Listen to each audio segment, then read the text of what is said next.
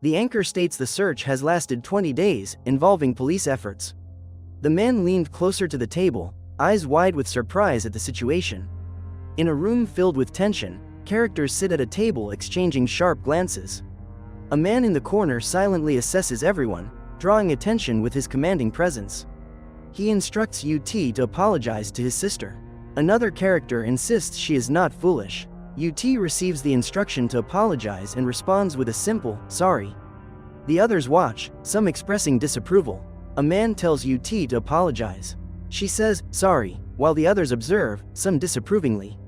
Romy is asked to do something. She questions what is expected of her while another character mentions her previous response. A serious man in glasses, dressed in a formal suit, stares intently, indicating a tense moment. A woman in dark clothing holds a jar, glaring at a boy who appears shocked and concerned, unsure of what to say. A woman in dark clothing looks at a boy while holding a jar. She calmly says, "Sorry." The boy looks shocked and uncertain. A close-up shows a yellow clock with its hands moving steadily, suggesting urgency or tension. A close-up shows a man with a serious expression, his lips hinting at a smile. He looks ahead, as if waiting for an important response. A young man in a cap appeared deep in thought, lips pressed together. He glanced up, weighing his options, feeling the moment's gravity. A man stands aside, looking surprised and asks, "What?" with concern. A man with dark hair looks at someone and smirks, saying, "This is just the beginning, don't you think?" In a dimly lit room, a group is seated around a long table with dishes. One person declares, "This is where it all ends." As others listen, a group gathers around a table in a dim room. One person claims, "This is where it all ends." Drawing everyone's attention, a young man in a dimly lit room stares at the entrance, surprised by what he sees. In a dim room, a young man points at the entrance, startled by something sudden, and asks, "Your son?" Someone asks, "Ah, Minu? He has a job." The response is a question, "Job?" A woman inquires about the meat, asking, "So, where does this meat come from?" A man replies, "I personally slaughtered them." The boy nods, saying, "Ah, I see," while preparing to eat. The boy's eyes widen as he stares, asking, "What?" A hand placed a stack of cash on a blue table surrounded by utensils and plates, marking a decisive moment. The man sat at a table, slightly turning as a girl with a big smile commented on the deliciousness of the food. Another girl watched silently with a serious expression. The girl with pigtails, grinning widely, exclaimed how amazing the food looked. She eagerly dug into her meal, ready for the next bite. A tall, wooden house stood elegantly, its windows offering no view inside. Birds flew above, adding to the serene setting. In the kitchen, a man washed dishes, expressing his reluctance to plan for an upcoming visit, suggesting he should do everything he could. A young man raised his arms, exclaiming that he could breathe today. Another character advised him to relax. With determination, a young man prepared to face upcoming challenges, his eyes reflecting fierce resolve. The young man gazed intently, his eyes showing a determined spirit ready to confront future obstacles. Holding a peculiar item, the young man squinted at it, contemplating its purpose while standing near a cluttered kitchen counter. A darkened house was bathed in the glow of a starry night, with warm light spilling from its windows, suggesting life inside. In a dimly lit room, a man sat on the edge of his bed, gazing down, lost in thought, amidst an unmade bed and a simple room layout. A man stood with his back turned, staring at a wall covered in characters. Another man, looking towards him, remarked that everything was fine. A young man sits on his bed, contemplating his next move with uncertainty. 5 characters stand against a purple backdrop, each exuding mystery and confidence, their expressions blank. In a room, a shirtless young man in shorts stands as another character with a weapon questions him. The young man expresses confusion about the question's meaning. The young man, still shirtless, asks, "What?" in confusion. The other character with a weapon confirms, "Yes, yes." One character inquires if someone can speak, while another suggests offering tea to their guest. The young man feels isolated, noting that others don't even attempt to communicate with him and make no effort to hide it. A news anchor reports on the ongoing search for missing tourists. A silhouette of a man and woman on the screen draws attention.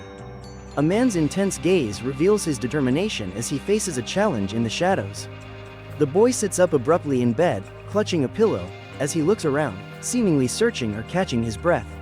In dim light, a knife lies on the bed next to a man's tense figure, creating a scene filled with unspoken tension. A man stood facing a wall covered in characters, touching it. Another man questioned why he looked familiar. In low light, a knife block held several sharp blades, adding to the tension and uncertainty. He decided to hold something under his arm to improve his chances of listening.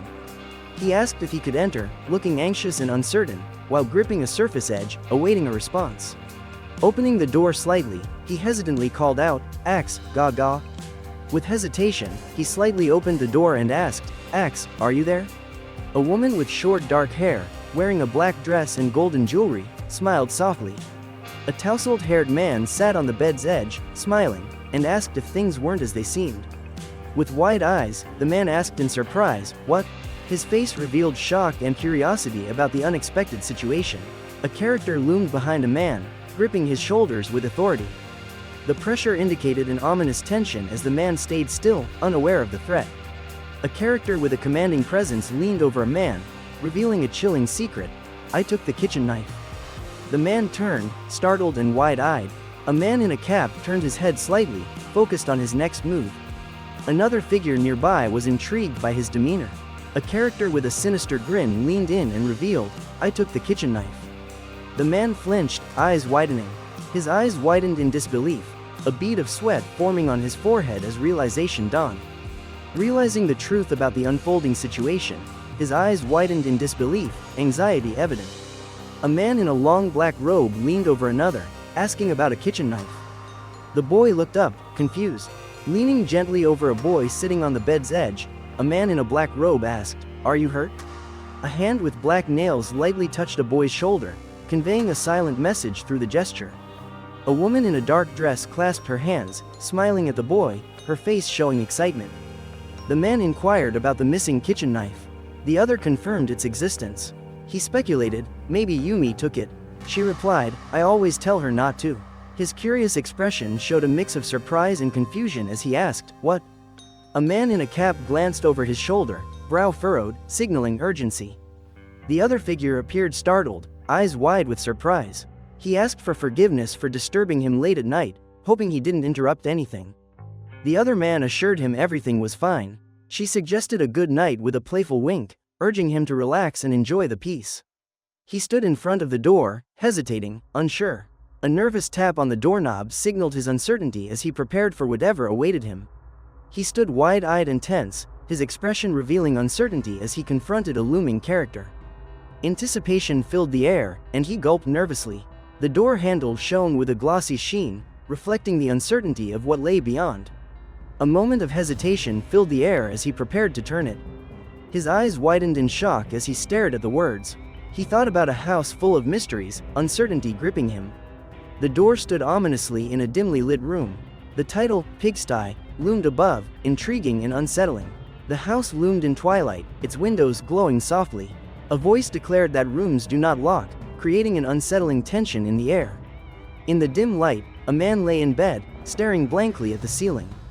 He thought about his situation as uncertainty hung in the air. In the dim room, a man sat on the edge of a bed, contemplating his uncertain path ahead. The man, eyes wide in shock, expressed disbelief at the scene unfolding before him, his gaze revealing concern and alarm. A young man stands by the window, looking out with curiosity and concern. He whispers, asking if someone is there, but hears nothing in return.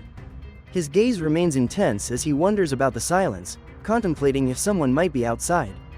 Determined to remember something important, the young man stares with focus, thinking he must recall it. He questions his identity and how he ended up in this place, pondering, "Who am I? And how did I come to be here?" Standing by the window, he continues to question his identity, feeling confused and wondering about his presence there. Pausing in thought, he states his need to think things over carefully. Staring at his phone with distress, he quietly apologizes, processing a message in tense silence. His hand hovers over the phone as he slaps it repeatedly, pleading in frustration for it to work. Tense and frustrated, he demands someone turn on the device, using coarse language to express his anger.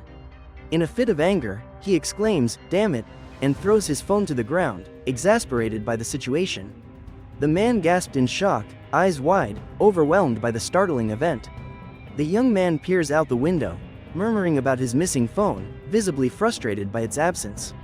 He watches the glowing street lamp with surprise as a small character, possibly a child, rushes past in excitement. Standing by the window, the young man appears wide-eyed and tense, a question mark symbolizing his confusion. Wide-eyed and tense, the young man questions what he observes from the window. Weighed down by a heavy sack, the young man looks back, asking uncertainly about a second one, glancing anxiously around. Tension marks his expression as he looks down, feeling a bead of sweat, muttering to himself about not messing up. Gripping the fabric tightly, he pulls it back, preparing for the upcoming challenge with determination. At the door, his hand clenches his shirt, steeling himself for the challenge ahead. Standing at the doorway, he grips his shirt, ready to step outside. Looking back into the hallway, he mentions it wasn't him at dinner and reflects on his appearance. The man was stunned, wide-eyed at the shocking sight before him, voicing surprise with a gasp. A young man stands with his back to the viewer, his spiky hair contrasted against a muted background. He appears deep in thought. Feet are visible, suggesting activity. Above, text translates to, "Something is happening."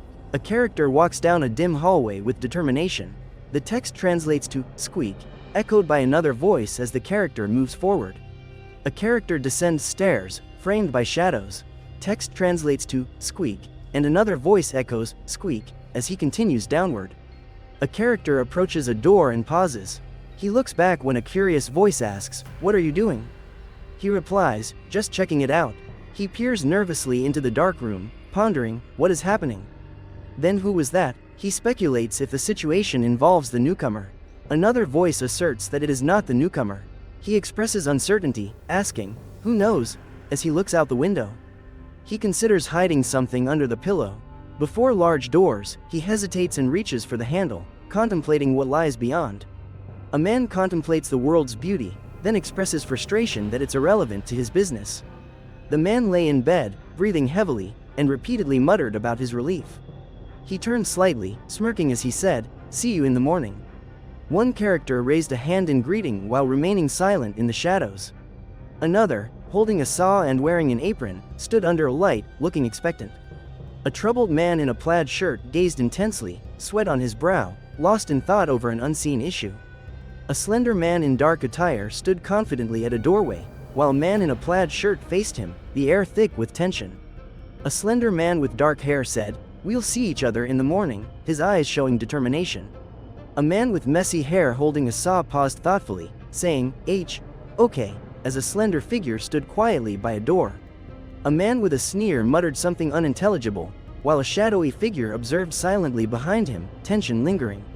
A young man peeked from behind a tree with a slight smile, appearing curious as he observed someone off-screen with a hint of mischief.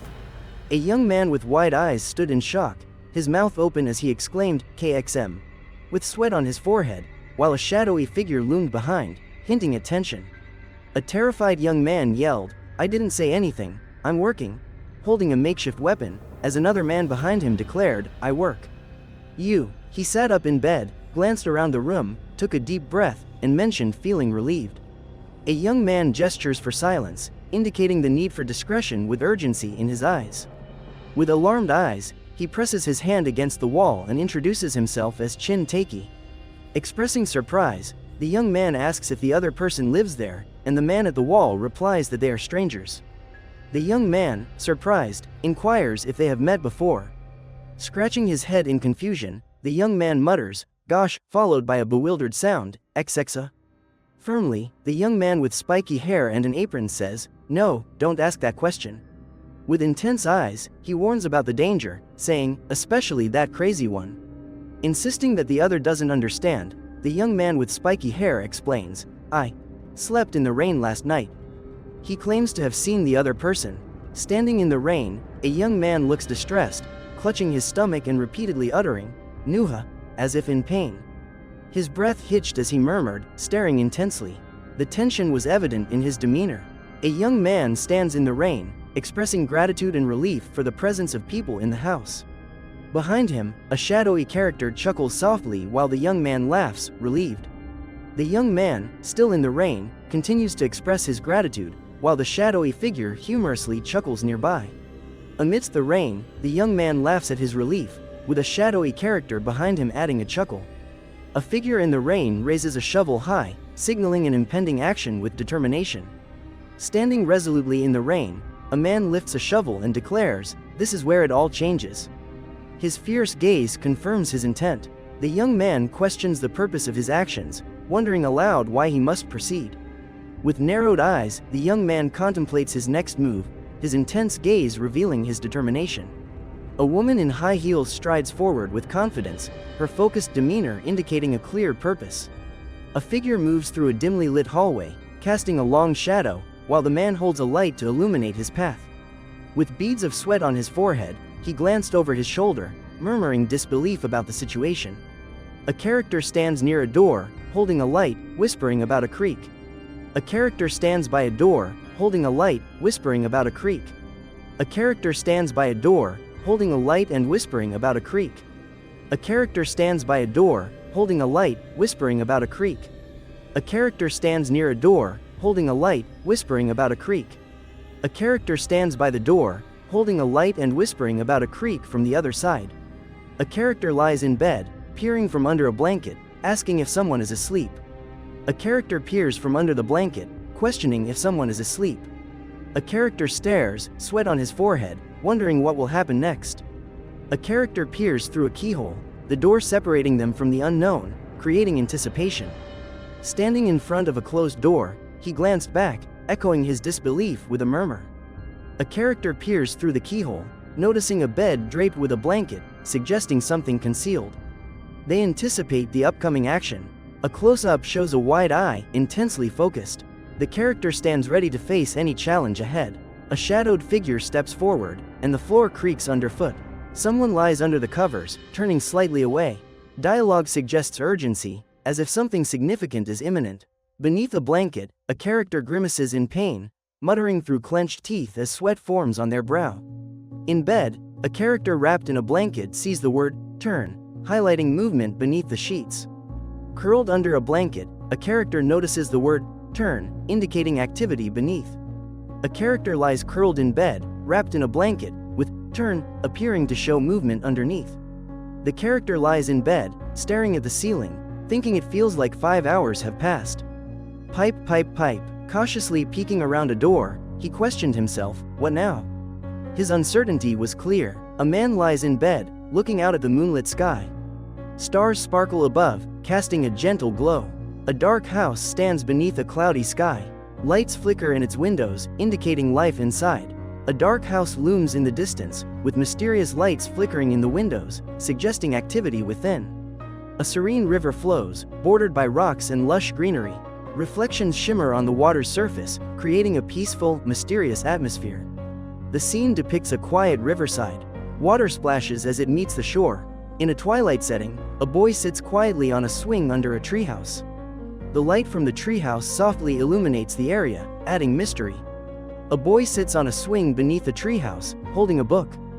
The scene is shaded and mysterious, lit only by the treehouse's glow. A boy, dressed in a bow tie, stares intensely at his cracked phone screen. He thinks about his next move with determination. A character kicks forcefully, their feet ready to strike. The atmosphere is tense as they prepare for action. A character's intense gaze pierces the darkness. They prepare for a critical moment, determined to face an unknown challenge. He peered around the door, unsure. He wondered about his next move as a character moved in the hallway. A character grips their phone, preparing to face what's ahead. They brace for the upcoming situation. A character stands beneath a tree, looking at a glowing treehouse, curious about its secrets. Standing below the glowing treehouse, a character is captivated and ponders the mysteries within.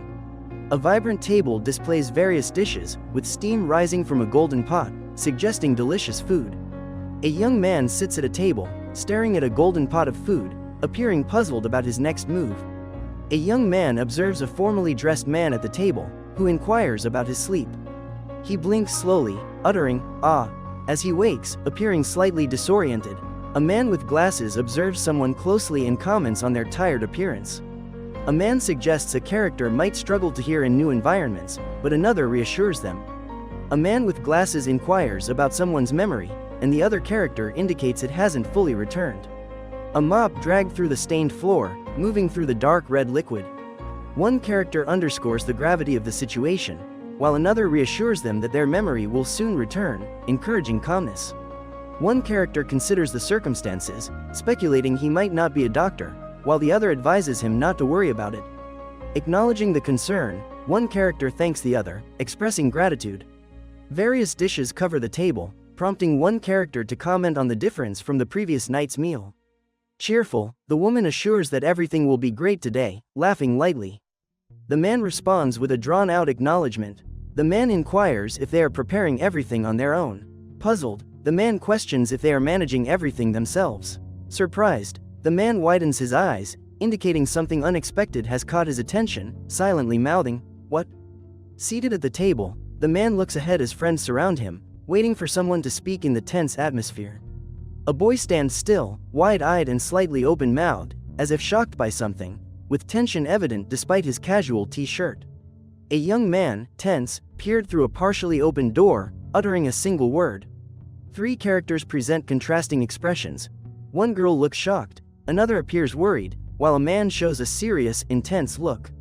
He stood confidently with a smile, dressed in a sharp black suit and glasses, exuding calm authority. The man, glasses reflecting light, spoke with authority, ensuring each word was impactful. A young man stood frozen, wide-eyed, shocked by unexpected news. With hands clasped, the man calmly said, "Well, then," hinting at something significant. A character suggested, "Let's do everything together," while another added, "Oh, dear, before we start." He expressed a desire to address everyone, and she responded with amusement about his thoughts.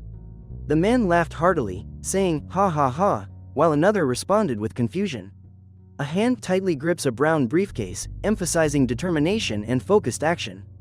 A large hand hovers above a seated boy, who looks up, surprised by its sudden presence.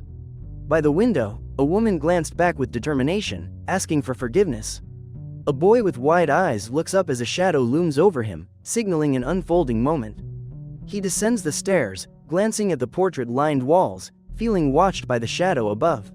A man stands at the door, looking outside. He hesitates, sensing something unusual. A young man with a serious expression has sweat dripping down his face, indicating a challenge ahead.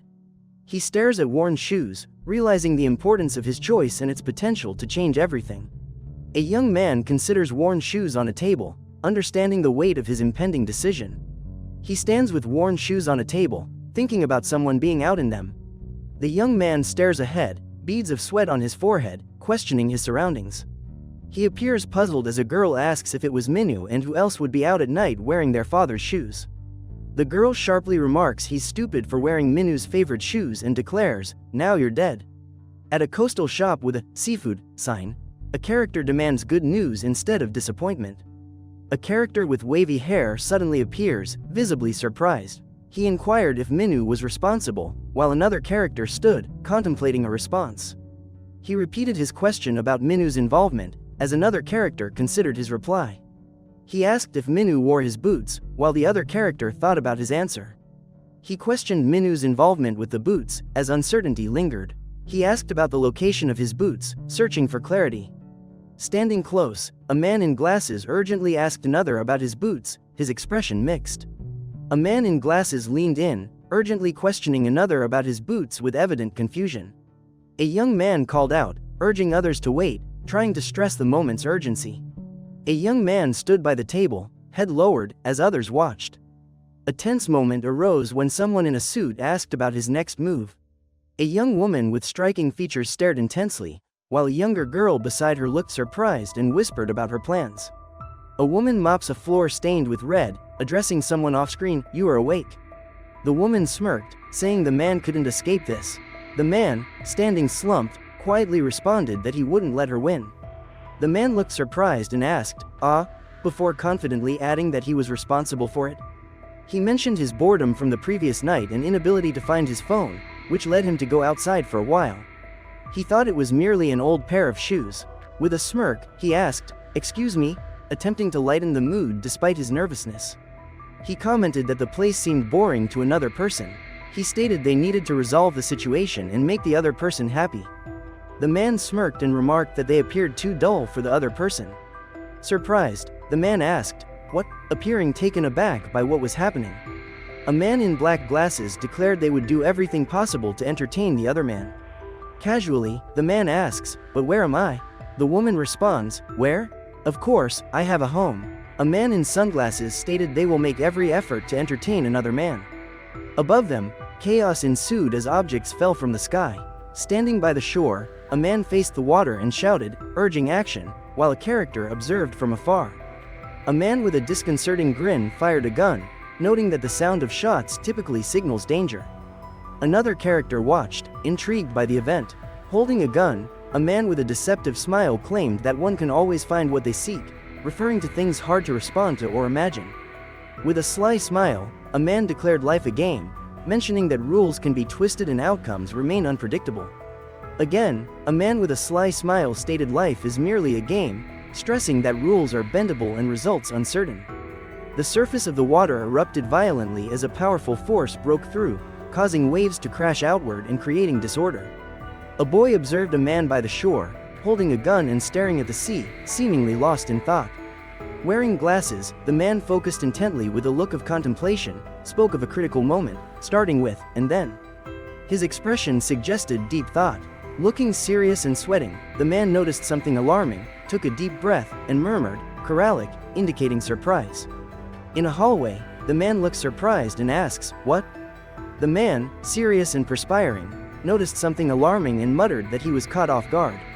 A man with a serious demeanor aimed a rifle at a boy, who stood still in shock, his wide eyes showing fear and disbelief. Standing on a rock, a man aimed a rifle at a boy and asked why he shouldn't try. Water moved chaotically as something sleek swam beneath, hinting at anticipation of the next event. A young man stood still, focused on a shotgun in his hands, sweat on his brow, contemplating its weight as birds flew by. Holding a shotgun, a young man admitted he had never shot a gun before and questioned another if he was afraid. Confidently holding the shotgun, the young man admitted he didn't understand why he needed it, simply stating he didn't understand. They discussed their activities, with one questioning their involvement and another explaining they were killing for fun. One man stood with a weapon, staring at the other, while an anxious character behind him exclaimed in surprise. Pointing to the sky, a man declared, "Here." The character behind him suggested, "You can shoot one of them." Standing near a window, the woman grins and inquires if they were in an accident or something similar. A bird inquires if another is all right while flying through the blue sky. Someone observes birds flying against a backdrop of greenery and quietly exclaims. A man wonders if he is being targeted as another stands behind him, weapon ready. A confused young man demands to know why everyone is silent, holding a weapon in frustration. He asks where they are and insists on answers, questioning the silence around him. With a confrontational gesture, a young man demands to know someone's identity. A young man confronts another, questioning their actions and mentioning the island. A hand clutches a weapon, hinting at impending action. A young man nervously aims a rifle at a tall figure, who introduces himself as "No Name." The tall figure clarifies he is an associate, not a slave, and mentions managing a small inn. She questions if he had been unconscious in her yard and mentions her daughter found him and brought him inside. The tall man, adjusting his grip on the weapon, asks if the young man is their guest. Tightening his grip, the tall man questions the young man about their purpose. The young man explains that living in the area costs 180,000 won a day. The young man pleads with the man to release the weapon and hesitantly adds that he has more to say. A hand remains tightly gripped on a weapon, ready for action, as the word "exvat" looms in the background. One man gestures wildly, pleading for mercy, while another figure raises a weapon, ready and unwavering, intensifying the tension. The young man, panic-stricken, reaches out and shouts for reassurance, sweat forming on his forehead. A man with sunglasses aims a shotgun at a young man, who stands frozen, his eyes wide, sweat glistening on his forehead. With a serious expression, a man wearing glasses stares intently, urgency evident in his demeanor. A man appears with wide eyes, a tense expression, struggling to understand the situation, feeling overwhelmed and questioning everything. Curled up, the young man grips his head tightly, muttering in distress about not being able to take it anymore. He asks, "So, was it like that?" Then he hesitantly thanks her for her help. A young man stands in shock, asking himself what is happening and feeling overwhelmed. He grips a pole tightly, his hands moving swiftly to secure it, determined in his actions. Holding a double-barreled shotgun, The young man confidently explains it needs reloading after 2 shots. A man with glasses comments on the necessity of having money and mentions he can't teach a full lesson. Crouching, the boy smirks, noting it wasn't contagious. The man with glasses confronts the boy, asking what it is if not contagious. The boy stands ready to respond. The man with glasses insists on the truth, his gaze fixed on the boy, seeking an answer. Sweat on his brow, the boy asks what is wanted from him, uncertainty in his voice. With a nervous smile, the boy admits he's trying his best, sweat trickling down his forehead. A figure on a rock shouts agreement, while another kneels nearby, looking up. Reflecting on the past, she mentions being on a ship that crashed but can't recall the details. He comments, "Oh really? No one is counting the numbers today, so I'm curious where you're from." A character on a rock expresses excitement at the view before him. Behind, a peaceful island rests in the shimmering water. Another character stands on the beach, observing the calm waves thoughtfully.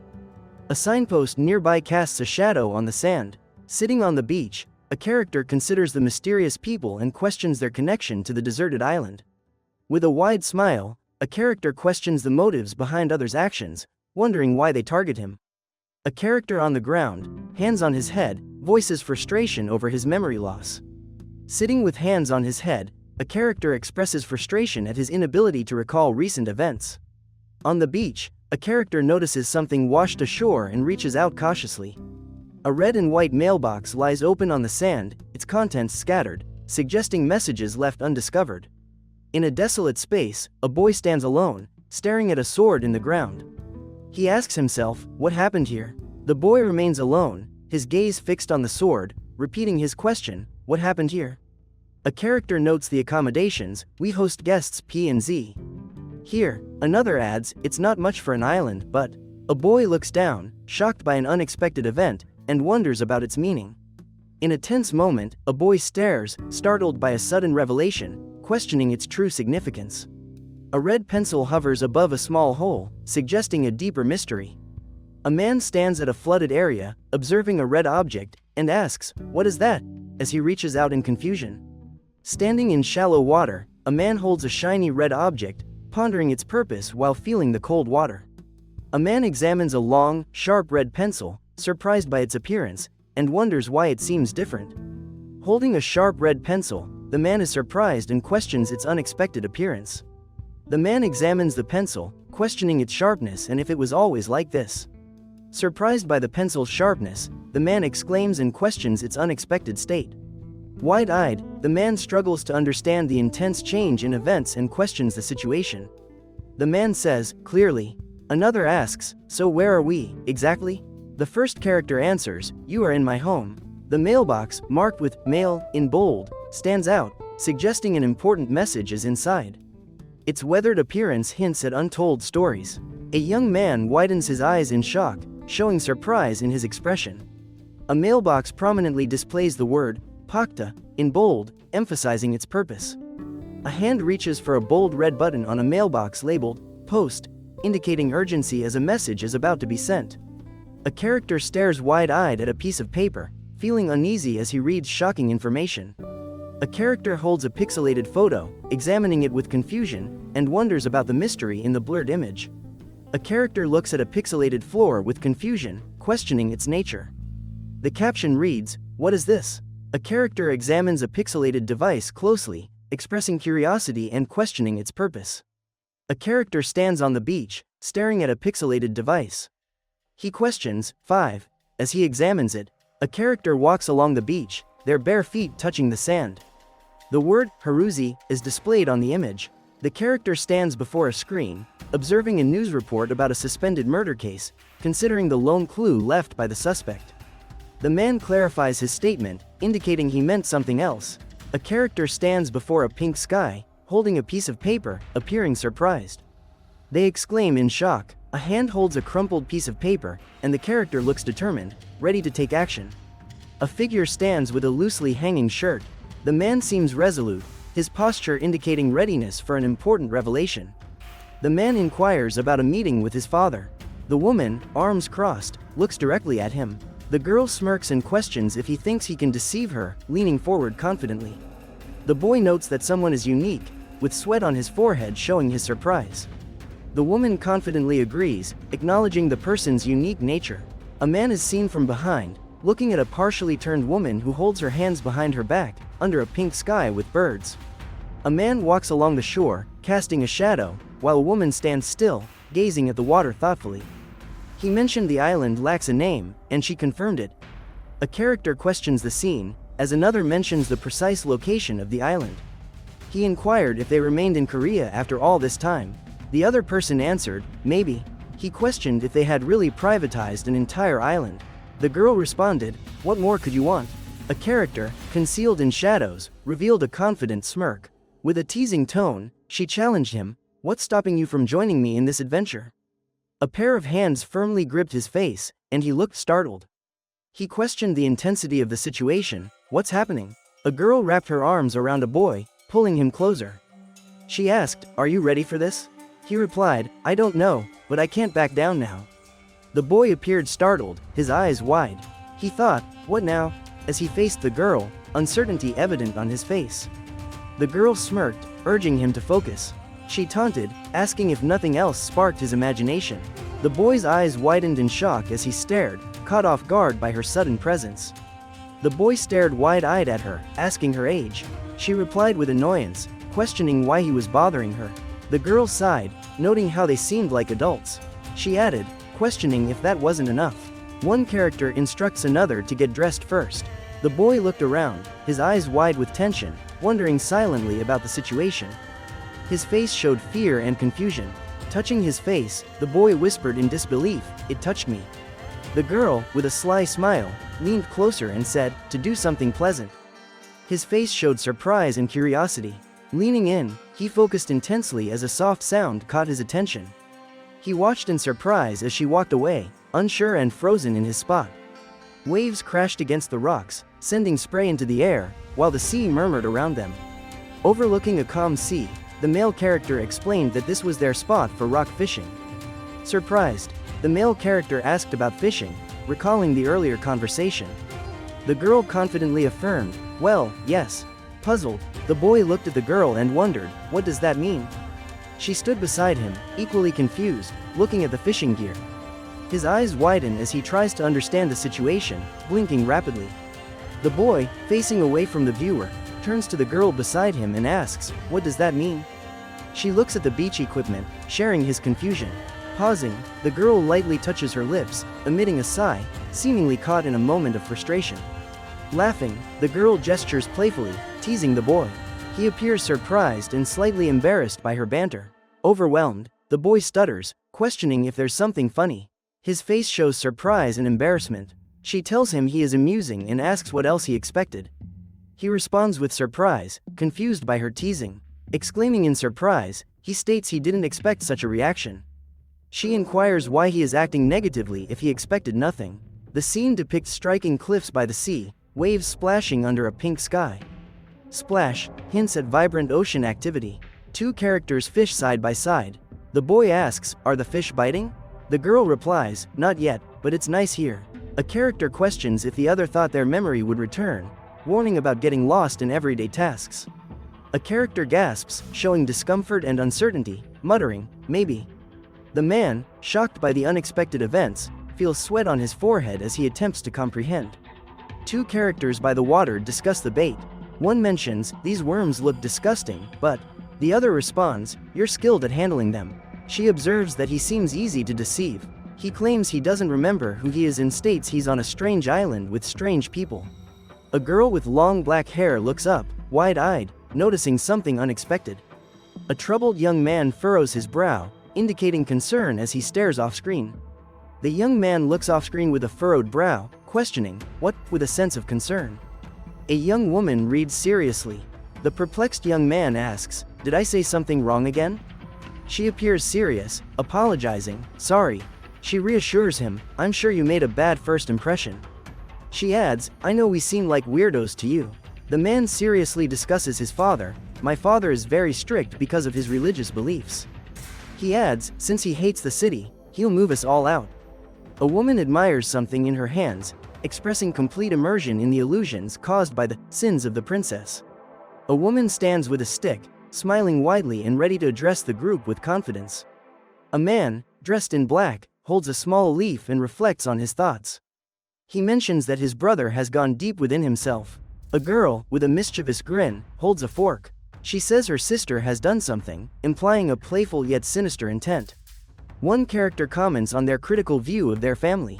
Another asks about a girl who recently caught and killed bugs. A character observes that children can't always distinguish right from wrong. Another comments they often catch bugs or do similar things.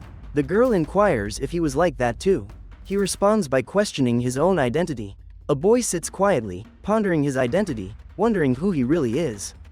The boy remains silent, deep in thought, with a blank expression, questioning his identity. He expresses confusion, saying he doesn't remember. The girl comments on the situation, stating it's bad. The boy asks, "What?"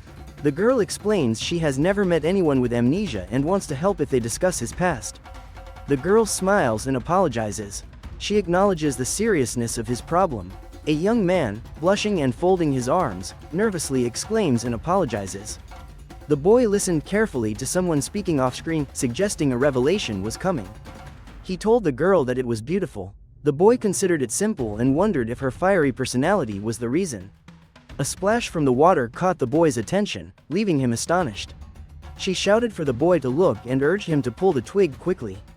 The boy asked if she couldn't catch a fish, and she insisted he keep his hands off the rod, as she would handle it. He shouted for her to slide forward, saying it was a crucial moment and she must seize the opportunity. He gasped in surprise as a dark shadow approached, eager to understand the situation. The boy rushed forward, grabbed the girl, and shouted that they needed to leave immediately. Riding a skateboard down a curved rail, he shouted, "Let's go!" While performing a trick, with "BAM" written above, blushing, the young man repeats his nervous exclamation in apology while folding his arms. The boy lifted the girl, who wrapped her arms around him with excitement. He asked the girl if everything was okay, and she looked uncertainly at him as his concern grew. Lying down, the boy questioned the girl about her thoughts. She sat close but remained unreadable as he awaited her response. Turning his head, he asked what was on her mind. She glanced away, her face revealing nothing, and stayed silent. He asked again what she was thinking. She looked away, expression unreadable, and chose not to respond. The girl questioned his courage, leaning closer with an intense gaze. He stood still, intrigued by her boldness. A girl touched the boy's shoulder confidently. He looked up, surprised, as she asked if he was ready for what's coming next. A girl grabbed a boy by the neck with a firm grip. He stared, wide-eyed and speechless. A character pleaded from behind strands of dark hair, saying, "Please." A character loomed above a distressed man. The woman, with long dark hair, demanded help, saying, "Save me." A young man sits on his bed, lost in thought, surrounded by a simple room with a TV and lamp. A young man looks upward, clearly startled, his expression a mix of fear and surprise as shadows cast above him. Lying on the ground, the young man is surprised and stares as a girl looms over him, her hair falling forward. He gasps, feeling her tight grip on his neck. The girl stands over the young man, her grip on his neck firm. He gasps in surprise, unable to speak. With a serious expression, the girl tells the young man to leave the island. Waves crash against the rocks, and water splashes dramatically as the fishing rod bends under a sudden force. Wearing shorts, a girl runs away, her long hair trailing behind. She glances back with a serious expression, seeking safety. On a rocky shore, a boy watches a girl walk towards the woods. She moves slowly, disappearing into the trees, while he remains still. A boy stands frozen, wide-eyed and tense, as an unknown situation unfolds around him, leaving him startled and confused. Facing a startling situation, a boy with wide eyes thinks about the girl's desire to leave the island. In the foreground, a boy's silhouette is visible against a pastel sky. He gazes at a book on the ground, contemplating its significance. Lying on his bed, a young man contemplates a hotel on an uninhabited island. A boy, appearing surprised, stands against a stark backdrop. He glances sideways, questioning what he just witnessed. A white book lies open on the ground, its pages slightly disturbed as if recently touched. A young man stares wide-eyed, surprise clear on his face. His gaze is fixed, capturing his moment of realization. A hand firmly grips a book on the ground, indicating a significant moment. This action shows determination, suggesting something important is about to happen. A young man holds a book, his eyes wide with surprise. He seems captivated as if he has uncovered a shocking truth. A young man opens a blank book, looking surprised as he stares at the empty pages, pondering the secrets they might hide. The young man opens the blank book, and it bursts with energy, revealing unknown mysteries. Standing by the water's edge, a young man holds a book. He gazes at it, intrigued, as if it might contain secrets. The young man stands by the water, examining a book, visibly stressed. He realizes, this book, as he looks more closely. The text in the image reads, "She is empty." A man watches a news report about a murder case, which mentions a suspect linked to drug use who has vanished.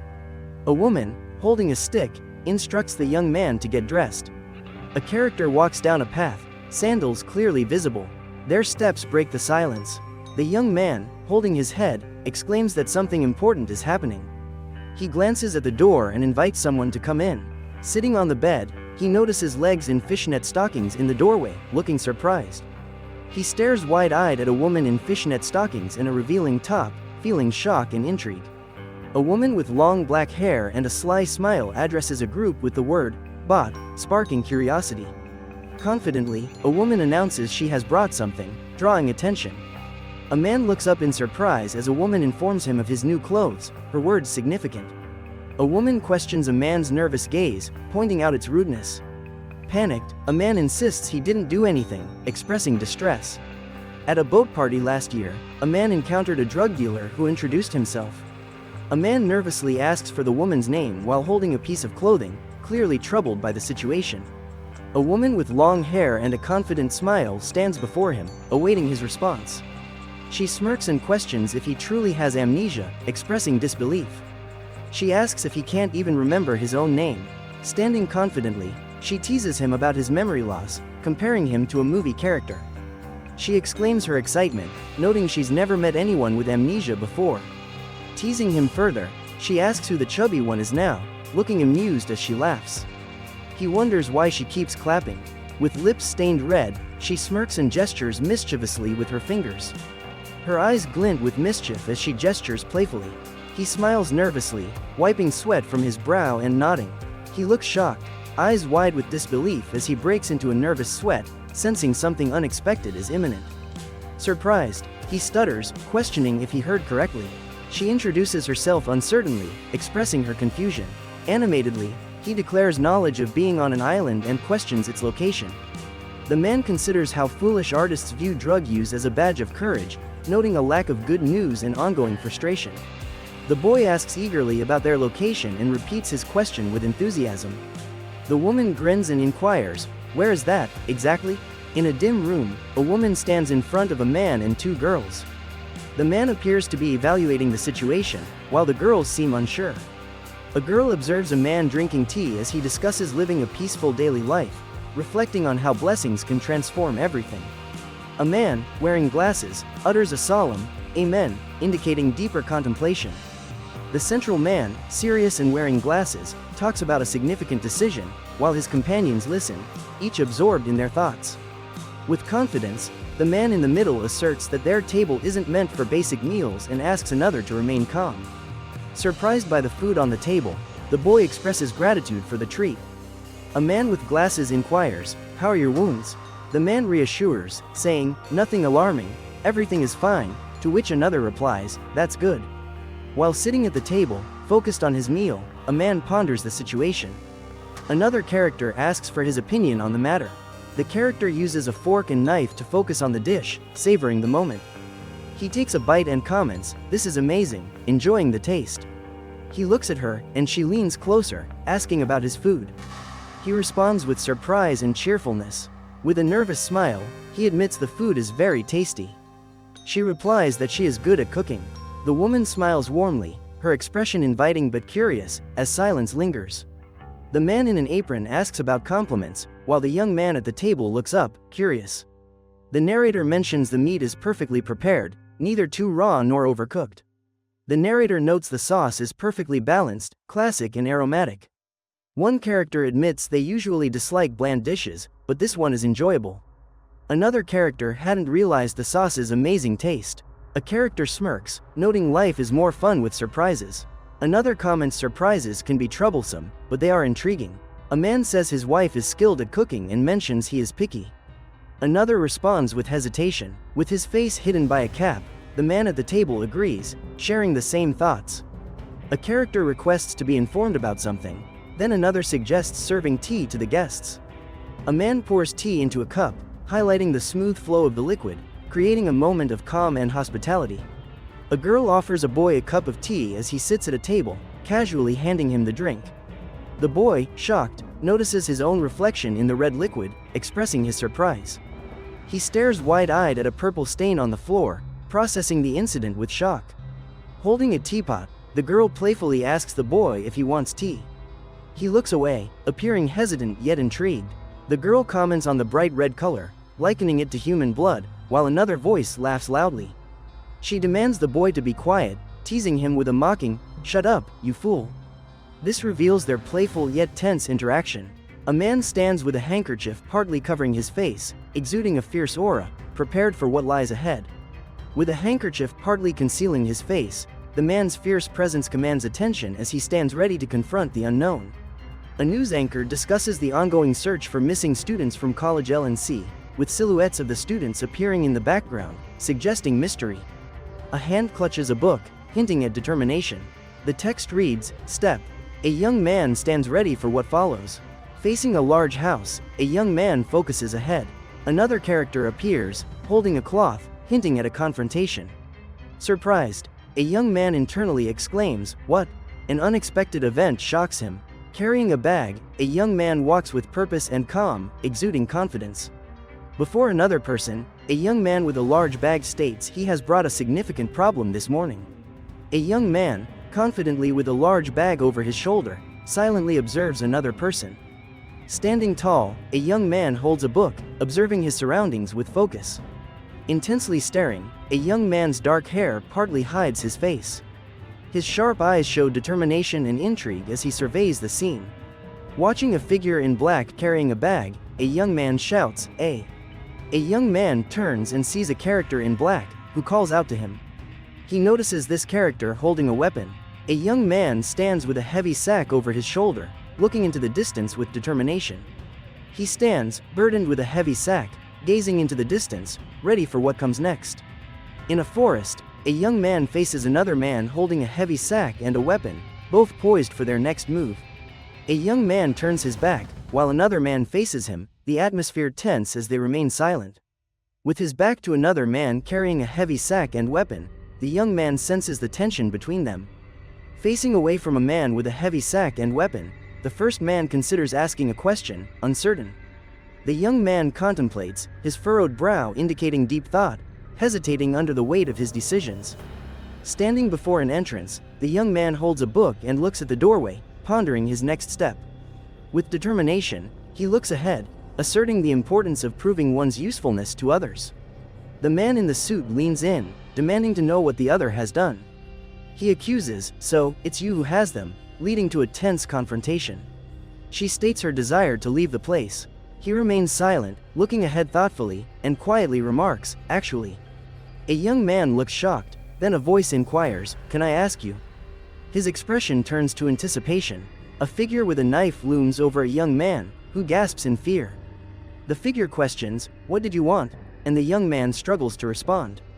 In fear, the young man stares wide-eyed as the figure above him declares, "This belongs to Romy." Holding a book, the young man asks, "Oh, do you have the book?" The other replies, "Yes, I was just about to return it." A tall character with a weapon towers over a shorter boy, who nervously asks, "What do you want from me?" The tall character stares back silently. Visibly scared, a boy holding a book looks up and asks, "What?" A sweat forms on his forehead. Frozen in shock and wide-eyed, the boy gasps, "You killed her." A boy, gripping a weapon, asks incredulously what action to take. Wide-eyed, he contemplates the seriousness of the situation. A man, weapon in hand, is prepared for a significant event. Standing alert, a young man looks ahead with determination. A menacing character, grinning with sharp teeth, casts a shadow that evokes fear. An ominous figure declares, "I will have fun with you," intensifying the tense atmosphere. Intent on making a mark, a character prepares for a decisive action. Frantically running, a young man shows panic as an ominous figure with a weapon pursues. Desperation marks a young man's face as he runs, sensing looming danger. Urgently, a hand reaches for a doorknob, ready to twist and push. A man struggles to open a locked door, expressing frustration. Another character arrives, confused and questioning the situation. A man tries to force open a door, startled by another character approaching from behind. His eyes widen in fear upon noticing the figure. A man lunges at the door handle, eyes filled with disbelief. He insists he isn't harming Roma, addressing someone he considers irrational. A figure, with wide eyes, demands someone keep their distance, pleading as shadows close in. A character insists someone stay away, cursing in frustration and expressing a desperate need for space. A figure appears shocked in the shadows. Nearby, a girl mentions she recently saw Romy. A girl with a stern look and pigtails confronts someone, demanding answers about a betrayal without hesitation. A boy sits on the steps, appearing defeated. Another man stands silently nearby, tension hanging between them. A girl with pigtails smirks confidently, staring at someone with an expression that suggests she knows more than they do. The girl with pigtails asks if Romy is alive. The tall man answers sadly, saying Romy is not. A character strides with determination, each step resonating in the quiet surroundings. The word, jibik, suggests their resolute nature. A girl with pigtails confidently points, demanding, "Give her back to me." The boy reacts with surprise, sweat forming on his face. A boy, surprised, exclaims, "What?" Confusion marks his expression as he processes the unfolding scene. A girl, smiling brightly, points ahead and says, "The book." Her eyes reflect excitement as she seizes the moment. A hand reaches for a blank book on the table. The character, intrigued, observes and utters, "Oh." A girl reads thoughtfully, holding a book. She exclaims, "Flip, flip," while turning the pages. Frustrated, the girl holds a book and mutters indistinctly, expressing annoyance with its content. Shocked, the boy sits on the floor, staring at a book. He curses silently, "Damn it." A man offers, "Hey, let's go. I'll help you with the work." The boy responds, "Yeah." A boy, slouched on the ground, remarks, "Who cares? It sucks." A boy stands tense, eyes wide, and asks, "What's happening?" His rigid posture reveals surprise and urgency. The man, wide-eyed, questions if he was almost killed. A clenched fist hits the surface, signaling determination or frustration. A character hides a weapon behind his back while a girl, hands clasped, confidently challenges his silence. Outside a building, a figure crouches as another person confidently challenges, "Hey, wait." Hinting at tension, a girl intensely stares at a boy, her wide eye contrasting with his calm gaze, revealing a silent showdown. A tall man looks down at a young girl beside him, who smirks confidently, challenging him with her gaze. The tall man glares intensely at the girl and says, "Excuse me," then adds, "You are a F***ing son of a B*******. A boy with black hair stands in front of a building, looking at a girl, and says, "Wait." The girl sits on the ground, her eyes hidden. Beside a girl, a boy with black hair stands tall and tells her, "You have to be brave." The girl responds, "I will be." The boy, with intense eyes, firmly says, "Excuse me," and adds, "You are an annoying son of a B******. With a serious look, the boy asserts, "I won't back down from this fight." Turning her head slightly, the girl confidently states, "I won't let anyone push me around." The boy, sweating, thinks to himself, "I won't back down this time." The girl faces the man, questioning if he did something wrong, addressing him as Oppa. Accusingly, the girl tells the man he barely escaped her wrath, while he insists on his innocence. Surprised, the girl accuses the man of wanting to harm an older woman, while he ponders over the thought.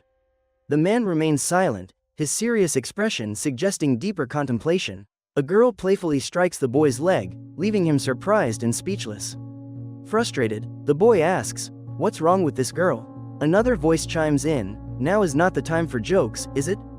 The girl hesitantly told the man that her father sometimes took a while to understand, so he should just ignore it.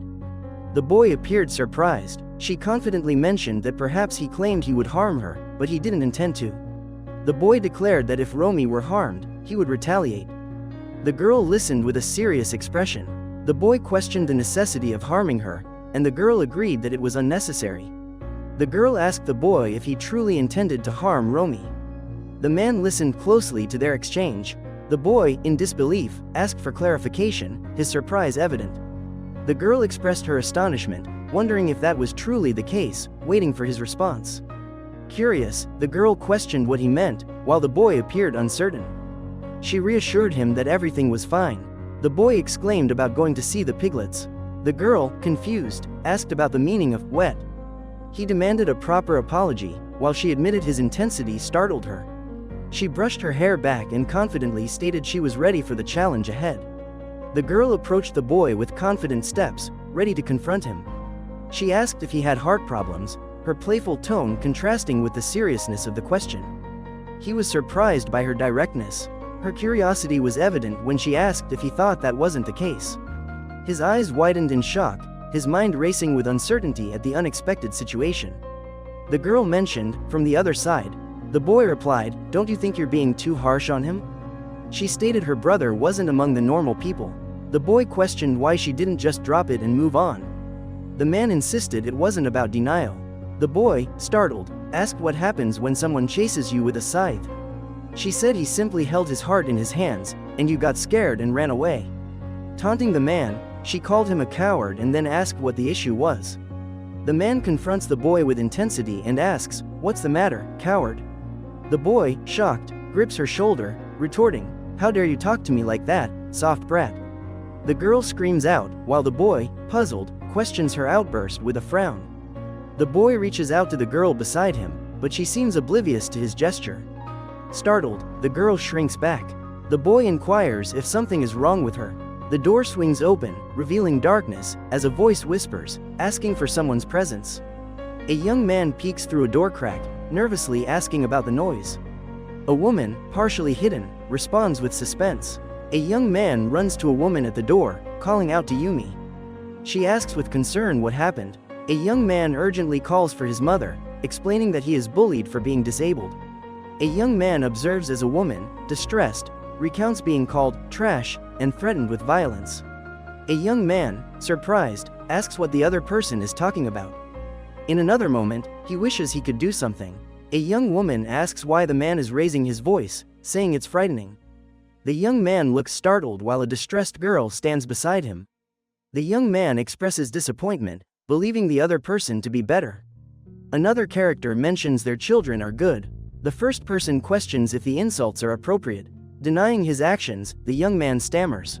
Nearby, a girl calls for her mother, adding to the tension. The young man accuses someone of humiliating him, calling him a small nuisance. He is frustrated and defensive.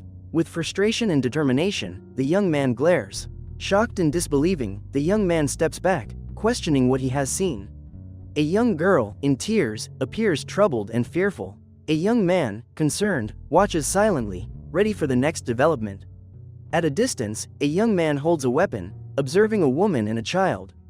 Urgency surrounds the scene. A white teapot with two matching cups rests on a tray. The simple design is contrasted by the delicate blue patterns on the cups. A hand reaches out, gently grasping another's fingers, adorned with intricate designs, suggesting a deeper connection. A hand pours steaming pink liquid into an ornate cup, creating swirling patterns that hint at anticipation. The ornate cup fills with steaming pink liquid, swirling enticingly and suggesting anticipation. A young man sits on the couch, intently staring at the steaming ornate cup, absorbed in his thoughts. On the couch, a young man gazes at a steaming cup, distant and lost in thought. A woman quietly sits, holding a cup, her expression blank as she stares ahead, seemingly deep in thought. A man and woman sit across from each other on a couch, exchanging tense glances. She calmly asks if he's ready to discuss their next steps. On the couch, a man and woman sit in silence, the air thick with unspoken tension. The man claims it's a misunderstanding, stating he never thought such things about their children. The woman questions if he didn't take it. The young man appeared surprised as he processed the information. She confidently mentioned a kitchen knife, and then with a smirk asked, "You didn't really take it, did you?" He sat on the couch, startled, eyes wide and unblinking, lost in thought. Surprised, he sat on the couch and asked, "What?" With half-closed eyes, he said, "I can't find him." One character exclaimed, "What the hell?" While another questioned, "Why is she suddenly here?" The character felt intense anxiety as tears formed, showing vulnerability in his struggle. He mentioned, "I searched your entire room," suggesting a breach of privacy. He was shocked and wondered what had happened, his wide eyes showing surprise. Smirking, he said he found nothing at all. His eyes widened as he stared ahead in disbelief. He turned to her, surprise evident on his face. She leaned in and confidently declared she was sure. The swing hung motionless, casting long shadows on the ground. The surrounding emptiness seemed to await someone to break the silence. A boy with a backpack stood before an empty swing in treehouse, observing his surroundings. Holding a container labeled X, he called out, asking if anyone was there. He announced he had discovered something, pointing to a structure and saying it was a house in the tree. A young man climbed a staircase with determination, prepared for what awaited him. A hand reached for a switch, ready to act, as the moment lingered in suspense. A plush rabbit and a bear sat atop a stack of cardboard boxes in a cluttered space. The rabbit appeared curious while the bear seemed watchful. In a dimly lit area, sticks lay scattered on the floor among crates and a glass panel. Shadows stretched across the uneven surface. A character stood in a doorway of a dim room, surveying the space.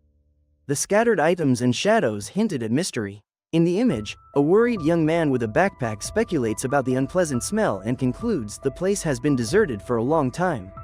A treehouse, illuminated warmly, stands resilient against the dark sky. A young man looks up, curious yet cautious, contemplating who might be inside.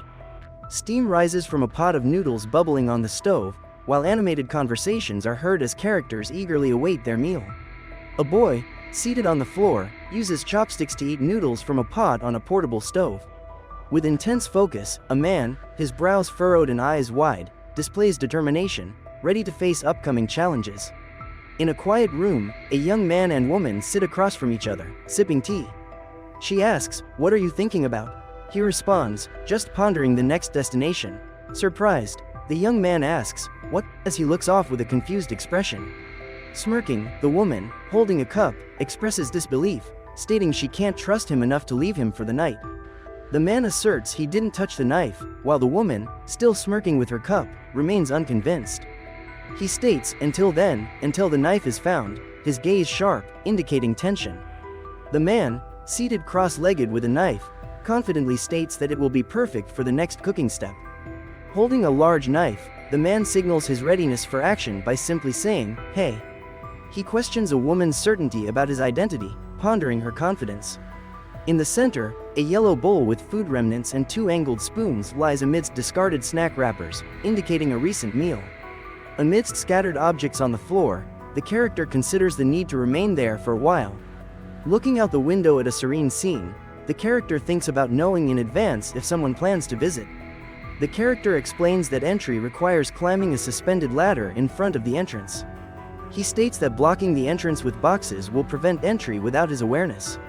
The character smiles, uttering, "Ha," as he appears deep in thought. That night, he believes he will finally manage to escape. A mosquito hovered in the darkness, ready to land. A man held his face, struggling with emotions and seeking clarity. A man lay in a sleeping bag while another character watched him suspiciously. A man in a sleeping bag looked at the stars through a window, his thoughts contrasting with the darkness. A man lay in a sleeping bag, eyes open, lost in thought. A young man lay in a sleeping bag, his expression blank as he contemplated. A young man appeared asleep in a sleeping bag, his face peaceful as everything else faded away.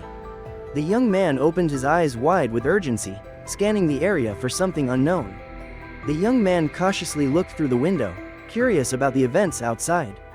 The young man watched an empty swing moving slowly and wondered about the missing child, driven by a sudden curiosity. The young man looked at the empty swing, wondering about the child's whereabouts, thinking about what might have happened. Curiosity gripped the young man as he questioned why the child chose this particular place. Silent and thoughtful, the boy glanced around, appearing to search for something. Focused on his phone, the boy's face was unreadable, seemingly unaware of the chains around him. Sitting on the swing, the boy held his phone with a serious expression, ignoring the chains securing the swing. In the dim light, a young man concentrated on his phone, his face partially hidden. His eyes widened as he focused on something unseen. A young boy approached the empty swing, his small figure contrasted with the dark trees. He noticed the swing moving slightly, inviting him to play. A young man wearing a bow tie called out to another, asking him to wait and hinting at something in the other's hands. The young man in a bow tie urged another to pause, suggesting something was in the other's possession. A panicked young man shouted, APPPTX. While staring through a window, sweat forming on his forehead, a young man stood at the staircase top, gripping the railing and focused on what was below. He turned sharply, sweat on his forehead, confronting the challenge behind him with determination. Standing tall, he scanned the shadowy trees, maintaining steady breath and preparing for what might come next. Glancing to the side, sweat rolling down his neck, he braced himself for what lay ahead. Dashing forward, his heart raced as he pushed through the tall grass, sensing danger lurking in the shadows.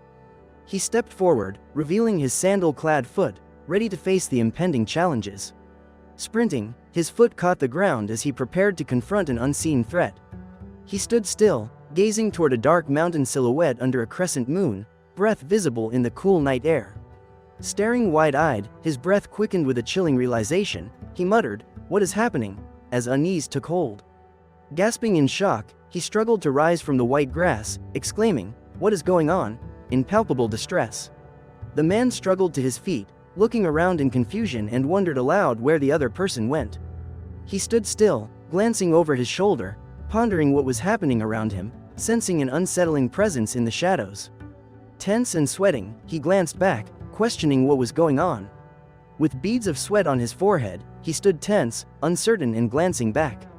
Shadows danced among the trees in the dim light, hinting at a lurking presence, with a sense of danger approaching. A character moved cautiously near the cliff's edge, scanning the environment, expressing uncertainty with a simple. In the shadowy scene, a man's tense posture indicated alertness as he whispered quietly, acknowledging his uncertainty. Frozen in place, he muttered with anxiety about losing track of someone, his gaze darting in search of a sign. Alone, he stared into the distance, thinking about the terrible place and the need to get the other person back. Sweat on his brow, he stared at the distant mountains, murmuring under his breath, feeling tense. The boy stood frozen, wide-eyed, and sweating, thinking, what just happened? I can't believe this. Covered in sweat, the boy called out, "Hey, buddy," with a worried expression, staring into the distance as the dark sky loomed overhead. Drenched in sweat, he turned to look into the distance, hearing something unsettling. He muttered, "Russell," glancing back cautiously. Heart racing, he glanced back with wide eyes, noting the shadows around him. He wondered, what could it be, as anxiety gripped him. His eyes widened as he looked around, sweat dripping down his face. He read the word, "Russell," in the air, wondering what was lurking nearby. Standing in the shadows, he peered through the tall grass, sensing movement. An unsettling presence nearby made him cautious. His expression turned serious as he noticed something unsettling, sweat trickling down his face. His eyes widened in fear as sweat dripped down his face, realizing he was in danger. The character's gaze grew intense as he faced an unseen threat, preparing for action, ready to confront whatever was lurking in the shadows. A figure crouched in the grass, scanning the area with anxiety. Shadows loomed ominously, suggesting that something dangerous was nearby. A boy stares, sweat on his face, overwhelmed by something terrifying ahead. An ominous character with a pig-like face stands before the boy, heightening the sense of dread. The boy is frozen in terror. A menacing character with a pig-like face looms over a boy, who is motionless in fear and covered in sweat. A figure with a pig-like face towers before the boy. He cannot look away, immobilized by fear and soaked in sweat. A startled boy lies awake, tangled in his blanket, gazing at the shadows with uncertainty. A boy sits on a chair, focusing on the glowing light from the open door, surrounded by uncertainty.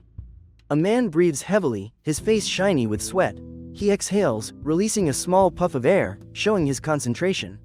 The man stares with wide eyes, sweat dripping, muttering, "Damn," in panic. The boy stands, eyes on the swing, feeling an emptiness as he softly says, "Is it?"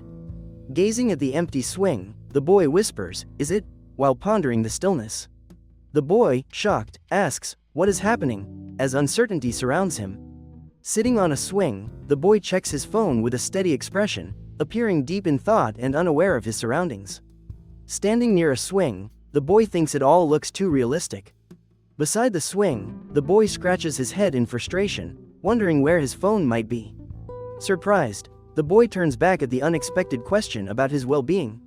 The vendor questions the boy about ignoring his advice, with a hint of frustration, leaving the boy unsure of how to respond. Turning, the boy, tense and startled, asks, "What?" as he processes the situation with confusion. The boy, startled, hears, "Didn't I tell you not to spill them?" and replies, "This complicates my life too."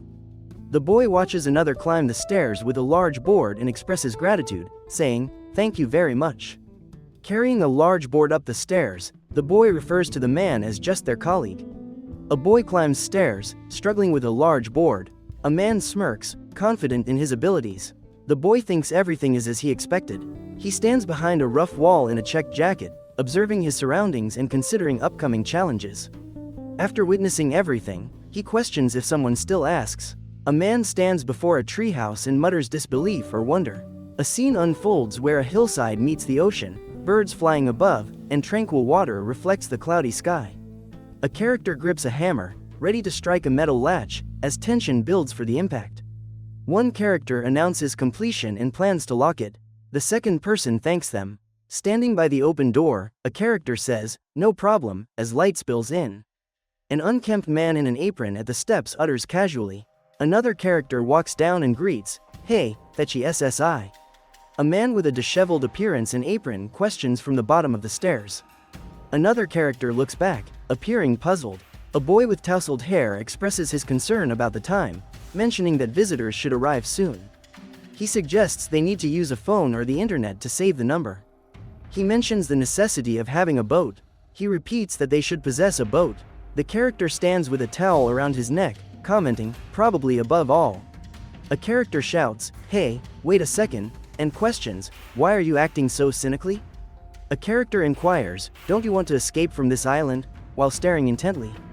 A character asks, "As you said, are these people crazy?" Another responds, "Let's help our friend and escape from here." Pipe, pipe, pipe. A character shouted about losing a phone and feeling overwhelmed, while another suggested mutual support. Frustrated, a character turned away, expressing difficulty in managing everything alone, and contemplated the need for assistance. Standing at the base of a treehouse, a character was deep in thought, hinting at unresolved feelings and a desire for connection. A character called out from the treehouse base, seeking a response and indicating a need for communication. Gazing into the distance, a character wondered aloud about the day's events. Confidently, a character spoke about newcomers, questioning why they don't simply ask for help. The character mentioned that if it was indeed a retirement home, newcomers should soon arrive, allowing for continued conversation. With wide eyes, the character raised a hand in disbelief, trying to grasp the situation. Several people had recently arrived at the location. One character inquired about the situation, and another replied ambiguously, suggesting tension. A bloodstained clenched fist signifies tension, as a character appears prepared for action amidst an urgent atmosphere. A young man, startled, looks up at the sight of a bloodstained fist as a voice insists on urgency. The young man stares, shocked and confused, processing the intense situation around him. Wide-eyed and startled, the young man processes the situation, grappling with shock and confusion. A younger man walks away, sighing in fatigue, contemplating the early lunch hour. Another man questions his implication. A frowning man, showing sharp teeth, expresses frustration and demands clarity without restraint. A man insists another wait, demanding a repetition of what was just said. A man shouts, demanding the other to wait and repeat himself. A boy, with wide eyes and dilated pupils, appears shocked, as if realizing something significant. Nearby, a startled boy stands while a man with a toolkit gestures sharply, conveying urgency. A man, facing away, with a rugged appearance and a coat featuring a blue collar, appears pensive. Turning, the man in the coat questions, "Did you see everything?" The young man, wide-eyed, asks, "What?" in surprise, trying to understand the situation. With disbelief, the young man questions, "What?" while the older man lowers his head, avoiding eye contact. A shadowy character firmly states, "I asked if you saw everything," addressing an unseen individual. A man with wide eyes grins and calls someone an idiot, his expression a blend of mischief and excitement. A man sporting a wild hairstyle asks, "Did you see everything?" The other man, surprised, responds, "You idiot." A large man in an apron demands, "What do you want?" The taller young man replies, "I need your help with something." Clenching his jaw, the man questions, "Why are you?" his agitation clear. The man glares and questions angrily, "You too, do you hear what I?" He shouts, "Weakling?" The man questions others, asking if they hear him, his anger evident and disdain clear.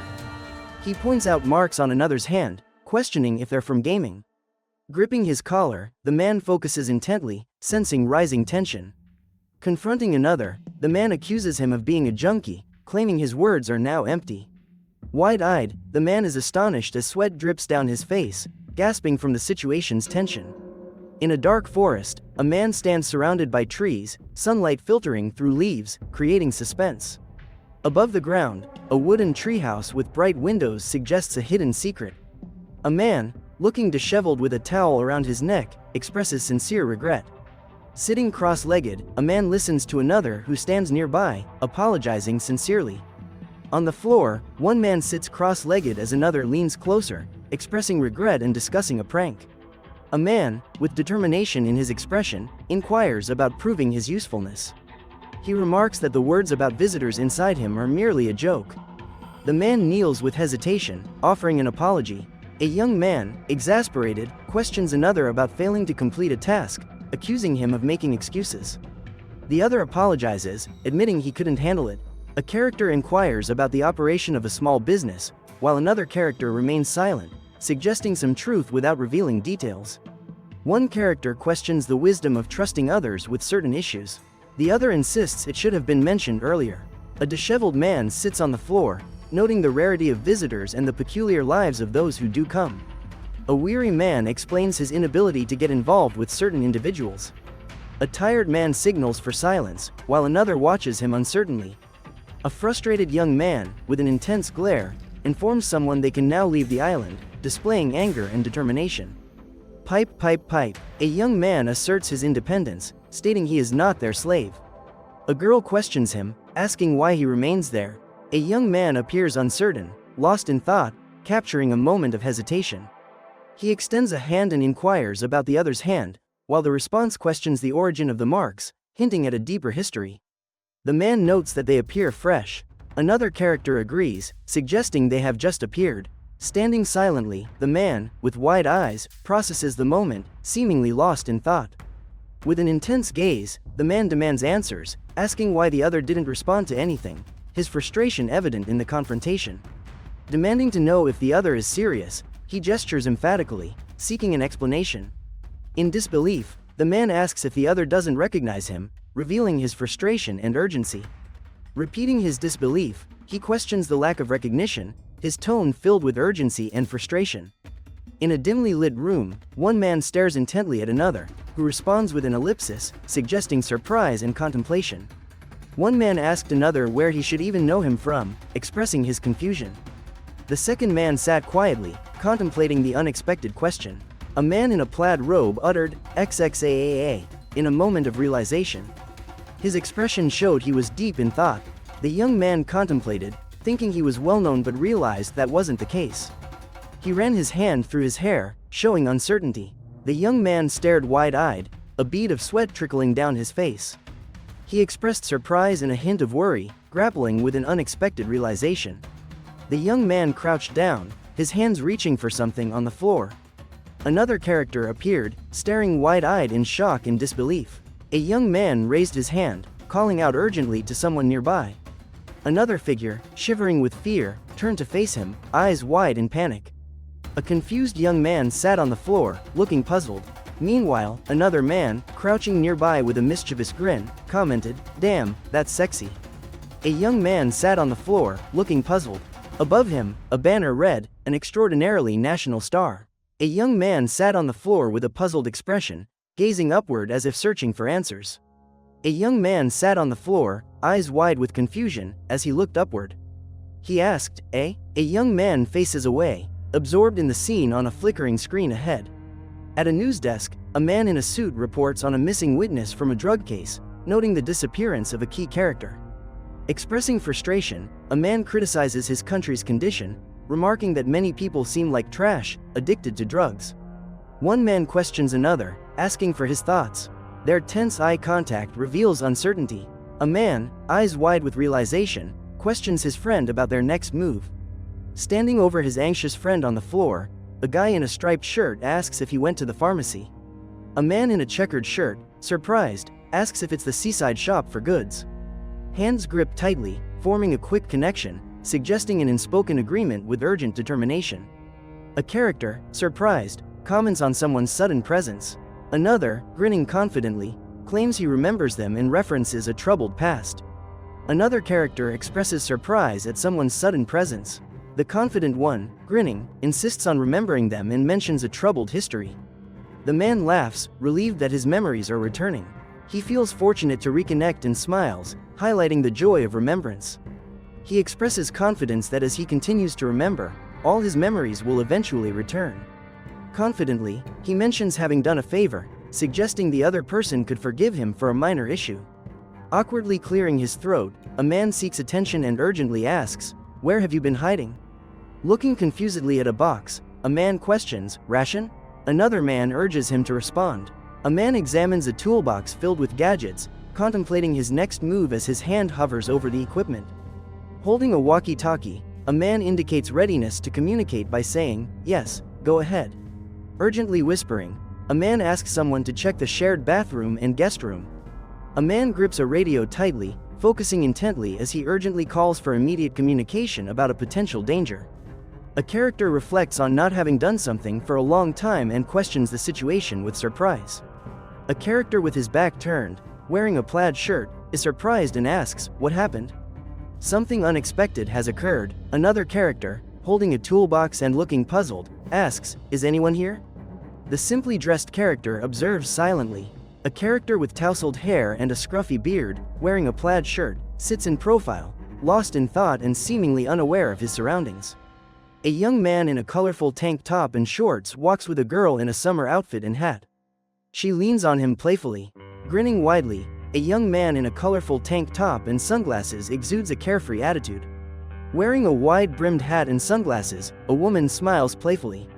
She touches her face during a light moment with her companion. A man in a tropical shirt and wide-brimmed hat turns to see two figures approaching.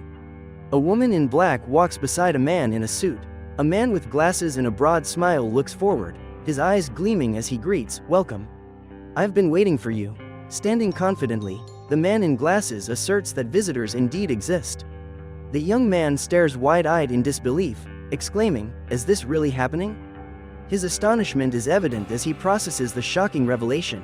A young man peeks cautiously from behind a tree, fear evident in his wide eyes. He wonders if they will find him while gripping the bark tightly. A young man with a big smile and a colorful shirt stands confidently near a woman in sunglasses and a sun hat. They seem relaxed, enjoying the moment together. A young man walks beside a woman holding a suitcase, with two shadowy figures lurking in the background. They approach a large, mysterious house. Four characters stand before a large house. One in a floral tank top glances back, while another adjusts a wide-brimmed hat. The atmosphere is tense. A man stands near a tree, sweat on his brow, reflecting on the visitors and realizing they have truly arrived. A man stands with a smirk, sweat glistening on his brow, pondering the situation's meaning. A man stands confidently, holding a sword, observing the scene with determination, ready to face whatever comes next. The man stands ready, gripping his sword firmly, surveying the area with fierce determination, preparing to confront the challenges ahead. The boy runs swiftly, eyes focused ahead, determined to evade impending danger. A boy runs with determination, his path clear but uncertain. He knows something is behind him, pushing him to move faster. A boy, eyes wide and sweating, gasps, stating he can't let it catch him, preparing to run. He sprints desperately, heart pounding, convinced he can't stay there any longer, fearing survival is impossible. Spotting footprints, he speculates he might find a chance by following them, feeling determined to discover their destination. The character asserts they will find something, showing resolve. Urgently, the character calls out for a boat. Running with intent, the character urgently shouts for a boat, sweat on his brow, focused on his goal. She strongly wishes to leave the place, while he listens, shocked and concerned. Frustrated, he exclaims they shouldn't think about it, cursing and insisting. His face shows shock and wide eyes as he is overwhelmed by an unexpected revelation. In a dense forest, a girl stands alone, looking forward as if searching through the shadowy trees. A boy runs towards a character, urgently calling out, "Romy." He searches for a connection in the forest's expanse. A girl stands confidently, saying, "My God," as she surveys the world around her. The girl confidently asks a man if he plans to go somewhere, maintaining a steady expression. Nervously, the man stammers, saying he has something to share. The girl smiles and queries if he's trying to escape. The man hesitates, suggesting visitors were by the lake. The girl proposes they should investigate together. Quietly, the girl contemplates, her expression showing determination mixed with uncertainty. The boy, wide-eyed, is surprised by the girl's sudden presence. She stands confidently, commanding his attention. Directly gazing at the boy, she questions his thoughts, demanding a response. Arms crossed, she fixes her gaze on the boy, challenging him to reveal his true intentions. Narrowing her eyes, she questions if he understands the situation, showing determination and challenging him to reply. The boy, wide-eyed, struggles to respond, taken aback by her words. The man inquires if he was specifically meant to see her. The other asks why he did that. The girl, eyes focused, appears to be analyzing something important, urgency evident in her gaze. The boy, shocked, stares wide-eyed at an unbelievable sight. A surprised boy turns to a girl behind him. She, with hair covering her eyes, gestures to get his attention. A boy runs, looking back at the girl chasing him. She accelerates, determined to catch up. Panting, the boy asks if the girl is okay. She, determined, urges him to continue. Sweating, the boy looks anxious, muttering to himself about upcoming challenges. Drenched in sweat, the girl pushes forward, whispering to herself about staying focused on her goal. Struggling, the girl whispers, "I can't give up now," as a hand reaches out to her. Two hands are clasped together, symbolizing unity and strength. One person declares with determination that they will face the challenge together, their grip showing unwavering support. One urges the other to share everything once they leave the island. They run together with determination in their expressions. A character gestures toward a nearby island, shouting to leave the place. The girl instructs the boy to stay close as they move through the rocky terrain. He reassures her that he won't lag behind. The boy, wide-eyed and sweating, gasps for breath, overwhelmed by the situation. A man prepares his boat on the shore, focused on his task, seemingly unaware of the world beyond. A man stands with a serious expression, gazing off to the side, deep in thought about something significant. A man on a rocky shore exclaims about seeing someone in the water, pointing out to the others that it's that person. A girl announces she will create a distraction. A boy, surprised, responds by asking what she means. A boy notices something flying toward him, raising his eyebrows in surprise and thinking about what it is with confusion on his face. A girl warned him to run alone if something went wrong and asked him to make a promise. A man shouted in confrontation with an unseen threat, questioning its nature. He stood back as the girl walked away, her words of return echoing. A hand was raised in a gesture, signaling importance, as a character urged another to return. A man gazed thoughtfully at the horizon, suddenly exclaiming something significant through a surprised gesture. From the shore, a girl waved to a boy, asking him to come closer with the promise of showing something important. Sitting on a boat's edge, a boy prepared to cast off, determined for the adventure ahead. Standing on the boat's edge, a young man focused on his next move, ready to take control. On a rocky shore, a young man questioned a girl about her presence, warning of consequences if her father found out. She agreed and noted her limited time. Hands rummaged through a stylish bag, retrieving makeup items as the girl prepared for something significant. A girl applied bright lipstick with a focused expression, aiming for perfection in preparation for an important moment. She showed off her bright lipstick, noting it was a gift from her father, and winked, calling it the latest fashion trend. A young man stared intently with an unreadable expression, pausing as he weighed his thoughts but said nothing, creating anticipation. The girl looked at the boy and questioned, "I don't quite understand," but, while he remained silent, his face revealing nothing and creating tension. She glanced sideways and indicated dismissively, peeved, her voice breaking the silence and hinting at disbelief. A young man stood with a blank expression as someone behind him yelled angrily, poised to strike. He stared intently, his eyes wide and fixed on something unseen, with a serious expression showing determination amidst the tension. The young man tightly gripped a purple object, focusing sharply as he prepared to launch it, ready for action. With eyes wide in surprise, he grasped another by the wrist. The second man shouted, demanding to know what was happening, as tension filled the air. Sweat dripped down his face as he gripped another man's arm tightly, stuttering, "What's going on?" The tension was palpable. The young man, uncertain, asks what is happening, sweat visible on his face. Another young man pulls someone, shouting for help as the other stands frozen and confused. Urgency fills a young man's voice as he yells for someone to listen, demanding an immediate response. One young man firmly grabs another's face, asserting his dominance as their eyes lock in a tense exchange. A jagged rock skids across the ground, glinting in the dim light as it moves. A girl calls for Minu, reaching out to him, while Minu stands with his head down, seemingly distressed as another pulls him back. A boy shouts angrily for someone to run, gripping another's arm tightly. A tall figure commands attention, pointing with intensity, as another character is caught off guard, falling backward. A woman, wide-eyed, exclaims that he did it because she asked him to. A man crouches low while a woman urges him to move faster, shouting, "Quickly," as another figure watches silently. A woman stares with surprise, as if witnessing something shocking. A man, shocked, declares she cannot escape. The man struggles, arm twisting, voicing his frustration while a boy grimaces, trying not to let go. The boy urgently tells Romy to promise him, while the man, determined, insists he promises too. The boy, looking back, urges Romy to hurry as the man warns him not to look back.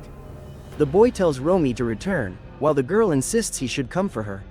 A girl stands with her back turned, long hair cascading, waiting with anticipation. The girl turns slightly, her long hair flowing, vowing to return for him. A girl leaps toward a boat, her determination evident, while a boy waits in the boat, focused. In the image, a girl leaps toward a boat amid splashing water, as the boy in the boat remains alert.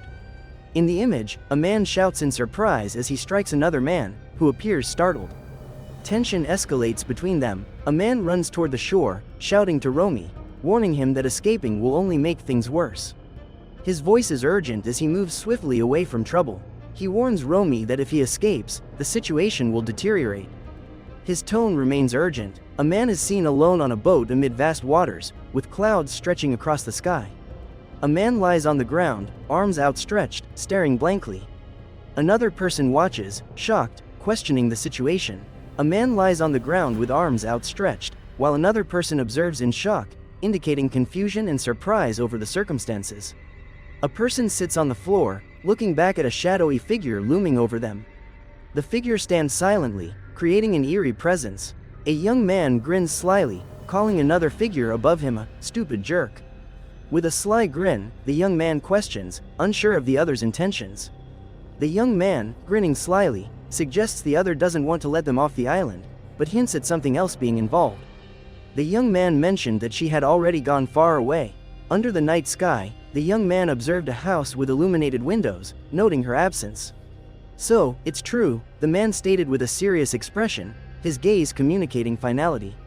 The man in black inquired if there was a plan to help Romy escape the island, his serious tone capturing everyone's attention.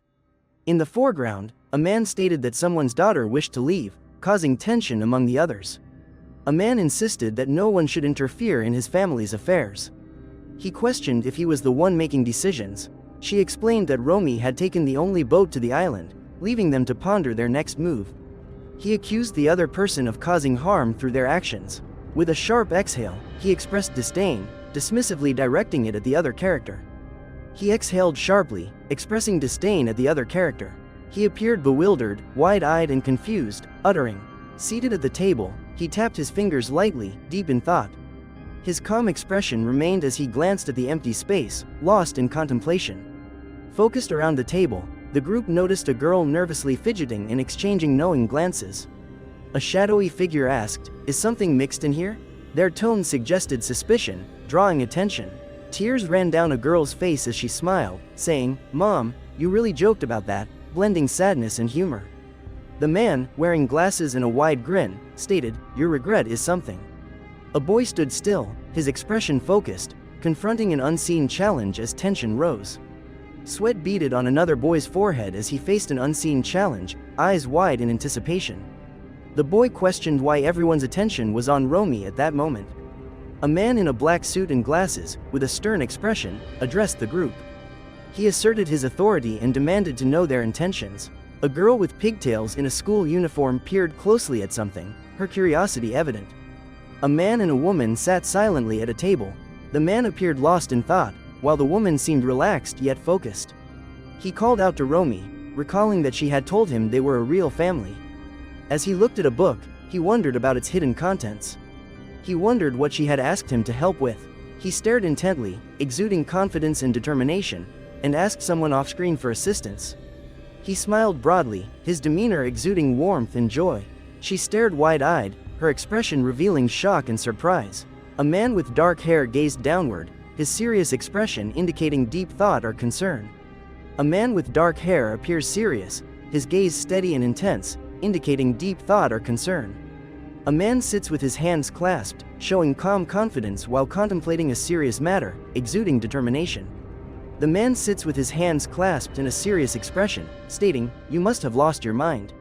The man sits upright, wide-eyed, expressing surprise as he processes the unexpected situation. A woman smirks knowingly, commenting, "Romy has always been a free-spirited child. She loves teasing everyone." The girl smirks, remarking, "I'm telling you, she's such a boneheaded brat." A boy sits at a table while the girl in front scolds him, saying he shouldn't speak that way about his sister.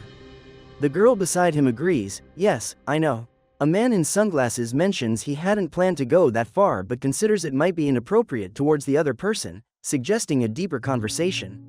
A deer mounted on the wall seems to prompt reflection and deeper thought with the question, "Can you tell me?"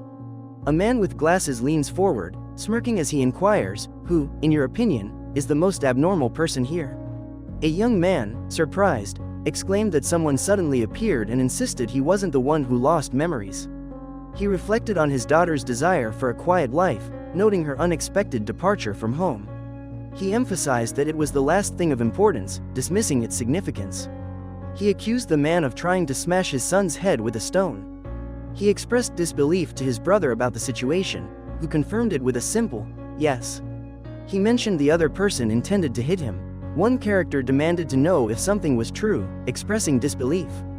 The other character cursed and questioned the situation. "Pipe, pipe, pipe." One character demanded to know why he was left as the last one. The other character insisted she was telling the truth. He thought he should resist being swayed by their words. A character extended a hand with determination, signaling a significant action.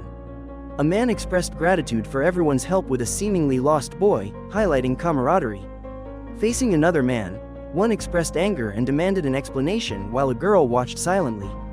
A bored girl requested permission to use the internet or phone, clearly irritated as she awaited a response. The man insisted he needed a doctor's help, not just because of a shipwreck. In distress, the man exclaimed there was nothing here, seeking assistance. Alarmed, the man, with sweat on his face, uttered in disbelief, "What?" clearly needing urgent answers. Confidently, the man smiled and stated that on this island, there is neither telephone nor internet. The man in a suit grinned and said there was absolutely nothing. The girl responded with a laugh. Anxiously, the man expressed doubt about any possible way forward. A man with glasses stood confidently, while a younger man insisted there must be a way.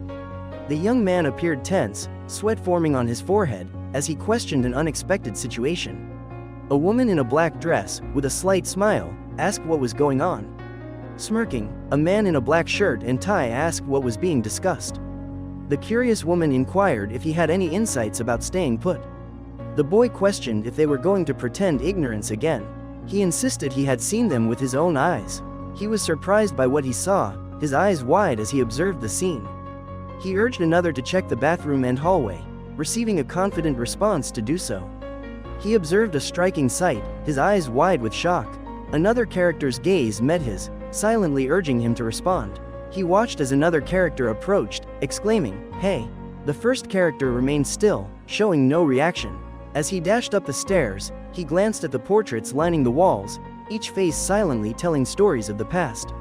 He reached for the doorknob, gripping it tightly, ready to move into the unknown. He entered the room cautiously, glancing around, unsure of what awaited him. Entering the room, his eyes darted nervously around. A faint figure in the darkness sent a chill down his spine.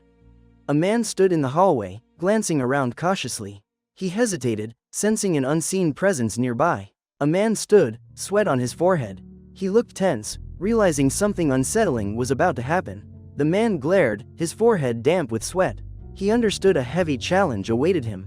The man raced down the hallway, his heart pounding, feeling the urgency of a challenge behind every door. The man gripped the doorknob, ready to face whatever awaited him beyond the door. As the door swung open, a scene of rapid motion and energy unfolded before him. He hurried to the door, looking back as he reached for the doorknob with a determined expression. With a firm grasp, he prepared to turn the doorknob, his movements quick and decisive. Standing at the threshold in flip-flops, he paused to focus on the patterned floor mat before stepping inside. The boy stood wide-eyed, shock clear on his face as he took in the unexpected sight. In his room, the boy's posture drooped as he felt surprise at the scene before him. The boy, eyes wide in shock, thought about an unexpected guest. He gasped and exclaimed that he had seen them at the beach, convinced there were two. Demanding to know his partner's whereabouts, the man gripped another, who asked the same about her location. The girl mentioned they don't assign names to their guests. A boy confronted a man, gripping his shirt and demanding information. Meanwhile, a little girl observed silently with her hands behind her back. With intensity in his eyes, the boy held the man's shirt and demanded answers, showcasing his determination. The boy asked, "What?" while tightening his grip on the man's shirt. The man replied that the morning sun and sea breeze entered through his window. A character moved forward purposefully, their boots echoing with each step, heightening the tension in the atmosphere.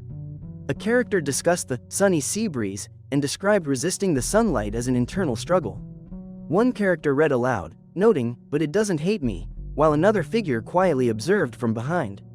A young man, looking confused, exclaimed as he contemplated something surprising. A character noted Sea Breeze as Romi's favorite book, while another, with a smirk, remarked on her apparent obsession. A boy appeared startled, staring at an open book with wide eyes, indicating surprise or confusion. The boy observed the character holding an open book and wearing an unsettling expression. Their eyes met, intensifying the tension. A pale hand reached towards the boy, hovering above his shoulder, as he stared in shock at the unexpected gesture. Surprise overcame the boy as a large book hovered above, casting a shadow. He looked up, curious and disbelieving. Standing with hands at his sides, the boy watched another holding a hovering book while a girl nearby observed with interest. One boy mocked another, questioning his reading ability, suggesting he spoke as if from another era. The second boy appeared puzzled. A man gripped a book firmly, exuding focused energy, seemingly prepared for something important. Holding an empty book, the man grinned confidently and questioned his own sanity. Revealing a blank book, the man grinned wildly, questioning if the book's emptiness had meaning. The boy, in shock, realized the girl had gained his attention. Their surprised expressions created tension. The girl, frustrated, demanded someone read again, insisting, "I want you to read it again." A girl with pigtails intently studies an open book, her focus unwavering. She considers her next move while gazing at the open book. A group is locked in a heated discussion over a revelation. One insists on an explanation while another doubts its feasibility. A girl listens attentively, assessing each speaker. She firmly states she simply doesn't want to read anything, emphasizing it's her choice. A man with glasses sits forward, appearing serious and focused, ready to share something significant. His serious demeanor suggests he has crucial information to deliver. A woman beams, her eyes filled with joy as she shares something delightful. Two intimidating figures confront a surprised young man, who asks, "Who are you?" One figure questions the others about calling the police after they harm someone. The figure shouts, challenging them on how they manage a retirement home without outside connections. A character shouts, questioning if they truly expect him to work for them as he did with an addict. A character angrily questions their expectations, while another demands they stop pretending ignorance. A man shouts defiantly that he will not be their servant, his expression showing determination. A man insists on knowing whether it's an island and demands a phone, citing many missing people in their country. A tall man with glasses tells a younger individual to stop pretending to be tough. The younger individual nervously responds that he won't be intimidated. A young man, sweating and confused, mutters, questioning the situation. A young man with glasses sharply asks if there is a name, focusing intently, while another voice questions him about islands. A young man, sweating, demands answers with intensity and determination on his face. A man in a suit declares the situation pointless, while a young man in a t-shirt defiantly seeks answers. The man in glasses comments that the young man's condition is worse than expected. The young man looks worried, seeking understanding. The young man's eyes widen as he comprehends the situation's seriousness. His expression shows confusion and concern over the news. The young man stands in shock as another approaches with an axe, stating he won't allow passage. A girl behind him is ready with a weapon. A young man holds a rifle firmly, focusing intently as he prepares for the upcoming challenge. With curiosity, a young man asks, "Narkosha?" while standing alone, anticipating an intriguing answer. A young man, surprised, inquires, "What do you want?" as another stands confidently with a baseball bat on his shoulder. A hand hovers over a folded letter, hesitating before placing it down amid palpable tension. A man with messy hair and a checkered shirt glares as another, smirking, leans in teasingly. A man with glasses leans forward, smiling, making a polite request. Another voice orders someone to be isolated. A man with spiky hair and a towel around his neck agrees, facing a silent figure in the shadows. A young man in a plain shirt is startled as a gun is pointed at him, creating a tense atmosphere. The young man freezes as another asks what he is doing. The second character, armed, replies that he's already explained. A young man seriously warns, "I told you not to mess with them." Another character, unseen, replies, and a determined young man declares he will prove his worth. With a tense look, the young man realizes he was correct. The young man acknowledges the truth, contemplating, and mutters about a fortunate leg cover. A single yellow light illuminates a treehouse in the dark, while a nearby swing waits for a visitor. A figure wrapped in a blue blanket lies on the floor, surrounded by various items in an empty room, suggesting solitude. Gritting his teeth on a pillow, a young man in a blue blanket curses in frustration, then angrily exclaims, "Your mother." A young man wrapped in a blue blanket warns through gritted teeth not to consider it. An open bloody trap, with sharp teeth glistening in the dark, surrounded by red splatters, suggests nearby danger. A woman with determination says she cannot wait for Romy to return. A man lies under a blue blanket, contemplating letting go of everything. Strangers arrive, and the man notes their presence. He wonders if this indicates more buildings on the island, reflecting on their absence in his home. They conceal something beneath the building. Hands search frantically through chaos, seeking a hidden item. A man mutters about needing something to open a door while searching a messy room. In a dim room, a young man with a pipe emphasizes the need to unite for escape. The young man, wide-eyed, realizes his escape plan is nearly failing. A dartboard waits in a hidden corner, vibrant under soft light.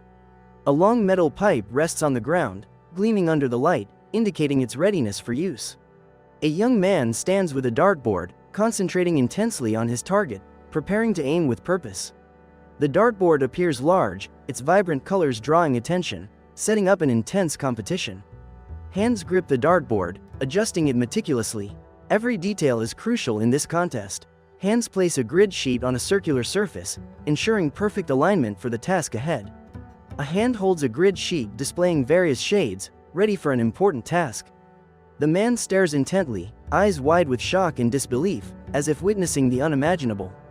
A hand hovers over grid-patterned paper, ready to make a strategic move, signaling anticipation. A hand holds a grid-patterned card, ready for action, suggesting a crucial decision is imminent. A hand grips a grid-patterned card, poised for a pivotal moment, indicating a significant choice is approaching. A young man sat on the floor, surrounded by boxes and a blue blanket, contemplating as he stared at his phone. He sat among boxes and a blanket, puzzled, as he looked at his phone and thought about his next move. The young man appeared shocked as he processed surprising news, wondering what could have happened. Gazing out the window, he contemplated and was curious as he observed the starry night sky. He stood by the window, whispering to himself while gazing at the stars with wonder. Half hidden, he peeked through the window, expressing curiosity and unease. Watching a boy swing outside, he expressed surprise and tension by asking what was happening. A young boy stood with his back turned, framed by chains, suggesting a mysterious atmosphere. Looking down, he was surprised, uttering, "Ko," in confusion at the unexpected situation. A young boy sat on a swing with a blank expression as someone called out to him, shouting, "Hey, kid," and then repeated, "Kid." A boy gazes out the window and asks someone to get up and open the door. Another voice questions if he also lives there. He explains that his relatives locked him in due to misunderstandings but assures the other person he's not a bad guy. He mentions that the other might have picked up his phone. He promises to bring something delicious once he gets out. He inquires if the other person wants something related to a computer or gaming console and encourages them to just say what they desire. A boy sits on a swing, appearing deep in thought. He silently considers what the other person might want. A boy leaves an empty swing, unsure of his next step. He looks back at the gently swaying swing but doesn't return. A man shouts, telling someone to stop. He insists that this time, he won't let them escape. A man orders someone to freeze. He is poised to act, holding a metallic object firmly. A man swings a heavy object, breaking a frame with force. His stance is filled with determination and fierce intent. A pipe bursts through the wall with precision, creating chaos as debris flies in all directions. A boy emerges from a broken window, ready to jump, focused on what lies ahead. He climbs out, gripping the frame tightly, preparing to leap, eyes set on the ground. Arms outstretched, he leaps, aiming for the branch below with intense focus. Jumping from the window, he reaches for the branch, arms wide in determination. Dangling from a chain, he grips firmly, looking down with resolve. A hand grips a wooden plank, urgency and determination evident. A young man yells loudly, sweat dripping, showcasing his fear and determination. He excitedly exclaims his success, looking up determinedly as he climbs through. Sweat on his brow, he exclaims success, looking up with determination. A hand grips a thick chain firmly, signaling readiness for the challenge. A boy clung to a rope, hanging in midair. He muttered to himself, preparing for what lay ahead, feeling both determined and uncertain. Sweating and wide-eyed, a boy breathed heavily and exclaimed as he readied himself for the upcoming challenge, utterly focused. Swinging through the air, a boy's feet barely brushed the ground. An empty swing swayed beside him, a quiet reminder of past moments. Sitting on a swing, the boy clenched his fists, tension evident in his posture. He stared ahead, lost in thoughts and memories, as the swing beside him swayed. Standing near a swing, the boy gazed into the distance, thinking about his near-death experience. Startled by the surrounding scene, the boy exclaimed in surprise, reaching out towards the swing. Kneeling in the grass, the boy looked surprised at a nearby swing, pointing as if questioning what had happened. Frustrated, the boy stood by the swing. He contemplated returning his phone and wondered if he could make a call with it. Angrily, the boy stated that someone should help him remember his identity. Expressing his intense dislike for children, the boy cursed, stating his hatred while a swing swayed in the background, adding to his frustration. The boy charges forward, fists clenched, declaring, "I won't let you get away with this." He stumbles and lands on the ground, muttering, "I can't believe this is happening." In frustration, the boy raises his fist and shouts, "I won't back down." Determined, the boy charges forward, quickening his pace as he focuses on his goal. Wide-eyed and sweating, he gasps, confronting the unexpected with shock and determination. Gazing at the dark water, the boy tensely whispers, "What is that?" as a shadow looms behind. His eyes widen in shock as he catches a faint sound, whispering, "What is that noise?" Glancing back with anxiety, he wonders, "What is that noise?" Sensing something in the shadows. Sweat dripping, he turns as a mysterious noise fills him with unease, thinking, "What is that?" He turns again, wondering about the mysterious noise, unease creeping in. The boy looks at the mysterious character in the distance, feeling a mix of curiosity and fear. He stands in the shadows, gazing at the character ahead, his mind filled with questions about their identity. A boy in the shadows greets another with a casual, "Hey, kid," and asks how to stop acting foolish to retrieve his phone. The boy in the shadows tells another he's a good kid and adds that he himself is not a bad person. A man in tall grass states he just wants the boy to give him his phone and everything will be fine. A boy stands silently, glancing back as a hand reaches toward him, awaiting his response. Turning his head slightly, a boy whispers, "Telly. Fawn," as a shadow looms behind him. Sitting quietly in the grass, a boy hides his eyes while a tall character looms over him, hands outstretched. A boy's eyes widen in shock, his face glistening with sweat. He exclaims, "What?" reacting to the unexpected presence. A boy with a bow tie stares ahead, mouth slightly open, struggling to speak, caught off guard and unable to find the right words. A boy in a bow tie struggles to speak while another boy, wearing a plain t-shirt, looks surprised nearby. A boy with wide eyes looks astonished, saying, "You claim you never had it. The phone you held was entirely mine." A boy stands in shock, processing his thoughts. He wonders what could be hidden in the shadows behind him. A boy stares wide-eyed, surprised as he senses something ominous nearby. He feels uncertain of the danger behind him. A boy looks up at a massive creature resembling a pig. Its large face looms over him, causing him to question its intentions. A boy gazes up, eyes filled with fear and confusion as shadows twist around him. He wonders what lurks beyond. A boy stands among pigs with their backs turned to him. Each pig grunts softly, unaware of his presence. A boy stands frozen, wide-eyed in a tense moment. He surveys his surroundings, sensing impending danger. A group of pigs surrounds a boy, their eyes glinting with unsettling hunger. Each pig seems to whisper threateningly. The boy stands alone, facing the looming pigs. Each pig emits a threatening sound, their eyes fixated on him. A boy confronts a massive pig, taking a cautious step backward, aware of the impending danger. He glares at the enormous pig, sweat dripping down his face, and grits his teeth, readying himself for the confrontation. Sweat drips as he stares intensely, his jaw clenched, preparing for the challenge with determination evident. A man closes his eyes, sweat rolling down his forehead, steeling himself for the confrontation by focusing his thoughts and strength. With a firm expression and squinting eyes, he prepares for the challenge, gathering resolve. Wide-eyed, a young man finds himself surprised by the gravity of the situation, sweat forming on his forehead. Amid dense foliage, he stands still, mind racing with thoughts of unseen dangers as shadows surround him. Clutching his head in horror, he exclaims about the overwhelming situation he faces. He gazes at the ominous treehouse with its tightly shut door, wondering about the secrets it conceals. Fixating on the sturdy locks of the door, he contemplates the challenge they pose and what lies beyond.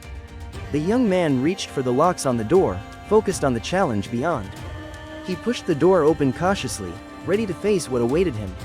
Moving forward in flip-flops, he steadied his steps, preparing for what lay ahead. With a serious expression, he surveyed the situation, focused on the next step. A pipe lay on the ground with glass shards nearby. He stood over it, considering his next action. The young man stood over a pipe and glass shards, pondering his next move. His intense stare showed determination as he considered the situation before him.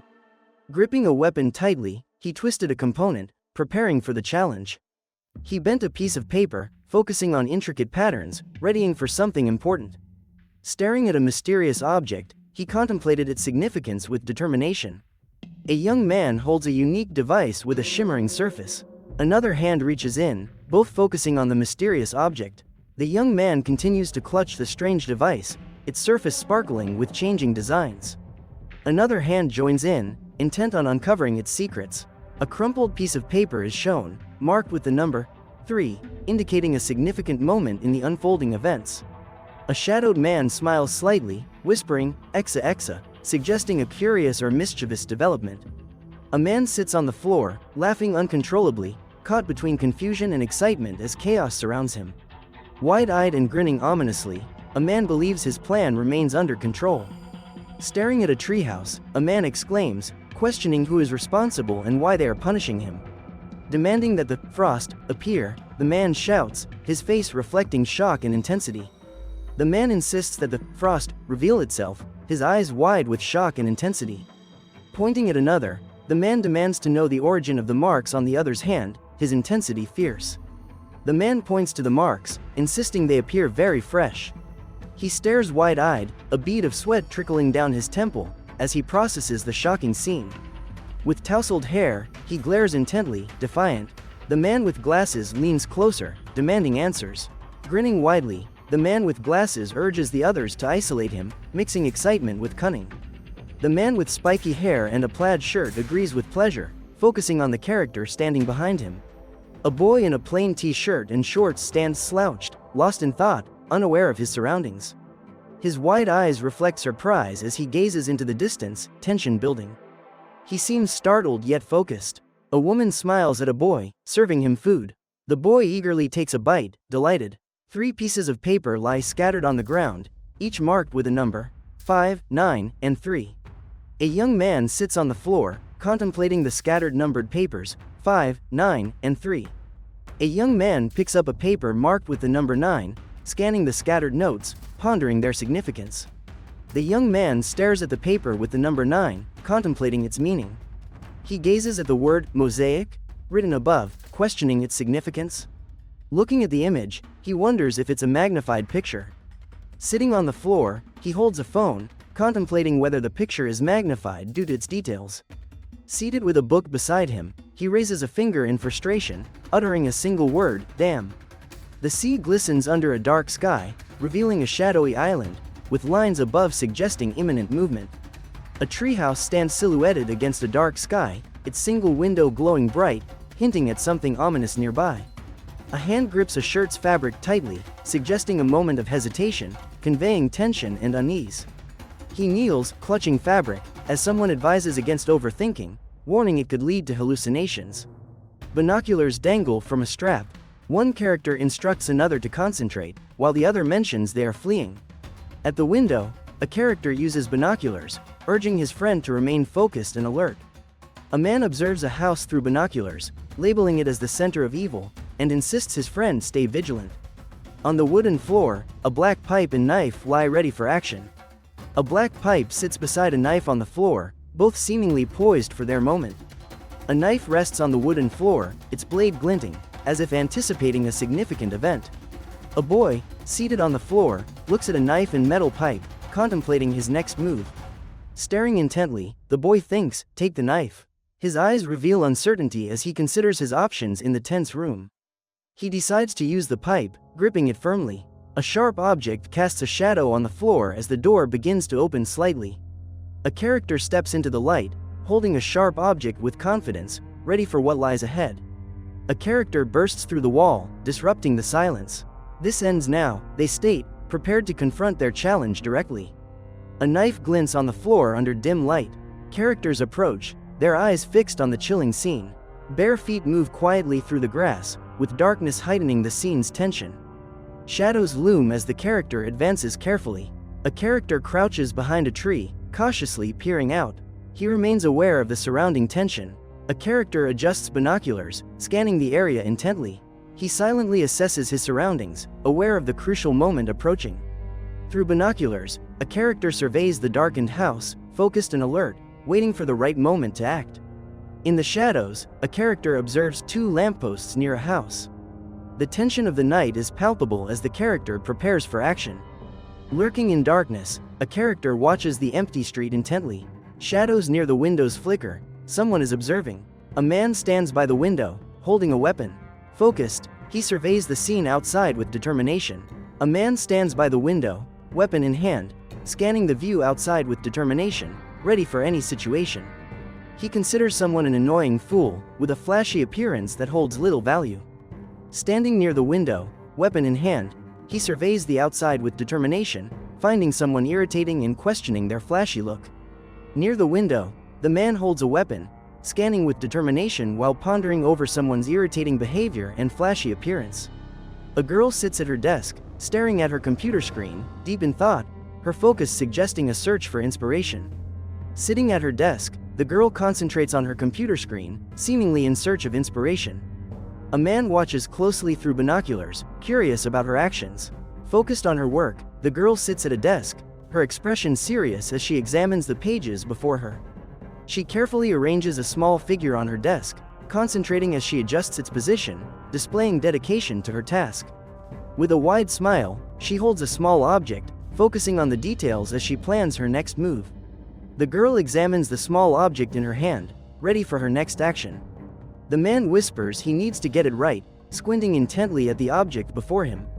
A character, surprised by the sight of a figure with branches on its back, exclaims in shock.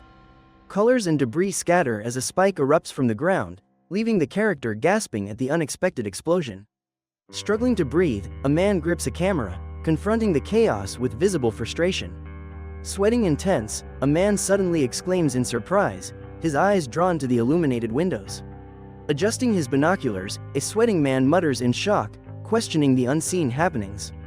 A girl with pigtails, her eyes sparkling with curiosity, exclaims about the excitement outside. A startled voice questions if she noticed, while another eye, wide with tension, exclaims. Peering through the window, a figure whispers, questioning the girl's actions as she focuses intently on her screen. A startled character whispers, asking what the girl is doing as they watch her through the window, focused on her screen. A hesitant character crouches, questioning if it's possible while staring at the rocky ground and murmuring about shallow waters. Standing at the door, a character whispers anxiously about what's happening, as the door creaks slightly. A man peers through a device with wide eyes, realizing the urgency of the situation. In front of a dimly lit doorway, a character holds a bag, gazing at the entrance with uncertainty. Near a doorway, a character stares intensely, considering an empty-headed bastard, and wondering about his whereabouts. A character stands near the doorway, gripping a black bag tightly and looking around alertly.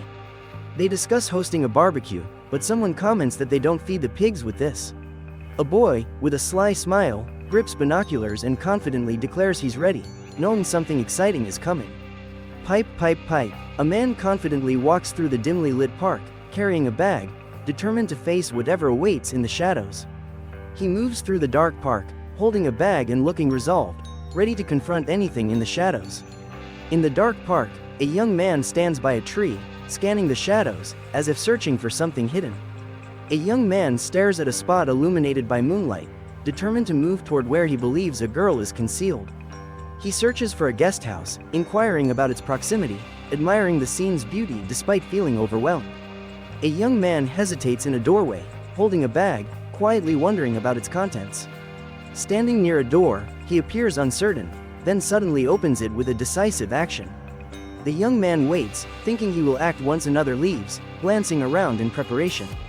As night falls, an island looms in the distance, with water rippling around it, hinting at mystery beneath. In the dark, a river winds through rocky terrain, revealing light patches amid looming shadows, creating an eerie yet captivating scene. Water cascades over rocks, creating a captivating scene. Characters express surprise and admiration at the beautiful and mysterious landscape. A guy leans against a tree, looking upward, absorbed in planning his next adventure. He leans thoughtfully against the tree, contemplating his upcoming journey. A young man stands by the rocks, observing a distant cabin by the water, pondering the secrets it might hold.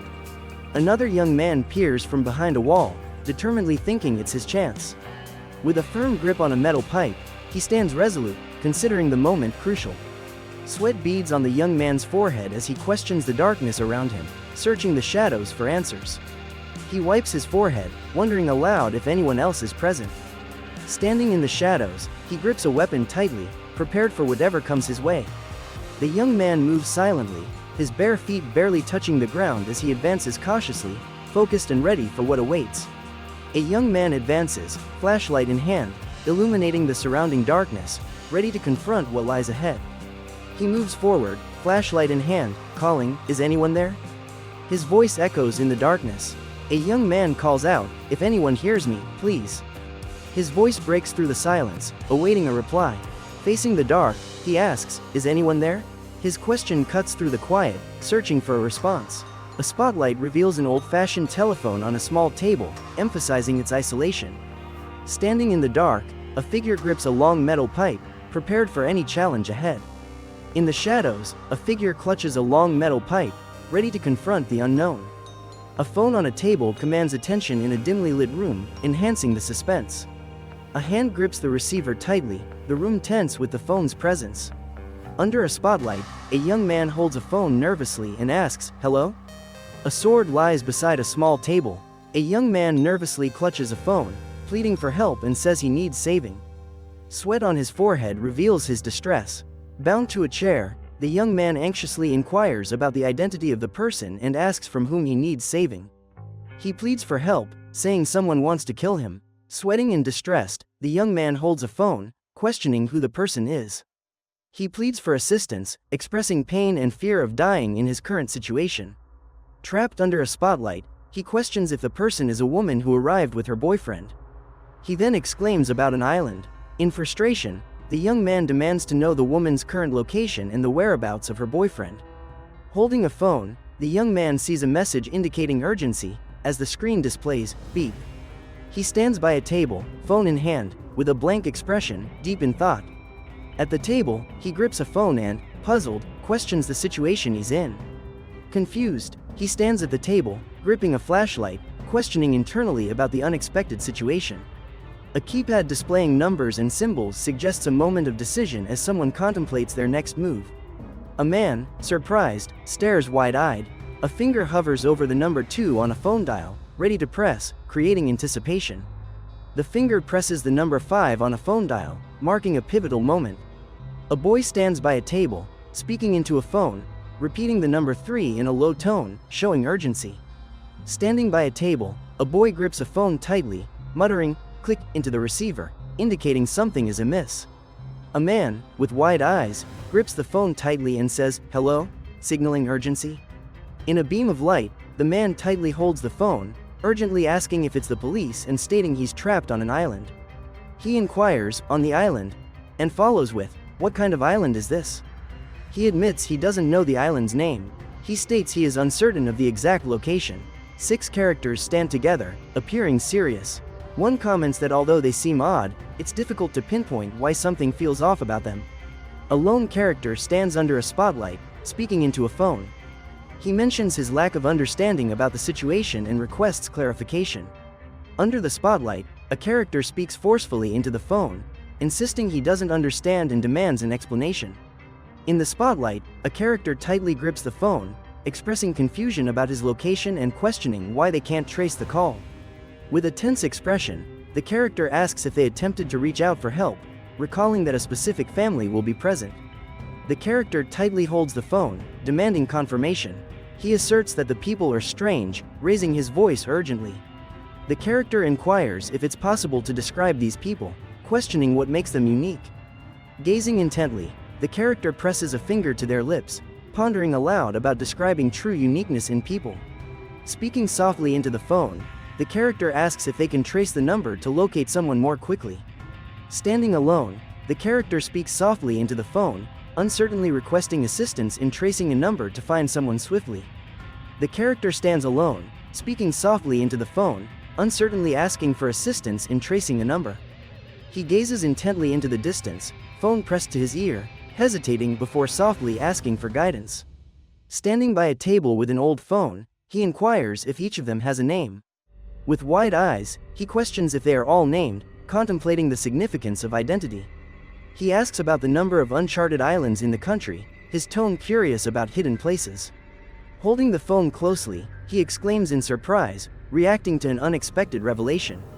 With a focused gaze, he suddenly realizes something crucial, eyebrows raised in surprise, as if on the brink of a life-changing revelation. A telephone hangs off the hook, vibrating slightly, suggesting an urgent call demanding attention.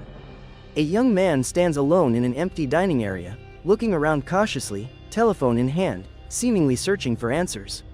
Pipe, pipe, pipe. In a dim kitchen, a red cabinet stands out. A sink with a single tap suggests past activity, now silent. In a shadowy room, a red chair sits alone, hinting at forgotten stories and abandoned conversations. The man, puzzled, asks, "So this is it? A hallucination?" as he examines the room.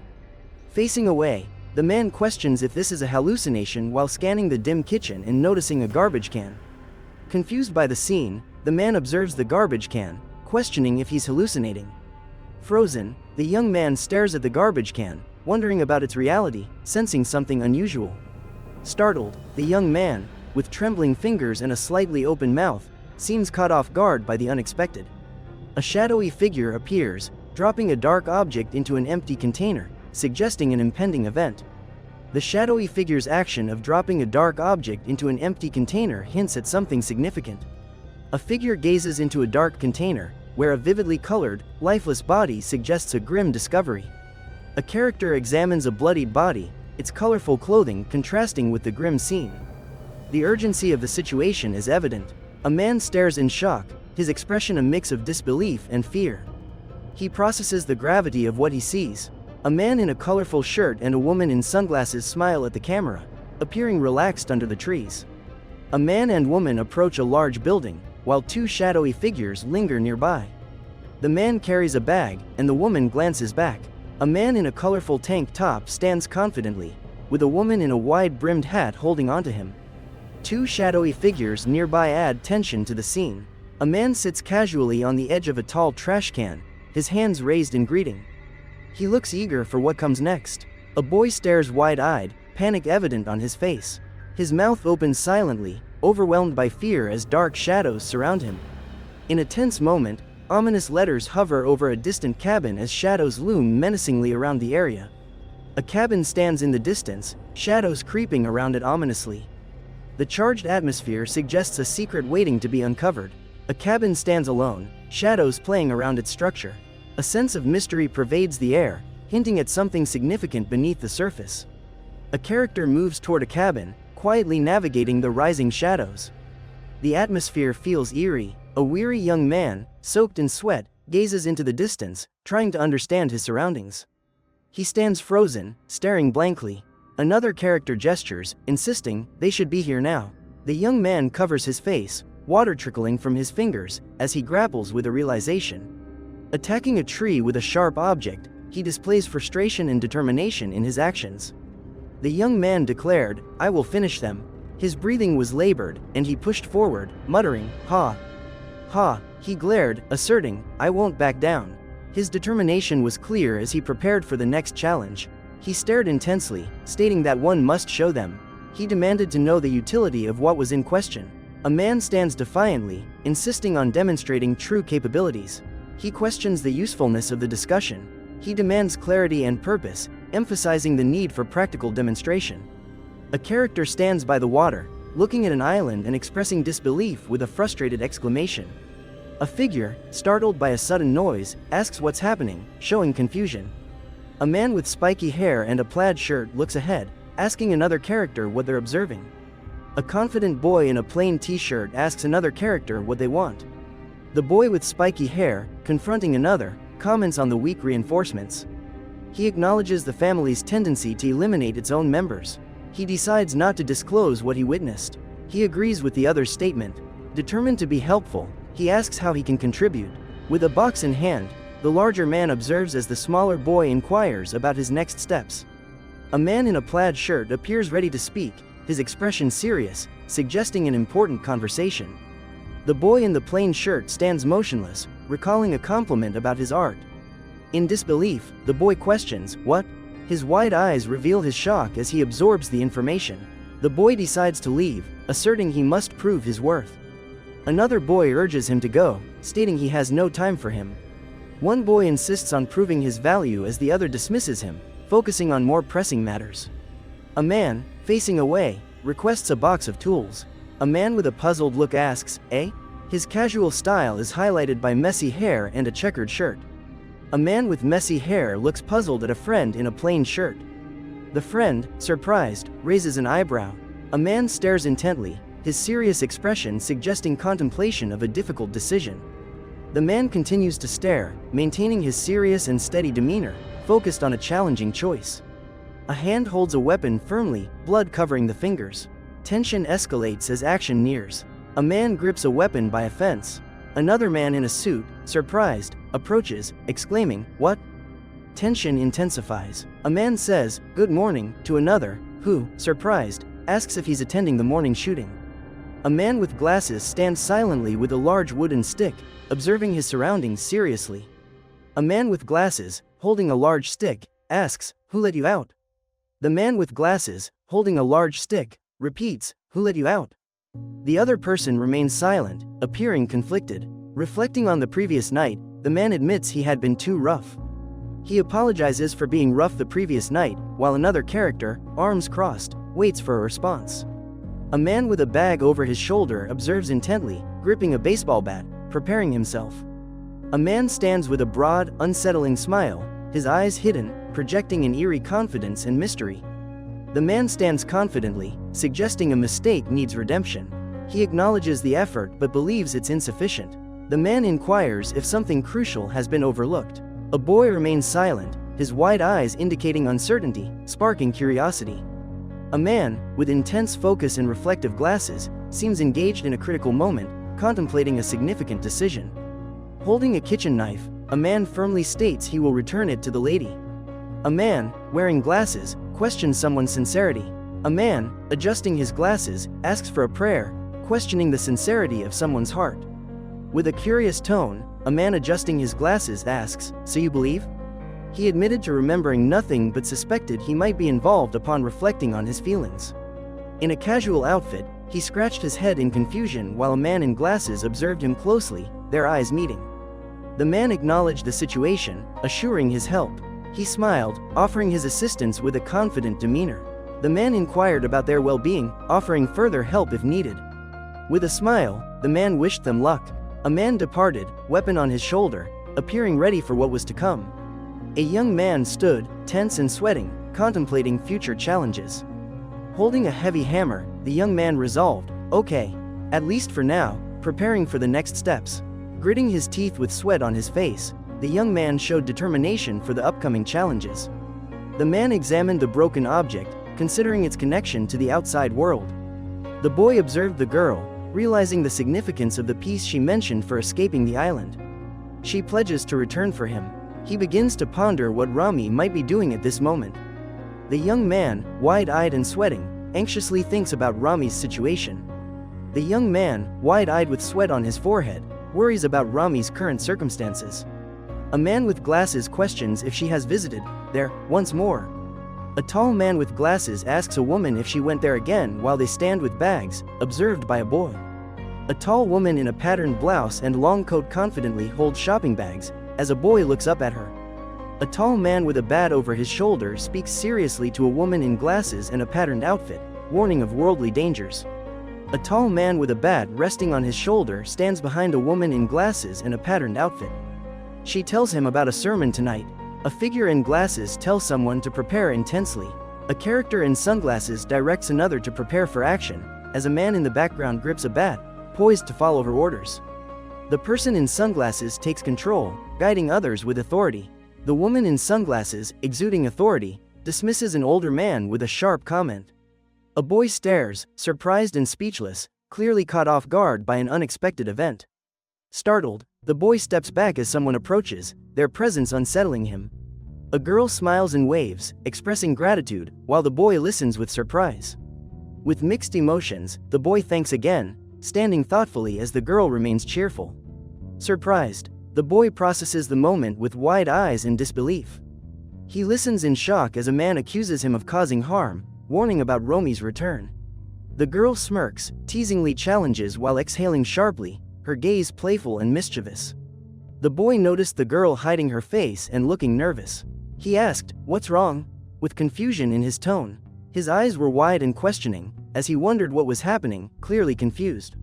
Sitting at a table, the man clasped his hands and appeared deep in thought, pondering something important. He sat quietly with a thoughtful expression, staring into space, contemplating something significant. 5 individuals gathered in a dim room, focused on a game. Tension filled the air as strategies unfolded silently among them. A man, startled by the girl leaving with shopping bags, wondered, so that's why they... The girl thanked the man, saying, "Oh, thank you very much," and mentioned having a refreshing trip.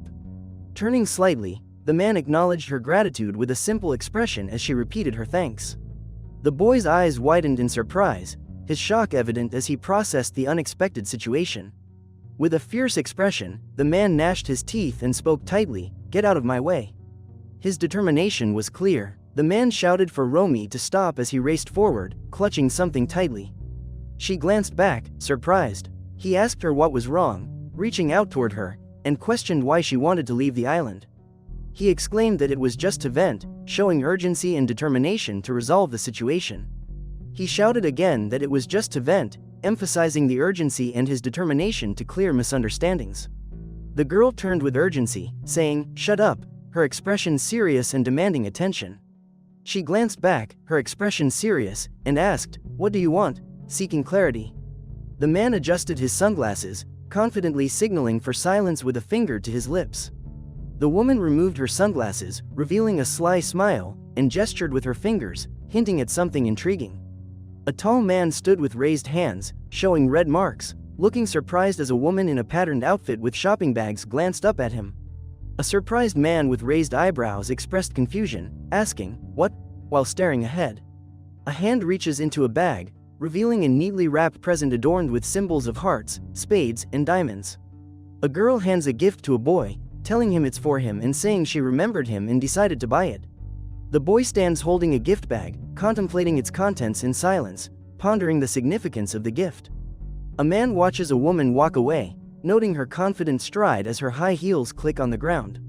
A character stands facing away, their long hair cascading down, mentioning there's something else. A boy notices a flower in his shirt pocket, feeling confused and curious about its presence. The man sternly warns not to dare to do something, emphasizing a serious boundary. A figure with a mysterious silhouette insists on not being yelled at, expecting respect and calmness. The figure looks shocked and worried, warning of punishment, gripping a small bag with unease. The boy's face shows shock and fear as he processes what he sees, his eyes wide with surprise.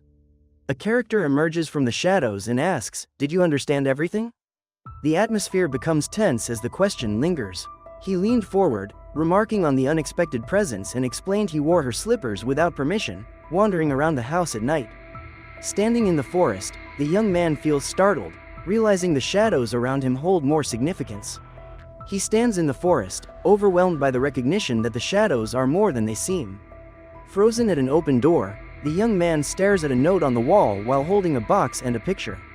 A blue toolbox lies on the floor, drawing attention with its sudden significance. Hands clutch a crumpled paper tightly, indicating determination. Scratches on the knuckles hint at a recent struggle. Visibly upset, the young man shouts, "Wait, you fools!" while holding the crumpled paper, intent on action. Throwing a rock, he exclaims, "Catch this!" With evident anger and determination.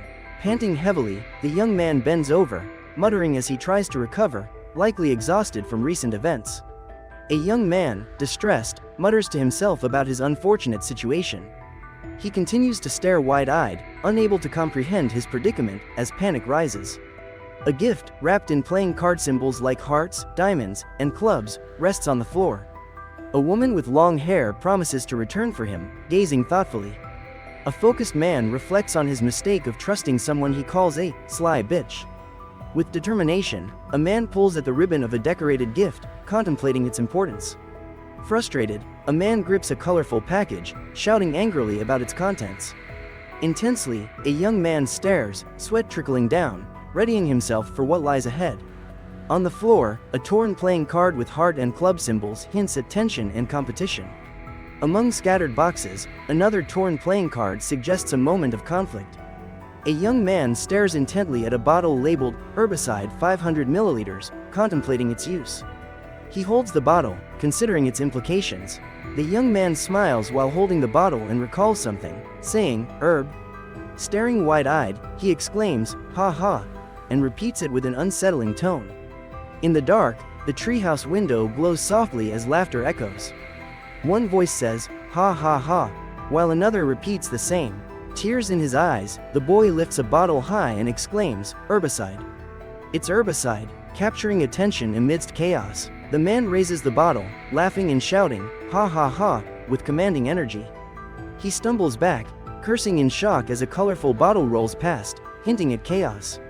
With anger, the man shouts, "Damn it," and demands, "So you wanted me to come out and die?" A bottle lies spilled on the ground, its contents oozing dark green liquid. A man lies on the ground, saying, "Damn it, God, my lord." Nearby, a bottle spills a dark green liquid. A young man gasps deeply, focusing intensely. He breathes out, expressing disbelief and determination as he stares ahead, ready for what comes next. The young man firmly states, "No," and then urges, "Wait," as he intensifies his gaze, readying himself for the next challenge. The young man leans forward, staring intently ahead, his body poised as if ready to pounce, showing determination and signaling his preparedness for what's to come. A bottle spills a green liquid, lying on its side. The label displays colorful designs, hinting at its mysterious contents. A boy kneels, his face showing frustration and determination. He exhales sharply, murmuring a quiet acknowledgement of his struggle as sweat drips down. A man lies on the ground, tense and motionless. The atmosphere feels heavy, indicating struggles endured. A man lies on the ground, tense and motionless. The atmosphere suggests struggles endured. A young man stands, rigid and defiant, amidst a table covered with figures who are bowed down. He surveys them, commanding presence, while they remain silent. A young man stands, surveying the bowed figures with commanding presence, while they remain silent. A frightened young man stands motionless, his eyes wide with fear as he confronts the unknown.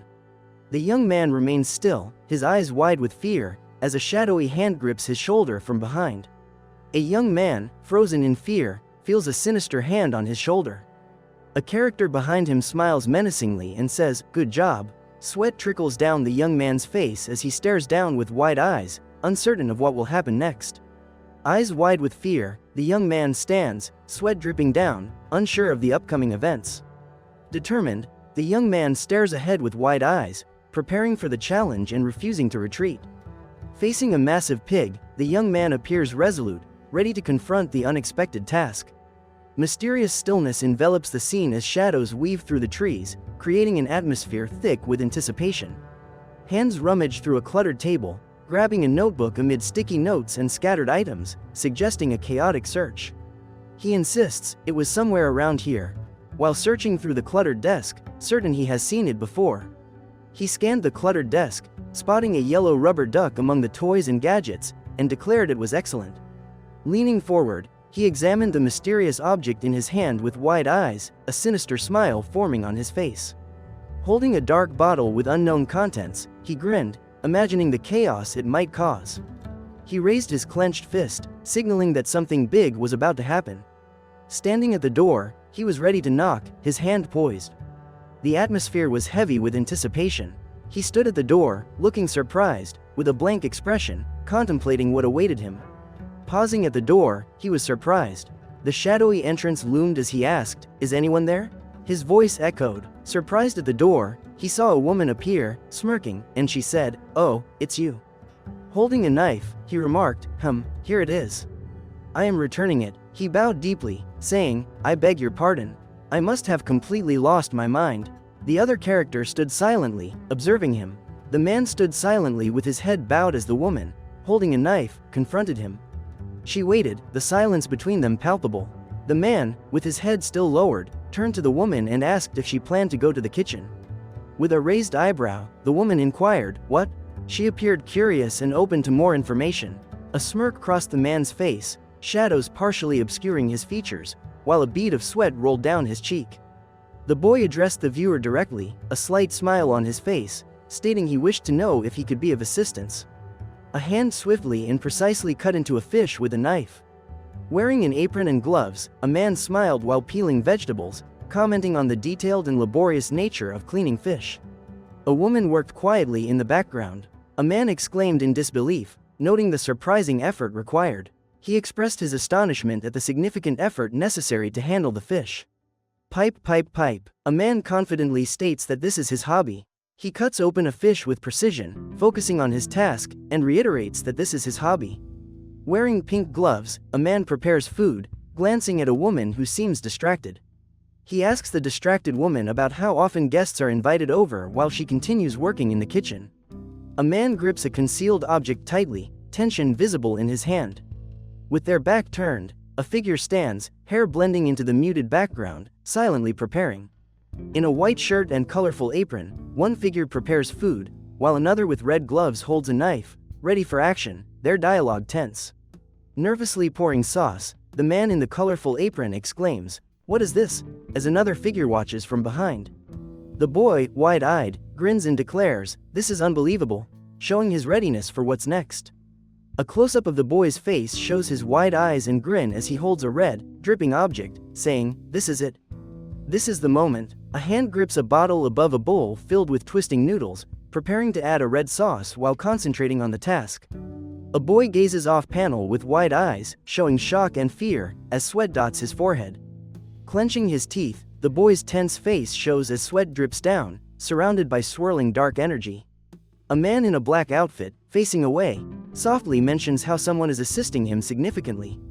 With his back turned, the man casually remarks that the other individual wouldn't desire this. A woman glances at a man wearing gloves and working silently, her expression both casual and intrigued. In the kitchen, a man wearing an apron stirs a bowl, while a woman washes dishes nearby. He comments on her dishwashing technique. While stirring, the man in an apron observes the woman washing dishes and remarks on her technique. A young man, wide-eyed and sweating, watches something unsettling unfold, his shock apparent. Above a fish, a woman grins wickedly, her hands poised, seemingly enjoying the anticipation of something thrilling. A young man, appearing anxious, wore an apron adorned with flowers and held a bowl of colorful noodles, clearly out of his comfort zone. A person wielded a knife over a stained surface, expressing discomfort by saying, "Sorry, I feel unwell right now." In dim light, a man remarked, "Maybe next time," capturing a moment of anticipation. Entering through a partially opened door, a young man quietly said, "Maybe next time," as anticipation filled the space. Walking away calmly, a young man reflected on the uncertainties of the future and the choices he had made. Troubled, he held his head in his hand and muttered to himself, "I barely killed them." Distressed, he tightly gripped his head and exclaimed, "I killed," revealing his inner turmoil. He stood alone, looking up with a furrowed brow, feeling confused and uncertain. Staring at the ominous sky, he muttered in frustration about losing his mind on the cursed island. A man intently observed the murky water, contemplating the ripples from an unseen disturbance and feeling uneasy about what lurked beneath. A man observes as crimson liquid drips from an object in his hand, questioning its significance with a mix of curiosity and unease. Sitting on a swing, a man watches a droplet of blood fall from a sharp object, contemplating its meaning with discomfort. Feet stand over a yellowish puddle on the ground, and the man thinks, "This isn't right." Holding a chain, a man looks at another holding a bag, confused by the situation. A woman, holding something, smiles eerily and comments that, "This damn devil is trying to use me." A girl asks a boy if he didn't want to join them for a hangout. Covering his face with his hand, the boy responds, "So they do." A serene beach scene unfolds at sunset, with pink clouds in the sky and birds flying as waves gently lap the shore. Kneeling behind a rock, a boy remains focused and alert, scanning his surroundings for something or someone. Hiding behind bushes, a boy uses binoculars to watch a large house, whispering to a friend about his next move. A man observes a room through a window, noting its organized space. He remarks that it appears they are already at the dining table. Another character grabs their shorts and seems poised for action, as if something is about to happen. A character leans forward, hands on the edge of a container, ready for something significant. An atmosphere of anticipation surrounds them. A character rushes toward a door, moving with urgency and focus, navigating through shadows.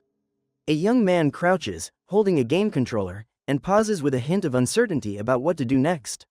Near a window, a young man crouches with a game controller, deeply focused as he considers the situation ahead. A young man's hand reaches near the window, indicating he is contemplating something important. Curiously, a young man peeks through a partially opened window, searching for something outside. Determination marks a young man's movements as he climbs through a partially opened window, navigating the narrow space. Pipe, pipe, pipe. A large foot enters the room. The man's presence is commanding as he evaluates the space with its furniture and the cross on the wall. A character crouches on the floor, palms down, observing the room. A clock ticks on the wall as shadows fill the corners. A character with intense eyes looks ahead, sweat on his forehead indicating deep thought or a challenging situation. A red cross is prominent against a simple background, highlighting its importance and evoking thoughts of faith and hope. A young man, sweat on his brow, asks, "Is that it?" He prepares for what's next with noticeable tension. With his back turned, a young man contemplates something significant, silently questioning the situation's gravity. Another moment shows the young man with his back turned, contemplating the extraordinary combination before him. Standing with his back turned, the young man ponders something crucial, muttering, "There must be a phone." A laptop rests quietly on the table, displaying the brand Samsung, suggesting technology and communication. The young man, eyes wide and expression frozen, realizes something unexpected is unfolding. A young man crouches by a table, examining a laptop. He observes that without a password, he can proceed. He crouches, focusing intently on the laptop screen, thinking about his ability to move forward without a password. The young man reflects on the Russian text on the screen, which reads, "Forgive us, grant us your protection." He considers the importance of this plea. He responds with, "Amin," emphasizing his reaction to the request for protection. He smiles broadly and remarks, "If only there were internet here." Frowning, he considers his solitude and asks, "But who can I connect with?" A pen scratches on paper, reflecting his frustration. Startled by a sound, he gasps and whispers, "What is happening?" as he tries to understand the situation. He notices something unusual and exclaims, "What is going on?" while trying to comprehend the strange circumstances. Perplexed by what he sees on the screen, he wonders aloud, "What's happening here?" He looks around the empty room, questioning, "Where is everyone?" and scratches his head, feeling the silence. The man inspects the room and notices the silence. He wonders, "What is going on? Where is everyone?" He examines the room, noting its quietness, and thinks, "What is happening? Where is everyone?" Standing at the doorway, the man scans the still room and wonders where everyone has gone. He is uncertain. He stands at the doorway, scanning the still room, pondering where everyone has gone. A sense of unease fills him. A man in all black cautiously walks across the room, glancing around as if searching for something. The room's emptiness amplifies his unease. Dressed in all black, the man stands with a stern expression, eyeing a laptop on the table. He appears vigilant, assessing his surroundings. A man in black watches over a frightened boy hiding under the bed. The boy whispers nervously, "Please don't hurt me." The man replies, "You should have thought about that earlier." The man in black stands, his gaze intense. A boy hides under the bed, eyes filled with fear, wondering why the man is there and if it's time to escape. The man focuses on his laptop, pondering if he has missed something. The man in black commands sternly, urging someone to stop wasting time and leave the area. Looking surprised, the man in black states, "Great, now mess it up." The man in black by the bed commanded the window be opened. The figure on the floor hesitated, looking frightened. With a sharp gaze and intense expression, the man stared intently, reflecting a mix of determination and dread. Standing by the open window, he gazed out at the sunset. A framed photo and a vase of flowers added warmth to the scene. His wide eyes, framed by glasses, conveyed surprise and intrigue as he stared intently. A sharp smile revealed his confident demeanor. His posture suggested he was about to say something intriguing. Standing confidently by the bed, the man in a black shirt declared, "The window, open it." A crouching figure appeared tense and afraid.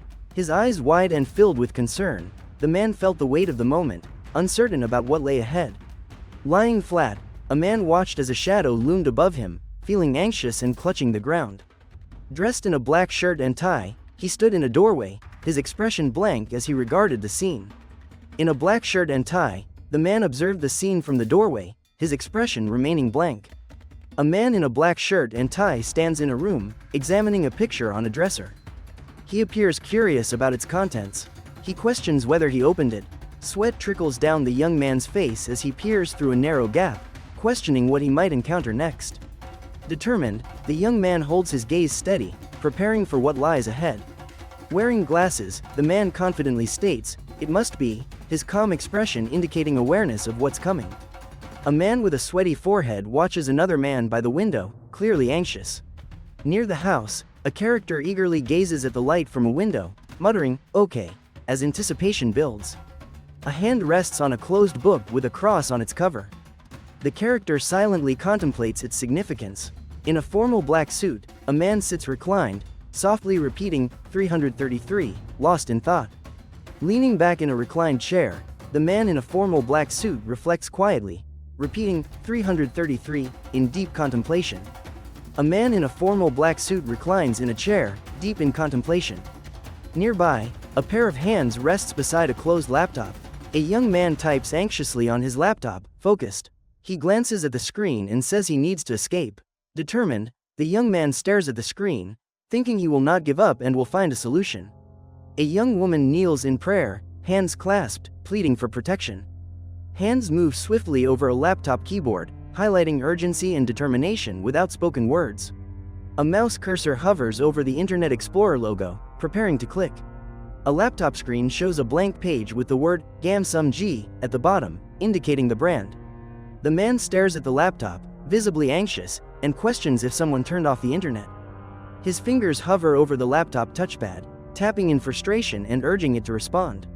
Eyes wide, he stares at the screen, pondering if he can click the address line with the cursor.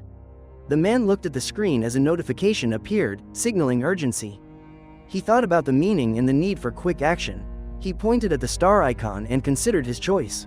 A man in a suit lay on the couch while a young man typed on his laptop, unaware of his surroundings.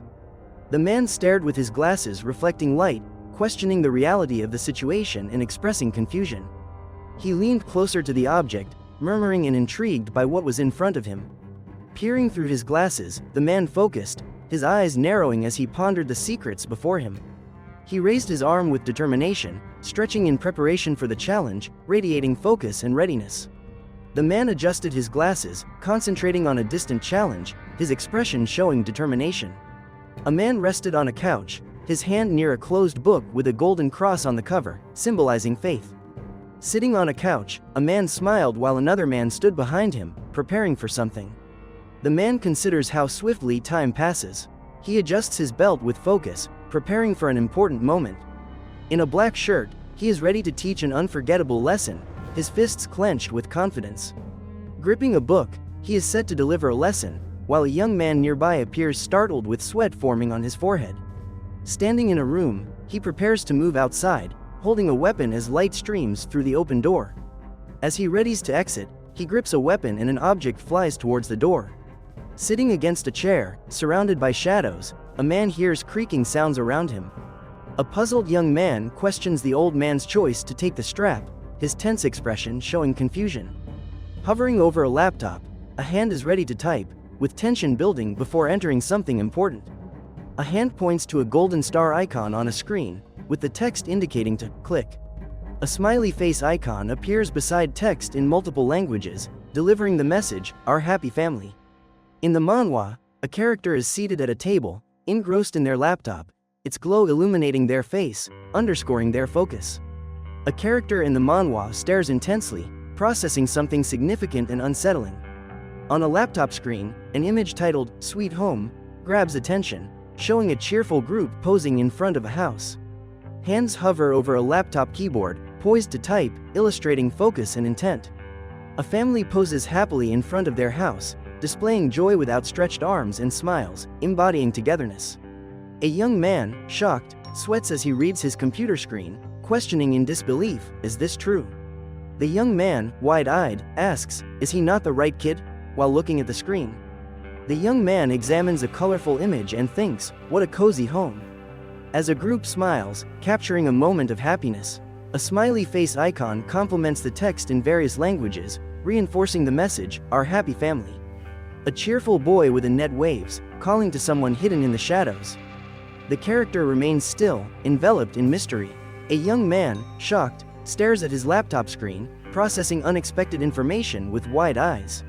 Sitting before his laptop, a young man sweats as he absorbs shocking news, leaving him speechless.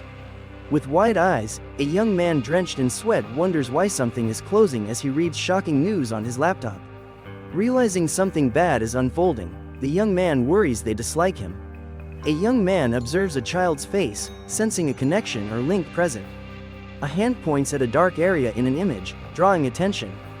The word, "clap," signifies a significant moment. Eyes wide and sweating, a man urgently questions what occurred. A hand hovers over a laptop keyboard, prepared to strike keys, suggesting impending importance. Poised to type, a hand hovers over a keyboard. "Sweet Home," with cheerful illustrations is displayed on the screen. A hand hovers above a laptop keyboard, a young man staring wide-eyed at the screen, which displays a single Korean word, "tick." Wide-eyed, the young man exclaims, "What happened?" The young man looks at a dark laptop screen, wondering if the electricity has been turned off. He stares at the dark laptop screen, questioning if the electricity has been cut. The young man contemplates the message in striking red letters on his dark laptop screen. He stares intensely, reflecting confusion, and asks, "What is this?" Gazing at the computer, the young man notices a timer showing 60 and exclaims in surprise, "What is happening?" Wide-eyed, he stares at the screen, sweat forming on his forehead, shocked by what he sees. In disbelief, the young man gazes at the screen, eyes wide and fear visible as he processes the sight. The young man stares wide-eyed at the ominous screen, a tear rolling down his cheek as he asks, "What is this?" The young man watches the ominous screen, a timer counting down from 60. He stares wide-eyed at the screen, realizing the timer is ticking down from 60 seconds. His expression remains tense as he observes the countdown from 60 seconds. He focuses intently on his laptop screen, pondering the red text scrolling before him. A digital display shows 57, and a character says, "tick." The display changes to 56, and another character announces, "tick." One character questions if it's a countdown, while another inquires about its purpose. They discuss the countdown, wondering about its purpose as tension builds. A character exclaims, "tick," as the countdown shows 53 remaining, anticipation rising. As the display shows 52, a character says, "tick," with each second adding to the tension. A character stares intensely, sweat gathering on his forehead as he comprehends the situation's seriousness. A hand reaches for a book with a golden cross, determination marking the action. The character's focus on the book reveals their urgent need for its power. A young man grips a book with a golden cross, eyes wide with excitement at the sight of the number 51 below. A young man holds the open book, tightly gripping its edges. He questions what is happening as he observes the blank pages. A young man watches wide-eyed, recognizing something significant is occurring. He feels uncertainty gripping him. A young man gazes at the ancient book as it opens, revealing secrets within its pages. The words appear to swirl, suggesting immense power. A young man clenches his teeth, sweat trickling down his face. He feels intense pressure, as if on the verge of something terrifying. A young man grips the bars tightly, his face showing fear and determination. His eyes search for an escape. A hand opens a drawer filled with various tools. The person glances inside with intense focus. A hand opens a drawer filled with various tools. The person glances inside, their focus intense and calculated. A sharp pen rests on the table, surrounded by tools. Someone is drawn to it, shown by a symbol above. A young man hurries to a computer, tense, holding a pen firmly, glancing back. A hand rapidly writes on a blank page, each stroke urgent, suggesting the importance of the words. The young man leans over a laptop, focused, hurriedly taking notes on paper. A digital clock reads 28, as a voice in Russian says, tick, stressing time's passage. The clock changes to 27, with a voice calmly stating, tick, marking time's progression. His gaze narrows with determination as he asserts, I will not back down, not now. A hand grips a pen, writing notes swiftly. The text reflects urgency and deep thought, each stroke showing resolve. A hand holds a pen, writing with urgency. The dialogue shows resolve.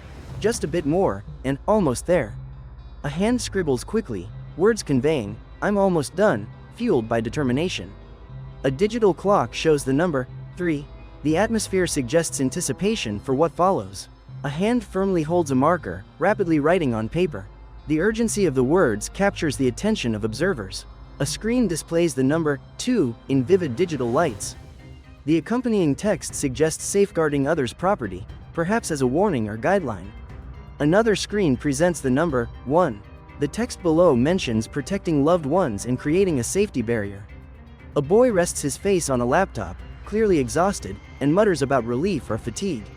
A man appears shocked, sweat on his brow, expressing disbelief as he examines something in his hands. Staring at a crumpled note, a man wonders aloud about its meaning, clutching the paper tightly. A hand hovers over a keyboard, ready to press delete. The individual deliberates on the significance of what could be lost. He realizes the device won't power on anymore. Reaching for the laptop, frustration is evident as he considers why it won't turn on. He reached for the laptop, noticing a photo on the table and stared at it in surprise. His eyes widened as he looked down, shocked by what he saw.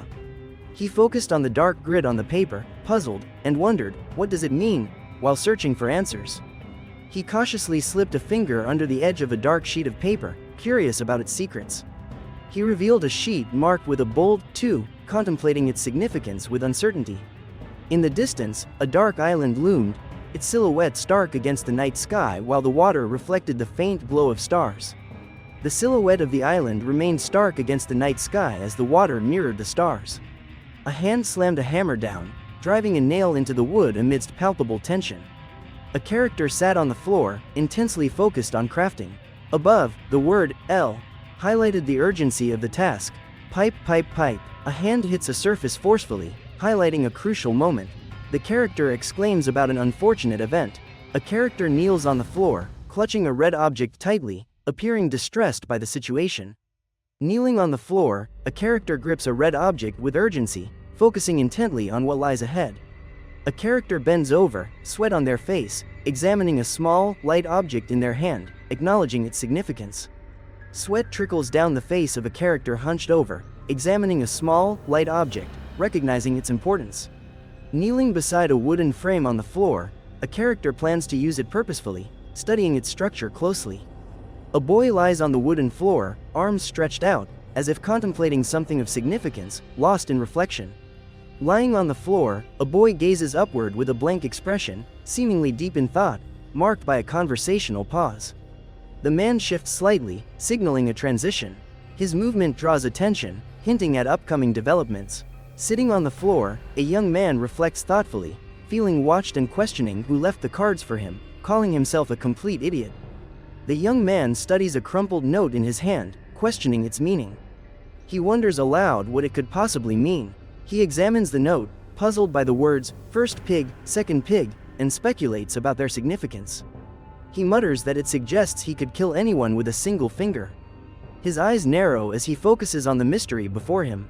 He questions the relevance of first pig and second pig.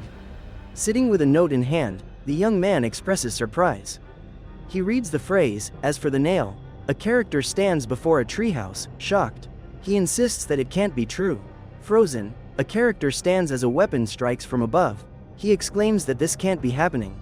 A hand extends, fingers reaching out. The character thinks anxiously about the need to act immediately as danger looms. A hand reaches out, fingers stretching. The character urgently thinks about the necessity to act now, focusing on the danger ahead. A man smirks and considers the possibility of looking impressive if he tries hard enough. A young man stands at the doorway, looking back with determination. He thinks that stepping outside could change everything. A young man stood at the doorway, looking back with determination. He considered that stepping outside might change everything. A sharp sound disrupted the silence, indicating a sudden action that left the atmosphere tense. In a game of darts, players focused on their aim while discussing strategies. One player claimed to have hit the bullseye and challenged another to take their turn. A young man descended a staircase deliberately, with twilight casting shadows and his silhouette standing out against the dim surroundings. A young man stared intensely, his eyes wide with surprise. The dim lighting highlighted the tension on his face, marking a moment of realization. Two hands poised over a laptop keyboard type rapidly, with each keystroke conveying urgency. A long pipe lay on the ground, its metallic surface glistening in the light and hinting at secrets yet to be uncovered. A young man stood at the top of a staircase, looking into the dark forest ahead. His shirt was slightly wrinkled, and a shadow fell across his face. A colorful mailbox stood alone, its red roof contrasting with the dark background, clearly labeled, Post. A character stood by an empty swing, his foot on the ground, gazing at the swing in reflection. The boy stared intently, his face serious. He declared, I won't back down now, determination evident. The man sat quietly, eyes focused downward. He declared to himself, this is not the end for me, despite being bound by a heavy chain. A warrior stood tall in heavy armor, tightening his grip on his sword. He muttered, I will face my destiny. A young man stood still, wearing a plain white shirt. He contemplated his next move while looking at the swing ahead. He stood before the swing, lost in thought. He glanced between the swing and a nearby key. A rolled-up paper hung from a chain, hinting at secrets. The surrounding darkness added mystery. A hand reached for the rolled-up paper, ready to uncover hidden truths. The black background heightened anticipation. A hand held a pixelated image, revealing a mysterious pattern. The character examined it, intrigued by its secrets. A hand gripped a pixelated strip of material, twisting it carefully. The character studied its design, curious about its origin. A hand held a wrinkled piece of paper, revealing a bold number 6. The character reflected on its significance, both intrigued and puzzled. A boy examines a paper, puzzled by the numbers on it. He looks at someone nearby who tells him, my congratulations. A man observes a boy who stands defiantly, declaring, you don't scare me. The man is surprised and holds a note. The boy, facing the man, repeats, you don't scare me. The man is taken aback. The boy, bewildered by the note, questions its meaning to himself. With his hands clasped behind him, the boy stands confidently, smirking slightly. A tall character asks the smaller boy, who are you? The tall character notes that the boy seems prepared now. The boy, anxious, exclaims, what? Showing his confusion. He points out, your left pocket, confidently instructing the other person. The boy alerts, look behind you, while standing attentively. The man lunges forward, drawing attention and staying focused. His eyes widen as he realizes the looming danger. Gripping his phone tightly, a man realizes the threat and prepares himself. A serious boy announces it's time, revealing something in the other character's left pocket. An anxious boy reveals he was pretending not to know his location and shows a number on the phone. A man prepares to enter a code on his phone's password screen. A young man, deeply focused, processes what he sees with intense concentration. Holding a crumpled note and a smartphone, a young man inputs numbers from the note. A young man grips a smartphone, ready to type with determination. A young man, holding a sleek smartphone, focuses on the password prompt displayed on the screen. A beep signals the urgency of his task. A hand reaches for the dartboard, displaying focus and readiness to take aim. A hand grips a circular board, poised to execute precision and aim with determination. A hand holds a grid-patterned card, displaying readiness for the next action. A hand presents a stark white card with the number 9, indicating a significant moment in the narrative. A hand holds a plain white card, prepared to reveal something important as the moment nears. A prompt appears, encouraging the user to input a password. A beep confirms readiness to enter the numbers. A shadowy character stands silently on a platform above. A test tube below dangles from a chain, hinting at potential danger or hidden secrets. A pair of hands holds a pixelated photo, revealing only fragments. The character gestures towards the image, indicating its importance. A pair of hands carefully holds a piece of paper. The number 6 is displayed prominently, suggesting an important moment is imminent. The prompt on the screen reads, "Enter password," as a finger pauses over the number 6. Above, a speech bubble shows, "Beep." One hand holds a checkered card while another presents a piece of paper labeled 2. A prompt appears with the instruction to enter the password, while a bubble below signals a beep sound effect. Attention centers on the number input. The screen urges to enter the password, with a bubble below indicating the beep sound effect. The focus remains on the number input. A picture depicts a stylized number 5 on paper, suggesting a countdown or pivotal moment. A hand holds a paper, its significance emphasized as the background fades, highlighting an upcoming critical moment. The scene displays a digital keypad with 5 spaces for a password, prompting the entry of a code. A speech bubble shows a beep, marking an action. A young man concentrates on his phone, holding it carefully, aware of an impending significant event. The young man taps the 0 on the screen with intense focus, anticipating what is to come. He clenches his jaw, sweat on his face, as he mutters, "This is my last chance. I can't fail now." An individual observes a screen filled with zeros, accompanied by a sound bubble indicating a beep. A young man looks at his phone in disbelief, realizing something unforeseen has occurred. Leaves descend in a dim setting, contrasting with a shadowy character below, suggesting an important development. A man holds his phone aloft to capture a moment. In front of him, a boy in shorts stands still, looking upward with interest. A young man stares intensely ahead, a sweat droplet on his cheek, appearing deep in thought and visibly tense. A hand presents a smartphone displaying vibrant icons for camera, photos, and Naver, with the text, "What's next?" The phone screen reads, "No signal," indicating that no antennas are picking up signals. The screen shows the Photos app icon surrounded by colorful graphics, accompanied by an exclamation bubble. A young man, eyes wide, reaches out to his phone, exclaiming, "Photo," as if making an unexpected discovery. A young man, eyes wide, points to his phone's photo app and says, "Beep," as he prepares for a surprising exploration. A young boy with a serious expression gazes at the shadowy trees, adjusting his bow tie as if preparing for something significant. A man, appearing confident, wears headphones around his neck, surrounded by images of food and personal photos. A finger points to a picture of a confident young man with headphones, labeled, "My Photo," highlighting a personal moment. Confidently posing with headphones, a young man takes a selfie, showcasing his playful side with a smile. With a smirk and wearing blue headphones, the young man looks at the camera with a determined gaze, ready for action.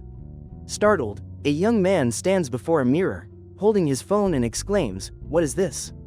2 characters, one pink and one yellow, discuss taking a selfie as a young man stands between them near a large tower. In military uniform, a young man squats on the ground, looking surprised, with smoke rising from his cigarette while a shadowy group appears behind him. Wide-eyed, the young man stares, shocked as he realizes the gravity of the unfolding situation. Reading the name tag, Song Jin Hyuk, a young man in military uniform appears stunned, grasping the significance of the moment. A young man, smiling, introduces himself as Song Jin Hyuk and acknowledges learning the other's name. He points at a food selection, expressing enthusiasm for choosing the meal. Pointing at a burger, he declares it the best choice amid a selection including pizza and chicken.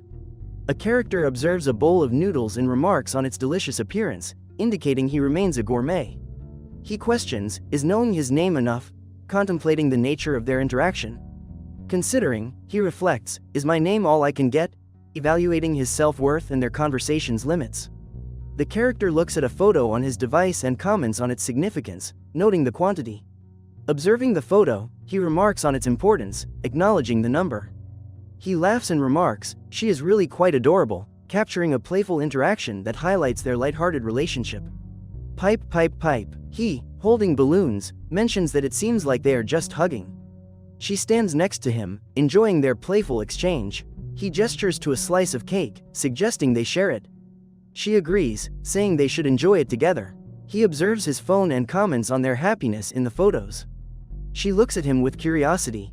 She runs quickly down the street, her white shirt and floral skirt trailing behind. Her eyes scan the surroundings, focused and alert. Turning suddenly, she is startled and questions with widened eyes, clutching her bag while peering into the darkness. He stares in shock, muttering in confusion as an unexpected encounter leaves him bewildered. She sits against the wall, trembling and trying to hide, as fear takes hold of her. A boy, wide-eyed with panic, raises his shaking hands, gasping as shadows seem to envelop him. A figure approaches, hands reaching out. A man, grinning widely, taunts with the thought of escape, his teeth jagged as darkness closes in. The shadowed figure grips a glowing object. A voice, surprised, whispers, wondering what to do next, panic evident in the tone. The character's hand nears a glowing screen as a voice interrupts, asking what to do next. A boy in an orange shirt, carrying a backpack, calls out to a distant character, asking if they're ready to begin. A man halts on a rocky ledge, pointing to a danger sign ahead. With hands on his hat, a man looks at the sky, contemplating his next move. A hand reaches for a colorful object in the sky, showing anticipation and determination. A man, wide-eyed in shock, questions, "What?" clearly surprised. Focused and alert, a man grips the steering wheel tightly, glancing quickly between the road and his phone. A man, eyes darting between the road and his phone, grips the steering wheel with focus. Seated behind the wheel, a man checks his phone with a tight grip on the steering wheel as a hand with a hammer appears threateningly. Sitting in the car, a man holds the steering wheel tightly, surrounded by a blood-splattered interior. A hand swiftly moves over a screen, encountering sudden resistance. Lines blur, hinting at something significant just beyond reach. A man stares at his phone, his face showing shock. He exclaims, "What is this?" Followed by, "What the hell is this?" A man sits hunched over in a dimly lit room, focused on an old television. He looks weary and overwhelmed. In a dark room, a man sits slumped, fixated on an old television. Wearing a tank top and shorts, he appears worn out and lost. A man, in a dark room, remains fixated on a flickering television. Dressed in a tank top and shorts, he looks drained and disoriented. Slumped on a stool, a man stares at the flickering television. His expression shows frustration and exhaustion. A man, seated on a stool with his belly protruding under his tank top, appears defeated, staring blankly ahead. A man tumbles off a stool, the chair flying as he loses balance. He falls backward, arms flailing. A boy grins mischievously, raising a finger to his lips. He urges silence as a shadowy figure struggles in the background. Hands reach out, fingers twitching as if ready to grab something. In front, a phone lies quietly, its screen reflecting the dim light. A phone glimmered in the dim light, its sleek surface drawing attention. It appeared ready for interaction. A phone floated in darkness, its sleek design suggesting untapped potential. A phone floated in the dark, ready to spring into action, its sleek design hinting at hidden capabilities. A boy crouched on the floor, clutching a phone, with the word "KXA" repeating above him. A boy in suspenders asked a man if he found the situation amusing. The man's face loomed close, shadows marking his features. His eyes widened, showing fear and intrigue. The figure appeared intense, with a clenched fist ready for action. The dialogue conveyed determination, highlighting confrontation and resolve. A man confronted a boy, yelling angrily, "What is this foolish joke?" The boy stood firm, meeting his gaze defiantly. A boy exclaimed, "Wait, they have drugged me." His expression was sharp, showing awareness amidst the tension. The boy claimed it was all because of the drugs, laughing mockingly. A boy stands over a younger boy, holding his collar. The older boy smirks, mentioning something about the drugs. The older boy leans in, smiling slyly. He tells the younger boy that things are about to become interesting. The older boy, with wide eyes, whispers to the younger boy that he has no idea what's coming. The younger boy looks back, unimpressed. The younger boy asks how long the older one will endure while the family continues to mock him. The older boy asks if the younger one wants to escape the island. Nervously, the younger boy insists it isn't easy. The boy grins mischievously, challenging others to reveal their true selves. The boy's eyes widen in shock, sweat forming on his brow as he considers the situation's gravity. He mutters to himself, questioning the rapid escalation. A close-up reveals a man's smirk, hinting at his confidence. He says, they won't see it coming, as he prepares to act. The man's confident smirk implies he has a plan. He states, they won't see it coming. The boy grins widely, eyes shining with excitement as he declares, this is just the beginning. A man pointed at a boy, demanding him to reveal his authority. The boy asserted, on this island, I'm the boss. A fist approached a boy, but he remained calm, ready for whatever followed. In disbelief, a boy's eyes widened as he processed the situation, standing still with a mix of shock and concern. Alone, a boy stared into the darkness, determined with a clenched fist against the unknown. A man simply said, hey, addressing someone with a hint of familiarity. Turning his back, a man focused on writing on the wall, while another observed him with interest. Facing away, a man silently inscribed something as another urged him to keep it to himself. Beginning with, you know. One man conversed with another who noted his familiar appearance, hinting at hidden connections. Passing by with crossed arms, one man noticed another's nervous reaction and wide eyes. Intensely, one man glared at another, who wondered what was to come. A man stood with a serious demeanor, ready to face whatever challenge awaited him. Nearby, another man leaned in, whispering with excitement, I was right. A man focused intently on a notice about a murder suspect, detailing specific age and height criteria, urging contact with the police. He then examined a notice about a missing person, noting the reward for information and the description of the individual last seen wearing a gray jacket. A young man with striking features looked straight ahead, his expression void of emotion as the light dimmed behind him. Standing still, the young man maintained a blank expression, with the fading background adding seriousness to the scene. A man explained that the young man had left school and traveled abroad for studies 5 years earlier.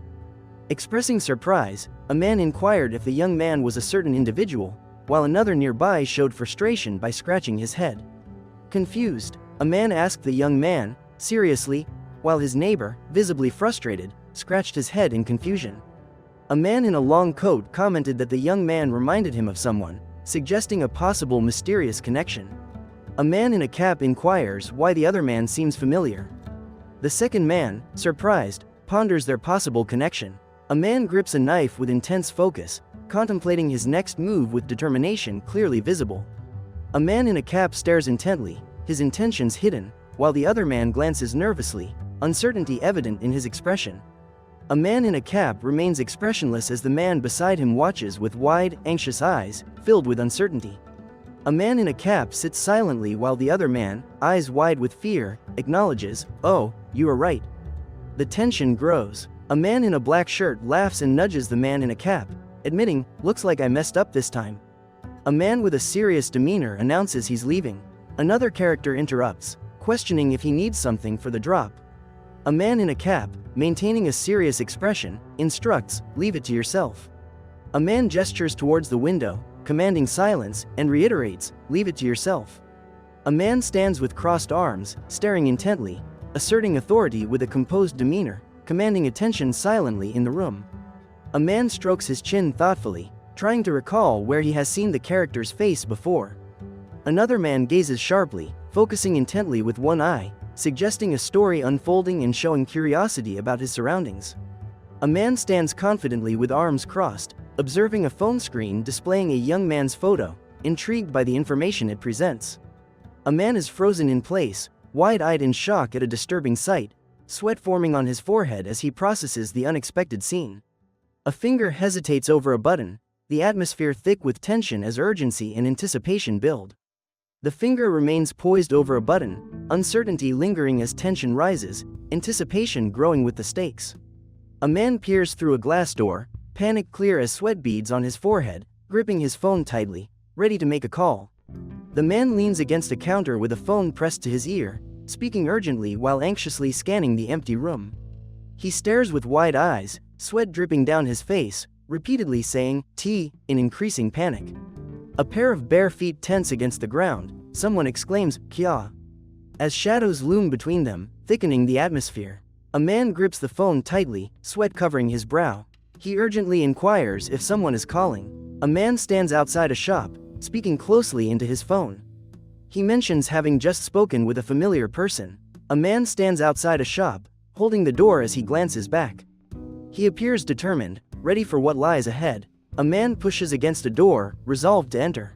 He feels the weight of his decision as he prepares for what's to come. A man stands with a phone in hand, smiling tensely while talking to a serious and intimidating man. The conversation hints at its significance. The man speaks into his phone, asking, "What's up?" His expression shows determination as he communicates with someone off-screen. The man on the phone asks, "Did you come back for the change?" His sweat-streaked face suggests stress in the conversation. A hand hovers over a phone displaying a message from a police station. "Good day, police department. How can I assist you?" A man with a wide grin and large eyes reassures, "No, nothing is wrong, everything is fine." His demeanor is friendly yet unsettling. Pipe, pipe, pipe. The scene presents a seafood restaurant, Fish House, set against a vibrant sunset. The exterior is decorated with colorful fish designs. A seafood restaurant named Fish House is highlighted against a colorful sunset. A character stands outside, appearing intrigued by the place. Against a vivid sunset, Fish House Seafood Restaurant is featured prominently. A figure outside seems captivated by the establishment. A man in a blood-stained shirt runs toward the Fish House Seafood Restaurant, moving urgently for safety. A man stands before Fish House, his shirt soaked in blood. He glances around nervously, clearly distressed, contemplating his next action. A man nervously wipes blood from his shirt outside a seafood restaurant. He scans his surroundings, uncertain of his next move. Near a peaceful seafood restaurant, a man stands gazing into the distance, contemplating something significant. A man stands alone, looking at a distant seafood restaurant, appearing lost in thought and reflecting on something important. Alone, a man gazes at a distant seafood restaurant, pondering something significant as the sun sets over the water. A young man sits alone, contemplating something important while observing the calm sea, illuminated by the orange and pink hues of the sunset. A young man sat alone, watching the vibrant sunset over the calm sea. He contemplated an important matter as the colors shimmered on the water. A young man stands wide-eyed, shocked as the reality of his situation becomes clear. The boat approached through the dark water, emitting a gentle glow. The young man glanced at it, asserting he would finish his task before it got there. He looked at the boat, promising to conclude his task before it arrived. An older man stood nearby, observing silently. A shadowy character appeared, his face hidden. He muttered, pondering the darkness and questioning his decisions. In the dimly lit space, one character sat alone, head bowed in thought, while shadows surrounded others, each absorbed in silence. A man sat with his head bowed, deep in thought, while a woman cradled a child, both lost in their world.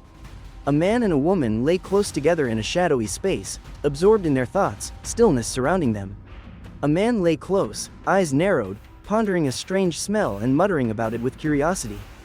In the dark setting, a man sat with knees drawn up, considering a strange smell. Nearby, others conversed animatedly, one repeatedly calling out for something.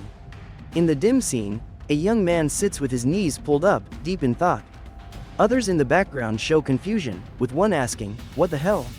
A small boat struggles against a massive wave, trying to stay afloat. The crew shouts anxiously as they confront the enormous wall of water. Colorful shapes twist chaotically in the darkness, with energy crackling around them. One character insists, "We have to focus." Another responds, "Stay sharp." A character strides confidently in flip-flops, standing out against the dark background. The charged atmosphere underscores determination. A character runs toward the horizon, silhouetted by vibrant orange and blue hues.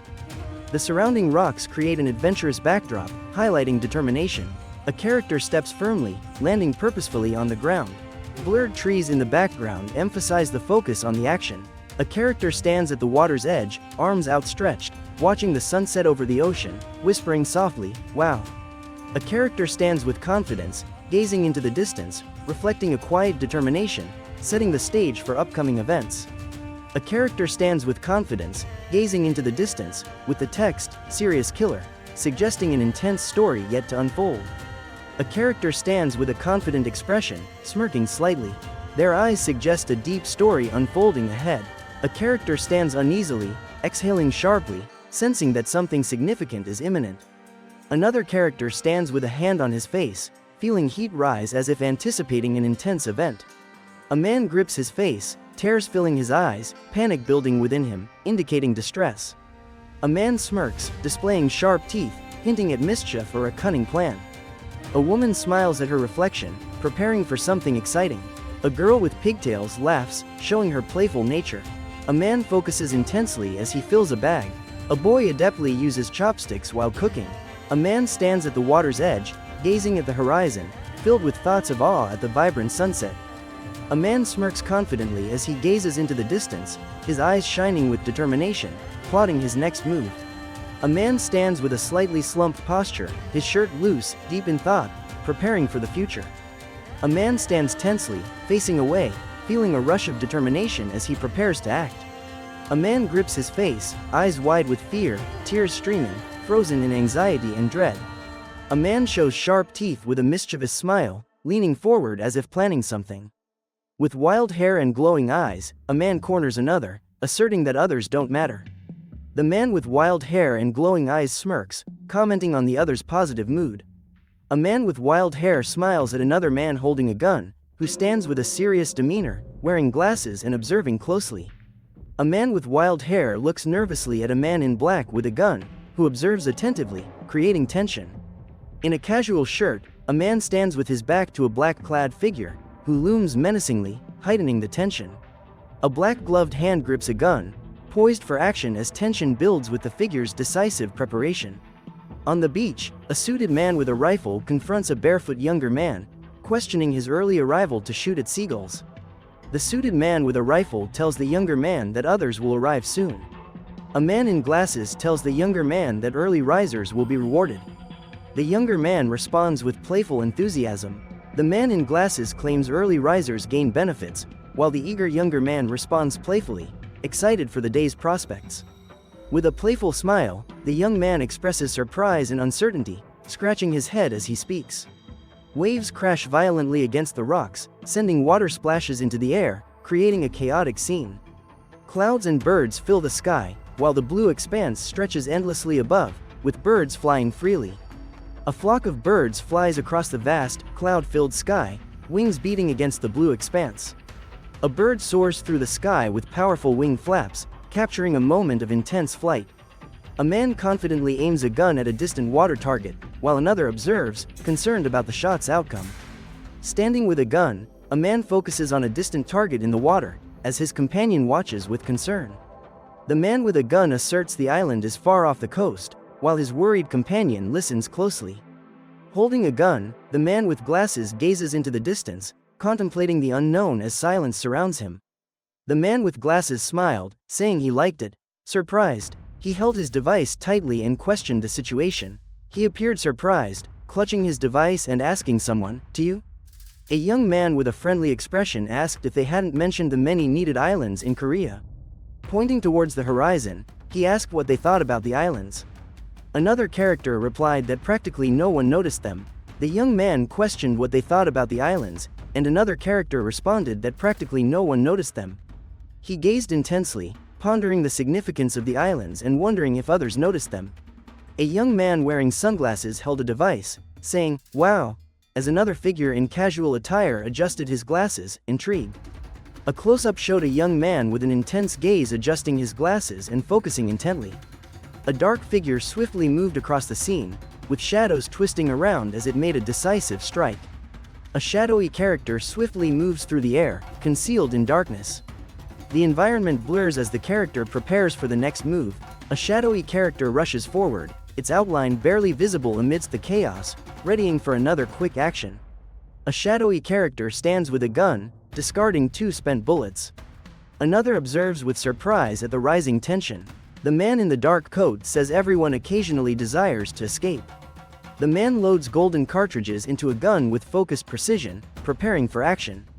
A man in a suit, serious and wearing sunglasses, remarks that sometimes actions are spontaneous and without warning. A man in a suit, holding a rifle, confronts another person and states the stakes need to be understood. A man with luminous glasses questions if the other person wants to shoot and mentions this will provide a break.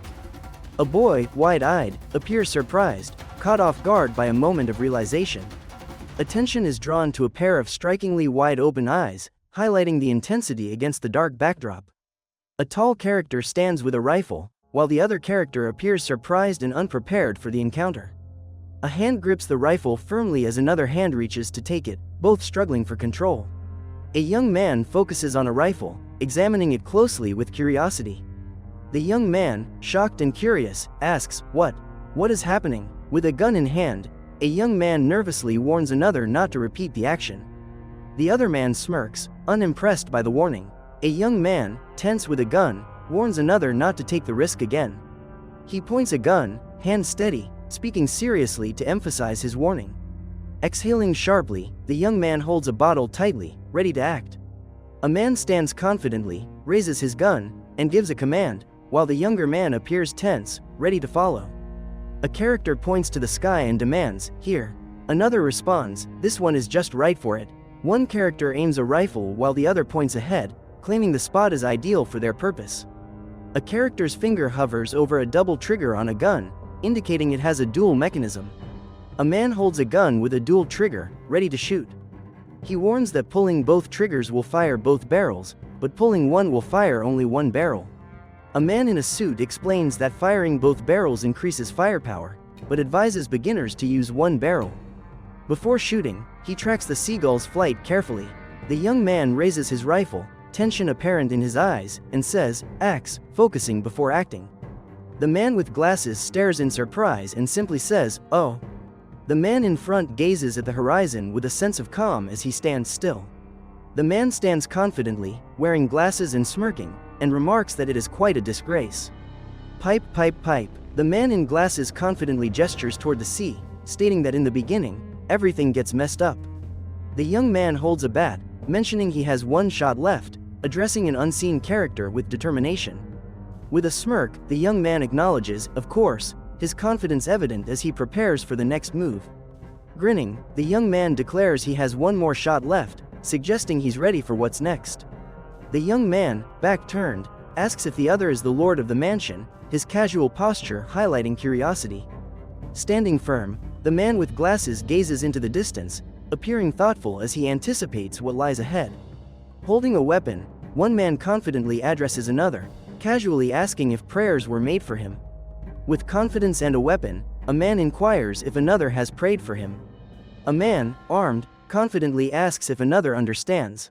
The second man replies that he prayed for his memory to return. Dressed in black, the first man asserts, "I see," while the second, in a white shirt, questions if something is remembered. A man with a confident smile comments on the prayer's incredibility. A man in a black shirt and tie stands, surprised, and exclaims in confusion. The man in a black shirt and tie, surprised, addresses someone named Jin Hyuk. The man in the black shirt and tie, surprised, mentions Jin Hyuk's returned memories and questions his prayer. Facing a younger boy in a t-shirt and shorts holding a bat, the man in black questions his intentions. A serious man with glasses intently looks at a smirking boy, recalling the previous night. A boy with a sly smile declares his plan to punish Romy. Approaching with a weapon, a boy with a sly smile announces his readiness for revenge. Standing on a cliff's edge, a boy aims a weapon and declares revenge as his target falls. A man with glasses grimaces at another man holding a weapon, signaling an imminent confrontation. A young man stands ready with a weapon, water splashing around him as he prepares for the impending action. A young man's foot, clad in a flip-flop, steps forward on a path, indicating a new journey ahead. He confidently stands atop a rock, holding a gun, gazing into the distance, ready for whatever challenge lies ahead. A young man stands confidently, his expression intense, exclaiming that this is the result of giving the weapon to the enemy. He stares wide-eyed, his face streaked with blood, realizing the consequences of his choices.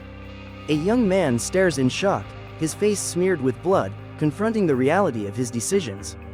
He stands drenched in blood, facing a character above him, feeling overwhelmed by the consequences of his actions. The gun fires, bullets fly through the air, and smoke puffs out, highlighting the intensity of the moment. Pressing the trigger, He realizes there are no bullets left and states, "No more ammunition."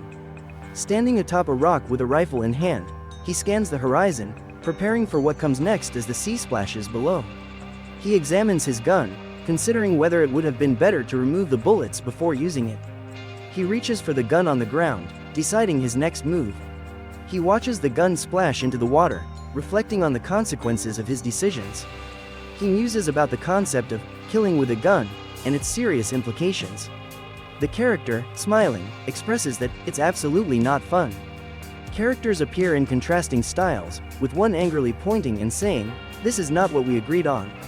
The other replies, "You had your chance." A character mentions their pastor has gone to heaven, while another asks what that means in disbelief. He kneels, observing the drawings on the ground, and mutters it's the next target. A figure, filled with rage, shouts at another who looks surprised as their confrontation intensifies. One figure calls another, "Lady Cook," and she responds, unaware of the effect her gaze has, saying she can't understand the issues they face together. A character remarks about a small troublemaker with a mischievous expression. The boy listens carefully as the girl, filled with excitement, talks about an upcoming thrilling adventure. The man advises postponing fun for later with a serious expression. A man, with a mischievous smile, describes the girl's cheeky face and notes her expression changing from excitement. The words, "I want to see this," emphasize a strong desire for something intriguing. He pauses and questions, "This guy?" while feeling both intrigued and cautious. Observing a confrontation, he frowns as one person is punched and he remains silent. Crouching on the beach, he considers the need to be cautious with this person.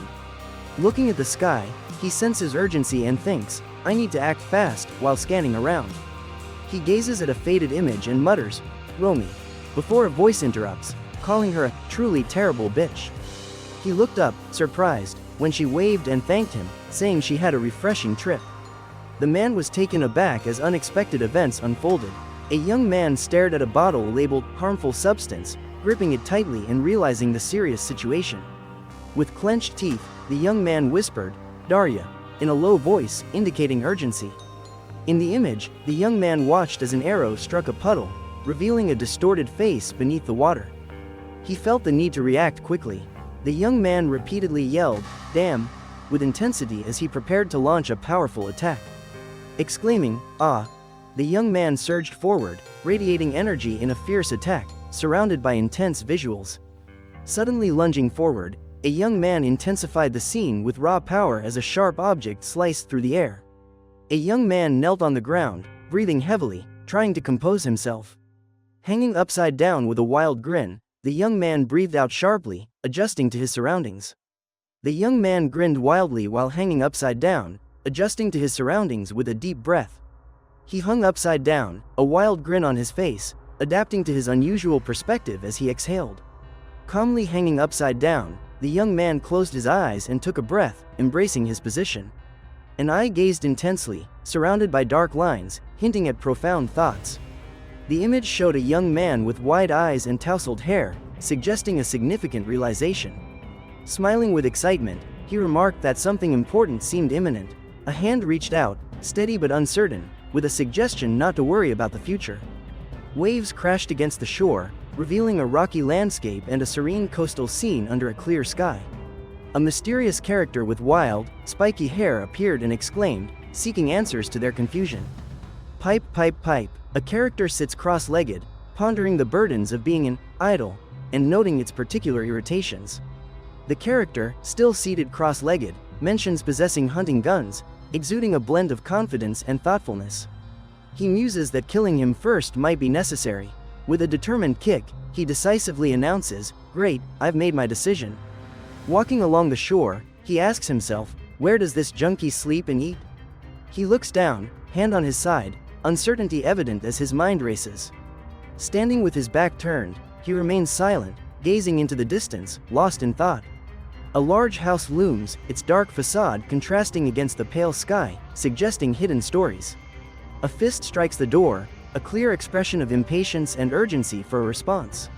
Another pound on the door underscores the impatience and urgency for an answer from within. The first character expresses surprise, saying it is the other character. He contemplates his actions and thinks it might be reckless but asks if he could have been given some food. The character reflects on his actions, considering them reckless, and asks for a little food. The response is enthusiastic, inviting the other character to come in. The boy looks around in shock, wondering quietly about the situation. He smiles broadly, eyes sparkling with excitement, appearing thrilled by something unexpected. A focused man stands at a door, preparing to knock, emphasizing his intent. A man in a t-shirt approaches a woman by the stairs, expressing regret about her absence the previous night. She asks if he feels better now. The man smiles, confirming he feels better, and inquires about everyone's presence at dinner.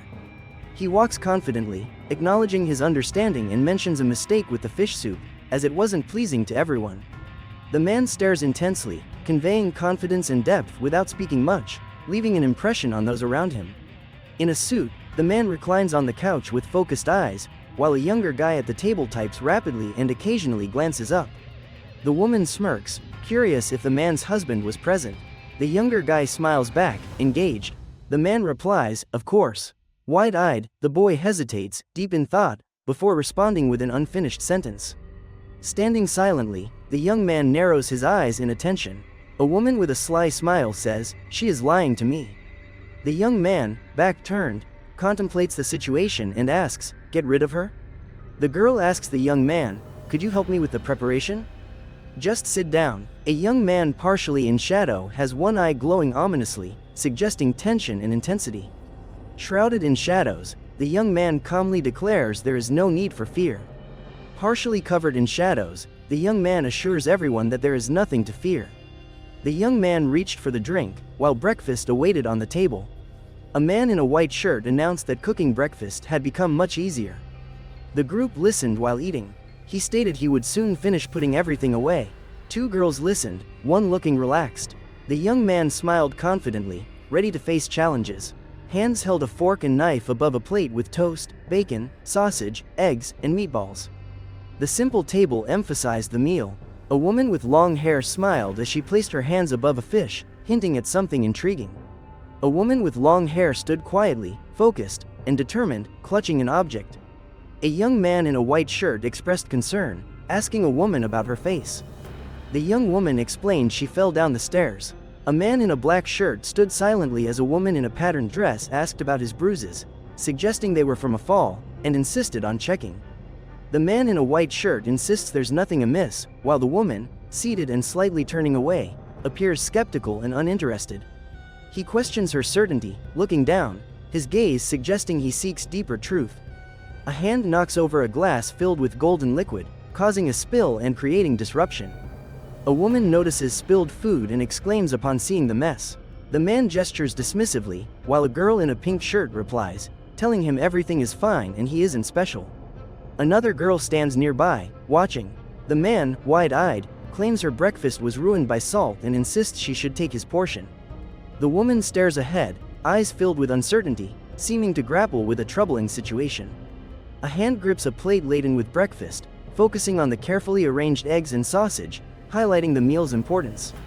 A young man smiles as he offers a plate of breakfast, stating he will take hers.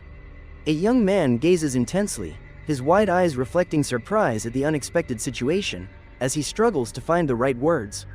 A young man stands with his eyes closed, facing forward, exuding warmth and calmness. A young man, smiling, holds a plate and offers to take another's. A young woman observes her surroundings with sharp intensity, silently questioning what lies ahead. The man smiles with confidence, ready to embrace what comes next. The woman smirks and simply says, "Good." The man expresses gratitude, saying, "Thank you." She insists it's nothing. He offers to serve on another plate, but she declines, saying, "No, I can't ask you to do that." The woman silently considers something important, her expression thoughtful. In the dining area, 5 people gather around a table, enjoying various dishes and conversing. At the table, a young man asks about the taste of the meat. A nearby woman smiles, calling it delicious. A young man questioned the character in the background about their motives. The shadowy character replied with a cryptic warning, hinting at deeper troubles ahead. A young woman sat at a table, contemplating her food with a fork in hand. She muttered that it was okay, showing her indifference. The man observed closely, pondering the question that hung in the air. He wondered if she had just started eating, his gaze fixed intently on her. The man watched as she took a big bite of her burger, with strands of meat and vegetables dangling. He thought about whether she had just begun her meal. The man watched as the hand reached for the meat, swiftly cutting into it with a fork. He wondered why the focus was so intense. The man sat at the table with others and wondered aloud about the absence of Dad. The atmosphere felt tense as everyone exchanged expectant glances. The man sat at the table with others, asking about Dad's whereabouts. The group exchanged worried glances, uncertainty hanging in the air. The group sat around the table in silence, their plates filled with food. A man wondered aloud about Dad's absence, prompting uneasy looks among the others. A man sat at the table, taking a bite of his food. He remarked to himself that it tasted amazing. One character speculated that he might still be shooting. Another character added that the sound of gunfire had stopped not long ago. A character observes intently, pondering the unfolding situation. A character bites down, displaying a mouth stained with red. Another character looks on, shocked, questioning the act before them. A man with a cold expression narrows his eyes, confronting an unseen adversary. Tension lingers as he awaits a response, ready for action. A character smiles slightly, lips curving subtly, signaling contemplation or mischief while awaiting a response. She is confident he will return soon and insists they finish their meal. In the image, a young woman stares intensely, eyes sharp and focused, contemplating a serious matter. The atmosphere is filled with unspoken tension. A young man chews a piece of meat, his expression thoughtful. He sits alone at the table, surrounded by an array of food. A young man pauses, thoughtfully chewing on a piece of meat, holding a fork in one hand. A young girl with pigtails eats quietly at a table, a fork in her hand. She wonders aloud if he is dead. A hand grips a knife firmly while another holds a fork, ready to cut. The actions are deliberate, focused on the meal before him. A man intently observes something off-screen, his expression serious and focused, seemingly ready to make a critical decision. A bright-eyed girl questions if the other truly means what was said. The other girl dismisses it, claiming it was just a joke.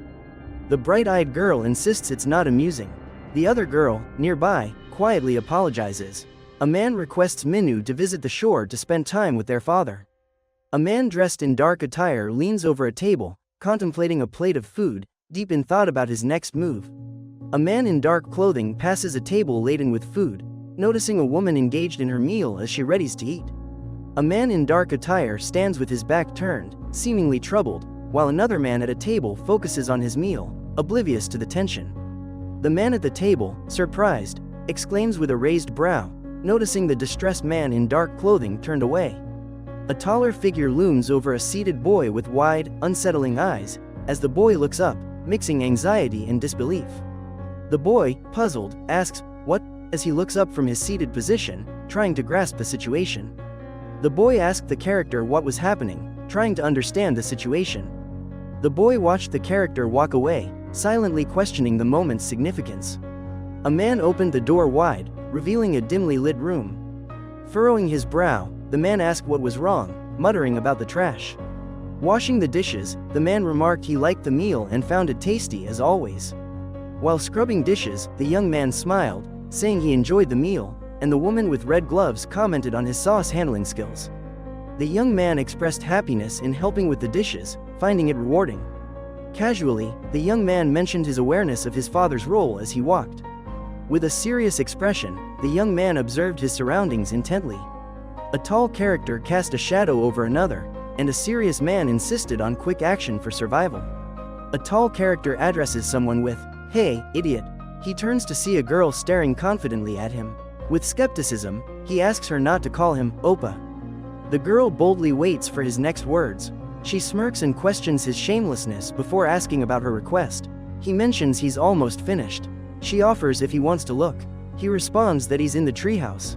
She asks for clarification. She demands an explanation for his comment about the treehouse. The realization hits him, leaving him speechless and shocked.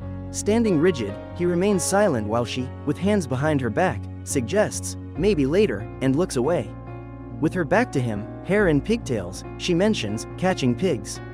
He turned with wide eyes and said, "Oh." Then he asked if she was planning to catch one. The girl with ponytails slightly turned her head and asked if he wanted to watch.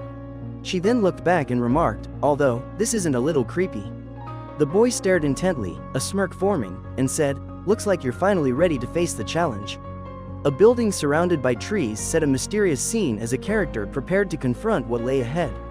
One character appeared surprised and inquired about where the pigs were kept, while another stood nearby, ready to open a door. The boy thoughtfully touched his chin, pondering something important. A girl asked if he could grab the bolt gun. He looked confused and questioned, "Bolt gun?" A character explained that opening the valve and making a loud noise would safely send whatever was inside to paradise, describing its function. Holding up a bottle, a character exclaimed, "I saw this in a movie." A character questions, "Really?" Another, holding a camera, responds about a movie they haven't seen, noting its resemblance to something dangerous. A character questions with skepticism, expressing doubt about a situation and hinting at underlying tension. A character smirks, remarking, "Sounds interesting," revealing curiosity and a touch of mischief. A character grins and says, "Now, let me introduce you to our pigs." A character flashes a grin, stating, "Now, let me introduce you to our pigs." A boy stands with wide eyes, staring into the distance, feeling uncertain. A boy with wide eyes says, "Eh? While holding what looks like a tank. A girl beside him, confused, asks, "What?" A girl narrows her eyes and asks, "Is something wrong?" The boy, eyes wide with fear, yells in panic as the letters, "Ah," repeat, highlighting his distress. A boy runs away, shouting, "Ah," while a girl watches, surprised by his sudden panic. A girl inquires where a boy is heading and why he carries certain items. The boy retorts with a puzzled question about fear in ordinary pigs. He sprints with determination, feeling the chase's pressure as his heart races, solely focused on escaping. Fear is evident on his face as he gasps, realizing the surrounding danger, his breath quickening. A wooden treehouse stands precariously among the branches, its door ajar, light filtering through, casting suggestive shadows inside. A young man falls, reaching for a weapon amid unfolding chaos. His eyes reflect determination as he braces for action. Sweat drips down his face as he grits his teeth, preparing to fight back, showing fierce resolve. A hand grips a flashlight, ready to illuminate the darkness beyond a doorway as the character steps into the unknown. In a dim room, a young man holds a flashlight tightly, muttering as he gathers courage to face what lies ahead. He lies on the floor, head bowed, whispering disbelief about the situation. In shock, the young man gasps, tightening his grip on an object, breath escaping in apprehension. The young man holds an object tightly, preparing for what lies ahead. His expression is tense. He gasps, eyes wide with fear, muttering a breathless, "Phew," followed by another hesitant, "Phew." The young man, startled by a sudden encounter, repeats a breathless, "Phew," with wide eyes. His hands tremble as he grips something, muttering, "Thump," while focusing intensely on a task. A device on the floor catches the light, indicating its significance in the tense moment. Sitting on the floor with a hand on his forehead, he questions the situation, feeling trapped under the influence of drugs. Seated on the floor with his hand on his forehead, he nervously says, "My father is missing," as a shadowy character stands behind him. Looking tense and worried, the young man glances back, stammering his concern about a threatening situation. Expressing frustration, the young man speaks about his unsuccessful search for someone, doubting his efforts. Surprised, the young man looks up, recognizing someone and asks why they are there. A young man stands alert, glancing sideways, aware of someone nearby. His posture is tense, his silence indicating deep thought about the situation. He grips a curved blade tightly, preparing for action in a tense moment. The young man stands confidently, brandishing a curved blade. Another boy, tense and seated, looks up apprehensively, sensing danger. Crouching, he glances up with wide eyes, cold sweat trickling down his face. He mutters about the situation he senses. He crouches, looking up in fear as a character looms over him. The character remarks on his scent. The young man's face shows worry, beads of sweat visible, as he ponders the situation's intensity. His hand trembles as he grips the weapon tightly, focused and prepared for the danger ahead. Standing on the edge of a cliff, he aims his weapon at a character flying through the air, debris in their wake. He stares intensely, half his face shrouded in shadow, questioning how the character can smell anything. The young man continues to contemplate the unfolding scenario, sensing the presence nearby. The young man with a scythe stands over another crouched in fear, declaring he can smell the scent. A bead of sweat forms as the young man questions the situation, pondering what might come next. A young man nervously grips a flashlight, ready for any impending event. Wide-eyed, a young man mutters about the smell of gunpowder, a shadow over his face. With a curved weapon in hand, a young man locks eyes with another, starting to say something, the atmosphere tense. Eyes sharp and focused, a young man begins to speak, hinting at anticipation. Confirming with sharp eyes, a young man accuses another of murder. A hand firmly grips a weapon, tension rising as it is prepared for action. Confidently, a man warns another to step back or face consequences, his weapon pointed ahead. In the darkness, a figure's cold expression shines as he warns not to test his patience, claiming he's not the enemy. A character in shadows smirks and states, "The valve is closed. You won't succeed." Another character leans forward, eyes wide, exclaiming, "What?" while holding a peculiar device. A character swings a weapon downward as another steps back, yelling, "No." A character swings a weapon, and the other holds a package tightly, protesting, "No," while retreating. A character stands in shadow, preparing to confront their opponent with intensity. A character grips a weapon tightly, staring intently as sweat forms on their forehead.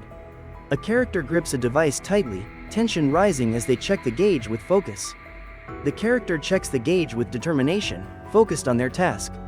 A character raises a large device, while another turns, surprised and fearful of the threat. A character stomps down hard, creating a crack in the ground, embodying challenge and determination. A character stands poised with a weapon, ready for action. Another person watches, anticipating a clash. A young man questions another's actions, calling him a crazy idiot, in disbelief. Pointing, he accuses, "You killed him."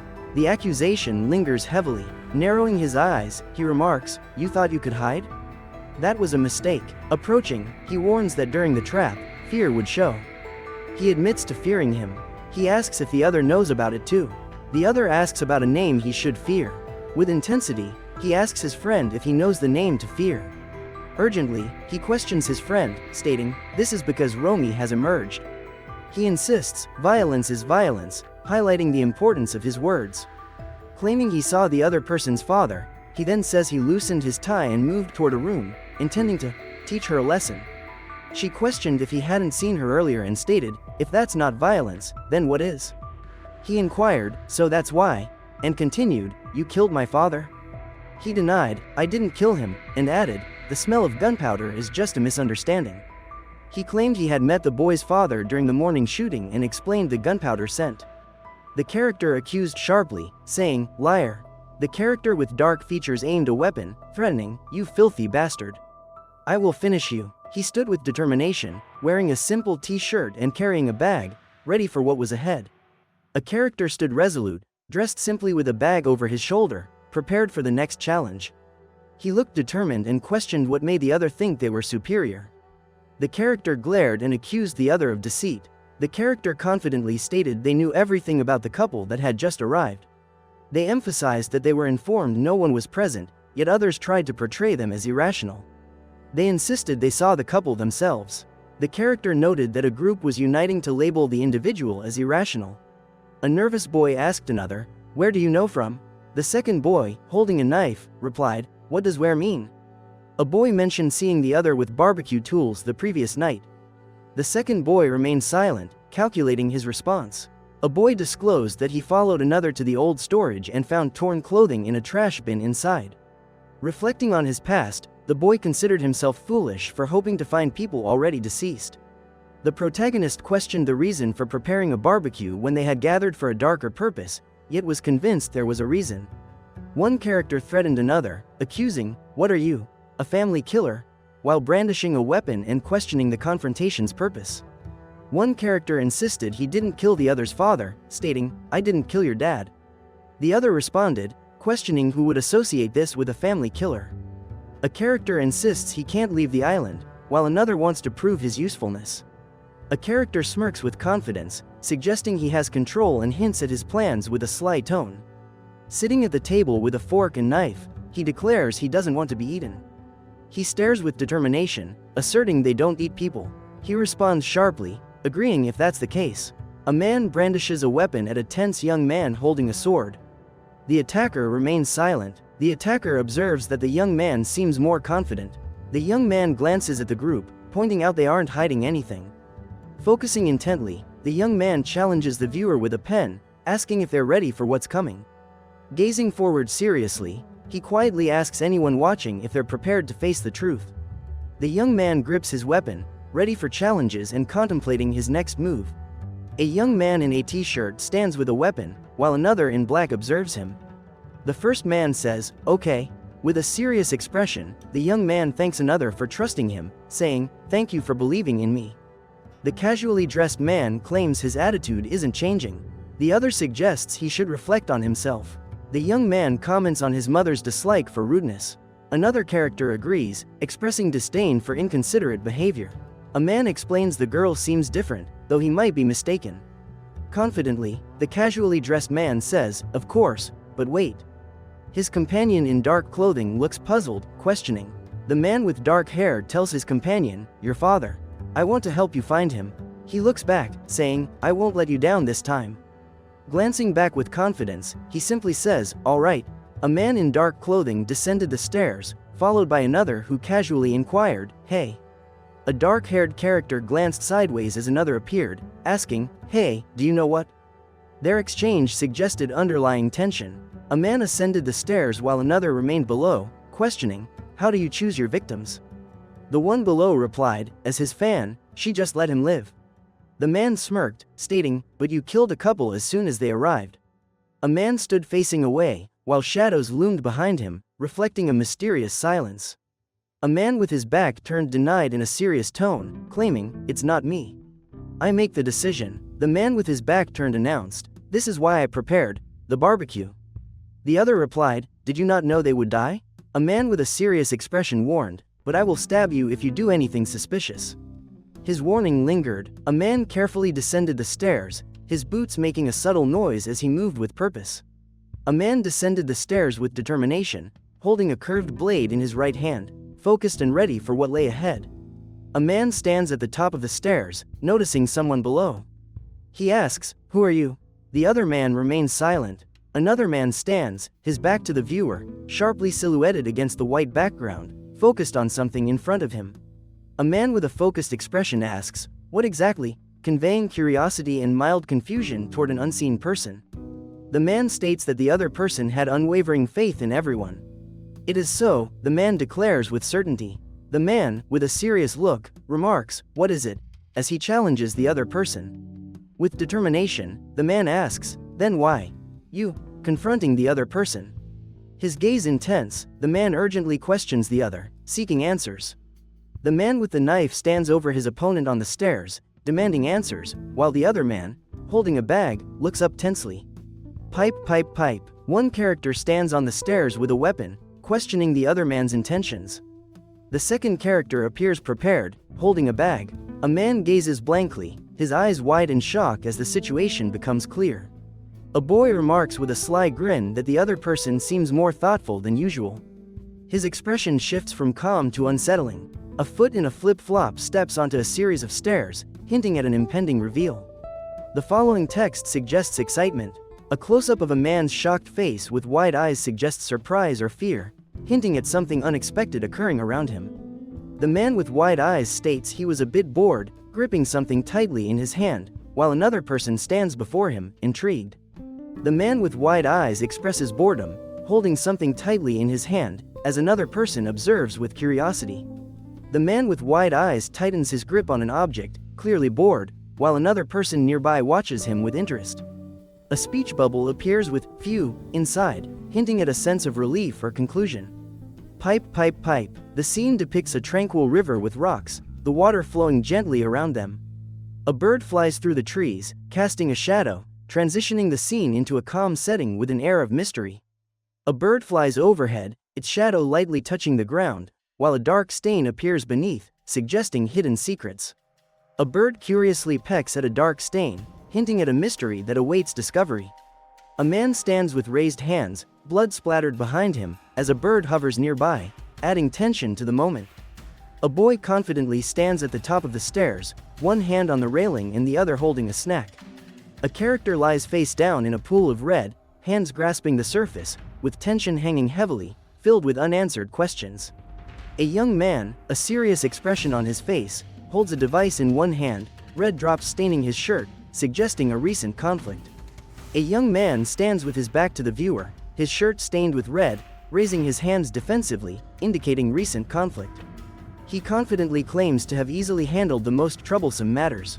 The character emerges from the depths, moving fluidly through the water, confidently stating his ability to overcome any challenges ahead. Two figures remain submerged, silhouetted against a blue background, while an unseen observer comments on their enigmatic condition. A man appears underwater, wide-eyed and bewildered, trying to comprehend his situation amidst an eerie blue light. A man finds himself underwater, confused and wide-eyed, struggling to understand his surreal surroundings illuminated by an eerie blue light. Standing on a rock, the man with a pickaxe gazes at the ocean, muttering about the difficulty of switching to the bottom. Another voice agrees, acknowledging the challenge. A hand reaches out to a spinning tool, creating a moment of tension, as energy pulses through the scene. A hand thrusts forward, splashing water as a powerful tool strikes the surface, with tension mounting as ripples spread. A figure stands on a large rock, watching the turbulent sea, as water splashes against the rock's base, emphasizing the scene's intensity. 5 characters display distinct expressions. One appears surprised and anxious, while others show various emotions, creating dynamic interplay. Excluding the drug addict, only weak women remain. A man stands with his back turned, his shirt fluttering slightly as he gazes at the horizon. He clenches his fists tightly, sweat glistening on his forehead in preparation for something intense. Standing at the edge, he contemplates a jump, reflecting on his feeling of guilt as he hovers over the crashing waves below. He stares intently, grappling with his thoughts, as uncertainty washes over him. He questions the reality of his situation, wondering if things are truly as they seem. Observing the serene landscape, he ponders the nature of reality and solitude, questioning if he is truly alone in this moment. Adjusting his pouch filled with mysterious items, he wonders what they will bring in his journey. Navigating through tall grass, his net ready, he wonders what he might catch, anticipation lingering. A girl, smiling brightly, spots a giant wasp perched on a leaf and excitedly exclaims as she grips her net tightly. With a big smile, she points at the wasp, remarking on its size and calling it a jackpot. A man grips an air tank tightly, appearing focused on an impending action. Standing confidently among plants, he holds the air tank as a girl nearby, equipped with a net, points at him and calls out, "Hey." She accuses the man of causing trouble with her net, expressing frustration that the bee boss flew away because of you.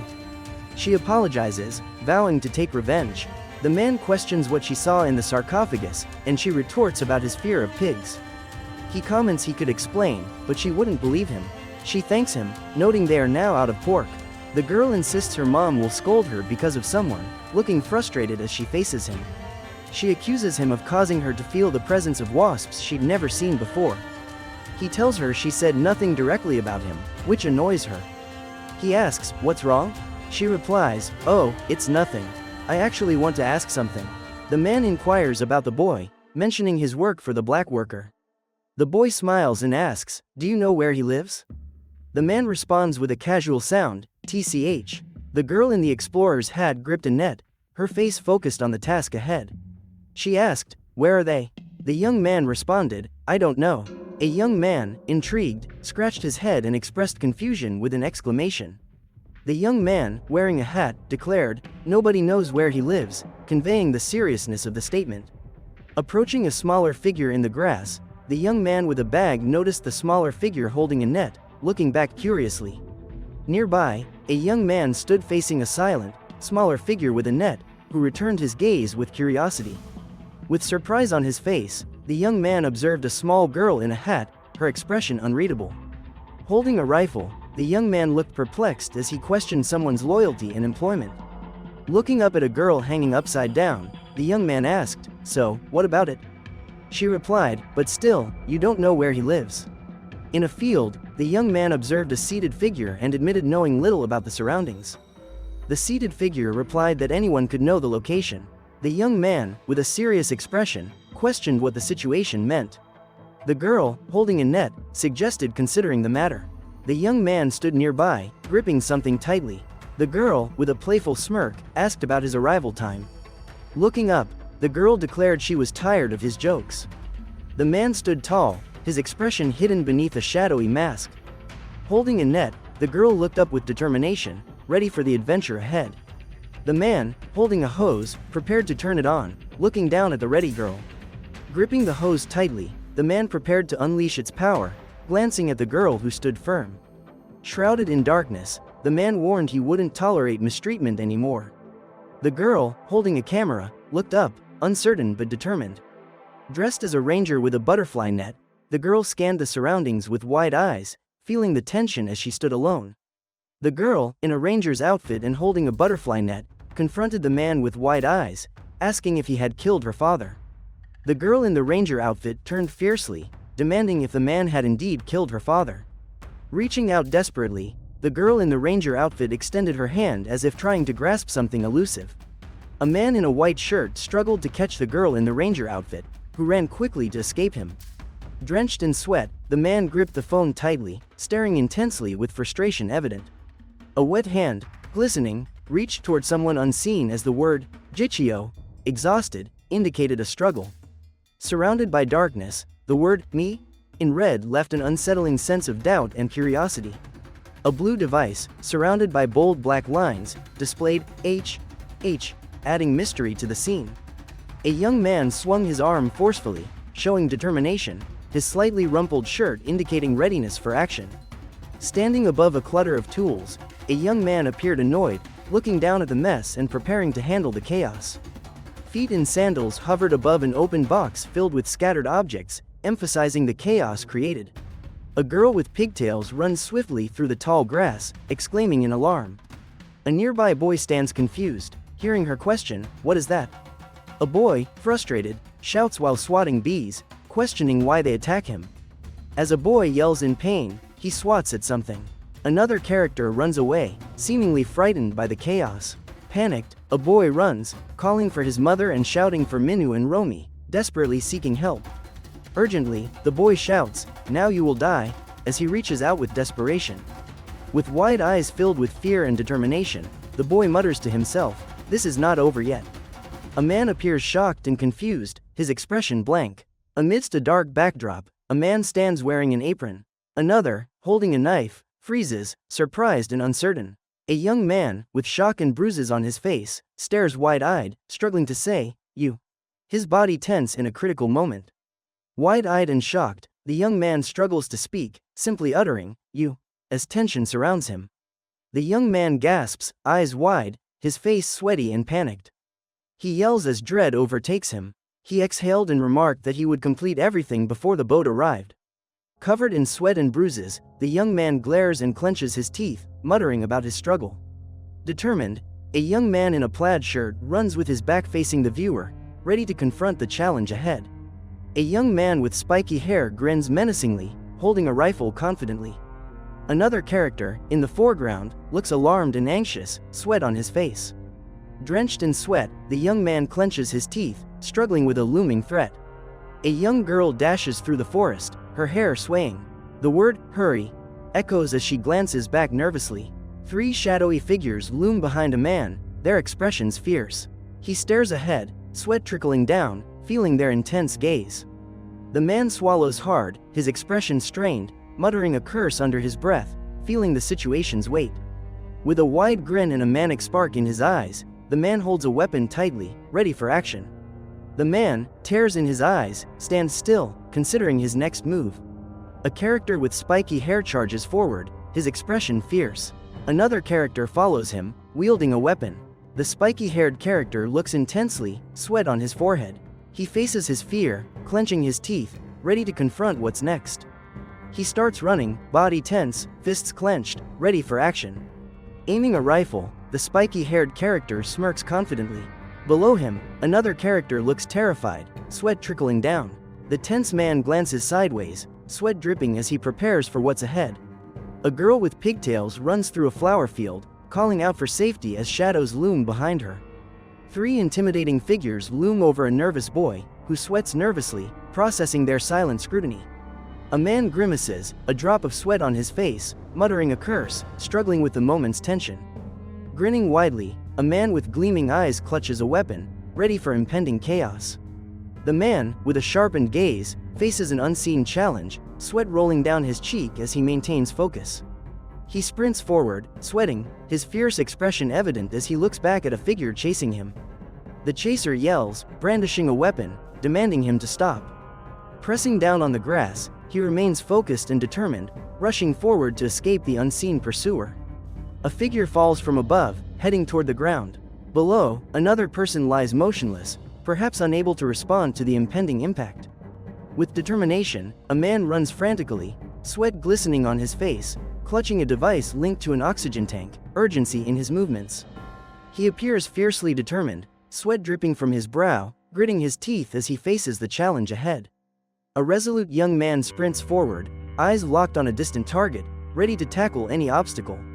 A hand rises from the surface, gripping tightly, suggesting a struggle and effort within a larger struggle.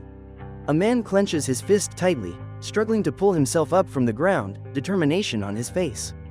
Facing a darkened area among the trees, a man stands, breathing heavily, focused and prepared for what lies ahead. A man stands, sweat on his face and teeth clenched, preparing for a challenge.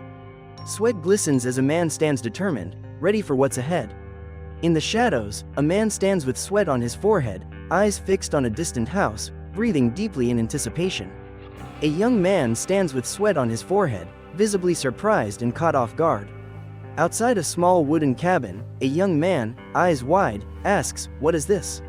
Turning towards the cabin, the young man, surprised, wonders aloud, "What is this?" His curiosity is evident. Filled with curiosity, a young man stands before a small cabin, asking in surprise about the place. Peering cautiously through the cabin door, a young man considers entering and what lies inside. Hesitant at the cabin door, the young man contemplates his next step, glancing into the cluttered room. Sweat on his forehead, the young man, uncertain, simply stares, pondering his next move. The young man sits on a bed, staring at the wall, lost in thought. He considers his decisions, feeling the weight of uncertainty. A desk is cluttered with stained gloves, a screwdriver, tape, and crumpled papers. Tension fills the room as thoughts of past actions linger. Standing still in the dim room, the man contemplates the phrase, "So this is the junk." His gaze moves across the clutter as past actions echo. In the dim room, the man notices a blank wall with 2 light switches. Curiosity arises at the emptiness, marked by surprise. The man stares intently, recognizing the significance of the object in his hands. His weapon, he mutters, realizing its importance. A blank signboard hangs on the wall. 2 fasteners are secured at each end, awaiting something important to be placed on it. A man kneels on the floor, focused on a kettle. Tools and gloves are scattered around as he works diligently. A man sits on the floor, looking up seriously. He exclaims that he managed to grab the weapon. A man sits on the floor, sweat on his forehead. He looks up, startled, as a shadowy character looms behind him. A man sits on the floor, surprised as a shadowy figure appears behind him. He gazes upward, tension rising. A man leaned over a table, confronted by a shadow, eyes wide, thinking someone was behind him. Crouching against a wall, he glanced over his shoulder, sensing an unseen presence approaching. A man crouched in fear, looking back at a threatening character as a menacing shadow with a rifle loomed closer, eyes glowing ominously. A frightened young man cautiously peeked around a corner, his wide eyes revealing fear of what lurked nearby. A tense young man raised a rifle, expression serious, focusing intently, ready for action and signaling confrontation.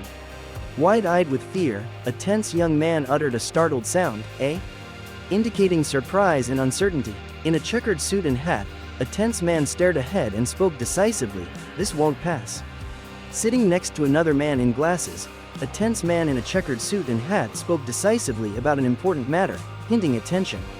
A man in a checkered suit and hat sat quietly, gaze focused downward, carrying an air of seriousness, hinting at a crucial decision. The man in a checkered suit and hat maintained silence, his focus suggesting contemplation of an important decision. A man in a suit stands next to an open box, deeply focused on its contents, contemplating a significant decision. He stares in disbelief, his eyes wide behind glasses, shocked by what he sees. The man gazes at a briefcase brimming with money, surprised by the large sum before him. He stares intently, glasses slightly askew, sweat on his forehead, exhibiting focus and determination. The tracks glisten under the sun as anticipation builds. A lone character stands by, deep in thought about the path ahead. A man in a suit sits confidently with a briefcase, smiling. Behind him, a mysterious character in a checked coat adds tension. A man in a checked coat and hat stands tall, facing away, his posture indicating knowledge others lack.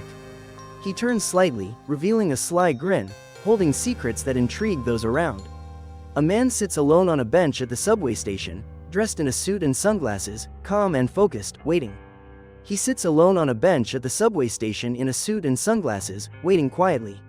A man sits on a bench at the subway station, dressed in a suit and sunglasses, appearing thoughtful.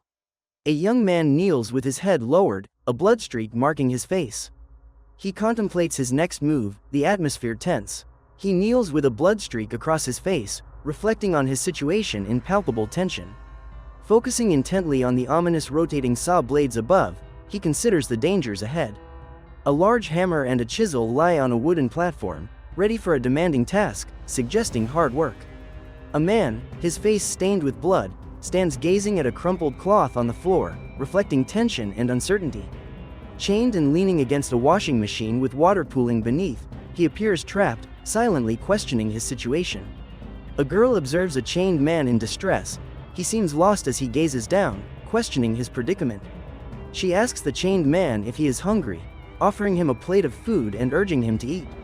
The man, strained and scarred, questions if they could end it all, seeking a resolution with desperation. The man extends his arms and insists someone should kill him while there's still time, highlighting his urgency. Determined, he shouts for everyone to listen closely, stressing the importance of the moment. A shadowy character struggles against another, demanding attention while gasping for air, emphasizing their urgent plight. A character exclaims about caring for their mother, showing determination and indicating something crucial is at stake. Standing with resolve, a character declares the importance of caring for their mother, highlighting the urgency of the situation. A bloodied character smiles eerily, greeting, "Aunt, hello. I'm still alive, right?" His survival is serious. Confidently, a woman says, "Yes, goodbye," signaling the conversation's end with firmness. A man asks, "Why these chains?" Another responds, "You are murderers, and so am I." With a smirk and blood on his face, the man comments, "So, we are basically one berry short." The man inquires, "Looks like you remembered everything?" The woman answers, "Not everything, but a lot." The woman inquired about the man's name. He stared at her, his eyes showing both determination and exhaustion. Closing his eyes, he focused on something internal, preparing for the future. In the manhwa image, a young man seriously examines a notice about a wanted character. A ship battles a massive wave as someone reflects on its sinking. Confused, he questioned why events had unfolded as they did, admitting it was difficult to explain to her. They speculated if the food had been tampered with. They asked a man if he wanted them to end his life. They inquired if he could die without hesitation, and he smiled, ready to face the challenge. When asked about his feelings, he replied he felt that way because he had done the same. The man with a sinister grin taunts the woman about her husband and son, his eyes gleaming menacingly. He peers intensely, wide-eyed, with a red line on his face, confronting an unseen threat. The woman smirks confidently, eyes gleaming mischievously, implying she knows something others don't. A character in a dark outfit stands with their back turned as another person approaches, calling out, "Hey, auntie," creating a tense atmosphere. Dark, wavy hair frames a figure's shoulders as a looming presence leads to an unspoken tension. A character with dark hair and intense features declares that significant events will occur if he escapes. Another character with dark, flowing hair urges someone to try, suggesting that significant consequences await. Wide-eyed and with a streak of red on the face, a character reacts suddenly, shock evident. A character with dark hair, back partly turned, discusses someone being free from the start. Smirking, the character questions, "So, I still failed, didn't I?" Hinting at a mix of defiance and realization. In a dim room, a man struggles against chains as a woman stands nearby. He questions whether he has failed again. A woman observes a chained, weary man in a dim room as he questions if he has failed once more. A man sits in an office chair, his back turned to the viewer, focused on screens displaying PM 717 in a dimly lit room. Holding a microphone, a man prepares to speak, inviting others to make their bets, his gaze indicating a critical moment. Bloodied and desperate, the man shouts that son Jin Hyuk can escape, urging immediate action. Relaxed in his chair, the man smirks, questioning, "Either?" before confidently stating, "No." A large speaker with a dialogue bubble translating to BZZ suggests an ominous energy in the scene. Dialogue bubbles shout, "Hey," as a figure moves quickly through a dimly lit room, creating tension. A character seated in front of multiple monitors exclaims, "Ah," indicating panic, followed by another shout, "Het," enhancing the urgency. A man enters the room in checkered trousers, his confident stride indicating that something significant is about to happen. A man in checkered trousers stands in the doorway, observing another character seated at a table, who holds a cup and waits. A man with slicked back hair looks sharply at a seated character wearing a hat, who remains relaxed with his head lowered. The man with slicked back hair tells the seated character in the hat that he cannot provide assistance. The seated man responds by saying he is tired of the discussion. The man in the hat declares that no amount offered will change his answer. He states that regardless of the offer, his answer remains unchanged. The man in the hat confidently says his response will always be the same, no matter the offer. A black briefcase sits on a surface, suggesting hidden secrets and inviting speculation. An older man in a patterned suit points with authority, drawing attention to an unseen debate. A young man stares at a piece of paper in disbelief, holding it tightly as if it contains secrets. A young man looks at a photo of a couple in bed, one person asleep, and feels confused by the unexpected scene. A young man sits across from another character in a cafe while looking at his phone. The conversation is tense as both characters wait.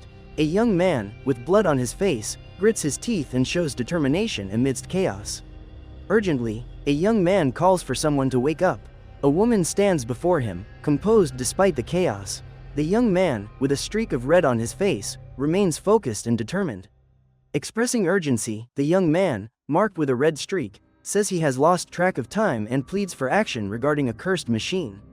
Frustrated, the young man exclaims his mind will soon be overwhelmed by the noise. A hand presses a button with determination, suggesting urgency and purpose. A man, chained and kneeling, expresses gratitude by saying, "Thank you," while a woman stands behind him with a distant look. The woman casually apologizes, saying, "By the way, sorry," conveying a mix of nonchalance and intrigue. Turning to the man, the woman asks, "Pestilence?" Her expression is calm yet focused, showing curiosity or concern.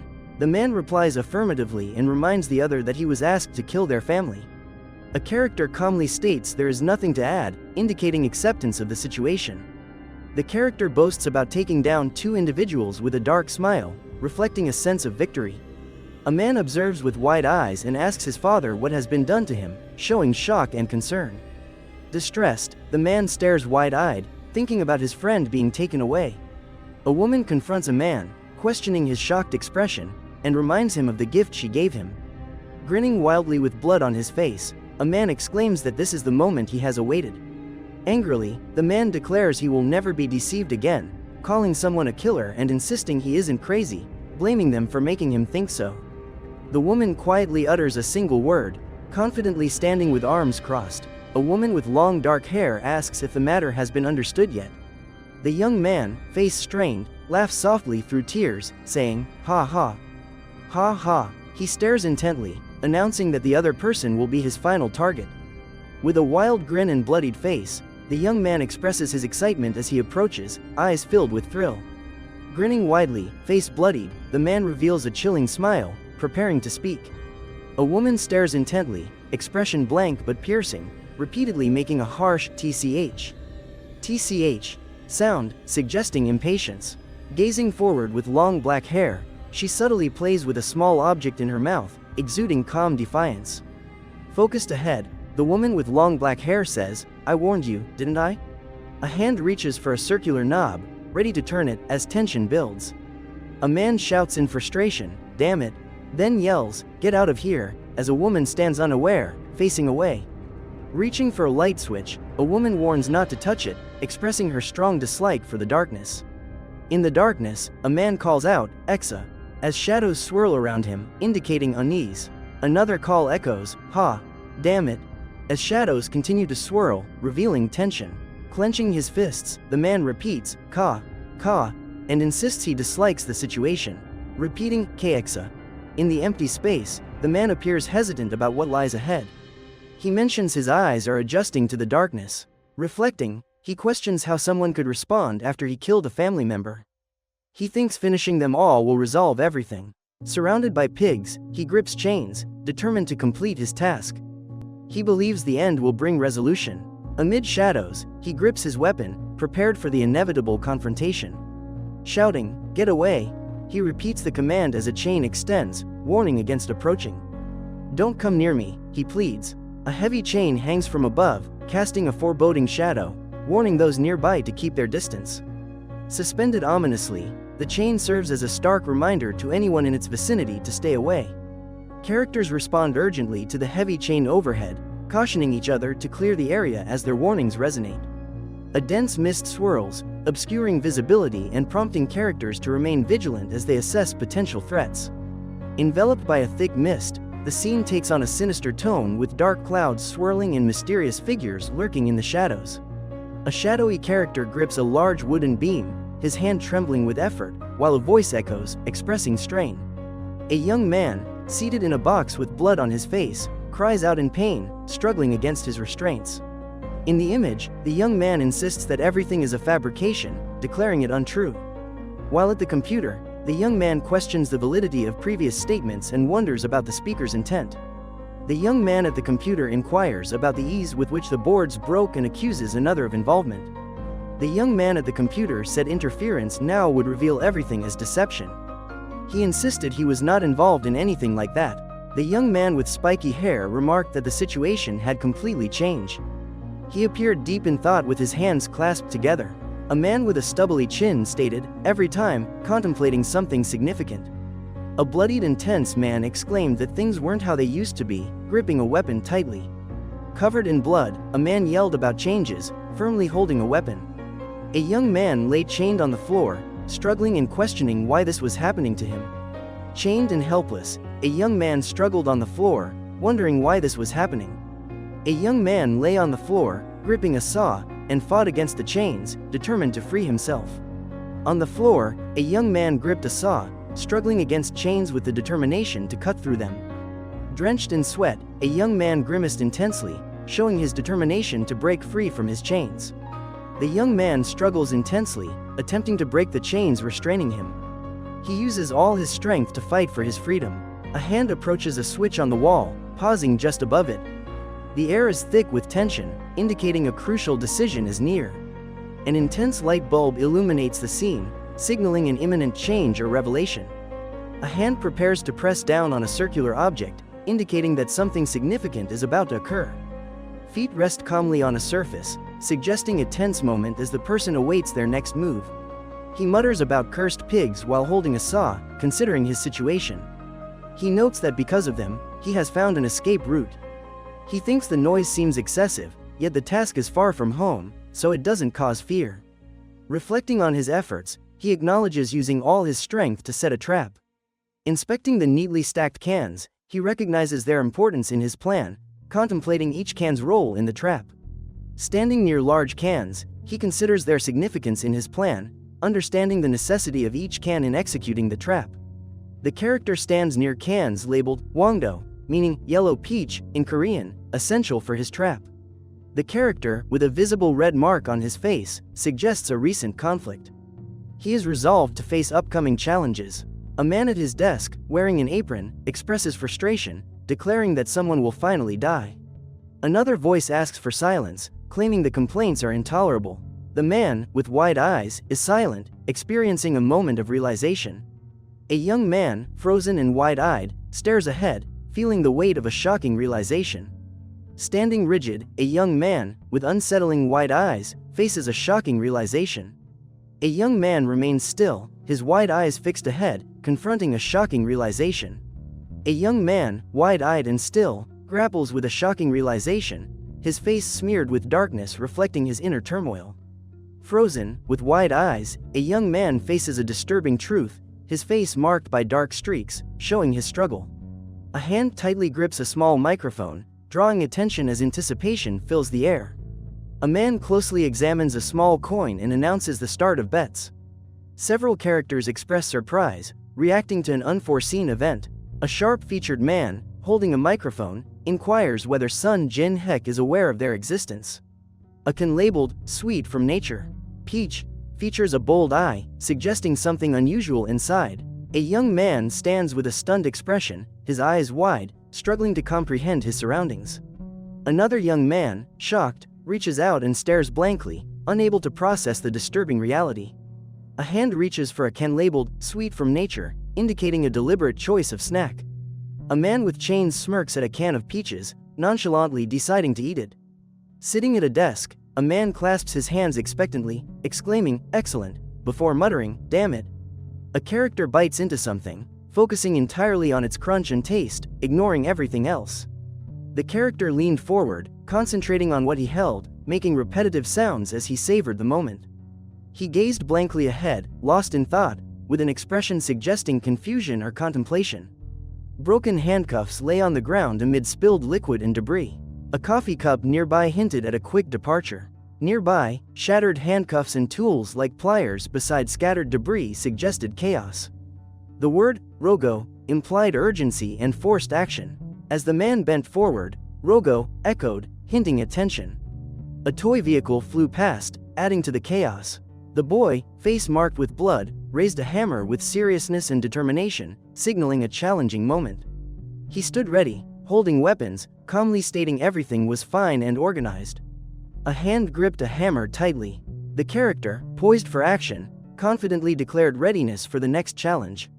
Alone in a dim room, a figure faced a washing machine, turning with unease, contemplating the situation. In the foreground, a figure gripped a hammer tightly. His wide eyes and tense expression showed determination mixed with dread. A young man stands with a hammer, eyes wide with anxiety. He feels both determined and terrified, ready to face what comes next. He stands with a hammer, nervously eyeing the strange contraption before him. The tension is apparent as he gathers his courage. Approaching the contraption hesitantly, he glances at the machine and mutters, "Tuck," preparing to use it. In front of a washing machine, he holds a tool and looks uncertain, contemplating his next move. Standing before the washing machine with a hammer, he mutters, "Hey. I know I turned it off." Looking up from inside the machine, gripping a hammer, he questions, "Hey. I know I turned it off." A small creature peers nervously from inside the washing machine, its striped body trembling as it wonders what might happen next. Striped like a bee, a small creature peeks out with wide eyes, clinging to the washing machine's edge, uncertain about what awaits. A man stares wide-eyed, a streak of red on his face, exclaiming in shock, questioning the situation. A hand grasps a small creature, wide-eyed and cute, resembling a mix of a rabbit and a toy, capturing attention instantly. A hand holds a small, colorful toy resembling a creature marked with the word, "Punya," upside down. Its striped pattern captures immediate attention. A man stands with his back to the viewer, holding a small device. He wonders aloud if it might be Jinn, appearing contemplative. Intensely focused, a man asks, "Who is this?" His expression reveals uncertainty and determination as he processes the situation. A character appears startled, exclaiming in surprise as blood splatters dramatically, adding to the tension and mystery. A round character falls with a splash, highlighting its striped outfit. The fall's sound marks an unexpected turn in the scene. Towering over a fallen creature, a character holds a hammer with shadows looming ominously. He pauses, contemplating the scene with resolve. Wide-eyed, a man expresses shock, exclaiming, "What is this?" while sweat drips from his face. In frustration, he screams, questioning the situation. A swift kick from him causes chaos. Breathing heavily, he feels overwhelmed by the chaos surrounding him. He exhales heavily, displaying exhaustion and distress. He exhaled sharply, hand on his chest, revealing fatigue and effort.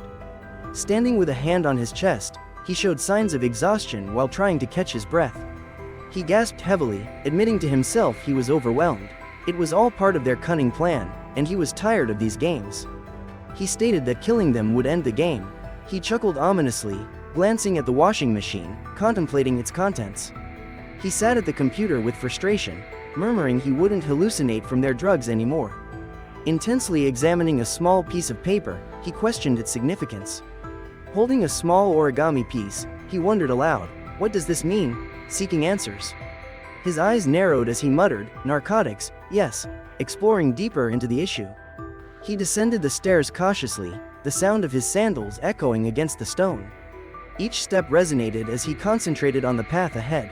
He opened the door, weapon in hand, ready for whatever awaited. The air was tense as the door creaked open. He exclaimed with surprise upon entering the dim room, facing the unknown. "They brought it here," he stated. "Everything is my junk," he added. A hand placed a smartphone on the wooden surface, where it remained still, casting a shadow. A young man stared at his smartphone, frustration clear as he tapped the screen repeatedly, hoping for a response. Holding a stack of cards, the young man contemplated taking them with him. He stood with tense posture, gazing ahead, pondering his next move and uncertain about the future. The alarm clock showed 6:54, casting a sense of urgency in the room, indicating something significant was imminent. The clock displayed 6:54, highlighting the urgency as the character prepared for an important event. The clock displays 6:54 as the character stands before a ladder, contemplating the next move in a pivotal moment. He looks up at the ladder, mind racing about what lies above, urgency pushing him to decide on the next step. Emerging from a hidden hatch, a man clutches a weapon, ready to face any danger present above. A man crawls out of a concealed hatch, weapon prepared, anticipating the forthcoming challenges. Stepping forward, a figure presses a foot into the grass, signaling subtle movement. The surroundings seem to halt. Amidst tall grass, a figure senses something unusual nearby, the mystery intensifying around them. Under dim light, a man stands with a sharp gaze. He hopes others are enjoying their meal. Holding a hammer, the man stares at the house, determined, mentioning it's their last meal. A dilapidated treehouse looms above, with a staircase to its entrance. A swing dangles from a branch, inviting yet solitary in the fading light. Gripping binoculars, a pair of hands scan the distance. The person searches intently for something important, their focus unwavering. A young man stands with a pipe in hand and binoculars around his neck, appearing determined. A hand tightly holds a bottle marked Gramine, its label vibrant and eye-catching, suggesting significance. A boy, with a large backpack over his shoulder, stands ready for adventure, the word set capturing his eagerness. A boy walks toward a treehouse, carrying a weapon and camera, each step softly rustling the grass beneath him. A character kneels in the grass before a thick tree line, the word SRAK, indicating a swift action. A boy hides behind a tree, cautiously peering out, his expression focused as he surveys his surroundings. A boy adjusts his binoculars, concentrating on something distant, determined to gather information. A boy uses his binoculars to examine a house, intent on uncovering secrets hidden within. The man observes the house and notes the absence of lights, contemplating whether to enter. In front of the window, the man holds a controller, fixated on the screen, engrossed in the game. The man looked through the eyepiece, eyes widening as he noticed something unexpected. Sitting in a chair, he carefully turned the pages of a book, pausing to ponder the words. Wearing glasses, he contemplated deeply, eyes widening as he exclaimed, and questioned, "Yes?" Sweating intense, he peered through the camera lens, asking, "How? Why is he alive?" With focus, he gripped his camera, expressing disbelief. Did they really finish him off? Standing by the water, he held a weapon and glanced at the tall character pointing at him. His glasses caught the light as he stood surprised by the unfolding events. A finger hovered over a button while he weighed the consequences of his decision. A character delivered a powerful blow, causing destruction and sending shockwaves through the scene. Confidently holding a sword, a character faced another wide-eyed individual, ready for the upcoming confrontation. A character moved forward, rugged boots showing determination. Anticipation filled the atmosphere. In the background, a character watched as one boy gasped and his hand trembled. He said, "I am." With a sword in hand, a character approached with unclear intentions. Another boy, startled, whispered, "What do you want from me?" An intense expression marked the man's face as he clenched his teeth, readying for confrontation. Delivering a powerful blow, a man with determination caused another character to fall. A voice exclaimed that the fallen character was dead. With force, a man smashed his foot down, sending debris flying, emphasizing the strength of his move. A man with spiky hair tightly gripped a backpack, glaring at his opponent in a defensive stance, ready to counter any attack. Eyes glowing red, the man with spiky hair struck fiercely, swinging a weapon to take down his opponent. Ready for action, a character in black combat boots stepped forward with determination and confidence. A decisive kick from the character in black combat boots demonstrated boldness, leaving a clear mark as the scene intensified. A character dressed in black kicks an opponent, asserting dominance. The opponent stumbles, unprepared for the attack. The protagonist, with a backpack over his shoulder, confronts a rival armed with a curved blade. The protagonist demands to know the rival's identity, questioning their actions with intensity. He maintains a piercing gaze, silently challenging the opponent, hinting at underlying tension. The protagonist, weapon in hand, declares the demise of both adversaries. The opponent responds calmly and defiantly. Looking over his shoulder, the protagonist is surprised and serious, questioning the other character's sudden approach. A character states he has pressed a gun against the other's abdomen, declaring a shot has been fired. At the top of the stairs, a figure observes blood dripping from a fallen character, underscoring the moment's gravity. A character with glowing red eyes wields a weapon menacingly, questioning his own nature. Eyes wide with fear, a figure acknowledges facing trouble once more, gripping a weapon tightly as sweat forms on his forehead. The man stands frozen, wide-eyed, questioning if their deaths are merely a figment of his imagination. He remains paralyzed, staring in disbelief, unsure of the reality before him.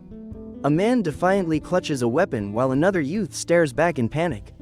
The first man asserts a clear point. A young man holds a hammer tightly, his expression cold and focused. Blood splatters emphasize the intensity of the moment. Facing a young man with a sword, another holds a sickle. Tension rises as the word, alive, echoes. Breathing heavily, the young man grips his wounded hand, exclaiming his determination despite the pain. His bloodied hand signals his struggle. He confronts his opponents, ready to fight through the pain. Shock evident, the young man stares at his bloodied hand, realizing the seriousness of his injuries. He looks down at his shirt, alarmed by a deep chest gash. What happened? Is this real? He questions. Disbelief fills the young man's eyes as he stares at his bloodied hand. This can't be real, he thinks, overwhelmed. The young man examines his bloodied hand, considering the feeling of power and a newfound resolve. He laughs wildly, brandishing a weapon, and declares, "This is just the beginning." Focused, the young man looks down and questions, "What?" as if searching for clarity. A man steps up, asserting, "Let's imagine I didn't kill you." Holding a hammer, the man shows a bloodied shirt and questions the reality of his shoulder pain. Grinning with menace, he asks, "So, if I kill you, does it hurt?" His shirt, stained with blood, suggests past violence. He looms threateningly, reaching out, while another character stands ready, eyes narrowed and tense. A figure swiftly slices through the space, drawing attention to the impending intensity. Gripping a weapon, a figure hovers menacingly over another, whose shocked eyes reveal awareness of the danger. With intense eyes, a man sharply looks on, surprised and questioning the unfolding events. A man holds a weapon tightly, his shirt stained, while another man stands nearby, glaring with intensity. Both are locked in a standoff. A young man with disheveled hair and a stained shirt holds a weapon, glaring fiercely at another man who returns the determined look. A grinning young man with sharp teeth and wide eyes loudly exclaims as chaos surrounds him. A young man, holding a bloodied tool, reflects on his decision, believing the sacrifice was right. He walks away with a bloodied tool and a bag over his shoulder, moving through the trees and pondering his decisions. Carrying a bag and a bloodied tool, the young man walks away, deep in thought about his choices. As he walks away, bag over his shoulder, he contemplates his decisions, remarking on the difficulty of believing someone is truly dead. In the shadows, a young man holds a weapon with a hint of blood, moving forward with an unreadable expression. Under a twilight sky, tension fills the landscape as something unseen approaches, deepening shadows among the trees. A hand grips a hammer with blood dripping from its tip. He grimaces, cursing and stating the pain. He addressed the trickster and asked if they could stand up. He challenged them to get up and strike him, his grin indicating he enjoyed the provocation. He exclaimed they were incapable of doing it, his unsettling smile showing his delight in instigating. He sat deep in thought, his eyes wide and concentrated, with smoke rising around him. A shadowy character appeared, weapon aimed with precision, as anticipation built for the unfolding events. The dark character stood by the window, weapon aimed, watching intently for the upcoming situation. By the window, the dark character held a shotgun, ready for any forthcoming action, his gaze sharp. Leaning out of the window, shotgun in hand, the dark character prepared for the imminent future, focused intently. Poised by the window, the dark character gripped a shotgun, ready for action with unwavering determination. A young man peeked nervously from behind a rock, wide-eyed and alarmed, sweat trickling down as he braced for what lay ahead. A young man approaches a wooden house, tightly holding a bat. His footsteps resonate in the silence. Black boots rest in the grass, seemingly abandoned by their hurried owner. Black boots are seen in the grass, suggesting their owner departed quickly. A man observes the black boots on the grass, indicating their owner's sudden departure. A man in a black shirt and tie holds a weapon, standing over someone, suggesting a tense encounter. Wearing a black shirt and tie, the man stands quietly, his glasses catching the light, contemplating a significant decision.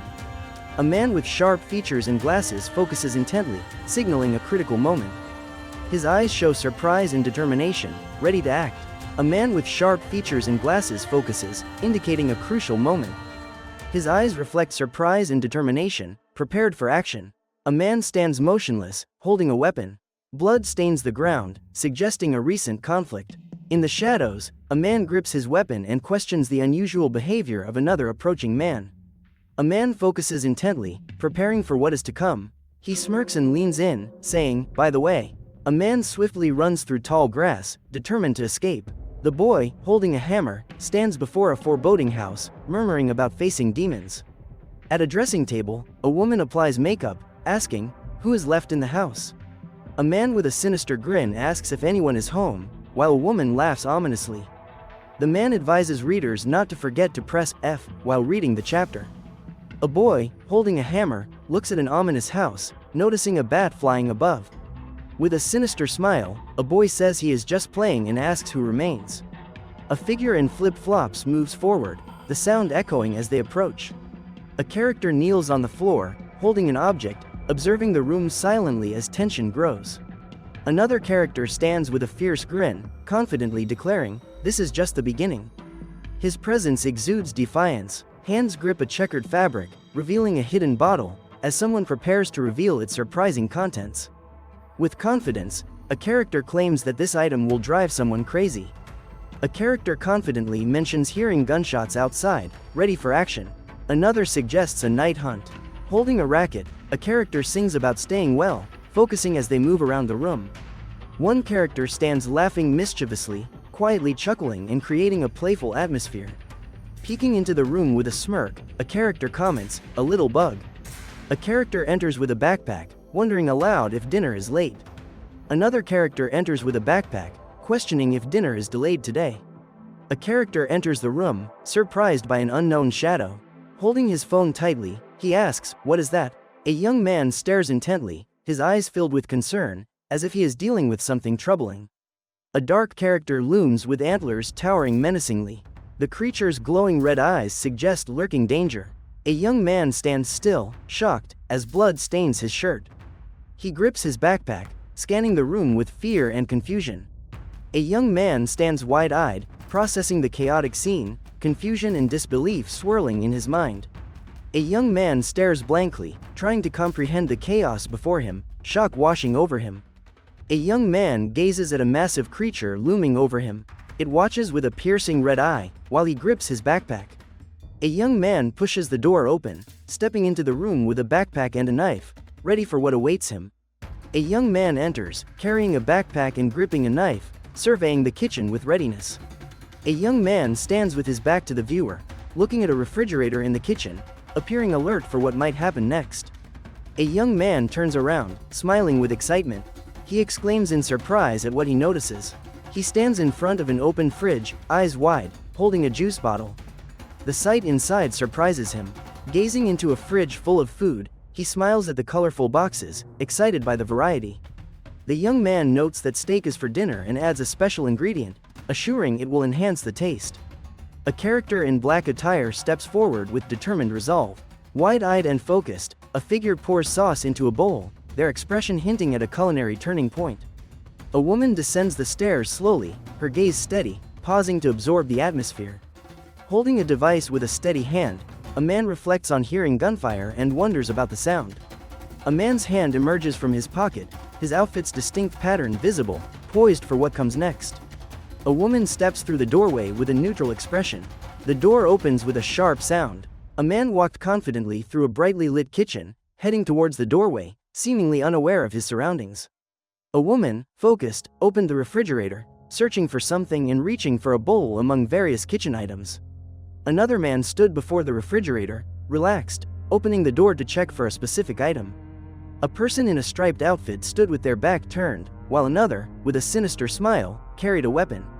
The man approached with a smirk and questioned the woman's manners, commenting on her lack of invitation for dinner.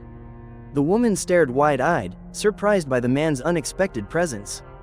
Grinning widely, the man reminded them of his prior warnings and provocatively questioned what would happen if they underestimated him. Focused on the girl, the man raised his weapon, showing clear intent, while she appeared unfazed. A powerful burst of energy distracted everyone nearby, intensifying the scene as uncertainty filled the air, drawing all eyes to the chaos. A fierce confrontation unfolded as one character aimed a weapon at another, with the opposing figure shocked as sparks erupted from their clash. A tense moment lingered as one character glanced back, their face showing a mix of surprise and concern. A hand emerged, holding a perfume bottle with shimmering liquid, ready to spray, suggesting a hidden motive. A man's wide eyes revealed shock and surprise, with bubbles floating nearby as he processed the unexpected scene. Energetically, a boy ran in shorts, rings spinning around him, displaying his enthusiasm in the lively moment.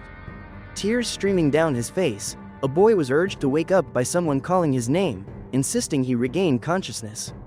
A boy's eye filled with tears, while someone instructed him to calm down and concentrate. A shadowy character appeared, advising someone to remain calm and focused, exclaiming encouragement. With intense determination, a man shouted, "Fat pig," as he aimed a weapon, ready to confront his foe with firm resolve. A hand clutched a weapon tightly, symbolizing an overwhelming desire, with greed boldly emphasizing the intense moment. In shock, a man stared, tears falling as he questioned the situation, clearly confused about what was happening. A man stands tensely, gripping a weapon with determination, ready for what lies ahead. A man, face shadowed and serious, states, "And that's why you'll die." Wide-eyed, a young man warns, "Don't come any closer." As he prepares for a fight, a young man grins, calling out, "Exa." His laughter echoes as he readies himself. Two men stare intensely at each other. One exclaims, "Praar," as the confrontation looms. A boy with a hammer hovers, eyes locked on a calm man in black. In a struggle, a boy grips another tightly, while the man in black maintains a steely gaze. A boy's eyes widen, showing determination as he confronts his opponent. A boy delivers a powerful kick, his opponent staggers back, surprised by the attack. A character crashes through the doorway, tumbling and shouting, "Yah!" A character lies on the ground, a backpack nearby. He murmurs while trembling and gasping. Another character lies on the ground, expression strained, and gasps in distress. A character stands with wide eyes, laughing mockingly. Hanging upside down, a character shouts about losing his mind. Upside down, a character exclaims fearfully about losing his mind. A man in a black suit holds a shotgun aimed at a sprawled character, whose eyes show fear and disbelief. A man stands firm with a shotgun. Another lies on the ground, gasping in fear, while a third observes. Wearing dark glasses, a man gives a piercing stare, creating an unsettling silence. A man with dark hair stares intensely, daring others to challenge him, causing tension. A woman with short, curly hair smiles softly, eyes closed, inviting others with warmth. A boy with messy black hair and a sly smile suggests finishing their task. Someone grips a thick pipe, preparing to strike decisively. A backpack hits the ground as a pipe lands beside it, indicating a pivotal moment. The character, holding a bat, grins and challenges his opponents, declaring he'll defeat them. He smirks and asserts that if they resurrect, he'll kill them repeatedly as needed. The man with glasses affirms his intent to kill his opponent repeatedly if they rise again, showing his determination. The man with glasses reiterates his resolve to kill his opponent repeatedly if necessary, emphasizing his determination. A man with intense eyes surveys the area, saying, "A," in confusion or surprise. A group stands together, two in casual footwear, one in polished shoes, as the ground vibrates with anticipation. A young man, wide-eyed and tense, clutches a weapon as he processes a shocking revelation. A young man is stunned as he processes a revelation, sweat forming on his forehead. A young man with glasses unveils his plan, declaring it just the beginning.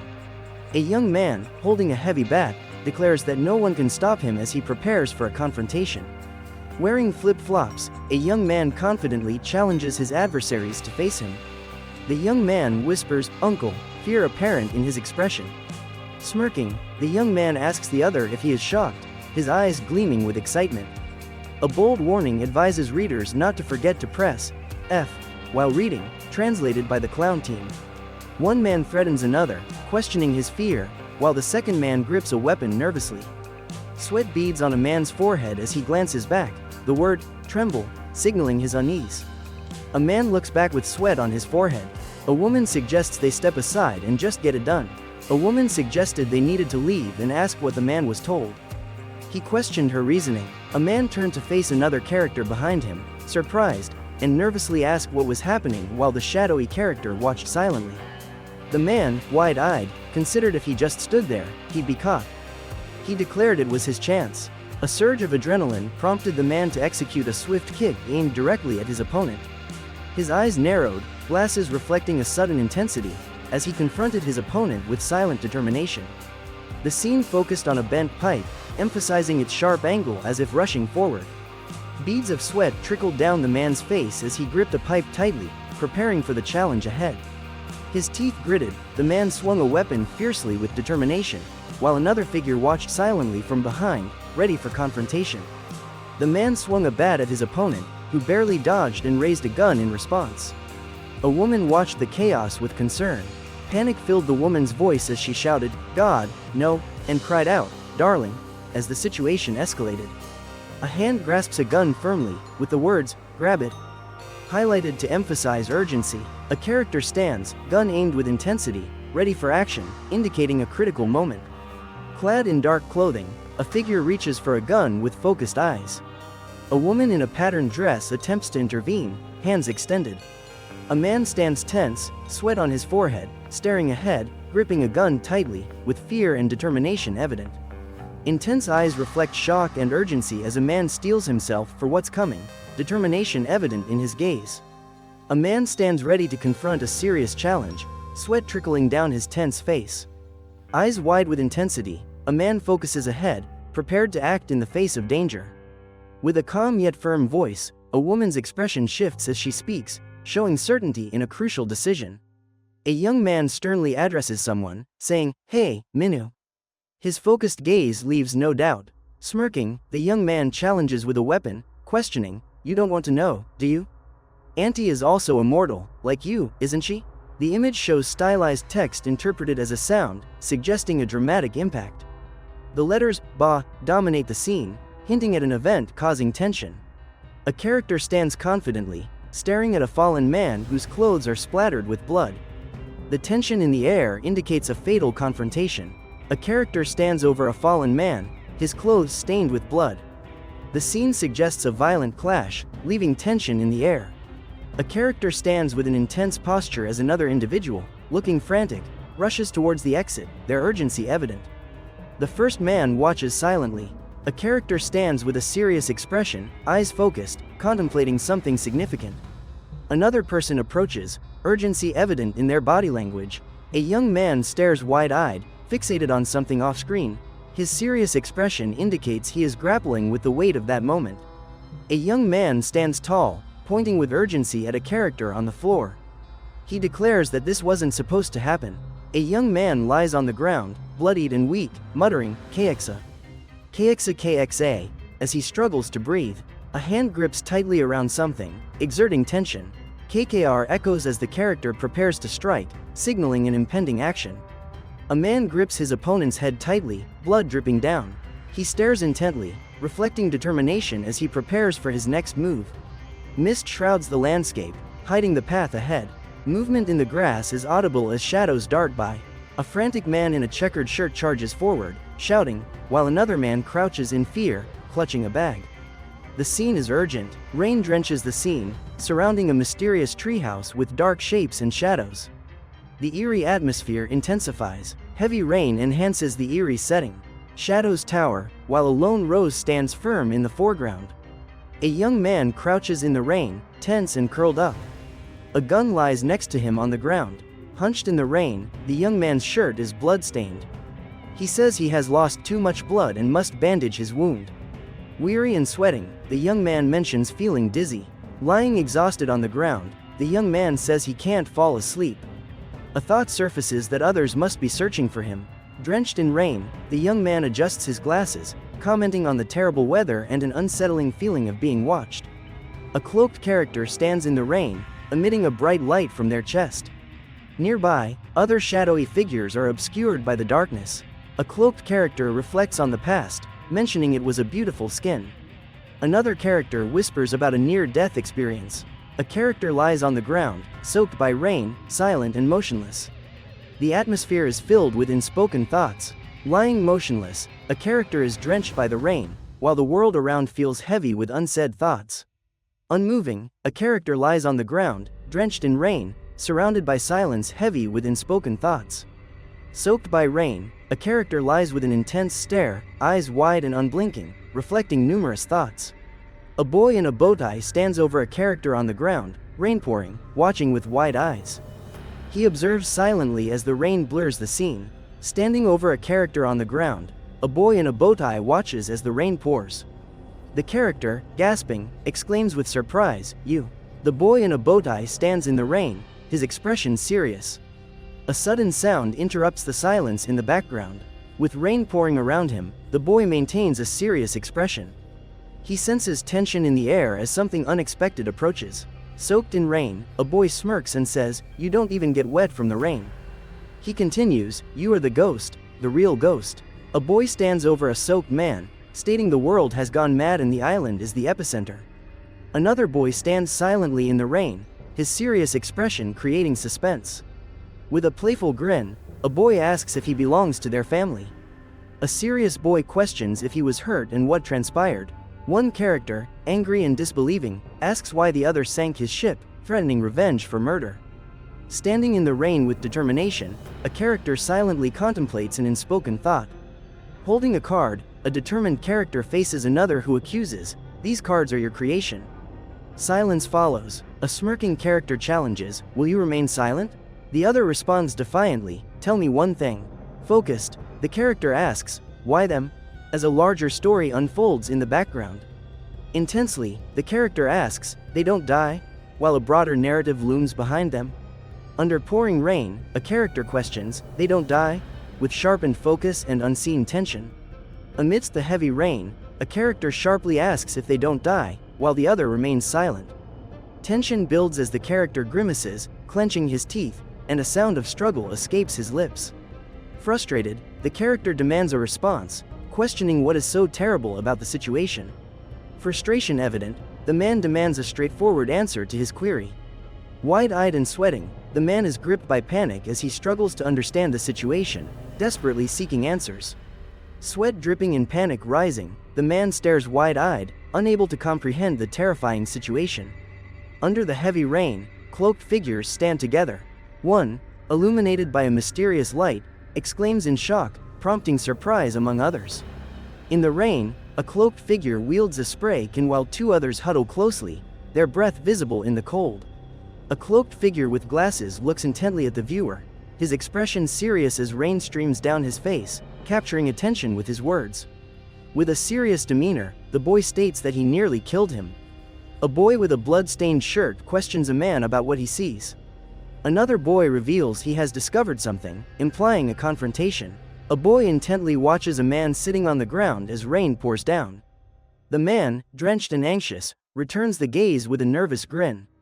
Cloaked and solemn, the man asks the boy if he knows what it's like to search everywhere in the rain, questioning if it brings any joy. The rain-soaked boy looks up with wide eyes and wonders about the man's meaning of searching everywhere in the downpour. With a sharp grin, the man states, "I'm here."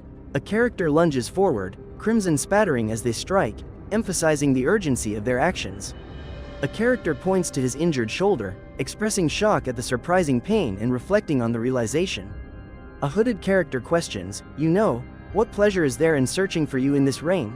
showing determination despite the downpour. A formally dressed boy stands in the rain, his wide eyes filled with determination, thinking, "I won't let the rain stop me from finding what I seek." A man in the rain wears a wicked grin and declares, "I'm here." A boy sat on the ground, startled, and noticed blood. He questioned what had happened while clutching his phone and trembling.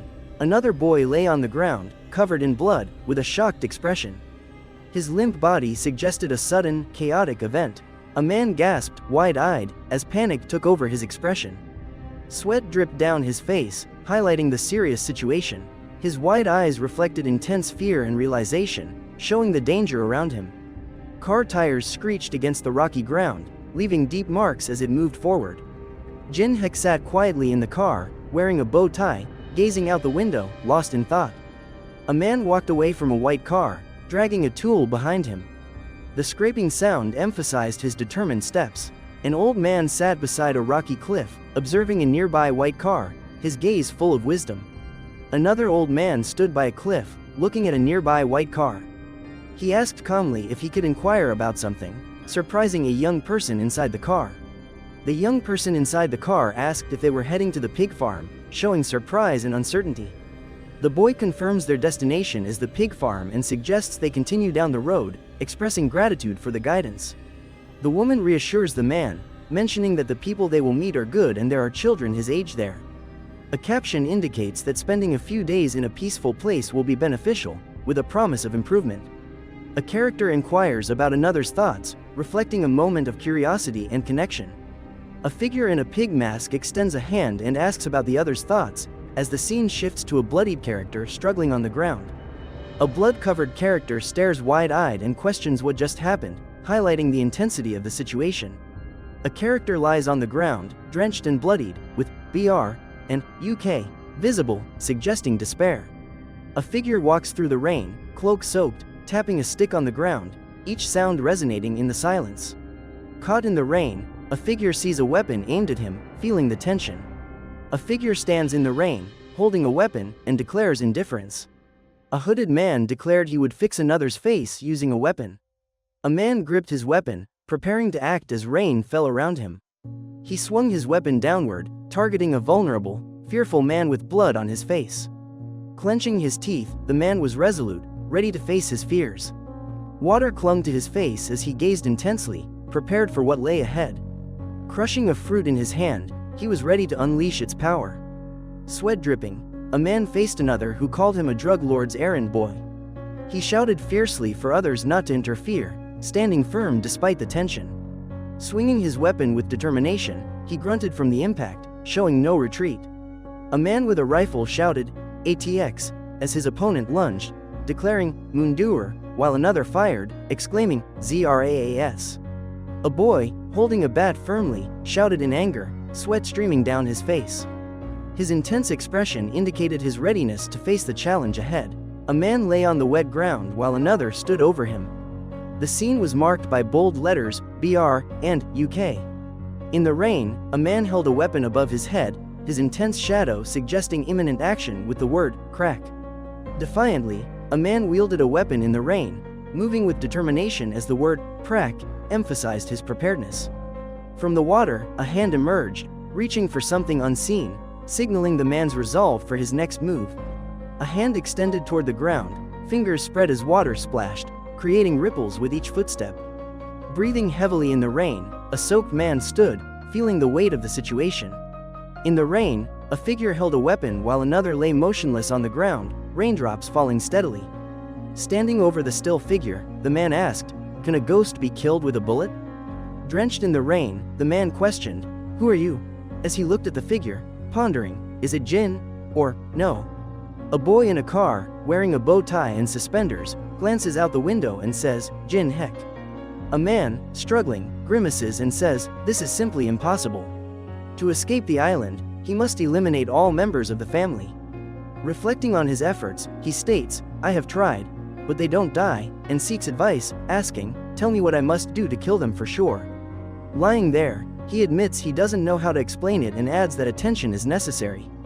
He insists the man is gravely injured and needs to treat the wound first. He mentions there is a first aid kit in the man's house. He mentions a basement in the house and another warns him not to go there, no matter what happens. Drenched in rain, he looks down and speaks the word, basement, suggesting a warning or significant place. He recalls a name, Sun Jin Hyuk. The word lingers with significance. He recalls a name, Sun Jin Hyuk, resonating with significance. He mentions knowing everything, even beyond his own awareness. A character in a dark cloak asks how to eliminate them, as others gather in the rain. A figure kneels over another, instructing, "Listen carefully." Jin Hyuk then warns, "Guilt is poison." A character on the ground pleads, Don't let them kill," showing desperation through their eyes. Crouching in the rain, a figure intently observes, muttering, "What is happening?" with tension evident. Sitting in the rain, a character stares ahead, murmuring, "What is happening?" while unease prevails. Standing in the rain, a figure gazes at a dark cabin, whispering, "What are we doing here?" amidst uncertainty.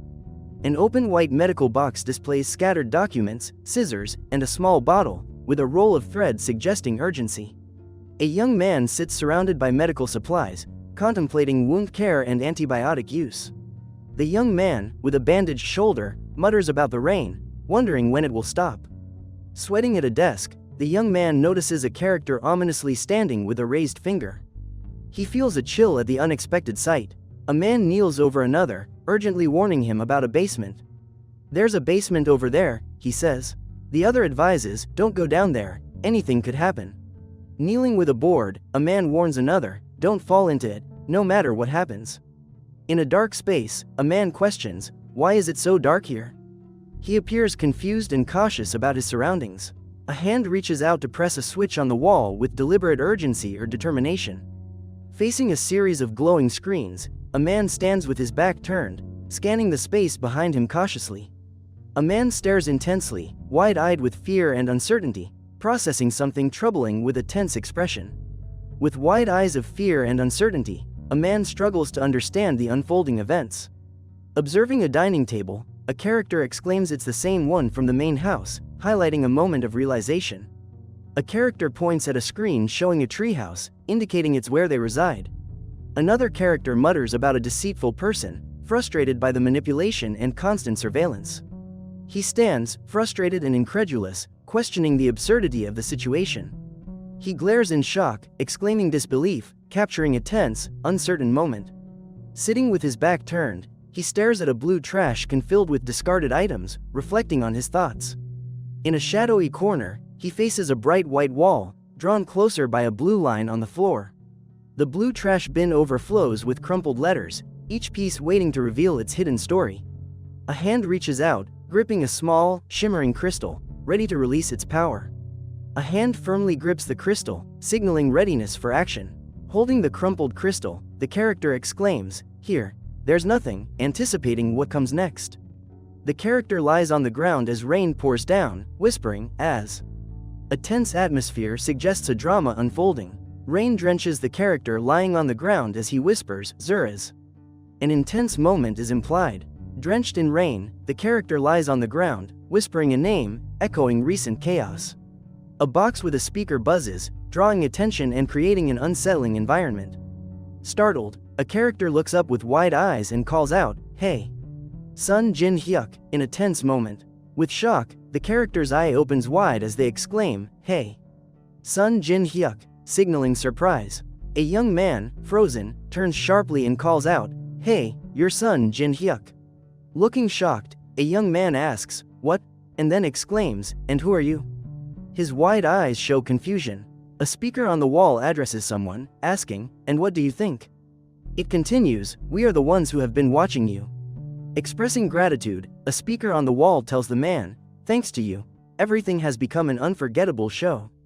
The man pleads for help, stating, "If you hear me, please save me." His expression is urgent and desperate. The speaker stands silently, its presence commanding attention. An unexpected pause suggests anticipation for something significant. The young man, confused, raises his hand in question, unsure of the situation. A character derisively suggests the fool might still seek help, highlighted by laughter.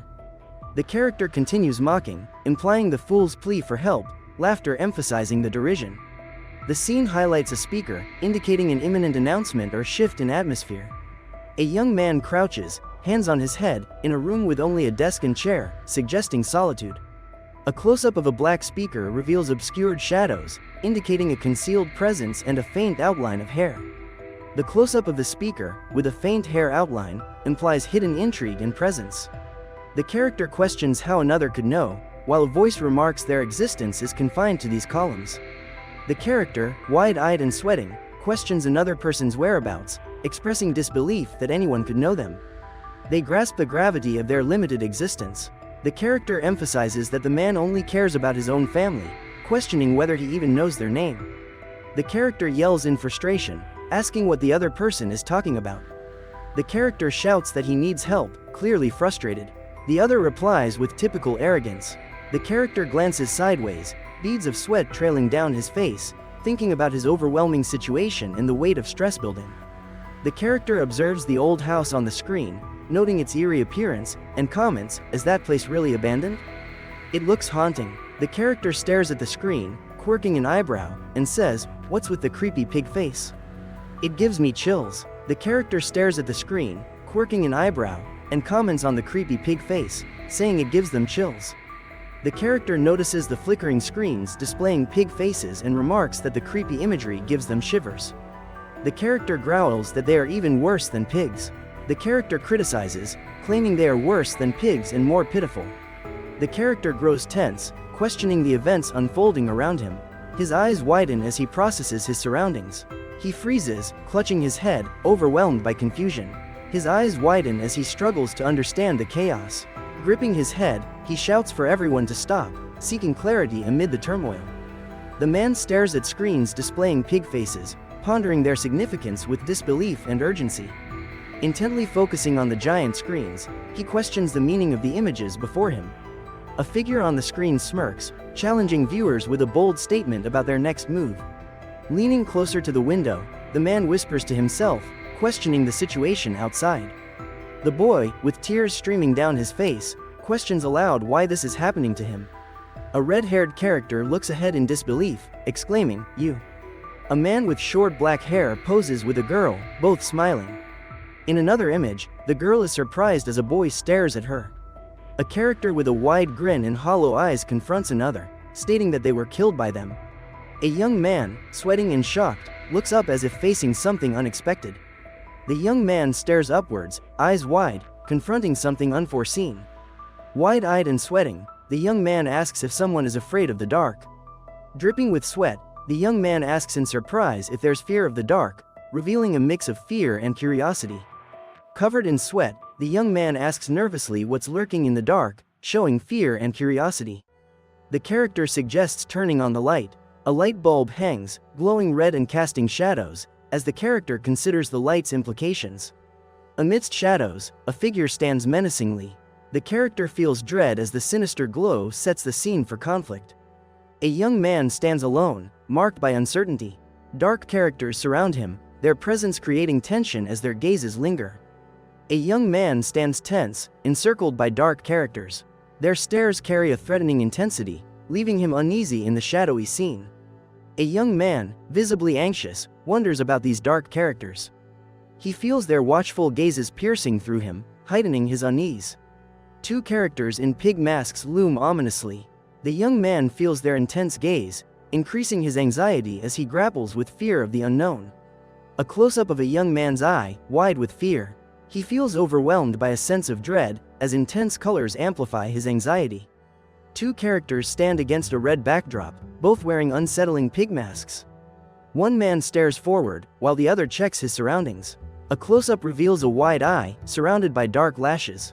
The eye appears anxious, with urgency, capturing the viewer's attention. Several characters surround a fallen boy on the ground. A sense of confrontation fills the air as one character approaches, while another stands back, observing. Several characters surround a fallen boy on the ground. One character steps closer, while another watches from a distance. A close-up reveals a man's intense gaze, his eyes reflecting urgency. Darkness surrounds him, hinting at an unseen threat as he grits his teeth.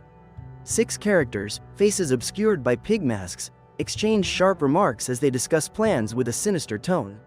A close-up shows a lurking character partially hidden in shadows, eyes glinting with intent as they observe their surroundings and plot their next move. A character looms in the shadows, eyes gleaming, as they watch their surroundings intently, formulating their next action. Five characters stand side by side, introduced as potential new family members. A boy with a ball greets a woman, saying, "Good day." The woman, surprised, notes the boy's politeness. A boy in a bow tie stands nervously as a woman in sunglasses remarks that he's the same age as his companion. Peeking out from behind a door, a boy in striped clothing grips it tightly, contemplating what lies ahead. Characters observe a boy in a bunny costume running ahead. One comments, "Very good, here is a smart one." A boy in a bunny costume gestures dramatically towards another boy, exclaiming, "Set." Onlookers watch with curiosity and anticipation.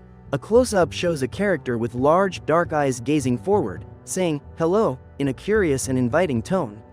A character with large, dark eyes gazes forward and curiously says, "Hello." A character in a pig mask extends his hand, inviting, "Come play with me," while wearing a striped shirt. A boy with a backpack shakes hands with the character in the pig mask and suggests, "Let's be friends." With a bright expression, a boy smiles and says, "Jin heck." A man introduces himself with a smile, mentioning it's nice to meet others and stating his name, Jin heck. The man suggests with a smile that they will get along well and adds that Jin won't be bored. Introducing himself as Mino, the man advises Jin to come to him if he needs anything. With a bright smile, the girl introduces herself as Romy and asks Jin not to worry about her. A girl with a neat ponytail confidently introduces herself as Yumi, expressing eagerness to meet Jin. A boy with a big smile confidently introduces himself, excited about making new friends and the adventures ahead. A man stares intently, displaying determination and hinting at upcoming challenges. A small, cartoonish pig with big eyes clings to a hand, showing curiosity. The grip suggests a playful moment. A boy in a bow tie and suspenders stands, observing another person, his expression curious. Another boy, with sharp eyes, looks intently, as if questioning something important, driven by curiosity. Swirling clouds in a dramatic sky suggest hidden stories or emotions waiting to unfold. A group at a long table, surrounded by the aroma of food, prepares for a meal. One person silently prays, others await in quiet anticipation. A man sits with clasped hands, deep in thought, focused on significant matters ahead. A girl, with glasses reflecting light, sits at the table with clasped hands, awaiting something important. Two boys sit at a table, hands clasped in prayer before a meal. One wears a white shirt, the other a pig mask. A boy stares ahead, hands clasped, contemplating the situation deeply. A boy crouches, shielding his head with his arms. A hand grips a belt, poised to strike. A shadowy character, eyes glowing, warns, "How many times have I told you?" Tension builds as he prepares to confront someone. A shadowy character grips someone, demanding, "What's wrong with you, kid? Can't you understand?" The tension is palpable. A man grips a belt, stating he has already told the kid, "Why is it so hard for you to get this?" A man wields a belt, shouting at the kid, "Why is it so hard for you to understand what I'm saying?" He insists, "Only when they hit you." A character exclaims, confused, "Eh?" As they process the unfolding situation. A character addresses the confusion with a loud exclamation of, "Eh?" while grappling with the bizarre scene before them. A boy lies flat on his stomach, staring at the ground, reflecting on the chaotic events that led him here. A boy lies on his stomach, staring intently at the ground. Tears fall as he contemplates the chaos that brought him here. A boy sits with his hands clasped, observing intently. His serious expression reveals his determination to face the challenges ahead. A man holds a bowl of food, appearing relaxed and content. Another man chews with focus, while his companion across the table enjoys a meal, sharing a moment of pleasure. A girl skillfully uses chopsticks, and her friend admires her technique, preparing to eat. A girl hands food to a man, who laughs and gestures at the table filled with dishes. A boy looks at someone with narrowed eyes, asking, "What's your plan?" He awaits an answer. A boy stirs his drink thoughtfully, contemplating, while a girl gazes at him, waiting for conversation. The woman mentions that his real father often bullied and treated him harshly. The man, clutching a cup, expresses disbelief, remarking, "What a horror." He looks at the woman, asking, "Do you know what caused such behavior?" His posture shows curiosity and trepidation. The woman comments, "It seems he often falls for his classmates," holding a cup thoughtfully. A dark character looms over the boy, asserting dominance. The boy struggles for breath as the character grips his throat tightly, their faces close. Tension fills the air as the boy cowers, thinking about how the kids annoy him. Clasping his hands in prayer, the boy ponders the sinful cycle he feels trapped in. A man reflects on the child's difficult circumstances, acknowledging the significant hardships the kid has faced. Wide-eyed and shocked, The boy stares as the word, ban, hovers above him. His expression reflects surprise and urgency. A boy lies shirtless and sprawled on the ground, with an empty chair nearby in the dim room, suggesting something unsettling has occurred. The boy sits up, shirt torn and sweat glistening on his brow. Looking around, he whispers, "What just happened?" A young man, bandaged and tense, suddenly exclaims in shock, questioning the events as sweat beads on his forehead. The bandaged young man turns to the empty chair, bewildered by the bizarre situation unfolding. Panic in his voice, the young man declares he must escape, insisting, "I have to get out of here." The young man moves forward, holding his head and repeatedly stating, "I need to leave." He stands with a serious demeanor, saying he had warned others about someone falling. He stresses that the situation is more delicate than he thought and bets they will prank the person. He notes they are only making bets, which is not exactly entertaining. He fixates on something, his eyes wide with shock and disbelief, struggling with a revelation that leaves him speechless. Staring intently, he grapples with an overwhelming revelation, momentarily rendered speechless. Gripping the chair tightly, he expresses frustration, exclaiming, "Enough," with force. Laughing loudly, he shouts, "Shut up, you damn idiot," while gripping his bag, ready to confront someone. A box crashes to the ground, its surface cracked from the impact. A speaker sits on the desk beside a computer keyboard, presenting a simple tech setup. A hand grips a small device on the desk beside a keyboard, prepared for action. A man jumps, ready to avoid something dangerous, and yells for others to be quiet. His voice demands attention amid the chaos. A young man stands in a dim room, exhaling deeply, showing his stress and need for calm. Furious, the young man questions what's happening in the chaotic scene. Grinning menacingly, the young man holds a hammer and asks if this is payment for his sins, displaying chilling confidence. A young boy confidently claims, "Guilt.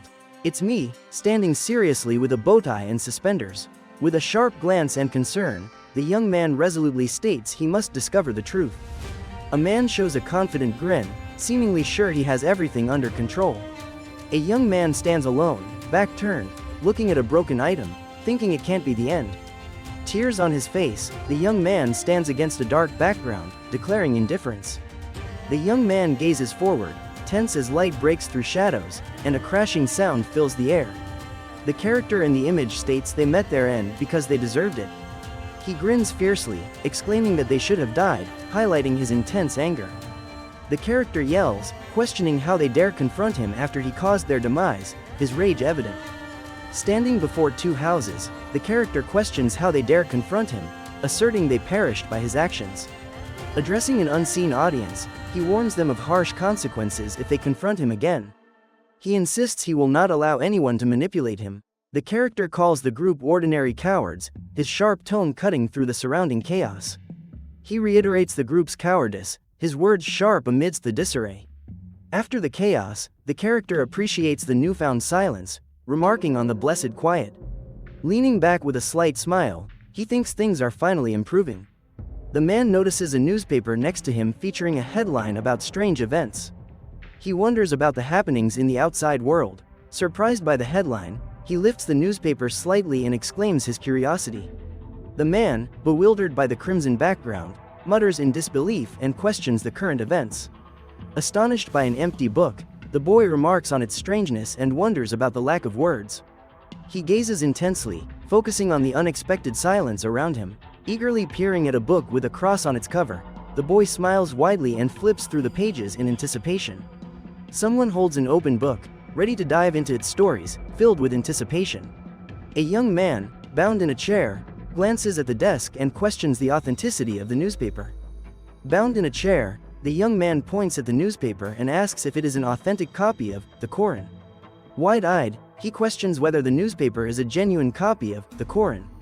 The young man, with wide eyes, examines a newspaper headline questioning the authenticity of a copy of the Koran. A young man reads an article about the breakup of unknown artists, mentioned as the Hanyu couple finally broke up. At a press conference, the young man notes that rumors have spread and questions if America has weakened its position in Korea. During a press conference, the young man claims Korean auto manufacturing is the global standard, despite aspirations for better living standards. He asks if new market products will retain their prices amid social inequality. In a tense moment, two hands fiercely grapple, fingers twisting and pulling in a struggle for control. A crumpled piece of paper lies on the ground, and a character questions the situation, their focus drawn to the disorder. Standing at the top of the stairs, a character thinks it's better to leave immediately. At the top of the stairs, a character realizes someone is still alive and reacts instinctively as "stop" dominates the scene. With wide eyes, a character is shocked to find someone still alive, quickly regaining composure and preparing for what's next. A character stands in shock, questioning what surprises them, only to respond that usually, the opposite occurs. Two cloaked characters stand before a treehouse, illuminated by small flashlights. One asks if the other is ready, and the reply is to find out what's inside. A character questions if someone shot a shotgun at a girl. The other dismisses it, stating one can't kill them consecutively. One character mentions that it's still a shotgun, regardless of the situation. He acknowledges it's true and notes she's still alive, revealing determination. He stares in shock as rain pours, recognizing something extraordinary is happening. Standing with a head wound, his expression serious, someone questions if it hasn't healed. One character accuses, "You barely killed him." The other responds tersely, indicating tension. A character glances nervously, sweat on his face, contemplating something significant. Holding a bat, a character reflects on a serious topic, asking, "What did you do that time?" He looks intently at the man, questioning his past actions. The man, wearing glasses, appears afraid. The man looked down, seemingly deep in thought, convinced he felt nothing. A man with a serious expression pointed a weapon at another man holding a slingshot, asserting that the other man only felt fear then. With a stern look, the man claimed that these people couldn't die, speaking directly to Jin Hyuk. Addressing Jin Hyuk, the man, still serious, insisted they couldn't die, then burst into ominous laughter. With a sly grin, a man assured Jin Hyuk of his immortality, leaning forward to reveal sharp teeth, exuding sinister confidence. As chaos ensued, two characters shared a moment of amusement, their laughter ringing out over the destruction. Amidst the debris of broken speakers, a character surveyed the mess, muttering about the trouble leading to the chaos. A character delivered a powerful kick, sending debris flying and shattering the ground with the impact. In a dimly lit room, a character glanced at an unmade bed and a chair, uncertain about their next move. A hand emerged from beneath the floor, drawing a character's shock as they realized something was wrong, staring at the dark opening. An open toolbox displays scissors, glue, and string, with a long cylindrical object nearby suggesting a tense situation. Scissors, glue, and string lie scattered around an open toolbox, while a long cylindrical object rests on the floor, hinting at trouble. An open toolbox reveals scissors and string on the floor, as a hand grips a long object, ready for action. A man, holding a long pipe, appears ready for confrontation, his gaze intense. He stares intently, sharing, this is why he hesitated. A man in a dark hood, holding a flashlight, says, this time, as another figure crouches nearby, listening. An island silhouette stands against the night sky, with stars above and the ocean reflecting light. Leaves glisten with raindrops, light reflecting off each droplet, contrasting with the dark foliage. A hand tightly grips a rifle, suggesting a tense scene and possible confrontation. A character with a rifle stands over a body, accusing, damn pig, while another seriously responds, I'll handle this. A character with a rifle moves away from a fallen body, looking back at the outstretched hand. The scene is marked by the aftermath of conflict. A body lies still on the ground, eyes closed. Bloodstains hint at the struggle that occurred. A character lies motionless, eyes shut, with blood marking the earth, evidence of a fierce battle. Small spirits swirl around in a mystical dance. A mysterious character stands near a treehouse with a flashlight, alongside another shadowy figure, sharing a tense silence beneath the night sky. One figure treads carefully through overgrown grass, each step softly sinking into the foliage. The crunching leaves mark their path. A man, surprised, turns back, his glasses catching the light as he realizes the unexpected presence of a shadowy figure behind him. Surprised, a man turns, his glasses reflecting light. Behind him, a shadowy figure stands with a bat, silent and ominous. Silhouetted against chaos, a man looks forward with determination, prepared for the challenges ahead. A man stands armed, ready for action, looking forward to face whatever comes his way. A hooded man talks to his companion, urging them to move forward, saying, let's go, as they prepare for their next steps. A boy with messy hair confidently holds a rifle, telling his target they won't escape. A man, pointing a gun at his target, quietly warns that they will regret crossing him. Dressed in dark attire, a man moves quickly with a flowing cape, confidently asserting his power. A man with glasses looks shocked as a shadowy character reaches for him, with the word, "Book," suggesting a coming threat. Wide-eyed, the man with glasses stares as a figure taunts him, claiming to have shot his wife without causing him any reaction. Standing still and wide-eyed, the man with glasses faces a figure approaching with a rifle, who questions him about his wife, causing alarm. A figure stands over another person lying down, asking what they are doing there while the other stays silent. The standing figure demands answers from the person lying down, threatening not to harm them if the answers are satisfying. With a menacing smile, the man claims to have shot the other on the beach with a shotgun and questions if that is correct. The man with glasses questions the other's sanity, wondering if they have truly lost their mind. A determined young man declares he's ready for any challenge, exuding confidence. With tousled hair, the young man leaps forward, sword in hand, prepared to confront his enemy with focus. Crouching, he addresses his opponent solemnly, stating it's a first warning, preparing for the impending clash. The character announces he has fired a shotgun. Standing on a cliff, shotgun in hand, he declares, "You shoot straight to the heart," as a figure leaps from the edge. Smirking, the character leans forward, eyes gleaming, and says, "Talk?" Adjusting his glasses, the man asks, "What do you want from me?"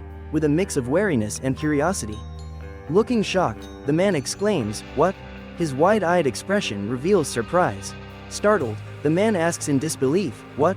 His companion, clad in a black cloak, states, "This has never happened." With an intense gaze, the man shouts, "Don't play with me," expressing his seriousness. A man wearing glowing glasses stared forward and asked firmly, "What are you planning?" The man with glowing glasses grinned and stated that no one could survive a gunshot. He asked why he was shot, knowing no one survives such wounds. The man with glasses explained his family was inside, while the other was outside, causing confusion. He admitted mistaking him for an animal and apologized. Reflecting, he noted he hadn't seen any wild animals on the island. The other suggested they might be hidden, but their presence couldn't be confirmed. One remarked about the other's son hunting. The other clarified his son was at home then. Smirking, the man questioned if it was all just his imagination. The man smirked and asked if the woman's husband was also imagined. A cloaked man revealed he had shot at the woman's husband twice that night. Dressed in black, he asked if the other saw his wife, asserting she left the island to shop. The man remarks with a grin, "So, is this my hallucination?" as he looks at the character beside him. He explains that his hallucinations are due to an earlier head injury, adding that the human brain is imperfect, making such occurrences possible. He asks, "Okay, then why did you trap me in that?" The other character questions if he attacked his daughter, Yumi. He claims there was no alternative. The other character responds, mentioning his daughter was hijacked, leading to chaos. One asserts it was unavoidable, while the other explains they handle much of the heavy manual work. A character asks if the other knows who is truly responsible. The other admits he was once foolishly in love with her. He observed everything on the island and sent a signal from a hidden spot on the steep hill, shouting that cameras were everywhere. Pointing to the hill, he claimed there was nothing there but suggested there might be cameras on the island, though he wasn't sure. He noted that only Yumi mentioned it, and no one else knew where they lived. He stated he doesn't inform the children about their residence. A character lies on a bed in a dimly lit room, exposing his bare torso. He mentions that he doesn't share his location with anyone. Another character faces his companion, suggesting that if the other doesn't believe him, he can call his friends to confirm. He looks at a lifeless body on the ground, taunting that he previously crushed its head with a pipe. A character stands silently with a concentrated expression, communicating tension through his intense gaze. Standing silently, a character's intense gaze reflects a mix of determination and focus, as unspoken tension fills the air. Firmly, a character states, all right, one last question," while another grips a weapon, prepared for what comes next. A character demands information, questioning, "You don't want to tell me what this island is and where it is?" Another character adds, "And also how you feel about me." The character demands to know why he isn't allowed to leave the island, maintaining a confident demeanor. With a firm stance, the man questions why he isn't permitted to leave the island, exuding confidence. The man claims, "We are killers," to which another responds, "The same goes for you." One man asserts, "You are just like us," while the other remains silent, standing firm. A man leaned in, eyes sharp behind his glasses, and declared he was certain the other was a killer. Another man pointed a finger, mentioning a club and revealing a wanted poster at the entrance. A skeptical person questioned their shared experiences. A man extended his hand, urging someone to join and stay alive with them. His confident stance invited trust. A man declared there's nothing frightening about being weaker than others if one accepts it, and urged them to do what they want. He explained that sometimes, among visitors, he chooses someone special, particularly for another person. After some time, when someone's mind returns to normal, he would allow them to leave but insisted they promise to return. Someone acknowledged hitting the other on the head. He stated that it was mentioned in the Bible. He responded, saying it was just like him. Pipe, pipe, pipe. The letters XP and R dominate the image, suggesting intense action or impact. A man with wild hair swings a weapon, conveying aggression and determination through his glowing eyes. He turns abruptly, locking his fierce gaze onto an unseen opponent, ready to face the challenge ahead. A confident character with a striking hairstyle looks down at a seemingly defeated opponent. A distressed figure kneels on the ground, gasping in pain and expressing a preference for the island. Kneeling in distress, he reflects on the place, calling it amazing yet absurd, like a theater. In despair, he questions the truth of what was said, hoping it was true. Another voice responds affirmatively. Smiling while holding a tool, he comments on not instructing, look him in the eyes, creating a tense moment. He screams in panic, pleading, "No, no, please," with tears reflecting his horror. Observing a face, he believes his guess is correct. The character inquires about living arrangements, displaying a peculiar intensity. Another character sharply advises them to stop speaking nonsense. A dark figure remains seated in the forest, bloodstained and motionless, casting an unsettling presence in the silence. Confidently, the figure stands with a weapon, expressing uncertainty about the ability, yet acknowledging they can kill now. Standing tall with a bloodied weapon, the figure declares having gained the ability to kill. The opponent lies defeated and vulnerable. The man laughs, claiming everyone else is merely ordinary leftovers. Laughing, the man asserts that everyone else is beneath him, just ordinary leftovers. Wide-eyed and shocked, the man grips his weapon as lightning surrounds him. Amidst chaos, a man, startled and fearful, tightly grips his weapon. The tension rises as a phantom scream echoes ominously. Crouching in fear, a man clutches his weapon. He flinches as a figure leaps overhead, leaving a blood trail. In agony, a man grips his head, exclaiming about the intense pain. A man grips his head tightly, expressing his distress as he mutters, "It hurts." Another character nearby watches, surprised by the man's pain. A hand reaches out, gripping the ground firmly. The man below gasps, repeating, "Exexa, Exexa," as he struggles. A man appears distressed, asking himself, "What? Why am I?" Tears flow down his face as he questions, crying. A man clutches his chest in distress, questioning his situation.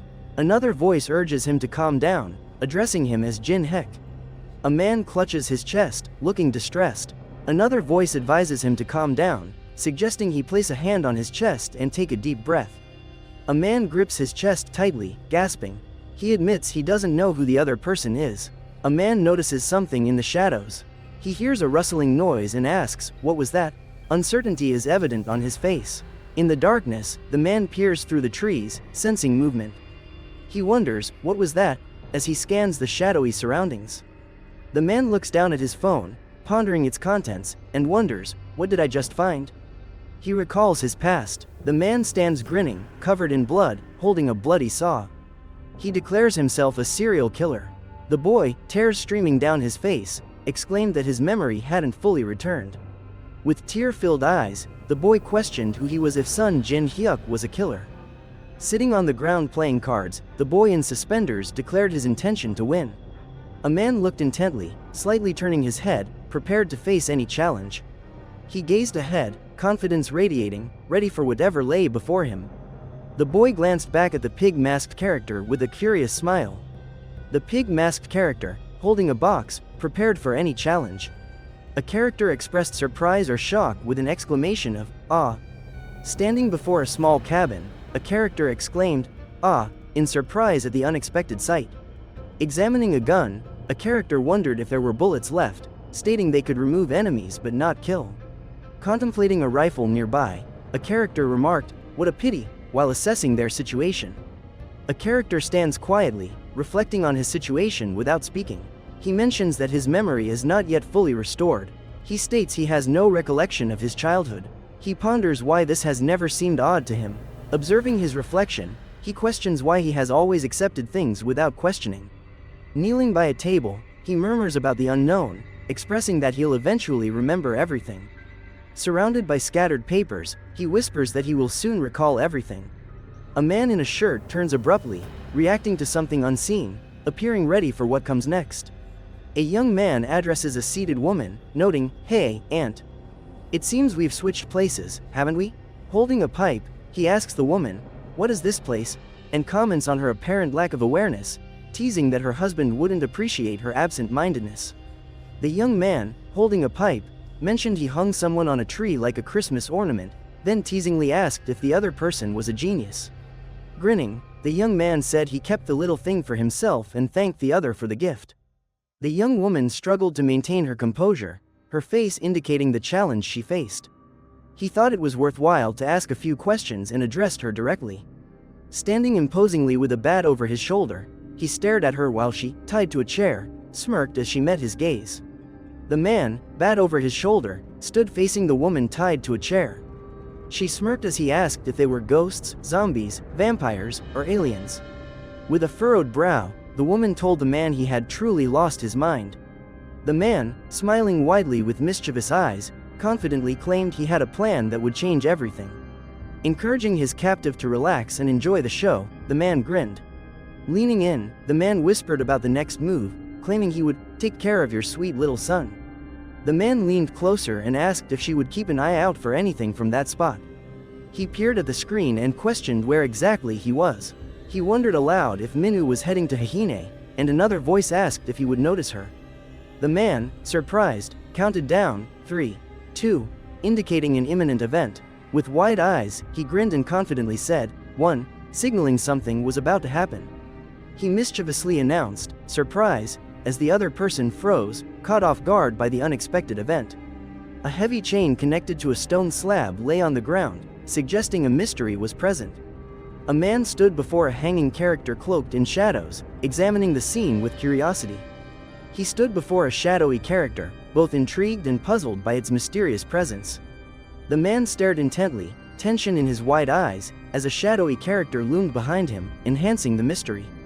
A man stands behind a girl with a tense expression. He warns her she will regret her decision, but she seems unaware and asks what he means. The girl glances sideways with part of her face hidden and says, "Now." A mysterious character, concealed in shadow, declares they are at the center of it all. A shadowy character stands firm with an umbrella and states they have been betrayed. A character grips a girl tightly, demanding answers and insisting she tells the truth. Her startled face reveals the tension. A young man, wide-eyed, appears surprised and confused. He seems lost in thought, uncertain about his observations. Another young man, with an intense gaze, stares ahead, realizing what he is confronting. The young man looks shocked, his eyes wide, as he questions the truth of what he sees. Against the night sky, a dark silhouette of an island appears. The vast ocean ripples gently as shadows cast over the scene. A large wooden plank crashes to the ground, sending dirt flying as the scene progresses. A chain drags across a dark surface, marking its path. A man kneels close to another, urging him to wake up, saying it's not over yet, with the chain ominously nearby. A man leans forward, partially hidden in shadow, asserting that the situation is just beginning. A dark silhouette kneels, gripping the ground, whispering about a hidden truth that will change everything. A dark silhouette crouches, determinedly gripping the earth, whispering about a transformative hidden truth. A dark silhouette crouches on a hillside, gripping the ground, whispering about a truth that could alter everything. A figure swings a weapon downward at someone below, signaling a pivotal confrontation. A figure swings a weapon fiercely at an unseen adversary, indicating a critical struggle. A figure, with determination, grips a bat tightly, preparing to confront an upcoming challenge. Pipe, pipe, pipe. A character stands resolute, gripping a bat, preparing for an unseen challenge. He raises the bat, ready to strike, appearing fierce and determined. With blood on his face and clothes, the man faces an invisible threat with defiance. Bloodied and intense, he stares forward, teeth clenched, ready to confront danger. Hands reach out, fingers spread, ready to grasp something crucial, with tension suggesting an important moment. A bald character grips a chain, laughing maniacally, exclaiming, "Breath," with twisted joy. Laughing uncontrollably, he shouts, "Breathe," as he delights in his bondage. A chain clinks on the ground, its presence suggesting a dark power. A dark character looms over a fallen man, holding a binding chain, with "Swineherd" ominously beneath. Gripping a heavy pipe, a character advances with determination, the sound of "shirk" echoing ominously.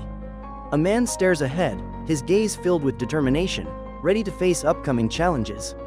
Rain cascades onto a dark surface, partially revealing a mysterious object within the grass. Shadows slide along, increasing tension. A character with dark hair looms over another, a sinister smile forming, while the other man, startled and wide-eyed, braces himself. The man lies on the ground, his glasses slipping as he stares blankly. A figure in the shadows brandishes a weapon, yelling for someone to die and insisting this time it will happen. A dark pipe drips blood, hinting at something ominous.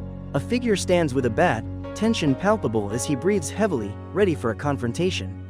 A hand grips a bat tightly, poised for action, capturing the moment's tension. A boy lifts a bat, declaring triumph over a bad one, laughing loudly. Grinning widely, the boy raises his arm in triumph, telling another to cheer up, reminding him it's not over. A boy raised his arm in triumph and acknowledged to another character that it wasn't over yet, despite their defeated stance.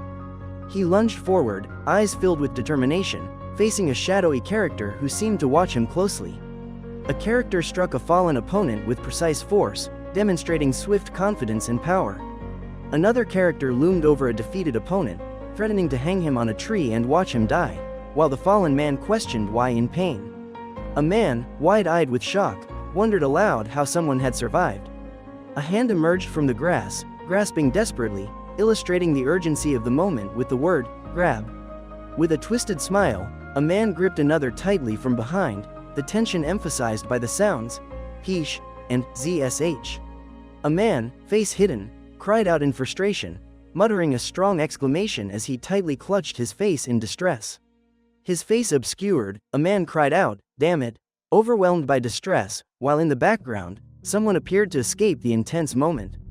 Panicking, a man gasped, repeating, "Damn it," as he scrambled through the grass, reaching for a stick. A man, gripping the bat tightly, wonders if he just delivered a weak hit, preparing for what lies ahead. In a field, a man stands holding a bat, staring wide-eyed at a character above, sensing tension in the air. Surprised and fearful, the man calls out to a shadowy character, "Eh?" His eyes widen in realization. Tightly gripping the fabric, the man exclaims, "Bam!" pulling with determination to face what comes next. With force, the man delivers a sharp punch that lands with a crack, signaling his battle readiness. Confused, the man questions, "Why is he so fast?" as sweat drips down his face. Struggling to breathe, the man gasps in shock as a hand grips his throat. The man gasps for air as a tight grip on his throat leaves him breathless. A man gasps as a dominant character grips his throat, struggling to breathe. Approaching with a heavy step, an imposing figure leaves a deep imprint in the ground, signaling impending conflict. An imposing character strides forward, their presence commanding in the chaos. Another character senses the weight of impending conflict as they prepare for a confrontation. One character retreats, having taken a hit, as another looms above, ready for the next move. The tension rises as the confrontation escalates. A character falls backward to the ground while another approaches menacingly, preparing their next move. A character glares fiercely, determination in his gaze. He is ready to confront what lies ahead, showcasing his readiness for battle. A figure lies motionless on the ground, suggesting a struggle, while the surroundings remain still. A figure lies on the ground, with blood pooling beneath them. Nearby, a shadowy character stands, expressing disbelief. A character stands ominously, contemplating the fate of dying on an unknown island. They express reliance on a person they know nothing about. The figure moves away, firmly stating, "I don't want to," while a shadow looms, delivering a decisive blow. The figure on the ground protests, declaring, "I won't do it," as a foot descends with a harsh kick. A sharp blade slices through the air, marked by the word, "crunch," in bold letters. A blade sliced through the air smoothly, accompanied by the word, Crunch, in bold letters. A dark-haired man gritted his teeth, sweat running down his face as a shadow approached, increasing his tension. A man with dark hair sprinted forward, grabbing another by the waist and shouted, "Hold on.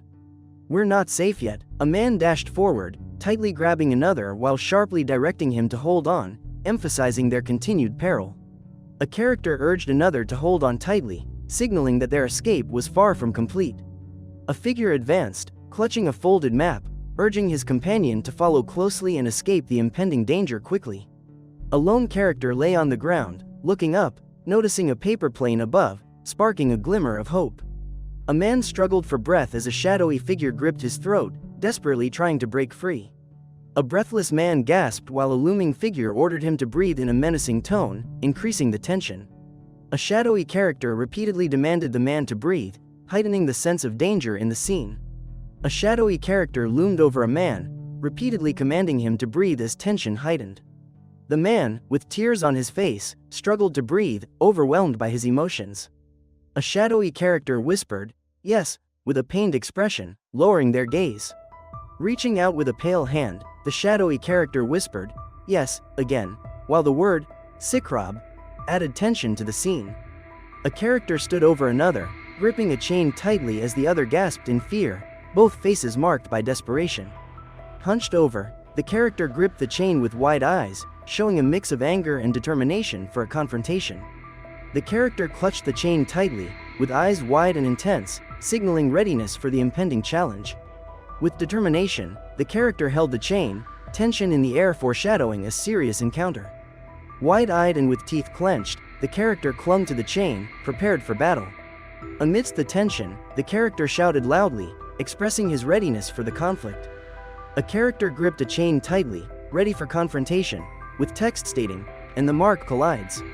A character's eyes widened in shock, suggesting a major revelation. In surprise, a character whispered, "Het," indicating an unexpected realization. A man's eyes widened in shock as he whispered, "What?" signaling an unexpected realization.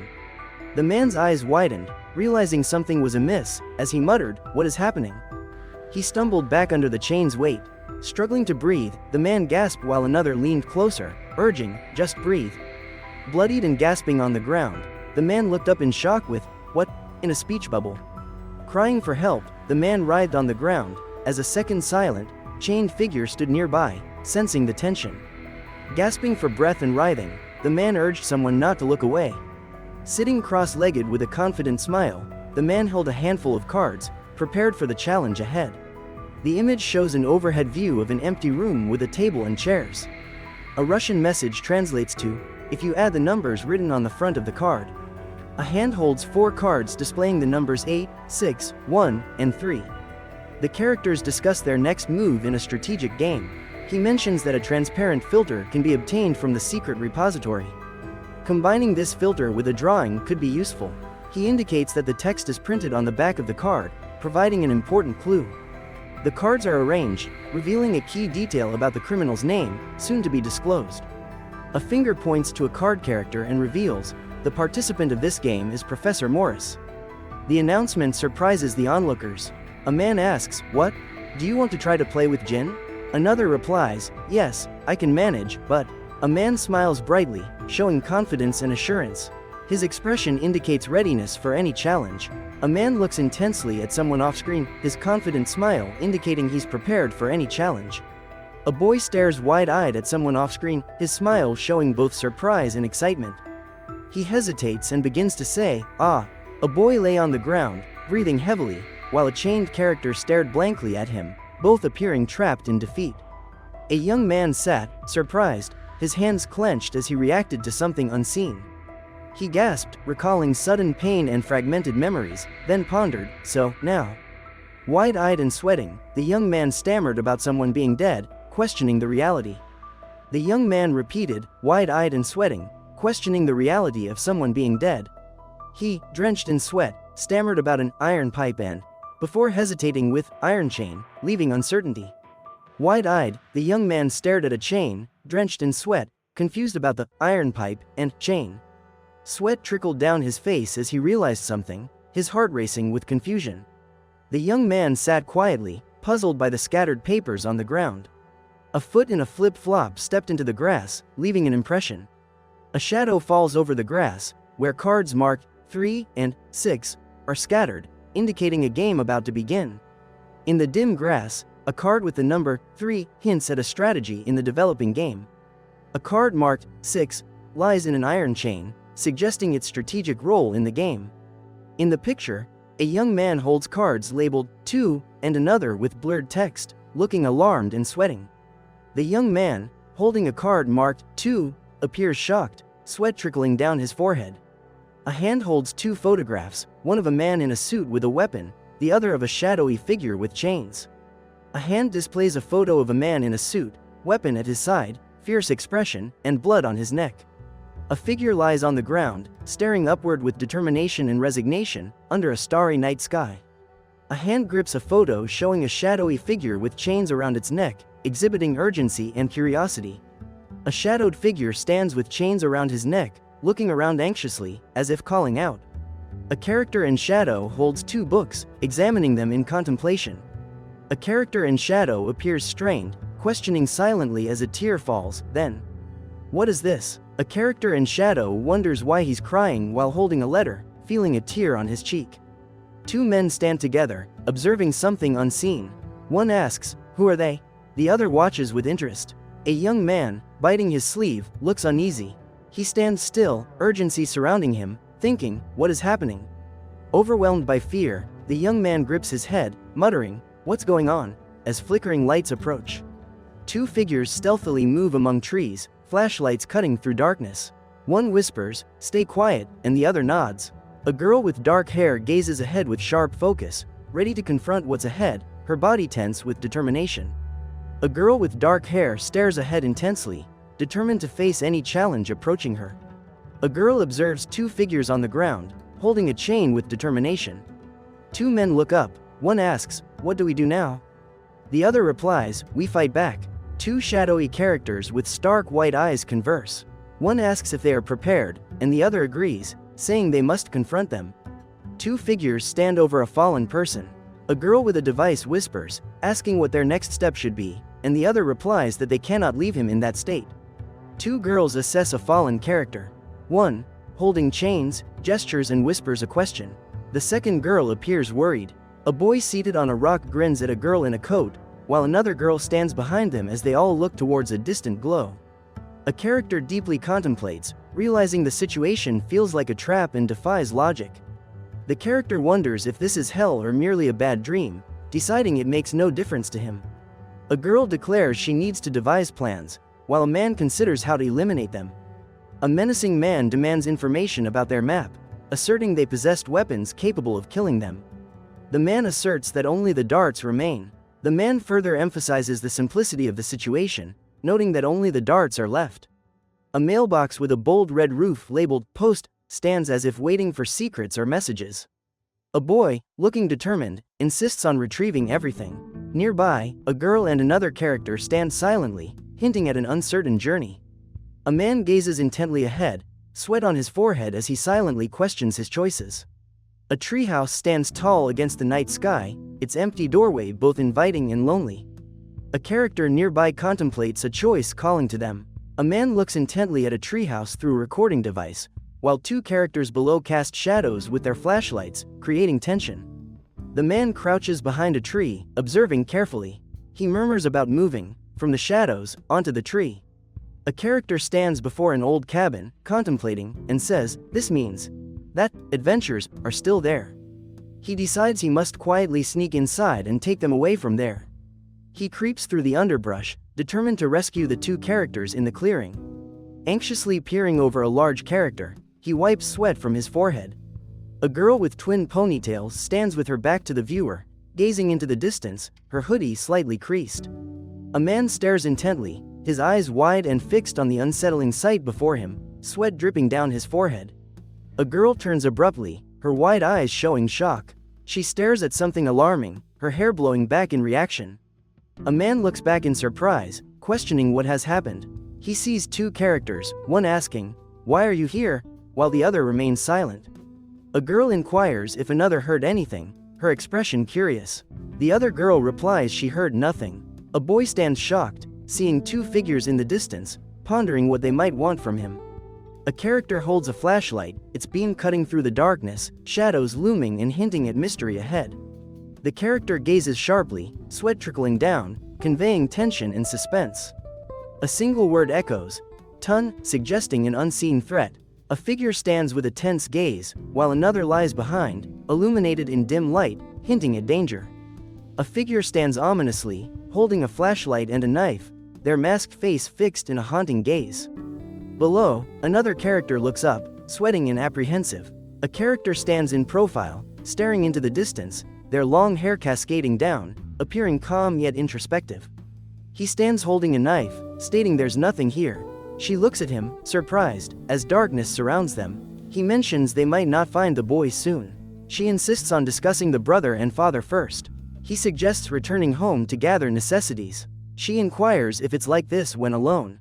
He asks if she's scared. She questions his fear. He asks if she's frightened and suggests she could join him. He inquires about her fear. She challenges his fear and hints that she might join him.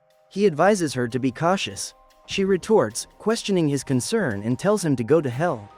The character walks alone, sword in hand, into the darkness while shadows loom. A character stands alone in a dark setting, exuding mystery and intrigue, holding something tightly. Pipe, pipe, pipe. A character's wide eye betrays their curiosity and apprehension as they focus on something unseen.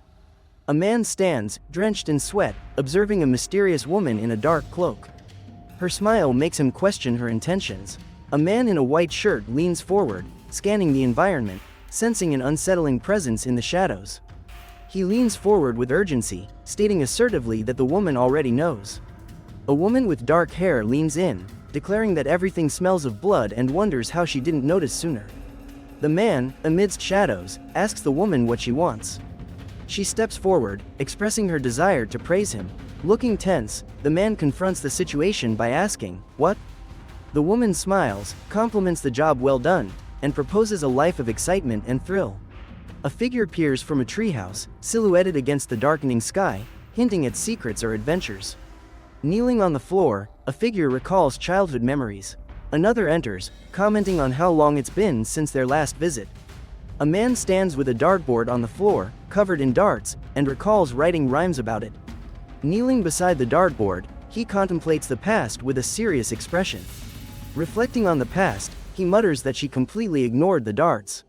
He questions whether she understands that the darts can cause harm. A man with long hair in a robe suggests offering something interesting. Expressing a desire to provide something intriguing, he states, "This is not a fish." Lying on the ground, a figure in a white robe hears him assert, "This is not a fish." A girl turns away, pulling her sweater down, asking if someone wants to check. Turning away, she pulls her sweater down and declares she killed his father and brother. He responds with a puzzled, He holds up a photo, demanding, "What?" as he stares at the image, revealing a connection to a chained character. She inquires if he notices what the photos reveal, pulling her sleeve down to expose a secretive detail. She asks him if he sees the resemblance between the photos and the cards from a board game.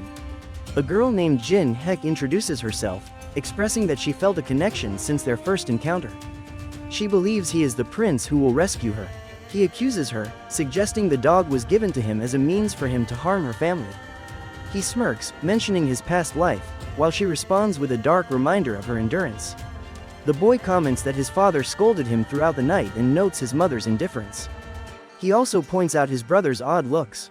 With surprise, the boy notices a girl holding his face, her eyes reflecting curiosity and seriousness. The girl urges him to leave the cursed island with her. She leans in, nearly touching his lips, while he looks at her with a mix of uncertainty and determination. A man gently touches her lips with his finger, maintaining eye contact as they prepare for a kiss. The woman leans closer with a mischievous smile, asking if the man wants something. Captivated, he can only gaze back at her. The man stares, fingers brushing his lips, pondering the meaning of the situation. His face reflects confusion and curiosity. Leaning closer, the man smirks and tugs at the girl's shirt, urging her forward. She remains unfazed as he fiddles with her collar. A hand reaches swiftly toward the girl, who shouts in surprise, with the bold title, Tolkien UYA, looming overhead. A figure stands with arms crossed, observing confidently as the title, Brack, bursts across the scene, highlighting intensity. Another figure stands over shattered colored blocks, a sharp object poised above, with the sound, VZHYH, heightening the tension. A figure demands a girl to stop, threatening her. She pleads for forgiveness, claiming she had no choice, stressing the urgency. Holding a small object, a man smirks, commenting on the girl's reaction and suggesting it seems true. The man smiles knowingly, praising the girl's impressive acting skills. Lunging forward, the man exclaims that there's no escape, his determination driving his decisive action. The character moves forward, announcing the moment of truth. Shadows cling to the edges, adding tension. A character lunges forward with determination. The word, bang, indicates an explosive moment approaching. A character stands with a bloodied hand, expressing frustration and saying, although I was talking. He states, I will kill you last, while looking at the person on the ground. He declares that only the person's mother and Yumi remain to be dealt with, considering the day's exhaustion. He notes that only the person's mother and Yumi are left, pondering the conclusion of a tiring day. A scene shows a girl lying on the floor, seemingly hurt, with a toy nearby. The solitude is apparent. The girl, with hair spread around her, lies on the floor. She smiles slyly, eyes inviting someone closer. He mentions that he now only needs to deal with Yumi and her mother, hinting at a sinister plan. A panel shows broken walls with creak and bang emphasized, suggesting a chaotic moment. A character lies on the ground, unmoving, as colorful objects gather nearby, creating a tense atmosphere. A character lies still on the ground, with a faint smile and tangled hair, surrounded by clashing vibrant colors. In a dim room, a character stands as light streams through a window, with bang and swish, suggesting sudden action. A character bends low in the shadowy room, overwhelmed by escalating unseen conflict. A character reflects, uttering a contemplative as tension lingers. With a playful grin, a character asks, "What's the plan now?" amidst an atmosphere of anticipation. A character observes the cards in their hands, marveling at their clarity of thought. A character stares upwards, eyes wide, questioning something significant with a troubled expression. In the shadows, a character's face is obscured as they gasp, questioning past choices and feeling burdened. A character in shadows questions, "You are very sensitive, aren't you?" reflecting uncertainty and doubt. A hand grips a weapon tightly. The character appears ready for action. A character crouches, aiming a weapon while wearing a loose shirt. A man looks up, caught off guard. A character smirks at a man, who stands relaxed. The word, suru, suggests tension in their interaction. A character with a sly grin observes a surprised man, noting his relaxed posture. The man thinks about being tricked, recalling his headache and the cards. The man stands in a doorway, appearing calm, as a woman kneels with a weapon. She warns him about her intent to kill. He claims he cannot kill her now but won't forget how she trapped him in the basement. The woman, holding a knife, remarks that he shouldn't find this amusing. Smirking, she addresses him as brother. He inquires if she often gets distracted before killing, asserting it won't work on him. She asks if he remains the same self-tortured individual. He seems unfazed, confident her tactics have no effect. She questions if he is still self-tortured. He remains unfazed, certain her words won't affect him. He asserts he has an advantage, countering her claim of his powerlessness. She challenges his bravado in response. He asks if he is truly powerless. She responds that she doesn't think so. He grips the spray can tightly, prepared to release its contents. His hand trembles slightly with hesitation before acting. He watches her closely as she brandishes a knife, her face hidden by a mask.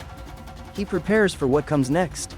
He looks on with wide eyes, shock rendering him motionless as uncertainty looms. A man stands with wide eyes, shock immobilizing him amid the growing uncertainty. The girl yells for him to get away, swinging her arm. The boy stands still, surprised by the surrounding chaos. A hand reaches for a dart on the floor, surrounded by others, suggesting a recent game. A hand holds a dart, ready to take aim, as the shooter focuses on the upcoming challenge. A young man stands confidently with a smirk, touching his chest to indicate something intense. A young man is startled as an unusual character appears before him, his eyes wide with surprise. He remains motionless, unable to respond. He gazes in disbelief as another figure swings a sword behind him, caught completely off guard and frozen. A monstrous, twisted character lies defeated on the ground, its open mouth filled with jagged shapes, evidence of a recent battle. A shadow towers over the defeated, twisted character as a man watches. A bee swiftly flies by. His expression tense. A man stands facing a door boldly labeled, "Open," bracing for what lies ahead.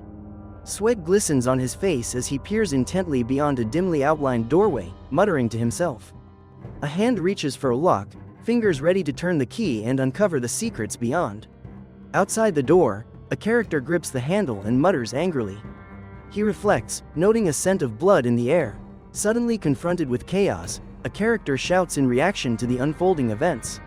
A girl, panicking, shields herself while surrounded by chaos and darkness. A young man, overwhelmed, shouts in frustration as he clutches his head, battling against an unseen force. Feeling cornered, a young man raises his arm to shield himself from the chaos, displaying a mix of panic and determination. Crouching down, a young man grips his head tightly, desperate for a moment of peace amidst the chaos. A young man leaps from a tree branch, arms outstretched, determined to catch someone. Hanging from a bar, a young man's muscles tense as he exclaims his determination to push through the challenge. Struggling, the young man's face shows determination as he vows to overcome the challenge, teeth clenched, sweat dripping. Suspended above, a young man marvels in surprise, while the girl below comments on his skill. The girl warns him that falling from such a height could break his leg bones, emphasizing the danger.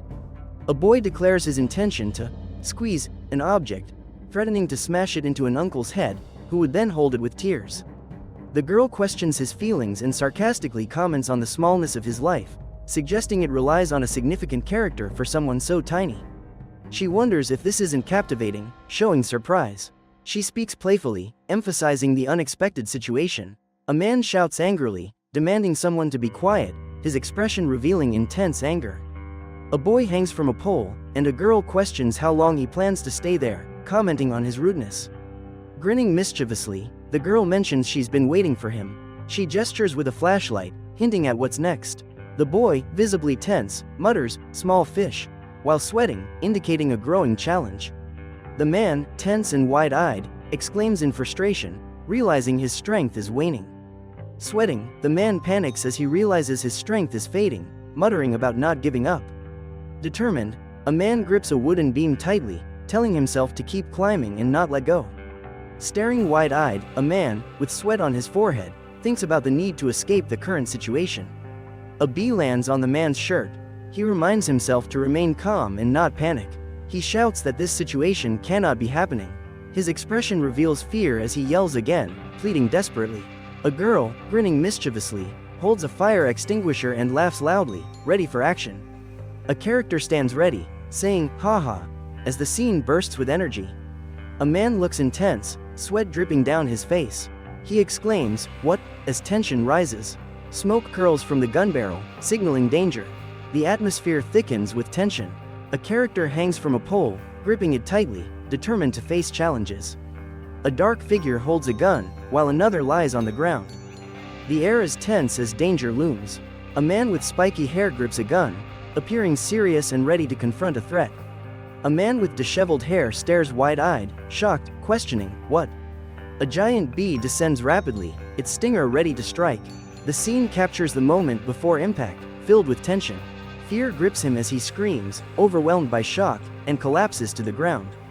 A sudden attack causes a character's leg to buckle, illustrating a moment of intense danger as they fall. A character is grabbed and pulled downwards, arms stretching in struggle as they face a sudden force. In frustration, a character exclaims, facing an impending challenge with thickening tension as they prepare to confront the situation. Amid chaos, a figure descends with force, feet pointed down, intensifying the scene and urging an impending showdown. Breathing heavily, one figure says while dropping to the ground. Another figure, holding a bat, leans over and prepares for an intense moment. Sweating and visibly strained, a figure declares that someone decided to use him as a mattress without manners. The second figure responds with irritation.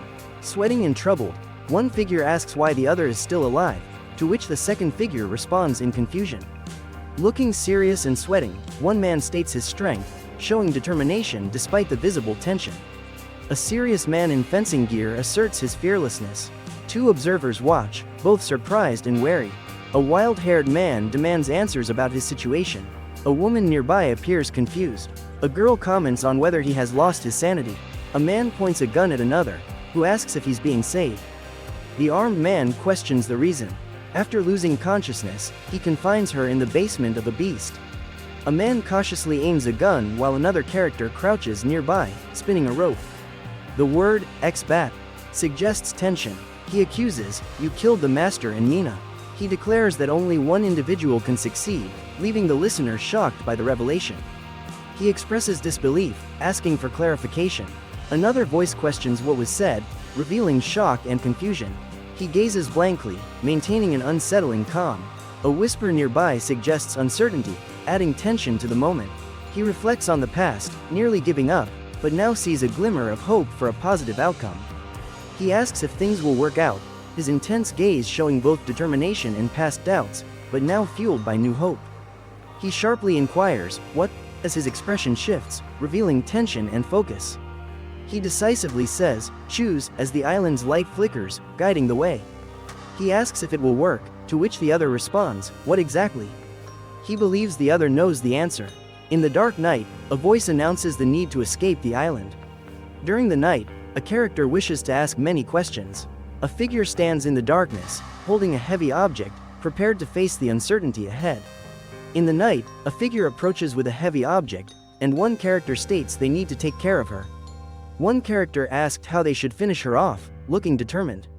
The other character's intense stare showed readiness for action. A determined character inquired about finishing off another character who seemed ready for action. With determination, one character demanded how to end things with the other, who appeared prepared for action. The character shouted, asking why another had chosen to betray them, appearing ready for battle with a weapon in hand. A young man yelled in frustration, showing determination to confront the situation. The young man squinted, declaring he wouldn't back down, his gaze fixed as he prepared for what lay ahead. Wielding a hammer, the young man prepared to strike, energy radiating from him, aiming for the ground with fierce focus. Leaping into the air with a device in hand, the young man prepared to unleash its power, aiming it downward with determination. With purpose, a young man kicked off the ground, focused and ready for the challenge ahead. Determined and ready, a young man leapt off the ground, zooming past a stumbling figure, focused entirely on his path. A young man sprinted forward, his face illuminated by a sinister grin. His eyes glowed ominously, reflecting his determined focus on the target. He loomed over a girl with a manic smile and declared, 50 to 50. A dark cylinder prominently gleamed, poised for action, the energy around it suggesting imminent activity.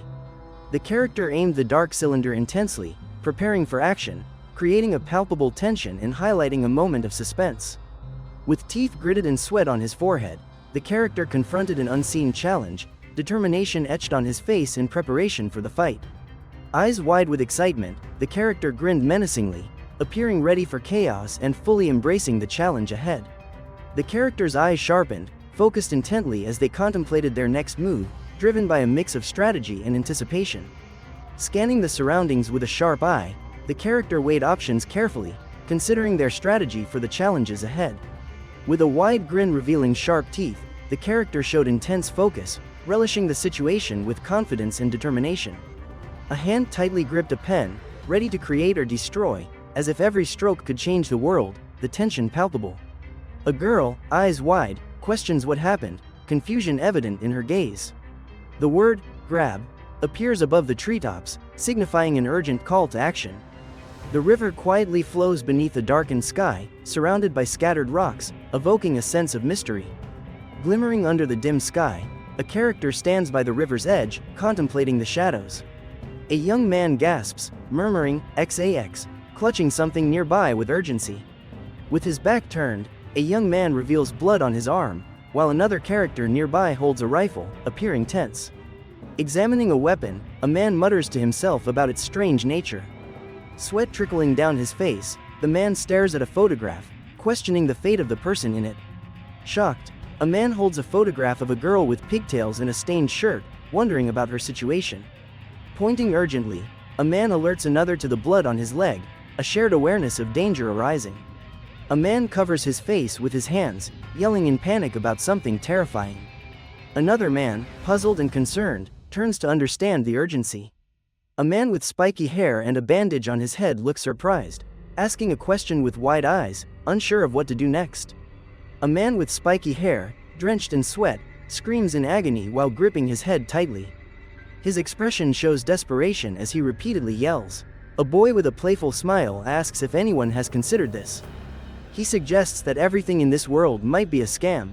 A man questions the reality around him, pondering if everything is a deception. He stares intently, considering the possibility that the world might be a scam. A man reads a newspaper, puzzled. Another man, holding a mop, asks if there's a camera. A girl sits on a rock, looking contemplative. She notices a bird on a branch and questions its reality. A girl leans forward, asking the boy what he thinks. She wonders aloud who could do something like that. A girl leans in, asking a boy if he has ever heard the phrase, older brother. She playfully reminds him not to use such strange words with little kids. A girl reflects on past films like The Matrix, suggesting reality is deceptive. She advises her friend not to listen to Jin Hei, claiming she just talks nonsense. A frustrated girl tells her friend to stay quiet. Her friend responds with a resigned agreement. Wide-eyed, the girl sits silently, surprised and processing what she has seen. Leaning forward with a playful grin, she asks her friend if he believes her. She leans in again, mischievously inquiring if he believes her. With a playful grin, she leans forward and asks him if he believes her, waiting for his response. A man stands with a weapon over a curled-up figure on the ground, showing no compassion. A spiky-haired man in a plaid shirt observes another man, who appears confused and distressed, questioning if something was remembered. The distressed man exclaims his confusion about the situation and questions why it's happening. Tears streaming down his face, the distressed man questions what the unpleasant feeling is, staring at his trembling hand. A man with a bandaged head and shocked expression stares wide-eyed in disbelief, saying nothing. The man with a bandaged head processes the chaos around him, his eyes reflecting shock and disbelief. He notices a building dangerously leaning, its surface marked with ominous cracks signaling a likely collapse. The man tells another character they cannot enter because of the bees. A character mentions a special costume for Yumi, while another remarks it might not fit well. Someone gasps in frustration, while another, kneeling and injured, mutters a curse under his breath. Silence follows. A character clutches his bleeding knee, wincing from the pain of his wound. Disbelief is evident on the man's face as he witnesses the unfolding situation, trying to understand what just occurred. He confidently states he will manage the situation himself, moving decisively towards the other. He insists he knows the other will assist, but cautions against approaching too quickly. Sitting down, he says, all right, showing both reluctance and acceptance. He concentrated deeply, sweat trickling down his forehead. Silence filled the room as his expression suggested unspoken thoughts. A photograph is held tightly, revealing a shadowy character within. An ominous whisper emphasizes the tension. Shush. A young man tightly grips a photograph and asks, tell me, what do you see? An older man replies, who knows, maybe I'll believe you. A large hand grabs 3 photographs. The first depicts a girl with a headband, the second shows a character with a chain, and the third features a man in a suit. A close-up shows a man with intense eyes, wearing a headband that suggests determination. Holding photos, the man exclaims he sees something. His friend, shocked, inquires about its meaning. The man claims he sees everything. Another person kneels, asking about his connection to Minu and Yumi. He grins widely, laughing and repeating, Exa, Xa, followed by a series of Exa Exa Exa. Showcasing his excitement, laughing heartily, the man exclaims, ha ha ha, are you really seeing this? He continues, ha ha ha, see? I'm not crazy. The man shouts, damn them all. His frustration resonates against the dark backdrop. The man insisted, no, you're crazy, while questioning the other's sanity. He suggested that he believed the other had already taken lives. The man accused the other of possibly shooting a boy with a shotgun. The accused denied understanding. One accused angrily questioned the other's meaning, who calmly denied being a psycho. A man, surprised and concerned, questioned what the other implied. Angrily, a man confronted another, accusing him of making a mistake and advising him to run for his life. One man questioned another about drug dealers, asking when they killed the vacationing couple. A couple walked on the beach, the man with a bag and the woman laughing, enjoying their vacation. The boy asked the other where he had been and what he had done. The girl thought the boy seemed aware of something about her. Pipe, pipe, pipe. The girl asks the boy if he called her crazy and inquires about his actions. The boy accuses the man of being the ultimate enigma, questioning his true reputation. He continues to challenge the man, asking why he remains so mysterious and what his real legacy is. The boy grabs the man's shoulders, reminding him that on the first day, the man advised, "Show them you are useful." Determined, the man grips his face, uttering, "Ah," as he prepares for the task. Reflecting, the man wonders if living means satisfying others. Another voice suggests deeper reflection, opposing his first thought. Pondering his identity, the man asks, "Who am I?" A voice responds with frustration, warning against underestimating his skills. With a smirk, the man challenges someone to prove themselves as a killer, emphasizing its importance. He stares intensely, commanding someone to kill this family, gripping his shirt to stress his order. Pipe, pipe, pipe. The man leaned forward with a smirk, commanding action with confidence, twisting his shirt as he spoke. He grinned broadly, leaning closer, gesturing eagerly as if primed for action. With a sharp smile, the man leaned forward, challenging another to prove their skills as a killer, emphasizing the significance. Intently staring, he commanded chillingly to kill this family, expecting unquestioned obedience. Leaning forward with a sneer, he ominously declared, "Make them pay." Revealing ruthless intent, he grinned maliciously, tugging at his collar, proclaiming, "This will be fun." Hinting at impending trouble, slyly smiling, he pulled at his collar, saying, "In the apple." Angrily scolding, he questioned, "And after that, you say you're not a bad person?" Then shouted, "You, filthy junkie?" Raising his hand in anger, he questioned defiantly, "You think you can just get away with that?" He raised his arm, challenging defiance, asserting, "You think you can act like that without consequences?" He leaned in, eyes wide, and asked if the needle marks had vanished. He urged the boy to see clearly and stated that Jin Hek only saw what he wanted. Pointing at the trash bin, he mentioned it. Another voice noted it was overflowing with drugs. One character angrily asked who the other was. The response came, asking how he wanted to find out. He then demanded proof of worth. He said he would reveal everything. A woman sat quietly in a chair, arms bound, in a dimly lit room filled with tension. A man looked down with determination, sweat on his forehead as he faced a challenge. A man with an intense look stood at the doorway, questioning if everything was fine. The woman in the chair appeared surprised. With a sinister smile, the man asked if she had been watching closely, then inquired about her children's declining health. He asked if it was an impressive sight. The injured woman defiantly replied she would tear him apart and exclaimed in surprise at her newfound energy. He suggested they calm down. She expressed frustration, urging him to look at something.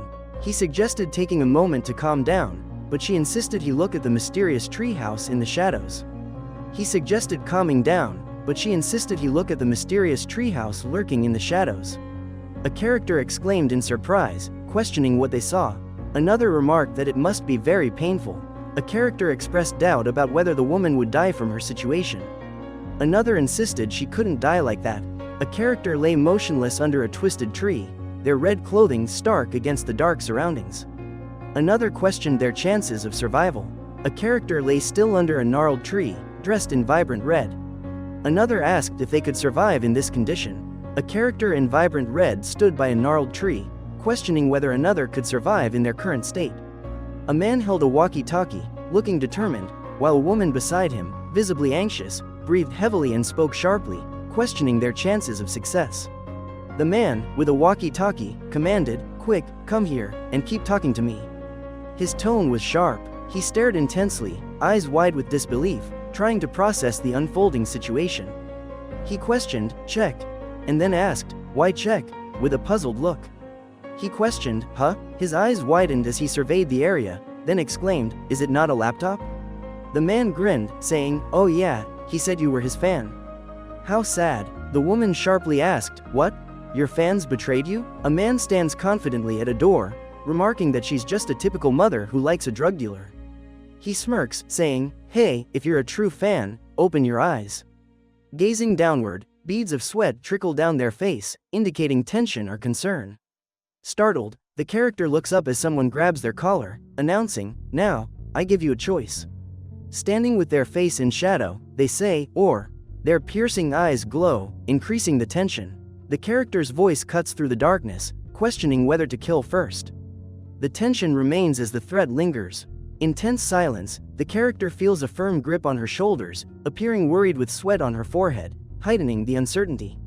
The man smirks, asking why she remained silent, claiming she seemed ready to fight him. She responds, confused about what he had shown her. He inquires if she understood her loss, confirming it with a teasing tone. He playfully asks if she comprehends the consequences of her loss, emphasizing the seriousness. He questions her with a "what?" as she struggles, continuing, "If you truly wanted to escape this island." He advises her to first find a boat, then notes her original aim was different. He questions if they plan to kill them. She responds by calling him a monster. He doubts her intentions, questioning if they plan to kill them, while she disdainfully labels him a monster.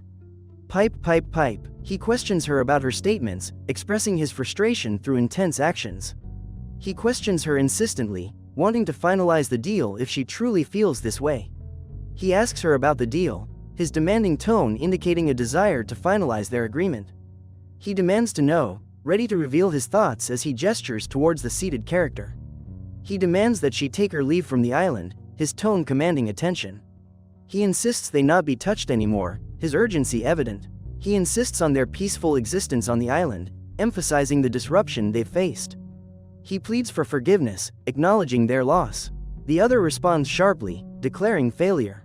The dialogue urges the other to stay, emphasizing the moment's urgency and compliance. The character inquires about the boat, highlighting their confusion and urgency. The character says she is in the barn, expressing urgency. Another character asks what, showing confusion. The response is that she is in the barn. A character suspiciously asks what is happening. The other insists on trust. A surprised character urges belief, while another gestures with enthusiasm. A man, wide-eyed, anxiously asks what is happening, searching for answers. A man stands with a wide grin, both anxious and excited about what will happen next. Beside a desk, a man asks if everything is okay. A woman confirms, noting their absence. A man questions their absence. The woman replies ambiguously, stating it's unnecessary to know. A hand is extended, signaling for attention and expectation. A man offers a handshake with a confident grin. The woman observes with curiosity. The man declines a handshake, saying he can't. His companion explains that his hands are tied. The man utters the letter A, and then says, "Ah," his expression changing. Standing confidently, the man inquires if the other person is ready to move, noticing their intrigued but hesitant look. Squatting down, the man asks again if the other is ready, displaying determination. Leaning in, the man asks if she has seen Romy. She replies no and questions his need for the laptop. The man confirms, yes, that's it. But and, while holding a letter. Another man responds seriously about his prior request. With intensity, the man states one word, silence. Facing a seated woman holding a large folder, the man asks about her next plans. The woman looks down, her expression unreadable, deep in thought. The man gazes at the woman beside him, who slightly turns her head, avoiding eye contact, her expression unreadable.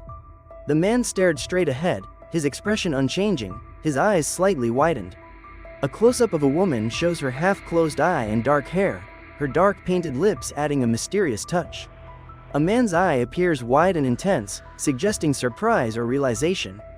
A man's shoulder is shown, his expression hidden, but a sense of tension is conveyed as he braces for what comes next.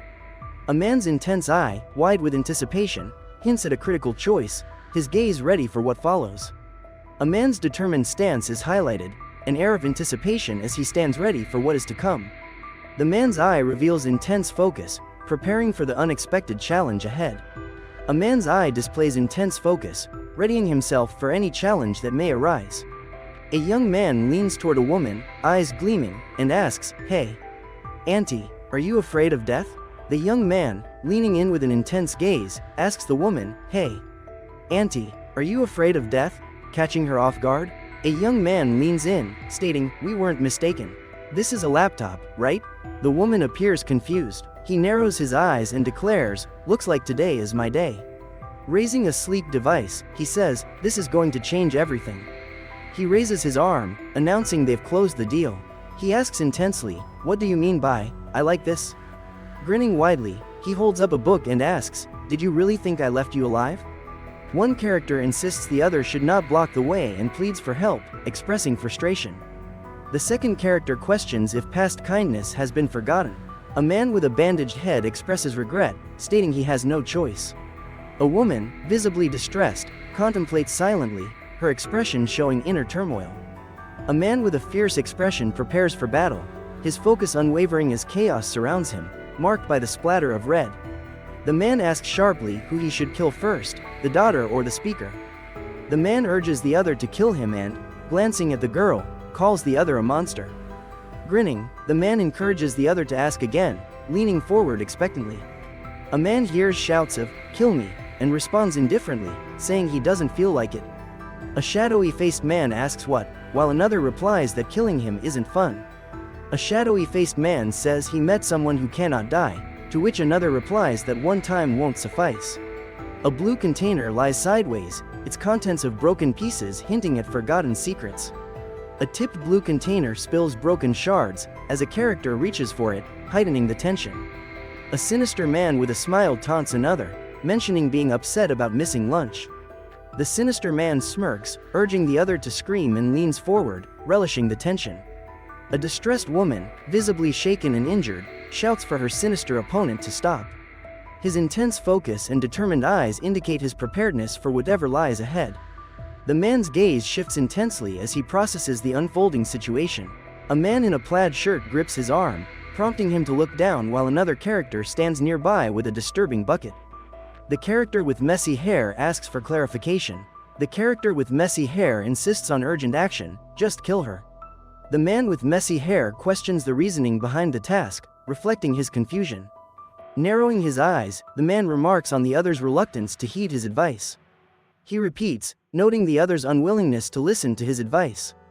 Once more, the man narrows his eyes, pointing out the other person's reluctance to heed his words. Leaning forward slightly, the man observes the other person with caution, aware of potential danger. The man raised his hand high, wielding an object threateningly. The other person watched in disbelief, eyes wide. He lunged forward, teeth bared in determination. Bloodstains marked his arms, a testament to the struggle as he pushed through chaos. The dimly lit cabin stood eerily amidst the trees, bearing graffiti on its side, charged with hidden stories. The cabin loomed in shadows, as graffiti droplets hung heavily. It stood as a silent witness to countless secrets. It stood isolated, its presence ominous as the word, "Backs," filled the background repeatedly. A character waved cheerfully, exclaiming that life is lonely, while a song played in the background, hinting at an endless journey. One remarked on their energy, expressing excitement, while another commented on the need to grow up like them. Someone exclaimed it was funny. Another asked the age of the first, questioning their obsession with an idol, noting the idol's indifference to their existence. A character sighed, revealing an increased admiration for someone. Another asked if they preferred this idol's music over others. One character sat on the couch, sipping from a mug, while the other stood, discussing their favorite idol's music. One character sits on the couch with a mug, while the other stands, discussing their favorite idol's music. Sipping from a mug, one character sits as the other stands, questioning the pause. A character exclaims about Jin Hyuk, prompting the other to ask in surprise what they're doing there. One character inquires if the other wants a drink, showing eagerness in the offer. Tea is poured into a cup, displaying warmth and hospitality. A man smiles while offering a steaming cup of tea, inviting a sense of connection. With a smile, a man presents a steaming cup of tea, inviting connection through a simple gesture. "Try it," a man says, offering tea. The other person responds with surprise, admiring its beauty. A laptop crashes to the ground as someone urgently says, "Hide," creating tension. A character kneels, head in hands, near a blood-stained book, breathing heavily in despair. A character grips their face, smeared with blood, muttering, "Excellent," as the moment unfolds. Now only she remains. A character calls out, "Romy, where are you?" urgently searching for an important person. Peering through a dark window, a character scans for life with anticipation and caution. Scanning the dark room, a character grips a weapon, wary of what lies ahead. A man sits against the wall with a rifle on his lap, wearing a plaid shirt, and cautiously surveys the surroundings. His eyes wide with surprise, the man gazes intently, contemplating something significant in the silence. A hand grips the computer mouse, fingers poised for action, ready for what comes next. The man observes the house through the window, feeling anticipation as he prepares for the next move. In the hallway, the man stands cautiously peering toward the open door, ready for what awaits inside. The man moved forward with caution, examining the empty room. He sensed something just out of view. He sat at the computer, fingers ready over the keyboard, concentrating on the task ahead. He leaned in, eyes focused, stating it was time to finalize the deal. With anger, he pointed at the seated person, demanding a commitment. He insisted it was time to act if there was any doubt. His gaze was sharp as he asked about the boat's location, looking intensely into the distance. She responded, indicating that she is in the syringe. A shed, encircled by trees, stands with its blue roof and locked door, wrapped in mystery. Quietly nestled among trees, a shed with a blue roof and locked door suggests enigma. A man at the microphone, with a serious look, reassures a woman not to worry. A close-up shows a man's intense eyes as he questions, eh? Hinting at curiosity. A character approaches a blue-roofed shed in the woods. Another character sits at a desk, focused on a wall of screens. He calls out, asking for Romy, indicating his search. A determined character pushes open the door to a cabin in dark surroundings, implying urgency. Stepping into the cabin, the character swiftly opens the door as night envelops the area, emphasizing urgency. A young man sits in a chair, looking ahead and questioning what will occur next. Standing before the blue-roofed shed, a young man aims a weapon, murmuring about uncovering what lies inside that could change everything. His eyes widen in shock, and he whispers Romy's name, displaying urgency in his resolve. With excitement, the young man asks if an escape was expected, his eyes gleaming. Sitting in disbelief, he mumbles about the unreal situation, glancing around in confusion. Pipe, pipe, pipe. The young man hurriedly moves toward the door, urgency driving his steps. He thinks about leaving quickly. The man, holding a wooden bat, yells in confusion, "What?" His face shows surprise. A door bursts open, revealing chaos inside and suggesting an unexpected event. Crouched in a dim room, the man grips a rifle, scanning the area with alertness. In the dark room, the man grips a wooden stick, sensing an unsettling presence behind him. Descending an uneven staircase, the man clutches a wooden stick, remaining focused and determined. A man stands with a baseball bat, his serious demeanor apparent. A nearby girl crouches, avoiding his gaze. A character struggles to pull a cart with a boat, determination contrasting with the gloomy surroundings. With sharp features, a man glances intensely to the side, prepared for the next challenge. A broken speaker lies on the ground as someone whispers, "Pissed," to attract attention. A whisper captures attention. "This is our final bet, right?" The man responds incredulously, "It can't be. This can't just end like this." The man sits hunched, blood staining his shirt. He wonders about the consequences if Jin Hek kills Romy. A speaker is revealed, announcing that Jin Hek must die at all costs. Another voice agrees, emphasizing the ongoing situation. A man expresses his anger, insisting Jin Hek must face a terrible death. Another person strongly agrees, insisting it must happen. The man, with a tense expression, pleads, "Not now, please." He quietly adds, "Everything will be over." Standing confidently, the man declares, "I said it's a game." He grips a heavy object to emphasize his point. A character exclaims, "What the hell?" while another insists, "I won't accept anything less." They stand firm, showing their determination. A character asserts, "You've already changed." Another responds, "You've taken it too far, haven't you?" In the image, text reads, "Not yet," indicating anticipation or a delay in action, hinting at something still pending. A boy stands confidently with a rifle, surrounded by figures in pig masks, indicating an imminent confrontation. A character in a plaid outfit accuses someone of killing them among intimidating pig-masked figures. Another character sarcastically suggests they should forget the incident. The same character in plaid accuses someone in the deserted setting, reminding them of their promise to entertain. The plaid-clad character confronts another, insisting they said it themselves. The tension rises as they face off in the dark location. Standing defiantly, the plaid-wearing character says they sympathize with everyone, while others listen. They add there's something crucial they're forgetting. Fixing his gaze, the man in plaid announces the true reason for his presence.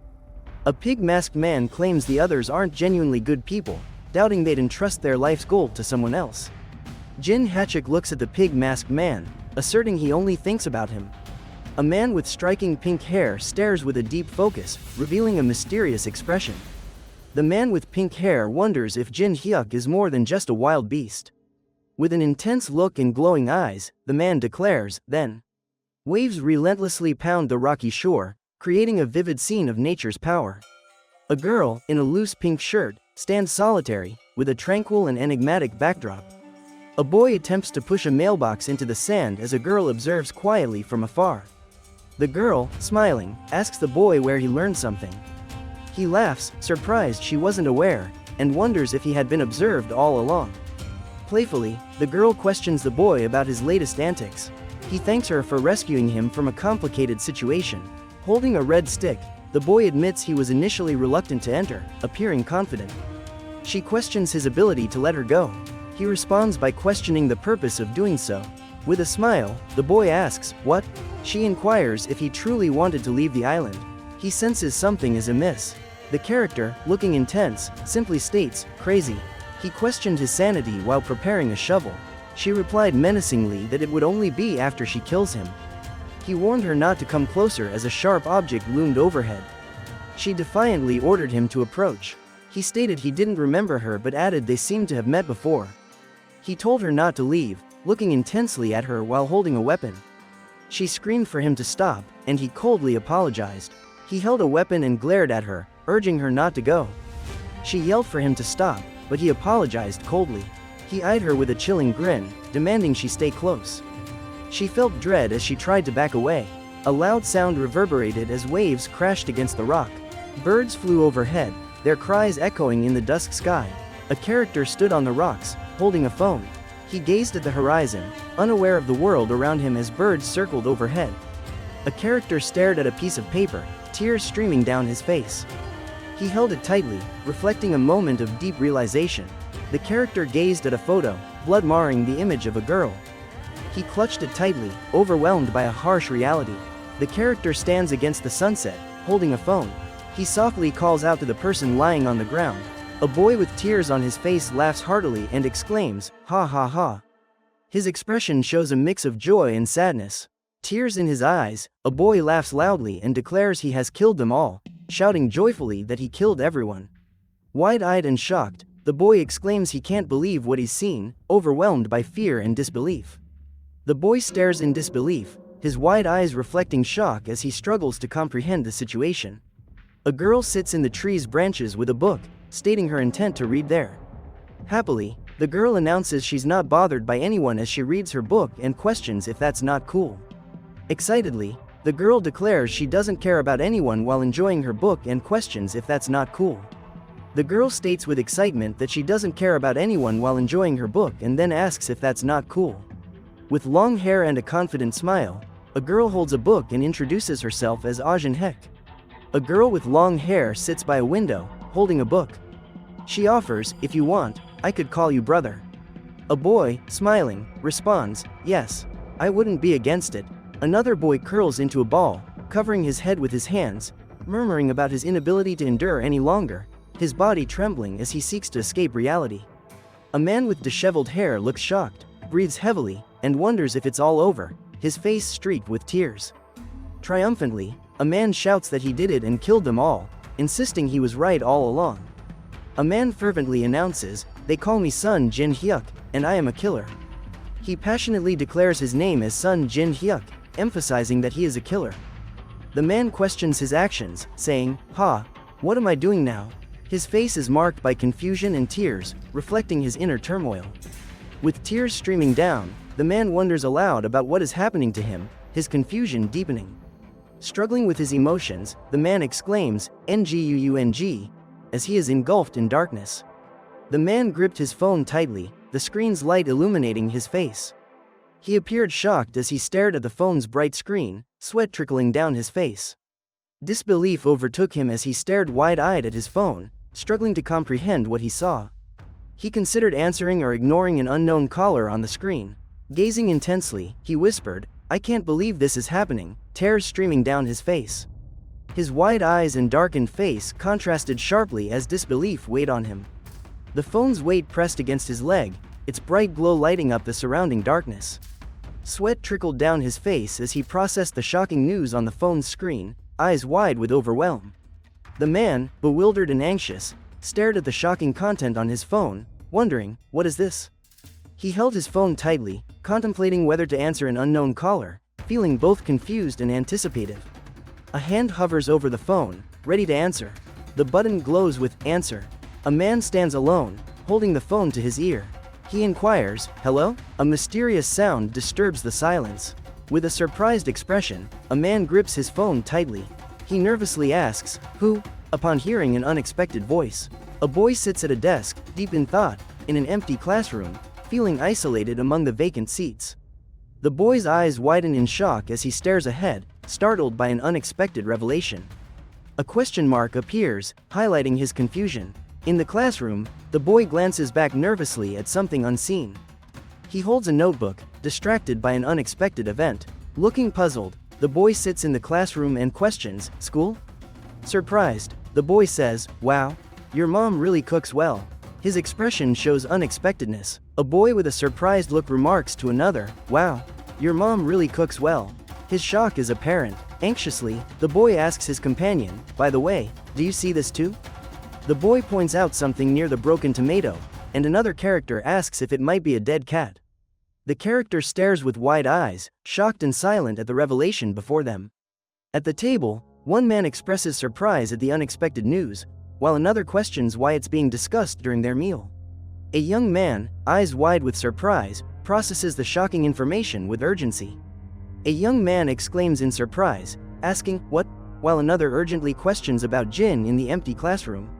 A young man expresses disbelief, asking, really? As another character gazes intently, caught in a moment of tension. A young man, wide-eyed, struggles to process the sudden realization that has shocked him.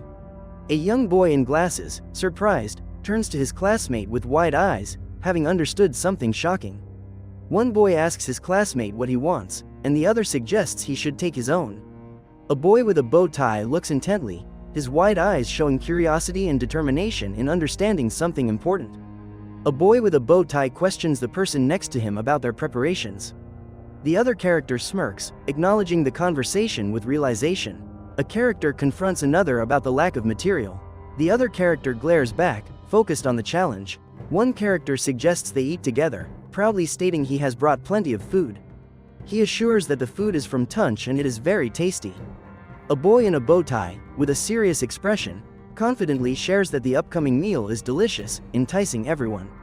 The boy in a bow tie confidently declares that everyone knows what comes next. Two boys sit together, one in glasses looking surprised. He asks, while the other continues eating calmly. The boy, with a serious expression, questions, what? And adds, I have a mother. Sushi rolls fly as a character exclaims in surprise about the food being thrown, capturing a chaotic moment with unexpected action. One character, eyes wide, gestures dramatically as sushi rolls hover above. Another looks startled, sweating as he reacts to the flying food. A character is pinned down, struggling to breathe. The other character holds him firmly, their close proximity suggesting a power struggle. The character cries out, expressing his emotions, I have a mother too. The other character, equally intense, replies, I have a mother. Their power struggle is evident. The character shouts, mother. The other character retorts, I have one too. Their confrontation is intense. The character exclaims, what is? His expression suggests frustration, highlighting the intensity of his feelings. The character, alarmed, asks, what is happening? His wide eyes and tense posture indicate his confusion. The character shouts, hey, stop, as he grips his companion's shoulder. The other boy, panicked, responds, what are you doing? The character, frustrated, yells, why won't you listen? Their struggle reflects a desperate attempt to communicate. The character sits on the floor, hands over a swirling pattern on the tiles. He mutters, what is this? It's like the air is alive. The character, surprised, asks, eh? His expression of astonishment is clear. The character, wide-eyed, reacts with surprise as he questions, eh? His perspiration emphasizes his shock. The character stands alone on a grid, puzzled. He wonders, what was that? He stands alone, his eyes wide as he asks himself, what's happening? His face reveals surprise and confusion. The young man observes two figures seated at a table, questioning, what are they discussing? One appears serious, the other silent. At the table, the man, sweating, says, "I really regret having to say this right now." A man in a suit sits opposite another, who leans forward, saying, "Jin heck." They engage in silent tension. In dark clothing, a man leans forward, his face tense and unreadable. He looks down, absorbed in thought, surrounded by silence. A man with dark hair and a tense look stands still, his brow furrowed, as a low sound of frustration escapes him. With a nervous demeanor, the man gestures, saying, "Well, sir, there's no need to worry so much." He adds, "It's not as bad as it seems initially." Adjusting his glasses, the man notes, he needs to see a specialist for a checkup.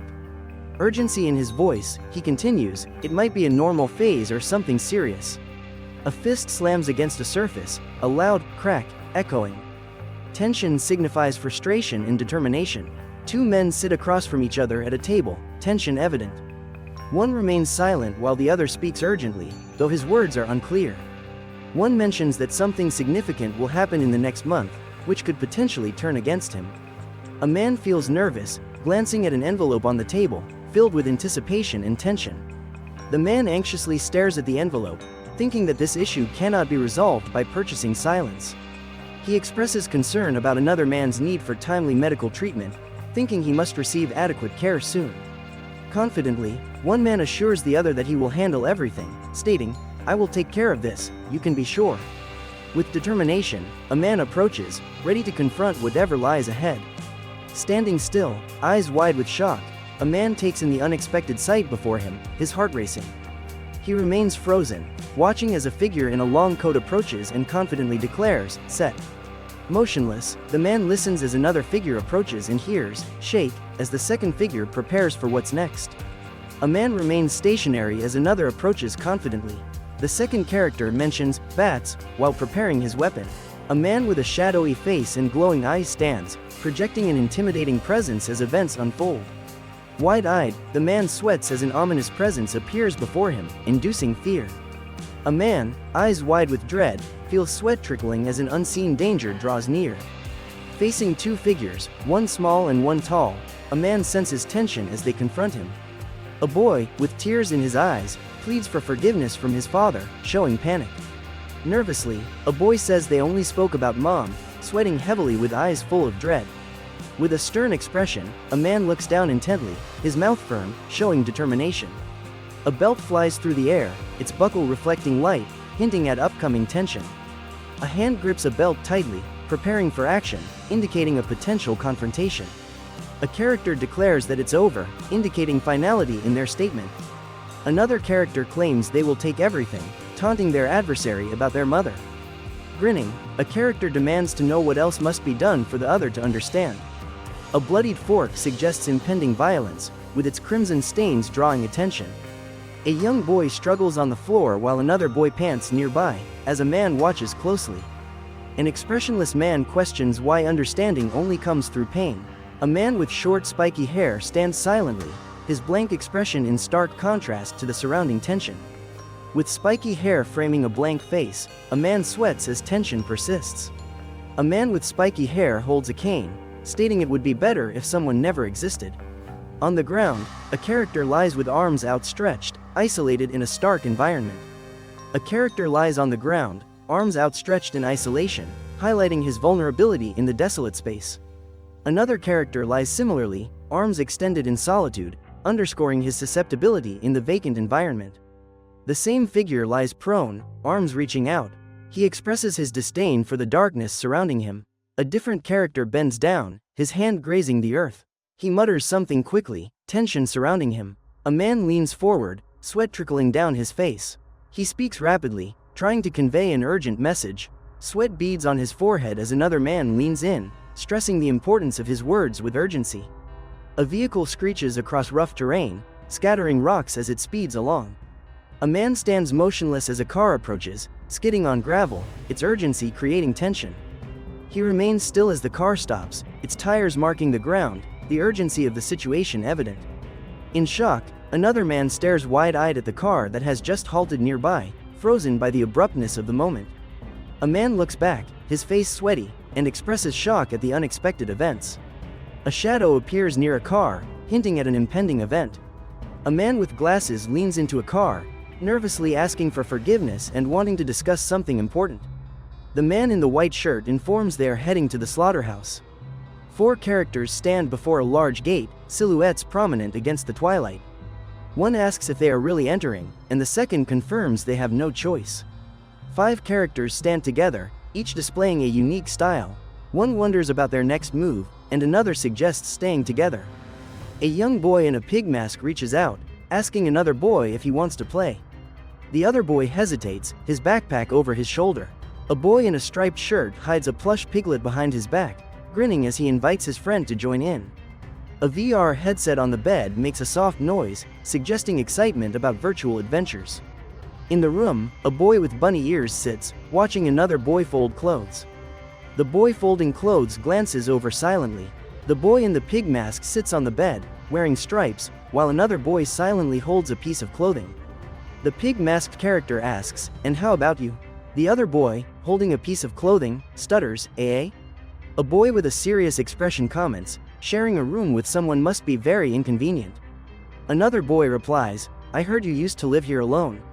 The boy explains that the room has become cramped, blaming himself for the situation. The other boy hesitates, unsure of how to respond. A boy with a worried expression asks why the other seems nervous, suggesting developmental issues. The pig-masked character denies it, insisting things aren't that bad. The boy exhales subtly, wearing a knowing smirk, indicating he might be withholding information. He smirks knowingly about the bullying at school, questioning if the other has been mistreated. The rabbit is taken aback, responding with surprise. The boy observes closely as a figure looms nearby, contemplating the situation with a sharp gaze, hinting at unspoken tension.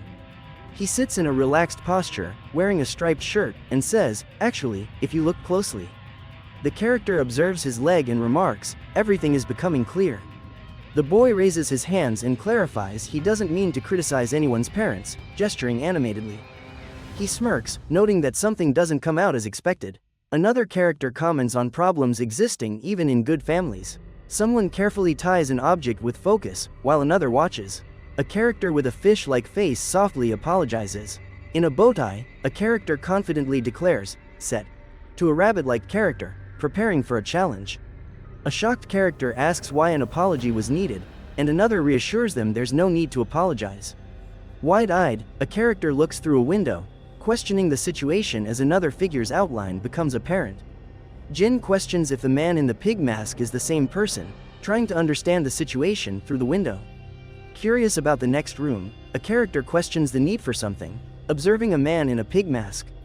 Walking toward a machine, a character ponders its purpose, glancing at the moving parts inside as snow covers the ground. A character stands in the snow, addressing someone unseen, and refers to them as "brother." He seems resolute despite the cold surroundings. By a food cart, one character inquires about a missing toy. The other, confused, asks if they mean the pig toy. Wearing a pig mask and purple vest, a character mentions seeing Jin with the toy, leaving another character surprised. In a pig mask and purple vest, one character remarks on seeing Jin with someone else, shocking another character. A character in a long coat holds a bag and faces someone in a scarf and purple jacket. They share serious expressions in the snowy setting. In a black coat and red scarf, a character stands still, clutching something, while observing the scene intently as snow falls. Dressed in a purple vest and black scarf, a character wearing a pig mask points at something in the distance.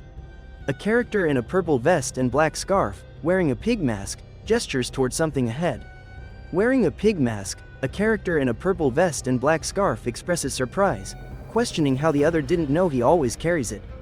In a black coat and red scarf, a character confronts another, holding a pig doll, and questions if it bothers them that he took it. The man advises against informing Mom about the situation, expressing doubts about sharing a room. Wearing a pig mask, the man says that if conflict arose over a toy, room sharing isn't feasible. The man, in a pig mask, advises against using that name for her. A boy, with a surprised look, wears a scarf and holds a pig toy as snowflakes fall around him. An upside-down character in dark attire with purple accents appears, eyes wide with anticipation. Dressed in a dark outfit and red scarf, a character looks up, seemingly expecting the unexpected. A character in a dark outfit and red scarf appears curious, glancing upwards as if anticipating the unexpected. In a snowy setting, a pig-masked character in a purple vest questions another's sudden desire to call him mother. The pig-masked figure gazes intensely, with the snowy scene heightening the tension. In the cold, a pig-masked figure grasps a small white pig toy, his red scarf fluttering and enhancing the eerie vibe. A character in a rabbit mask stutters, realizing he has forgotten. He declares he has no mother, completely forgetting that fact. He marvels at the beauty of it, wondering aloud if your mom might be his real mother. He apologizes, saying he's sorry. The other responds with a hesitant, as they face each other. He stammers, saying he's sorry and that he was wrong. The other replies with a hesitant, as they face each other. He insists on his innocence, claiming he is innocent, adding that it's just a doll. He affirms it's true and encourages, yeah, go ahead. He states, from now on, you can call my mom, Mom. Everything's fine. He expresses gratitude, saying, thank you very much, and introduces himself as Jin. He stares blankly, expression unreadable, uttering nothing but a silent breath, leaving the moment in suspension. Branches extend like fingers into an empty space. A voice softly pleads, please. A character in dark clothes collides violently with the ground, limbs flailing. The loud crack signals a hard fall that draws attention. A character in a yellow jacket asks another if they have everything ready. Other figures stand close by. A man wearing a black hat and fuzzy collar urges another to speak. A figure with glasses laughs quietly in the background. A character wearing a pig mask is accused by another, who comments on his smell. The pig-masked figure responds, citing the smell's effect on his concentration during lessons. A character with a smirk mentions rumors about the pig family. A man in a fur-lined coat stands confidently, repeatedly saying, chirp chirp. That seems to resonate in the air. A boy with messy hair smiles mischievously while picking his nose, contrasting with his dark hoodie. A boy in a fur-collared jacket makes a funny face, sticking out his tongue and flashing a peace sign. A boy in a bucket hat and glasses stretches his face while grinning, pulling at his cheeks playfully. A round, purple creature with large eyes peeks into the scene, its wide nose drawing attention. Another round purple creature with large eyes leans in, its wide nose highlighted as it appears eager to discover new things. A group of 4 characters surrounds a 5th, casting shadows. A curious purple creature watches attentively while the others strike playful poses. One character comments that, compared to Jin, the other person resembles a pig more. Another character repeats the sentiment, suggesting the other acts just like a pig. A character demands an explanation, questioning why the other still behaves foolishly, and mentions it's been ages since they received a proper reward. The character boldly asks if the father is also a pig, with a cold, snowy backdrop intensifying the confrontation. With spiky white hair and a bold expression, a character exclaims in surprise, releasing a puff of smoke as he questions the situation with a simple. The character glances sideways seriously, asking, and Mom? With irritation, the character sharply asks in disbelief, what the hell? The character inquires about brothers, stating, I have an older brother. Another character responds, it seems he's also a pig, right? In the image, a character exclaims about brothers, noting an older brother. Another character quips, it seems he's also a pig, right? The character noted something significant happened, appearing surprised. Another character asked if he was insulted or if it was just his imagination. He remarked that it wasn't surprising the other stood there like a statue during the insult to his family. The other character processed the statement, contemplating his feelings. With intense eyes, one character confronted another, asking if he wanted to die.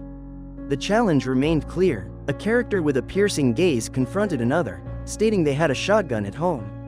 He asked if the other knew the purpose of the machine, suggesting it was important.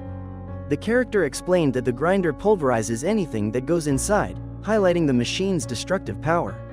His eyes widened as he said, Gleck, clearly surprised or realizing something. He stated that if a fight occurred now, their side would lose due to being outnumbered. He offered to help someone with lunch after school or assist with questions using a brother. He threatened to shoot if necessary and mentioned dragging the body to the grinder. He threatened that the person's flesh would be torn into countless tiny pieces. A startled character, wide-eyed, whispered in surprise. A boy with a sly grin and red scarf confidently declared he wouldn't do anything to them. Facing an approaching fist, a boy with a confident grin said they wouldn't hurt him.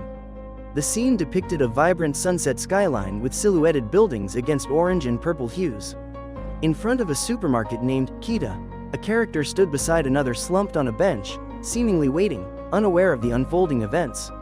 A boy with a tired expression sat against a wall wearing a red scarf, his intense gaze hinting at an untold story. A figure with a pig mask looked directly at someone, suggesting mysterious intentions and provoking curiosity about their identity. Outside a store, a figure in a pig mask said, "TT thank you," while another figure responded with a simple, "Yeah," maintaining a mysterious tension.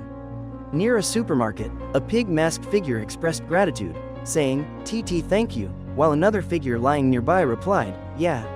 The pig-masked character stands by a supermarket, expressing he has a headache and thinks his words were misunderstood. He hits his fist against his palm, urging the indifferent character to awaken. A stern-faced character confronts another, asking if they are laughing, clearly not amused. During a confrontation, Jin Hek questions the pig-masked character's bravery. Jin Hek observes the masked figure complaining about the weak being bullied, finding irony in their bravery. A boy with a serious look and a red scarf silently questions when an action will occur. A boy asks seriously, wearing a red scarf, when a task will be completed. Beside a pig-masked man, a boy is told he must be familiar with kids, involving a shotgun. A boy stands with a pig-masked man, who mentions familiarity with kids and a shotgun. Shock overwhelms a boy as fear tightens its grip, sensing imminent danger with sweat forming. The boy nervously glances at the masked man, who asks when he will return the photos. The masked man grins, revealing sharp teeth, and taunts the boy about their last encounter. An intense eye commands attention, reflecting fierce determination, with shadows hinting at an impending struggle.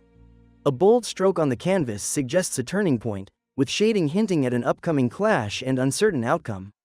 A fierce gaze locks onto the viewer, suggesting determination and hinting at looming conflict. A character stands outside a store, asking, "What?" while another leans casually against the wall, waiting for a response. Outside the supermarket, a character asks, "What?" as another leans nonchalantly against the wall, awaiting a reply. A worried character asks, "By the way?" The other, in a pig mask, replies, questioning their intentions about a previous discussion. Two characters sit together, one in a scarf and the other in a pig mask, with the masked character remaining silent. The character in a scarf asks another if they can succeed alone, to which the masked character laughs, dismissing the concern. A character examines a math paper covered in red crosses, questioning their performance and feeling frustrated by the failing grades. A character voices frustration over a failing test score, doubting any improvement. Another notes that nothing will change from their words. A character points out the other's lack of talent for studying, highlighting their frustration with the situation. Another character inquires if someone managed to achieve a perfect score of 100. A bicyclist speeds by, asking another if they scored a perfect 100. Meanwhile, figures walk through the snow, each lost in their own thoughts. A man in a brown coat calls out, "Jin Hyuk," noting it's been a long time since they last met. An anxious boy asks Mr. Han why he's there, while a curious creature stands beside him. The bespectacled man explains the importance of the moment, saying he needed to tell the boy something personally. The man, wearing glasses and a long coat, informs the boy, "You are dead."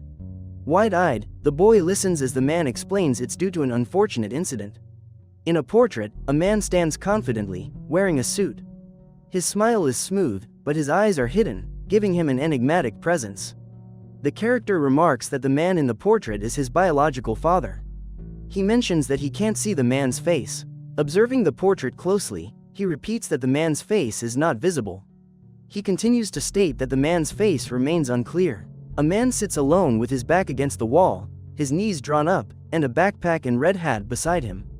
Another figure, wearing a rabbit mask, walks by indifferently as the man sits hunched against the wall. A figure in a pig mask stands next to the man, who is sitting with his head down, saying, "Binging," creating a tense atmosphere. A figure in a rabbit mask stands beside the man and asks if he is okay. The man sits with his head down, deep in thought, while a figure beside him questions what he is talking about. A character wearing a pig mask asks if the other person is ready. The other responds that they are unafraid. Another character claims the other person's father is present. The reply is a firm denial of the relationship. The character with the pig mask leans in, questioning, "What?" A young boy turns away, visibly affected by the encounter. A portrait hangs on the wall, depicting a smiling subject. A voice comments, I don't know who this person is. One character frowns, looking down, while another, in a pig mask, addresses him by name, Jin Hyuk. A character walks with confidence, the sound of his footsteps distinct on the pavement. A character's eyes widen in surprise, noticing something unexpected off-screen. He gasps quietly. A tall man in a black suit looms over a smaller person, confidently asking, How are you? As onlookers remain silent. The tall man in the black suit asks how they could articulate their realization. A smaller person listens from the floor, contemplating how to offer comfort. The tall man in the black suit gently calls out, Father. A man in a black suit observes someone crouching with a backpack, repeating the word, Ubek, hurriedly. A character swiftly unveils a purple cloth, emphasizing a sense of urgency. A boy, holding a math paper marked with big red circles, announces with wide eyes that he achieved a perfect score. The boy, with a marked math paper, declares he scored 100. Smirking, the man in the suit questions his intelligence and then confirms it to his father. Embracing a younger figure, the man in the suit offers comfort and connection. The man smiles and nods affirmatively at the younger figure, complimenting Jin Hyuk on his great work. Standing before a group, the man praises their intelligence while some stifle giggles. A boy, with tears streaming, leans into the man who gently holds him, conveying support without words. Tears flowing, the boy leans into the man, who provides a comforting embrace, silently offering support. A shadowy character observes intensely, saying, You're such a clever Jin Hyuk. What if you had been my son? The shadowy character grips the boy's shoulders firmly, repeating, You're so clever, Jin Hyuk. What if you had been my son? A man with a wide, unsettling grin states, I wanted you to be my son, Jin, as his presence looms over the scene. A man with a sinister grin tells Jin he wished for him to be his son, while a shadowy character in a pig mask silently observes. A character in a pig mask watches intently, its wide, expressionless eyes adding eerie tension. A shadowy figure appears in another character's pupil, creating an intense, unsettling moment. Standing in the foreground, a shadowy character observes a group of characters in suits and casual clothing. One man kneels beside a girl, while another figure seems disconnected. With a tense expression, a man denies something, saying it isn't true. His eyes reflect disbelief as he struggles with the situation. The man insists it's merely a hallucination. Two boys face each other, focused on their cards. The boy in suspenders declares it's time to play, while the one in a bunny mask smirks. A man shouts for Jin, his voice filled with urgency as he tries to capture Jin's attention. A boy and a pig-headed character hold small boxes. The boy smiles while the creature's expression remains unreadable. A character shouts, Ah, indicating a sudden alarm. A character wearing a pig mask declares, I'm not afraid, while facing another character who appears surprised. The character in the pig mask insists on his lack of fear, as his opponent stares in surprise, intensifying their encounter. The masked character questions, What is this about you? As his opponent appears taken aback. The masked figure identifies himself, stating, Jinu, this is me. A boy with a bow tie asks, Why did you turn away? Revealing his confusion. A boy in a white shirt and suspenders dives with determination, tightly holding a stuffed animal.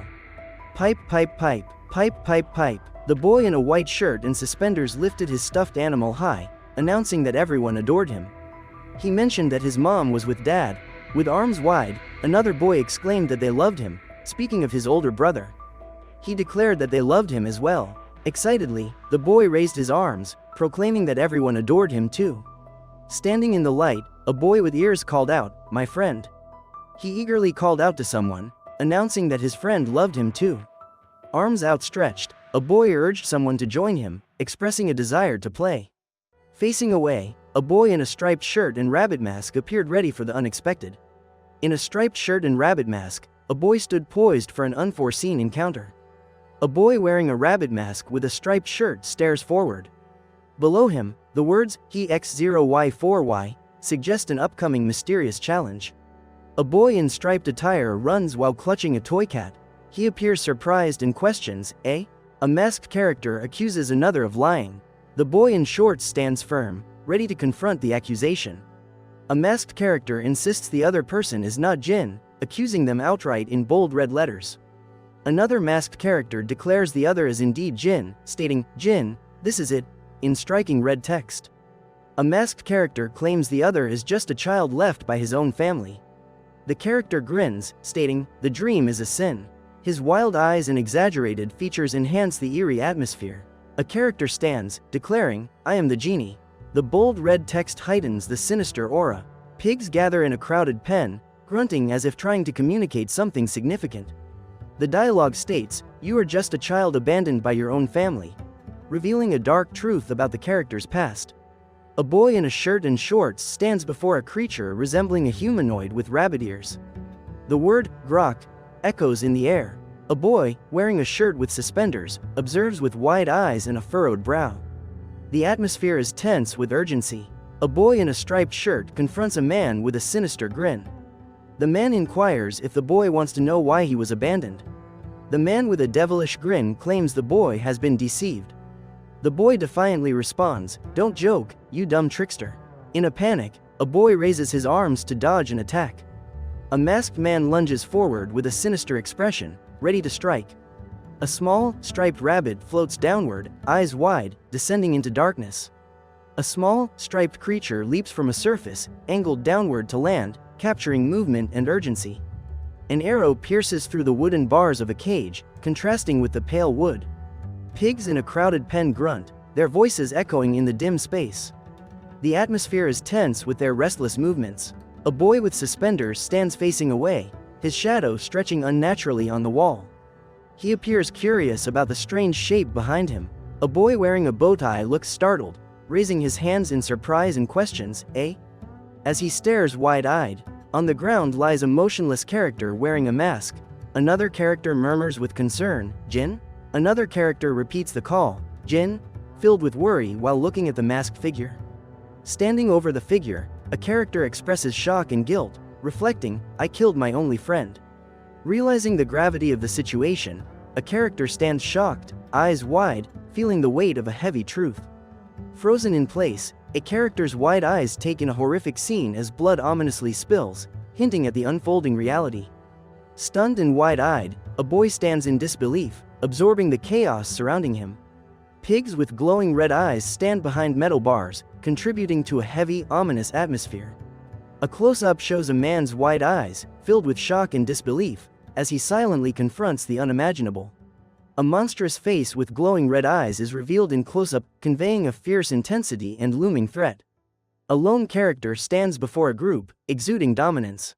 The crowd shouts in fear, claiming, "He is going to kill us," and "We saw everything." The crowd remarks he was such a good boy. Suddenly, fierce pig-like creatures with red eyes appear, looking threatening. He exclaims he did not want this, emphasizing he is not special. He realizes he never wanted this, voicing that he is not special. The creatures surrounding him taunt him, questioning if he really wishes to be like them. The boy stands confused, questioning why he ran away from Jin.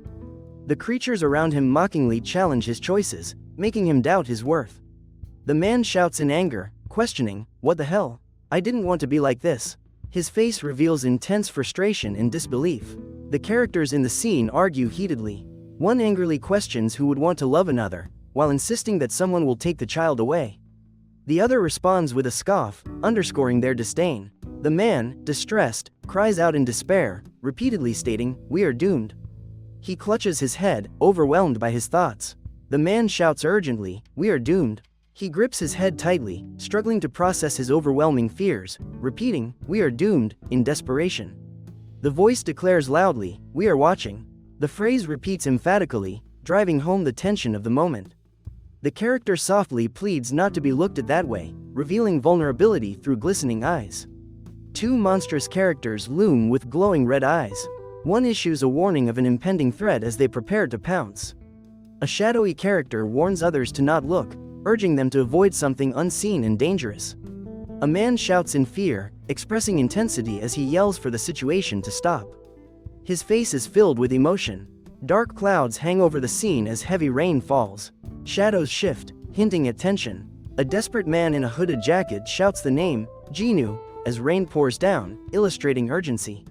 The same man calls out for Jinu, while rain emphasizes his panic and urgency. Two rain-drenched characters run through water. One shouts, "Jean," a sign warns about wild boars, urging caution. One character calls out for Jean, while another echoes the name. One character asks if Jean Heck is certain he saw someone, while the other questions if Jean has entered the area. One character confidently says they're sure, while another warns about the danger they tried to convey. A character calls out for Jin. Others panic, running and repeatedly shouting his name as shadows dart through the rain. In the picture, a character calls for Jin as shadows move rapidly in the rain, causing others to flee and echo his name. A character hides behind foliage, with shadows gathering ominously, hinting at a looming confrontation. A character clutches a plush toy tightly, their expression unreadable. The atmosphere is heavy with uncertainty. Officers surround a kneeling character. One officer instructs them to come along, while a bystander offers reassurance. Two men support an exhausted character. One expresses regret, while the other hints about Jin. A man frantically asks what is being missed, insisting Jin is definitely alive. A police officer acknowledges their feelings but mentions the necessity to address the situation. A police officer understands the situation but insists on action, telling another man to be quiet. Two police officers assert they will locate someone, stressing the urgency. Others watch the scene with anticipation. A group confronts an individual as an officer insists, "Don't dare say he's dead." Another person yells, "Minu, stop." A boy stands alone while two men shout at another, one calling, "Minu," and the other commanding, "Stop." Despite the tension, the boy remains quiet. A boy, dressed in a bow tie and vest, watches the conflict with a focused expression. Wearing a bow tie and vest, the boy's serious gaze reflects the ongoing tension around him. Curiosity draws the boy's attention to a large red machine. Its odd shape prompts him to ponder its purpose. In front of the unusual machine, the boy examines its intricate parts, wondering about its function and operation.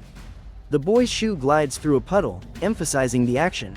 Dressed formally with suspenders and a bow tie, the boy reassures, "Don't worry." In formal attire, the boy expresses uncertainty, saying, "Because, I." The manhwa image displays a document with a bold message, "Don't worry," providing reassurance. A boy smiles widely as he holds up a document labeled Mathematics, sharing his excitement with others. Approaching a man, a boy pulls a paper from his pocket and says, "Ah." The man remains unresponsive. A boy approaches a serious-looking man, pulls out a paper, and says, "Ah," but receives no response. Watching the man leave through the door, the boy holds a paper, unsure what to say. Staring at the paper, the boy furrows his brow in confusion over the word, mathematics. Alone, a boy stands wrapped in a black coat and red scarf, barefoot and shivering, his expression neutral. Wide-eyed, the boy looks into the distance, shocked and unable to comprehend the scene before him. A tall building experiences a sudden disaster as an object crashes into it, scattering debris. An object crashes into the building with impact, highlighted by the letters Wu, Tuk, and USH. An object descends towards the ground, emphasizing imminent danger. The scene captures a tense moment before impact. Another character touches the man's shoulder and calls out to capture his attention. A character walks calmly through a crowd, observing surroundings. Nearby, a person in military pants moves purposefully, while others go in various directions. A character in a suit picks up a crumpled paper from the ground, which reads, "Set." A young man in a school uniform, with a red scarf, intently examines a crumpled paper with "Set" on it. Wearing a name tag that says, Sun Jin Hek, the young man stands confidently, ready for a challenge.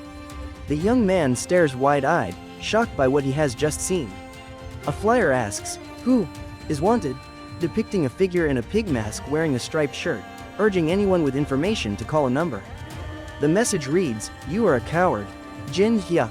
A man stands firmly on cobblestone ground in black sneakers, as tension thickens around him. A man stands on the cobblestone ground, wearing black sneakers. A stone rolls beside him as tension lingers. Someone expresses frustration, stating, "You've completely lost your sense of self because of the murder." A character sits up suddenly, yelling, "Jinyu," urgently. The sharp outline and bold letters highlight the intensity behind the call. The character gasps, realizing it was just a dream. With urgency, they express concern for their child. Staring at a photo, the character whispers about the surreal feeling. They voice rising fear for their child, feeling lost and desperate. A boy calls out, asking, "Mom?" He then worriedly inquires, "Mom, did I bother you?" Startled, the boy sits up in bed. He looks around and thinks, "What happened?" Wide-eyed, the man stares in shock, wondering, what? His expression shows confusion and surprise. The text states, "You erased the memories of your past," suggesting a pivotal moment in the story, hinting at lost identity or hidden truths. A group of friends stands together, discussing something important. One person in a red jacket appears anxious, holding a paper. Another friend gestures, inquiring what's wrong. The title translates to, "About the Real Jinn." A telephone rings on a table, its display suggesting an urgent call waiting for a response. A man answers, saying, "Hello," and confirms, "Yes, this is a swine exam." One man stands wide-eyed, processing something surprising or alarming. Someone informs him that the boy, resembling a runaway, has been found. A group approaches a car in the rain. One person appears anxious, glancing around, while another gestures angrily, stating, "They found him." A man tells Jin Hyuk to stay home. Jin Hyuk looks surprised. Drenched from the rain, a man warns another about future calls. The second man waits silently. A young man, soaked from rain, stares wide-eyed, contemplating the warning and the sense of impending danger. In a red outfit, a man laughs, calling it a game at home. He reminds the other of their familial connection. A man stands outside in the rain, watching a van approach. The vehicle's sound echoes in the storm. Drenched in the rain, a man fixates on a distant building. The storm continues around him. A car travels a narrow path, its headlights cutting through the darkness as the road twists ahead. On a wet road, a car skids as mud splashes around. The driver tightly grips the steering wheel. The driver focuses on the slick road, hands gripping the wheel. Rain blurs visibility, increasing tension. A road barrier looms ahead, and the rain blurs the view. Tires skid suddenly, filling the air with noise. Struggling to regain control, the driver faces a skidding car, rain pouring and rocks tumbling down the slope. A phone rings loudly, capturing attention. Everyone glances at each other, tension rising as they await a response. Answering the phone, he mentions a call from headquarters. He listens intently, posture tense. Wide-eyed, he stares at the phone, shocked by surprising news. His mind races to comprehend the moment. Rescue workers hurriedly carry a stretcher, urgency clear in their actions. One shouts for others to clear the way as they rush to assist.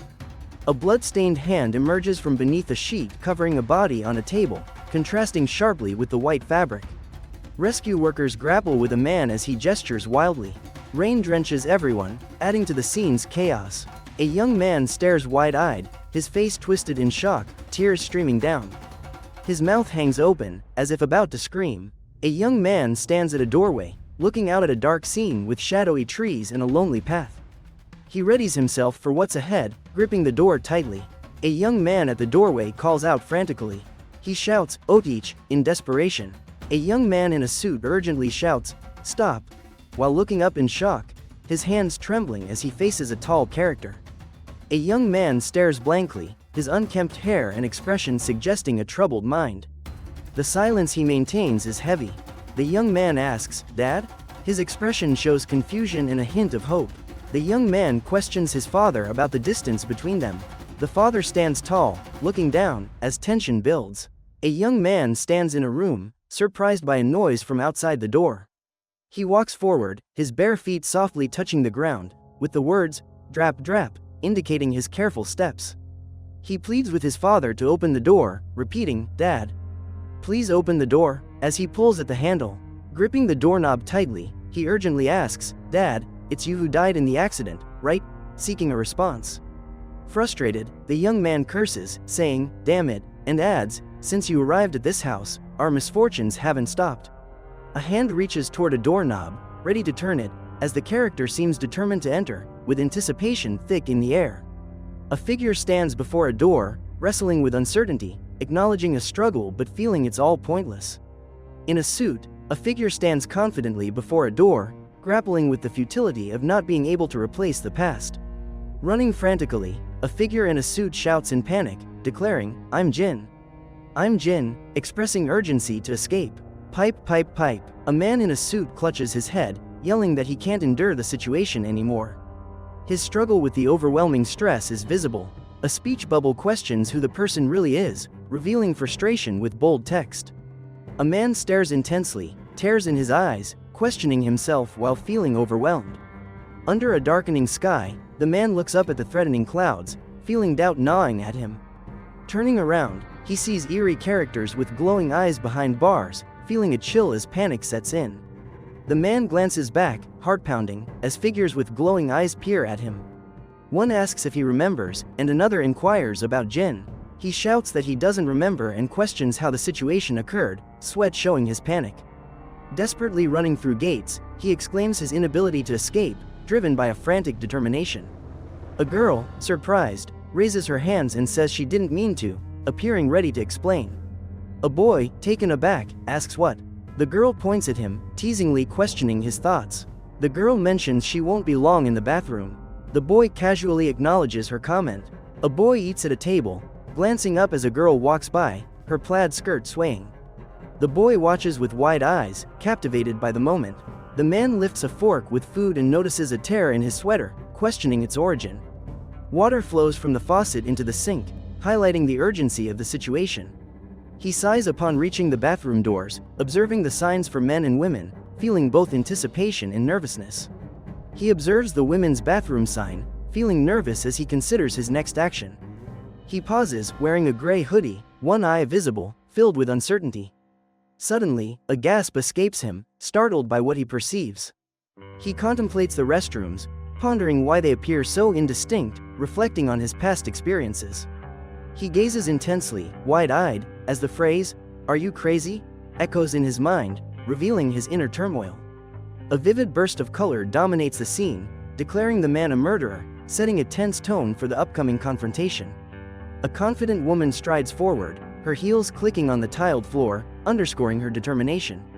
She questions the man if he was also in the bathroom, presenting a paper. The man looks at her, caught off guard by the query. He hesitates, appearing shocked as he mutters, "Ah, ho." This brief remark reflects his surprise without elaboration.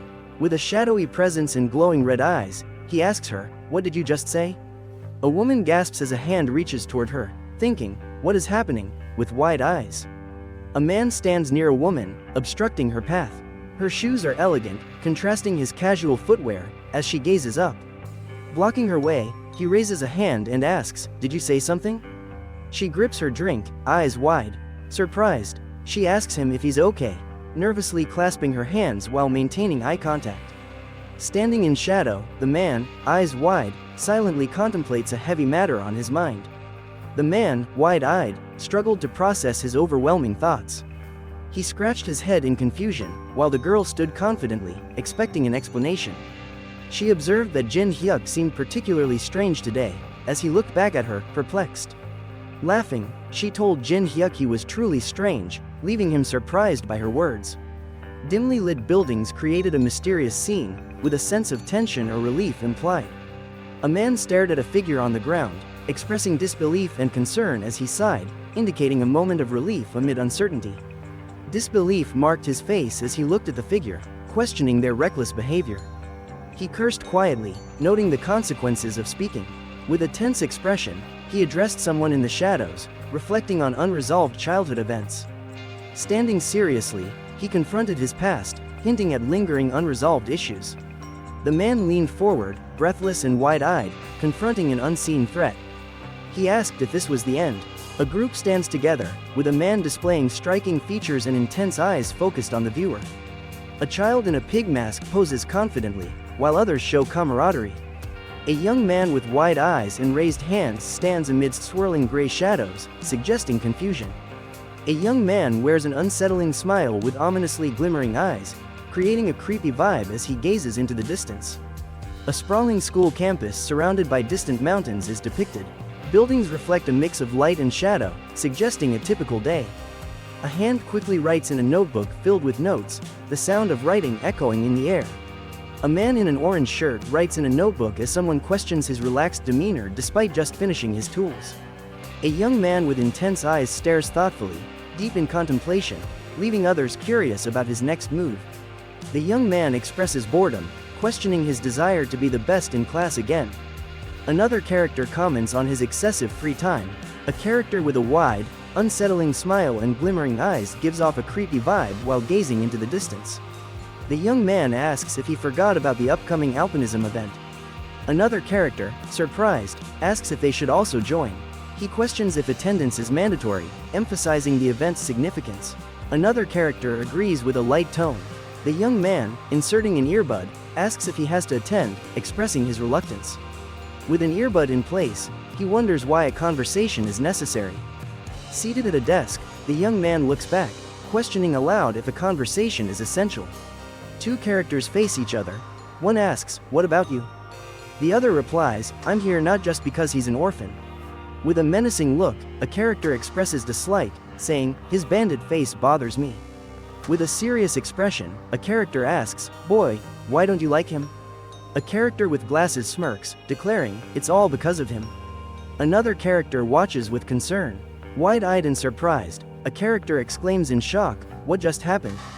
They are confused by the unexpected event. After some time, the character found it impossible to tell hallucination from reality. His wide eyes showed disbelief as he struggled to differentiate between reality and imagination. He confronted the chaos, accusing someone of killing models because of auditory delusions. With a confident smirk, he declared that no one could escape his grasp, his words echoing with certainty. Grinning slightly, he spoke with a hint of mischief, relishing the moment. Defiantly, he lunged off the edge, questioning why the other enjoyed killing as he fell into the void. A blade, dripping red, showed its deadly purpose, adding a chilling energy to the scene. Hunched over, with his head bowed, blood seeped down his neck as he felt the impact of his actions. Holding a knife, a dark apron covering him, he faced a bound figure tied to a chair. With intense glare and gritted teeth, he expressed frustration, swearing about the situation. He held the bloody coin, questioning, "Why did I end up with this curse?" The blade descended forcefully, causing blood to splatter. The character stood, prepared for what lay ahead. 2.5 weeks had passed since ARP member Cho Uk Cha vanished. A sign read, "Missing ARP member, Cho Uk Cha. Members of the opposing political camp 20. The message suggested hidden tensions. A TV sign stated, "They made a statement. The situation is purely speculative." The screen showed news with someone in a group mentioning famous BOYZ team member Jin Tae Hee during their tour. The screen showed news with someone in a group mentioning famous BOYZ team member Jin Tae Hee during their tour. A man looked from a vehicle, asking, "What is that badge?" He added, "It seems familiar." A man peered out of a vehicle, recalling something, and commented, "This memory is worthless." The sun rose behind the mountains, revealing a vibrant landscape and marking a new day's beginning. A character ponders who could entertain such peculiar thoughts while navigating the dense forest.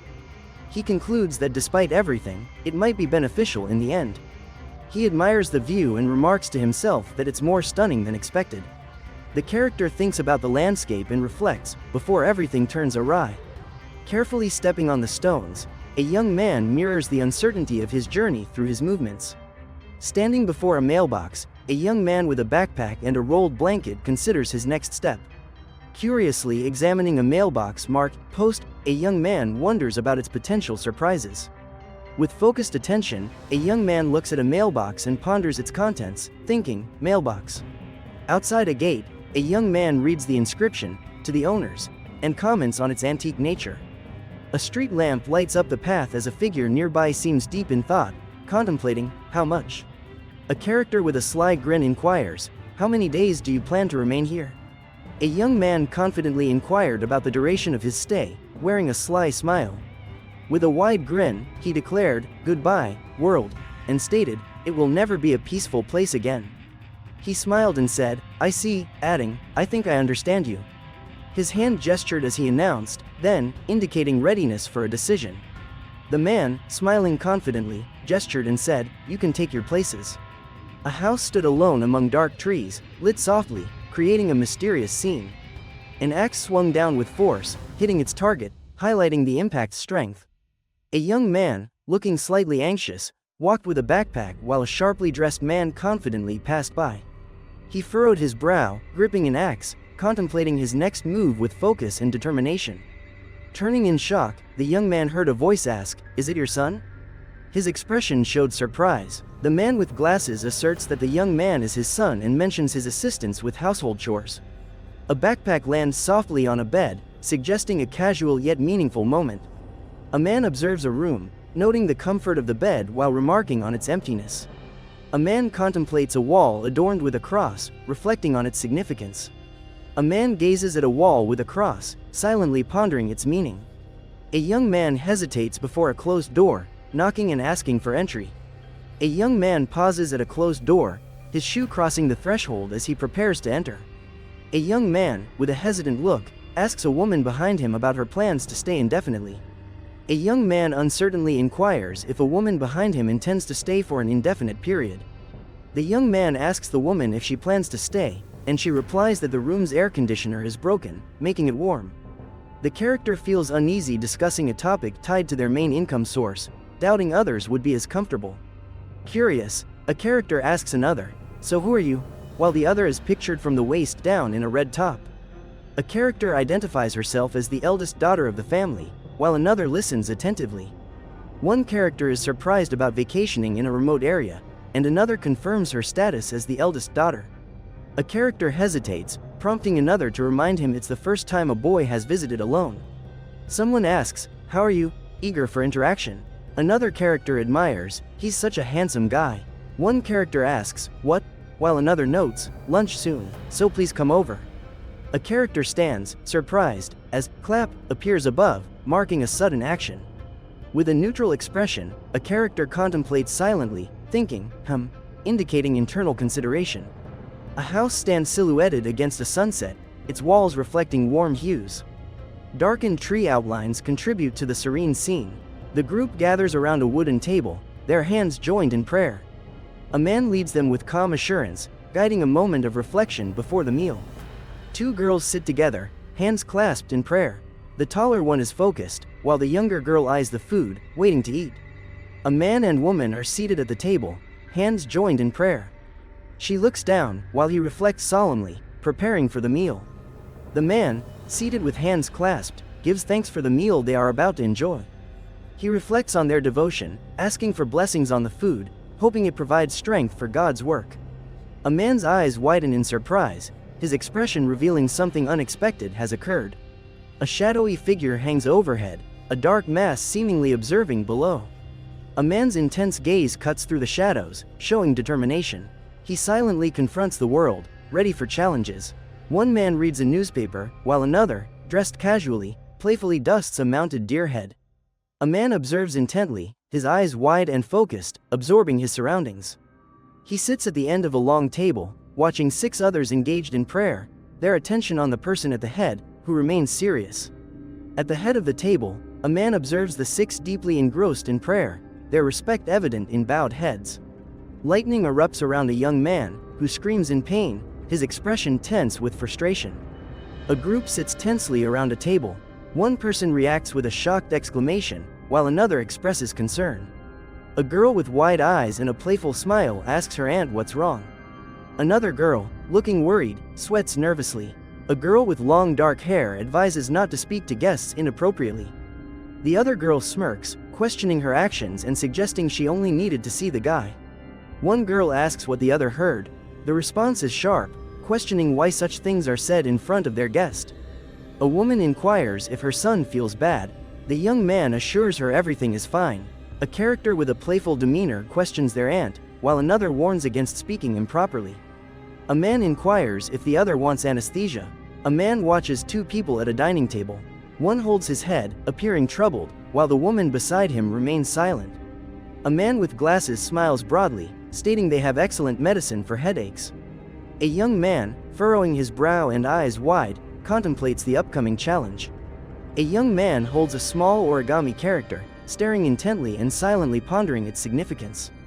A young man on a bed wonders aloud about possibilities while looking at his phone. A hand slices through dense foliage, the swift motion breaking the silence. A character moves through a meadow, cutting grass with resolve. He notes a week has passed since his arrival without meeting the other person. A man, sweat on his brow, stands ready for the next challenge, gripping a tool tightly. A man in dark clothing stands by grass with a tool, while a young man nearby watches uncertainly.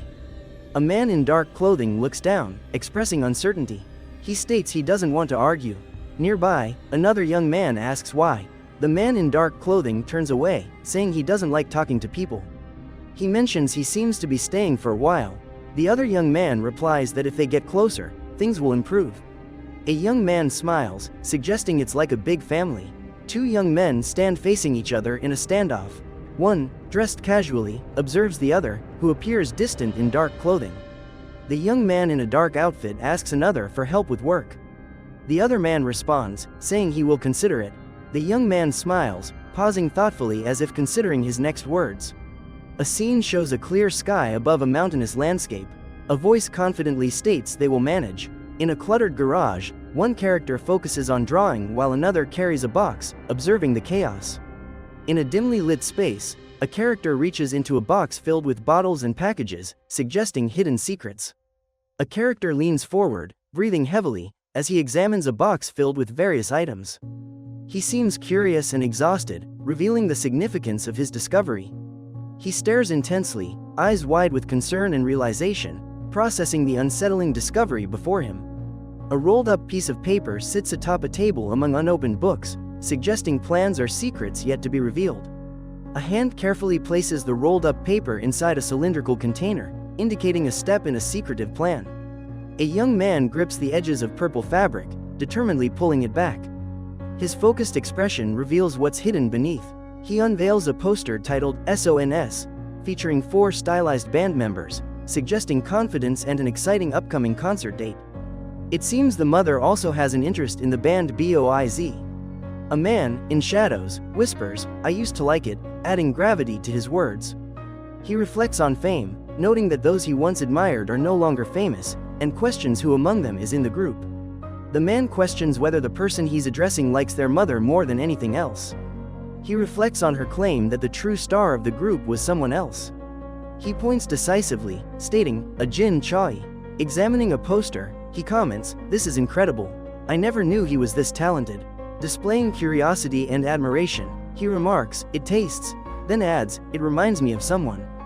Peering into the dimly lit room, he wonders, "Who is it?" Uncertainty in his expression. Observing the room closely, he asks, "Who are you?" Confusion in his gaze. Grinning widely, he taunts, "You think you can escape?" exuding confidence. Holding up the poster, he pauses, saying, "I," hinting at surprise or contemplation. Gazing thoughtfully, he says, "Her taste reminds me of someone." Staring intensely, he asks, "Who else?" as a shadowy figure looms behind him, adding tension. He observed closely, questioning the presence of anyone else, as a mysterious character lingered ominously in the background. A shadowy character appeared, a sinister smile on their lips, with glitching colors distorting the air around them. A young man, holding a poster, appeared serious as he began to speak, hinting at the significance of the moment. The young man, still holding the poster, stated he had something important to reveal. With a blue toolbox in hand, the young man walked confidently, focused on his destination and ignoring potential distractions. Surprised, the young man widened his eyes and asked if work had been done in the closet, mixing disbelief and curiosity. He noticed a girl sitting by an open window and wondered about her thoughts as she read, seemingly lost in her world. The young man mentioned she was almost like family, noting her help with chores, and laughed about feeling familiar after a week. He commented on her vacation in such a remote location, acknowledging the uniqueness of their surroundings. Remarking on the scarcity of people to meet, the other person disagreed, saying there were more than expected. The man reflects on how the place calms him. The girl by the window agrees. The girl, slightly startled, casually mentions her surprise. He looks at her sharply, narrowing his eyes as he questions, "Eh?" Revealing his surprise and curiosity. She comments that everything seems fine with his brother but adds she wouldn't want him as family. Standing silently, he appears surprised and says nothing, leaving anticipation in the air. She glances at him, holding a book tightly, her expression unreadable, as if waiting for him to speak. She tells him he is somewhat emotionless, holding her gaze steadily, while he remains quiet with a small object in her hand. He gazes upwards, partly illuminated by a street lamp, as a voice calls, "Sister." She liked her older brother and asked, "What do you think, little brother?" He turns slightly, asks, "Huh?" then smiles and admits, "To be honest, I like you too." She inquired if it was true and then remarked that he should be aware. While holding a can, she found it refreshing. A girl laughed and questioned his laughter, noting she hadn't shared a drink with a guy in a while. He took a sip from the can, his cheeks slightly red, showing a mix of excitement and nervousness. Gazing at the island painting, he sipped from the can, his cheeks flushed with a mix of emotions. With anticipation, he looked at the island painting while drinking, his cheeks slightly red. Curious, he asked if she was the artist behind the painting. Surprised, he realized she had painted it. He inquired about her love for islands, to which she replied with enthusiasm, affirming her affection. He questioned if feeling isolated was odd. She indicated that in such a place, it wasn't unusual. Pipe. He believes he's isolated but also senses freedom. The horizon appears endless, with an island standing distant, its shape a shadow against the bright sky.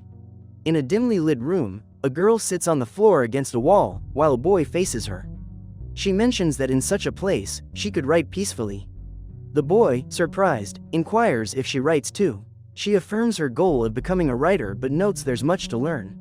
With determination, he stares intensely, ready to confront challenges head-on.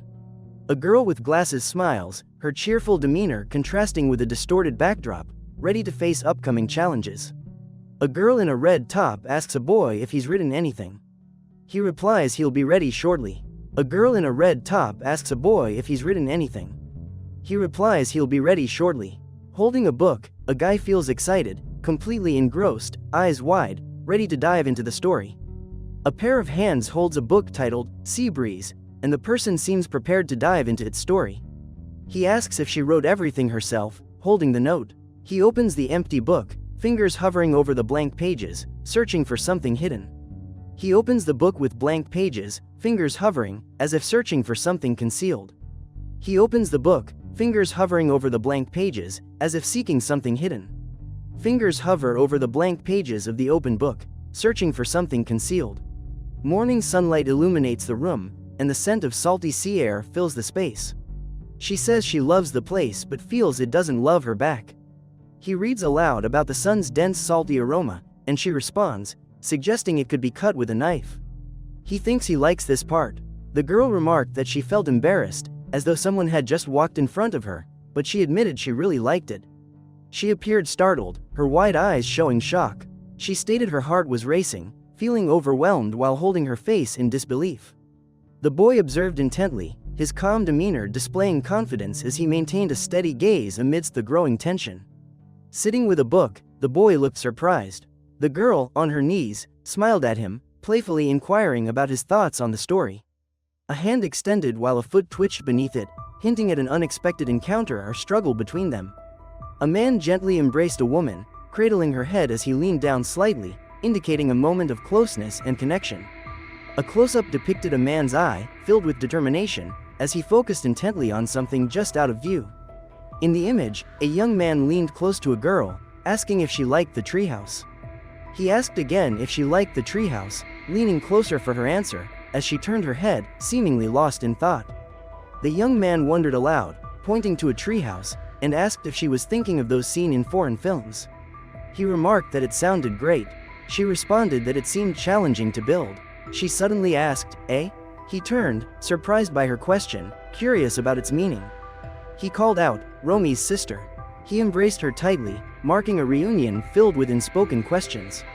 He called out again, "Romi's sister," and embraced her tightly, signaling unspoken questions.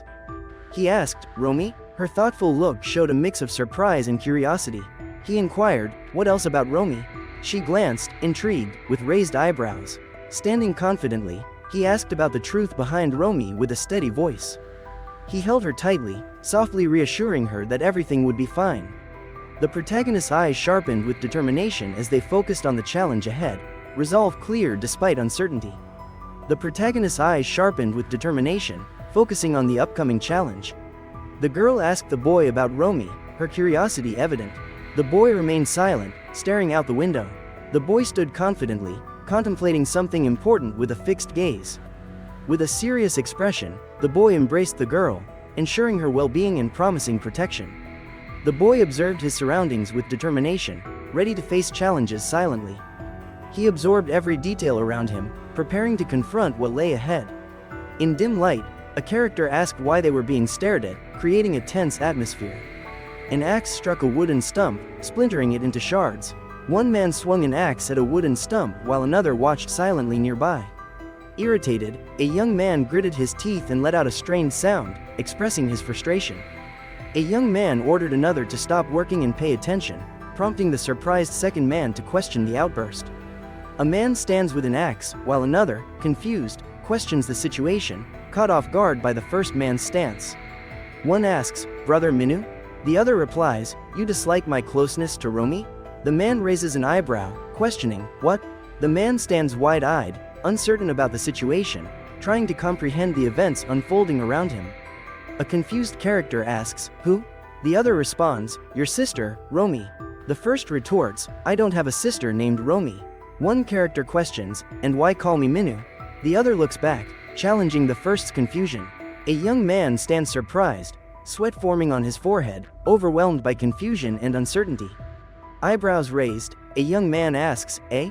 His expression shows a blend of confusion, highlighting the moment's tension. A young man stares ahead seriously, exuding a strong presence with his sharp features and confident demeanor.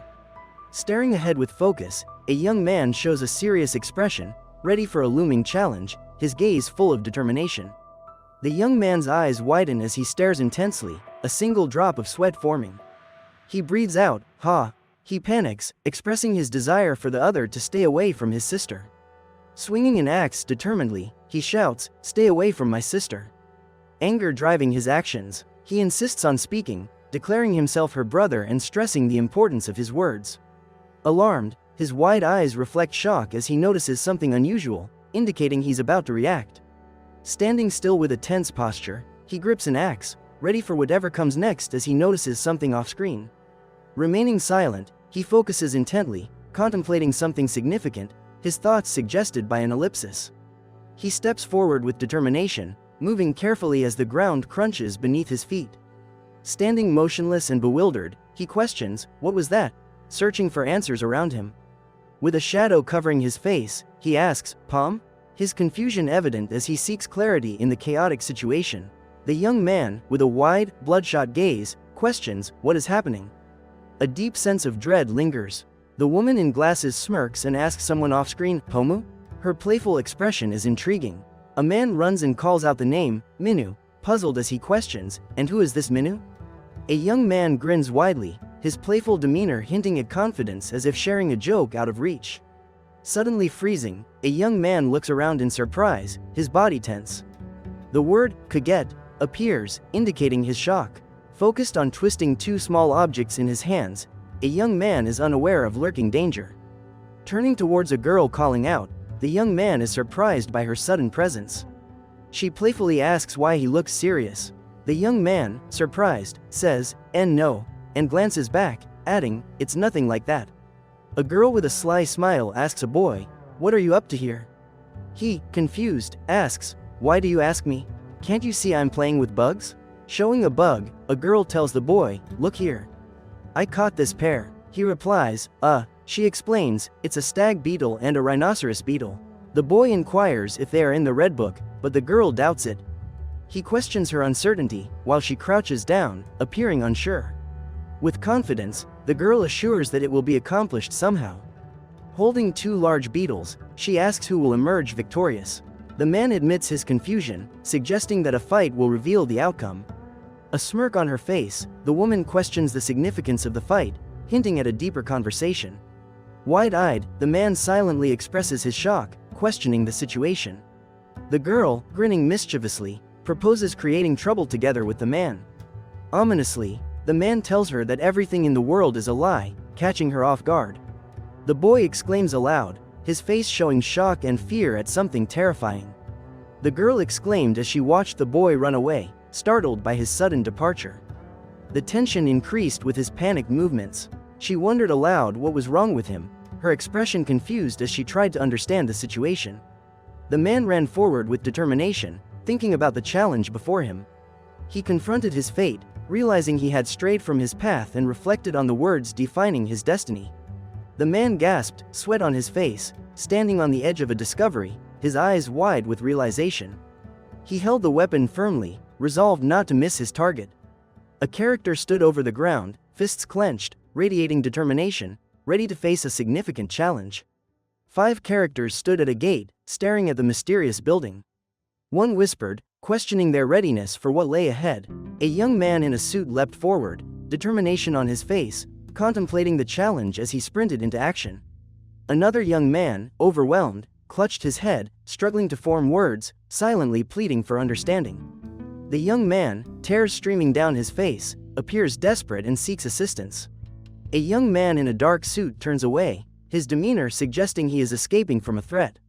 5 individuals stand together, each with a distinct style. Their leader, sharply dressed, stands out among others who have varied expressions and postures. The name, Sun Jin Hyuk, is prominently displayed against a dark backdrop, introducing a significant character dramatically. Sun Jin Hyuk stands on high alert, his serious expression indicating readiness for an imminent challenge.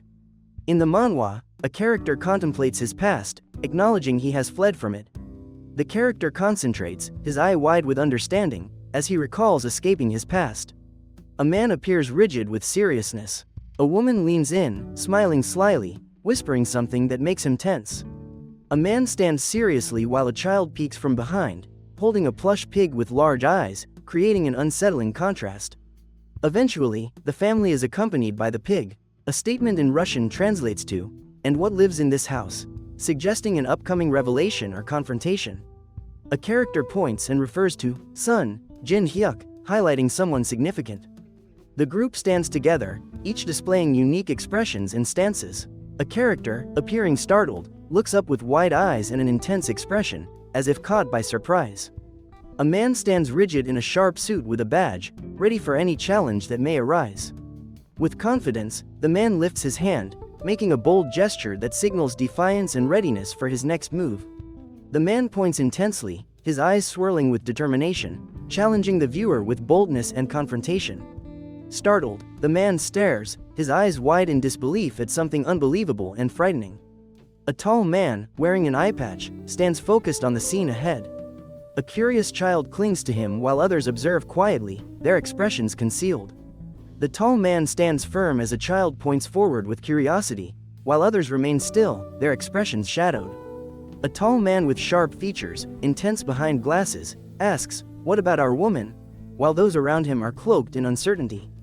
The message states it is the same for you. The text concludes with the family having their own. The text mentions what resides in this house. A character identifies Sun Jin Hyuk in the scene, with others nearby showing different expressions and appearances. Confidently, a man in a suit with slightly raised arms insists on proceeding. A hand raises in a clear gesture, with the character stating their opinion on the demands. Aggressively pointing, someone challenges the capability to oppose them, their eyes conveying intensity. A wide-eyed man in disbelief questions the reality in silence, feeling utterly surprised. A man in a suit stands with a surprised child, while others observe silently with unreadable expressions. Standing tall, a man in a suit watches a child point ahead in astonishment, while others display a mix of curiosity and uncertainty. A man with distinct glasses stares intensely, questioning if this is what the other person observed. He demands to know the reason for the delay. "For you, it's the same thing," states a character, indicating a critical moment in their exchange. A woman sits in an armchair, offering a cup of tea to the viewer. A cookie rests on her lap, her posture welcoming. A character questions another, asking if they were lured there for harm. One character asks, "Huh? What?" The other inquires, "What are you even talking about?" A character incredulously questions if the other intentionally let a bee inside. Confused, the other asks why it matters. Angrily, a character points out that someone entered a stranger's room without permission and demands they leave. A figure stands with their back turned, gripping a curved weapon, with a long chain hanging from their waist. A figure stands with their back turned, holding a curved weapon, while a chain hangs from their waist. They ask if someone intends to cut their throat with it. "Pipe, pipe, pipe." A character smirks and says, "Hey," suggesting mischief or intrigue. The character expresses a desire to eliminate conflicts and establish clear boundaries. A man in a dark outfit kneels in a cluttered basement, concentrating on a crumpled paper in his hand. A man with glasses asks, "What made you think that?" He explains, "This is just headache medicine. A doctor gave it to me in Seoul." A man stands with his hands tightly gripping his head, feeling overwhelmed and struggling in silence, unsure how to escape his thoughts. A man grips his head tightly, questioning why everyone wants to kill him. His words reflect confusion and fear about the situation.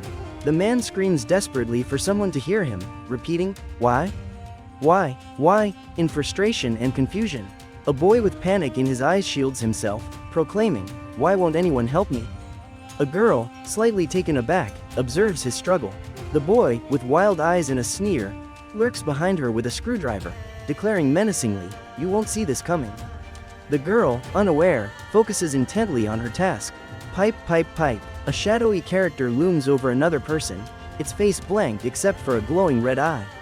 The character grips chains with determination, drawing closer. A man steps through a doorway, his expression blank, with a glowing red eye. Another man watches, gripping a weapon in surprise. A boy lunges forward, eyes wide, delivering a powerful punch. His expression shows determination as he charges into action. A man with glasses looks upward, surprise on his face.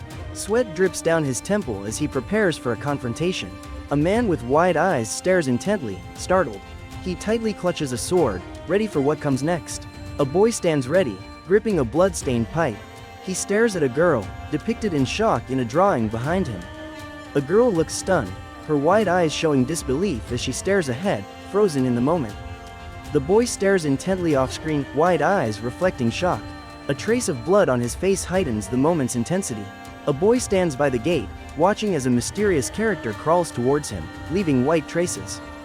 Fear creeps in as he realizes danger approaches. A boy in a white t-shirt stands still, lost in thought. He glances towards a small house, sensing an unseen presence nearby. A boy's intense eye focuses on something significant just beyond his view. A mailbox stands alone with post prominently displayed, awaiting letters and the promise of communication. In the manhwa image, a character's intense gaze reflects a deep resolve, suggesting determination and focus. A character drives a long, sharp stick into the ground, emphasizing a critical decision in a moment of intensity. With a long, sharp stick, a character stands focused and determined as a critical choice looms.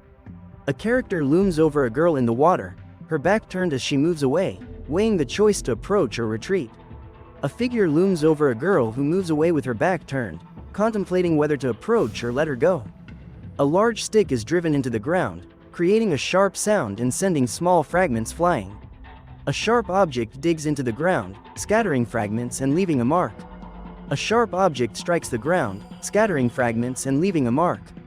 A character quickly descends a rocky slope, struggling to maintain balance. They slide closer to the bottom, determined and focused. Another character stumbles on the rocky path, trying to regain stability. Two onlookers nearby watch with concern. A young man in a colorful tank top looks worried. A woman next to him, wearing a large hat, covers her mouth, both appearing shocked. A young woman stands frozen, eyes wide and hands raised, signaling for someone to stop. Her expression conveys urgency as she shouts for help. The young woman extends her hand in surprise toward two people. Both men appear confused, wondering what is happening. She stands in shock, arms outstretched, exclaiming disbelief. Her words leave those around her astonished. The young woman remains stunned, arms raised, expressing disbelief about the situation. A young man wearing sunglasses smiles while holding a pencil. Another man, in a tropical shirt, laughs, and a woman in a hat playfully nudges him. The scene displays a landscape featuring two large mountains. Each mountain has the word "Krip" in a playful, exaggerated font. In the rocky terrain, three figures lie motionless. One person, holding a bag, calls out to a friend, startled by the scene ahead. A man, with sweat on his brow, glances back in shock and mutters about the grim sight before him. Glistening sweat on his forehead, he declares they all must know something important. Blood stains his shirt as he stands, sweat on his forehead, professing his love. Stumbling, the man feels the ground crack beneath him, reflecting on his struggle and the change it heralds. He stares at the horizon, considering forgotten childhood memories. His desires and memories converge as he contemplates his past, phone in hand. A fire brightens the landscape, revealing a mysterious island as two birds fly overhead. A young man, sweat on his forehead, stares wide-eyed at his phone, grappling with uncertainty. Sweat drips down his forehead as he clenches his teeth, anxiety surging. A hand holds a smartphone showing an incoming call from an unknown number, with text in Russian. The character demands to know the identity of the person he is speaking to and questions why they are showing him everything. He states that he remembers everything and wonders about the next steps. The screen shows calling, indicating an incoming call. The character's eyes narrow in anticipation of an important conversation. The screen displays call end, signifying the end of a previous conversation, leaving a moment of silence. A frustrated man angrily exclaims, "Damn! Stop messing around." He demands an answer, insisting, "Answer me. I said to answer." Another person nearby asks, "What are you doing?" A man stares at his phone with sweat on his face, feeling panic as he tries to maintain composure. A worried man stares at another approaching him. The second man, holding something, comments that it seems the first man's mind has returned. A serious man stands on a frozen surface, questioning another crouching man. He asks if the other remembers everything from his childhood. A man with a serious look stands before another man, asking if he remembers his childhood. The other man reflects, saying, "I think, yes. What was it like?" A man with wide eyes and a tense expression stands speechless, clearly processing something significant. The man shouts in excitement about his success. He expresses disbelief, remarking that after many failures, it finally happened. The man declared his success, while another character observed him with confusion. He asked, "Who are you?" displaying surprise and uncertainty.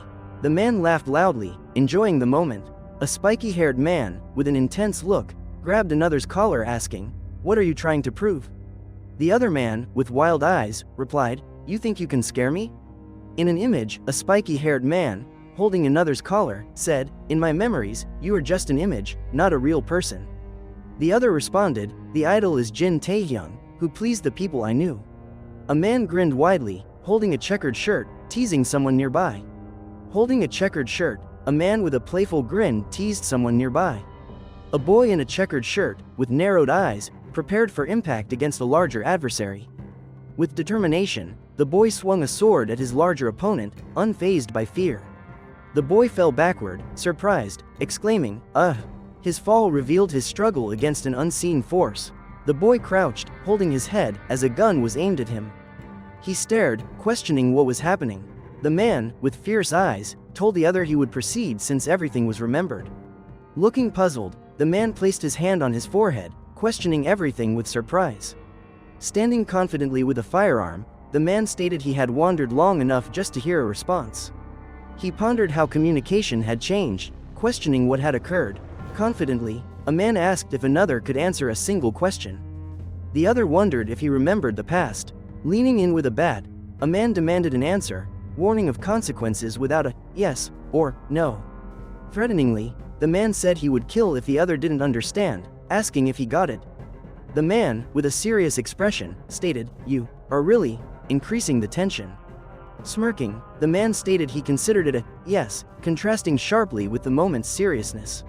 In childhood, the character looked like the boy he observes, stating, "Not a fake, but a creation of your imagination," with an unsettling gaze. Wearing a striped shirt, he discusses the concept of reality, raising questions about identity. The character in a plaid shirt points a gun at another, asking if he killed someone, expressing doubts about a missing person. A wide-eyed, trembling man says, "I give you 5 seconds to answer," showing his anxiety and emphasizing the urgency of the situation. The focus is on the anxious man's gaze, his words, and the pressure of the moment, creating an urgent call for truth. His plea captures a high-stakes atmosphere entirely through dialogue, with a countdown adding intensity to the scene. This dialogue-driven moment emphasizes the seriousness of the situation, keeping viewers engaged as they anticipate the response. The scene relies on dialogue and expression, illustrating the weight of the moment and amplifying dramatic tension. The delivery of lines, combined with visual elements, makes this an engaging and high-stakes moment in the narrative. This interaction highlights the narrative's depth, creating a captivating scene that resonates well with a teenage audience. The man gripped the doorknob and asked urgently, "Your father? He died in an accident, right?" A character steps on paper, resulting in a swift sound, capturing movement and anticipation. Facing the door, the man stated he understood the attempts being made but insisted it was futile. Sitting on the floor, the man leaned against the door, appearing weary and resigned to the situation's futility. A young man in a suit stood quietly, his eyes wide with a mix of confusion and realization. With head bowed, the young man in a suit hid his expression, shadows hinting at inner turmoil. Turning slightly, the young man in a suit concealed his features, suggesting hidden struggles as he faced away, adding mystery. The young man sprinted away, determination evident, glancing back at an unseen threat. Seated against the door, the young man in a suit appeared defeated, silently contemplating his next move. Overwhelmed, the young man sat with hands on his face, reflecting on the recent events, saying he couldn't endure it any longer. A young man sat with his back turned, staring out the window as rain poured outside, grappling with recent events. He observed the trees outside, framed by the window, while faint movements of life continued beyond. Scattered papers and a surveillance camera on the desk hinted at secrets being watched or monitored. Empty bottles lay scattered on the table, labeled "First Drink," suggesting a wild night had occurred. A man lay on the floor, surrounded by empty bottles, his shirt wrinkled, indicating a wild night. He lay on the floor, disheveled, declaring it was time to stop burning. A man lay with a disheveled look, asserting the need to stop burning. With unkempt hair, he ran a hand over his forehead, acknowledging the chaotic situation and hinting change was necessary. Standing outside a house, he looked overwhelmed, running a hand through his hair, realizing change was essential. The scene depicted a man surveying a wrecked area, feeling the urgency for decisive action. A broom moves through the rubble, scattering debris everywhere. This action clears the path decisively. A man wipes sweat from his forehead, revealing a fresh wound. He appears determined, preparing for the next challenge. While sweeping the floor, the man comments that it is now clean. Another voice laughs, noting that many pigs once occupied the space. Sunset over the mountains creates shadows from buildings. Power lines cut across the view, contrasting with the sky. A woman on a screen inquires if anyone has ever wanted to explore another person's consciousness, emphasizing virtual reality's role. A man mentions the BM Corporation is testing a market sample. He notes that widespread use in medical research on psychology and the brain is still far off. Sitting in front of the TV, the man chuckles, reflecting on the world's changes during his absence. Sitting contentedly, the man suddenly exclaims in surprise, processing a startling thought. A woman asks about Jay, concerned about his situation. A man replies that the police suspect Jay tried to avoid an investigation related to drug use. A man notes that rumors suggest Jay ended relationships with all his friends after his last tour, identifying him as a former member of a famous group. The man in the chair reflects on the past, noting that the boy appreciated his wife. He mentions practicing to perform a dance for his wife on their anniversary. A boy dances energetically, and a friend expresses admiration, while another joins in laughter. A young man slumps in a chair, appearing tired, as he looks at a table with drinks and snacks, deep in thought. A bottle labeled Gramic 1 sits on a table beside a glass of dark liquid, hinting at upcoming choices. A hand carefully reaches for a glass of dark liquid. A man thoughtfully holds a glass of dark liquid, reflecting on another character's well-being and what might have happened if he had acted differently. Holding a glass of dark liquid, a man ponders how things could have been different. A man sits with his back turned, staring at a blank television, contemplating the cross on the wall. The man gazes at the cross, questioning its significance and asking what he has been rewarded with by God. The man raised his glass thoughtfully, pondering if he was celebrating a victory or lamenting a mistake. He lifted his glass, unsure if he was toasting success or failure. Sitting in his chair, the man held a glass, appearing surprised as he read the news headline, "Latest News." The man, seated and wide-eyed, stared at his glass, taking in the unexpected news. A suspect, linked to a family murder and 2 other visitors at a Kwandong pension, was discovered. The police noted the suspect's connection to the advisor's murder, Cha Che-yuka. Sun Jin-hyuk, 26, appeared troubled and was implicated in multiple murder cases.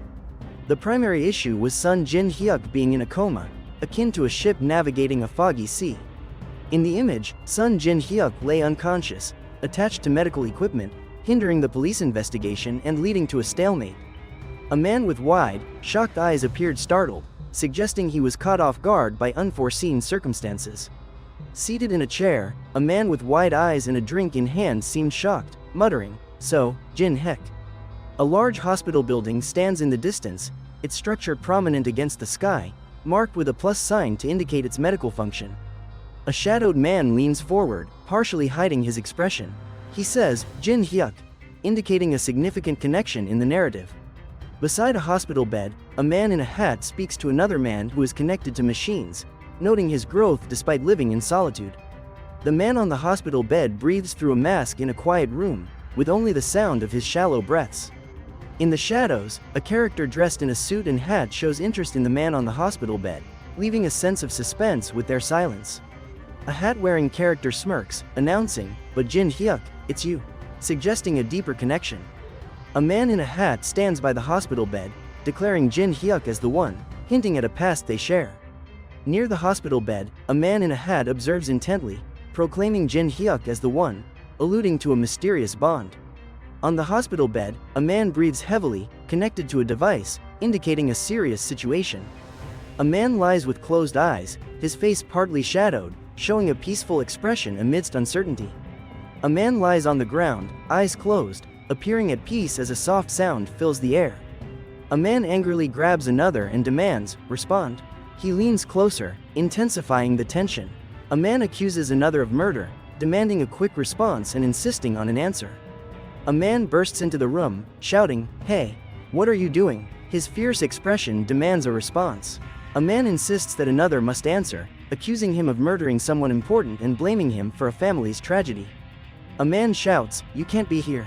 He grips another's shirt, accuses him of being the main suspect in a significant case. A man weeps, tears streaming down his face, appearing defeated as he struggles to hold back emotions. A figure in the sky screams as dark rain pours, casting a stark shadow over a sprawling building below. A girl asks about a man's circumstances, wondering what would happen if she allowed him to proceed. A voice responds that they warned him to stay away. A girl questions why they are dealing with the dangerous enemy. The other person explains they are protecting him using taxpayers' money. A person inquires if he truly killed his father's son. The other responds, uncertain, but insists he is sure he did.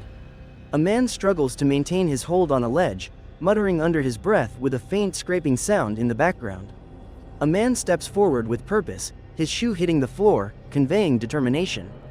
A man lies in bed with a mechanized device attached, while a screen displays a countdown, indicating an impending event. A man stands, observing the bed where another lies, contemplating the faint glow from the device. A label marked 3010 and the name Sun Jin Hachik suggest an important character or detail. A man sits quietly in a waiting area, his head down, with a repetitive XPPPP sound indicating tension. A man stands confidently, his polished shoes solidly planted, asserting his presence. A man in the background, wearing a dark beanie, looks down with authority at someone on the ground. A young man lies unconscious, connected to a breathing apparatus, whispering, "I know it was you." The young man asserts his correctness by narrowing his eyes and stating, "This is why I am right." A man seizes another's face, commanding, "You will listen to me now." A character threatens, "I will kill you," while tension builds, hinting at imminent danger. Gripping another's face, a character declares, "You won't escape this time," highlighting an intense power struggle.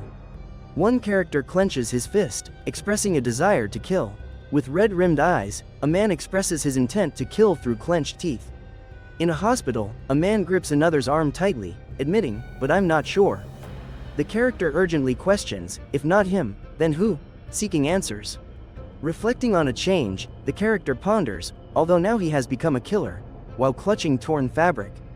Looking down, the character quietly murmurs, "Jin Hyuk, someone I remember," revealing a moment of realization. He holds a paper, mentioning he was an ordinary child who yearned for love. He claims to be incapable. He leaned over the bed, waiting for the other person to wake up, determined to uncover the truth. He leaned forward, deep in thought, focused on discovering the truth. He stood still in a fedora and suit, gazing intently as he prepared to reveal hidden truths. In a suit and fedora, he confronted the group with a serious expression. He asked if the brain tumor was malignant. He then inquired if that meant he would die. Confronting the doctor, the man in the fedora insisted that fatal diseases were obsolete due to modern nanotechnology. The doctor responded, noting the man's apparent disconnection from reality. The man smirked, saying, "Ho," while intertwining his fingers. The other, irritated, responded with, "Ho," as the tension between them escalated. In a rapidly evolving world, a man observes a large display celebrating the new year as fireworks illuminate the sky. Amidst the crowd, he begins to forget, with the text expressing nostalgia and longing. The narrative introduces a serial killer named Sun Jin Hyuk. A man sits pensively on a bench in a waiting room, arms crossed, awaiting something significant. On a bench in a waiting room, a man sits alone, arms crossed, lost in thought. A man in a checkered outfit stands with a cane, listening as a doctor discusses euthanasia as an enhancement for beings, including lab animals. Facing away, a man in a checkered outfit and hat observes something or someone afar. A man with glasses remarks, stating he understands a doctor should not pose certain questions, appearing thoughtful. In a checkered suit, a man asks why there is a desire to save a criminal. Pipe, pipe, pipe. A man in a checkered suit questioned the motive behind saving the criminal.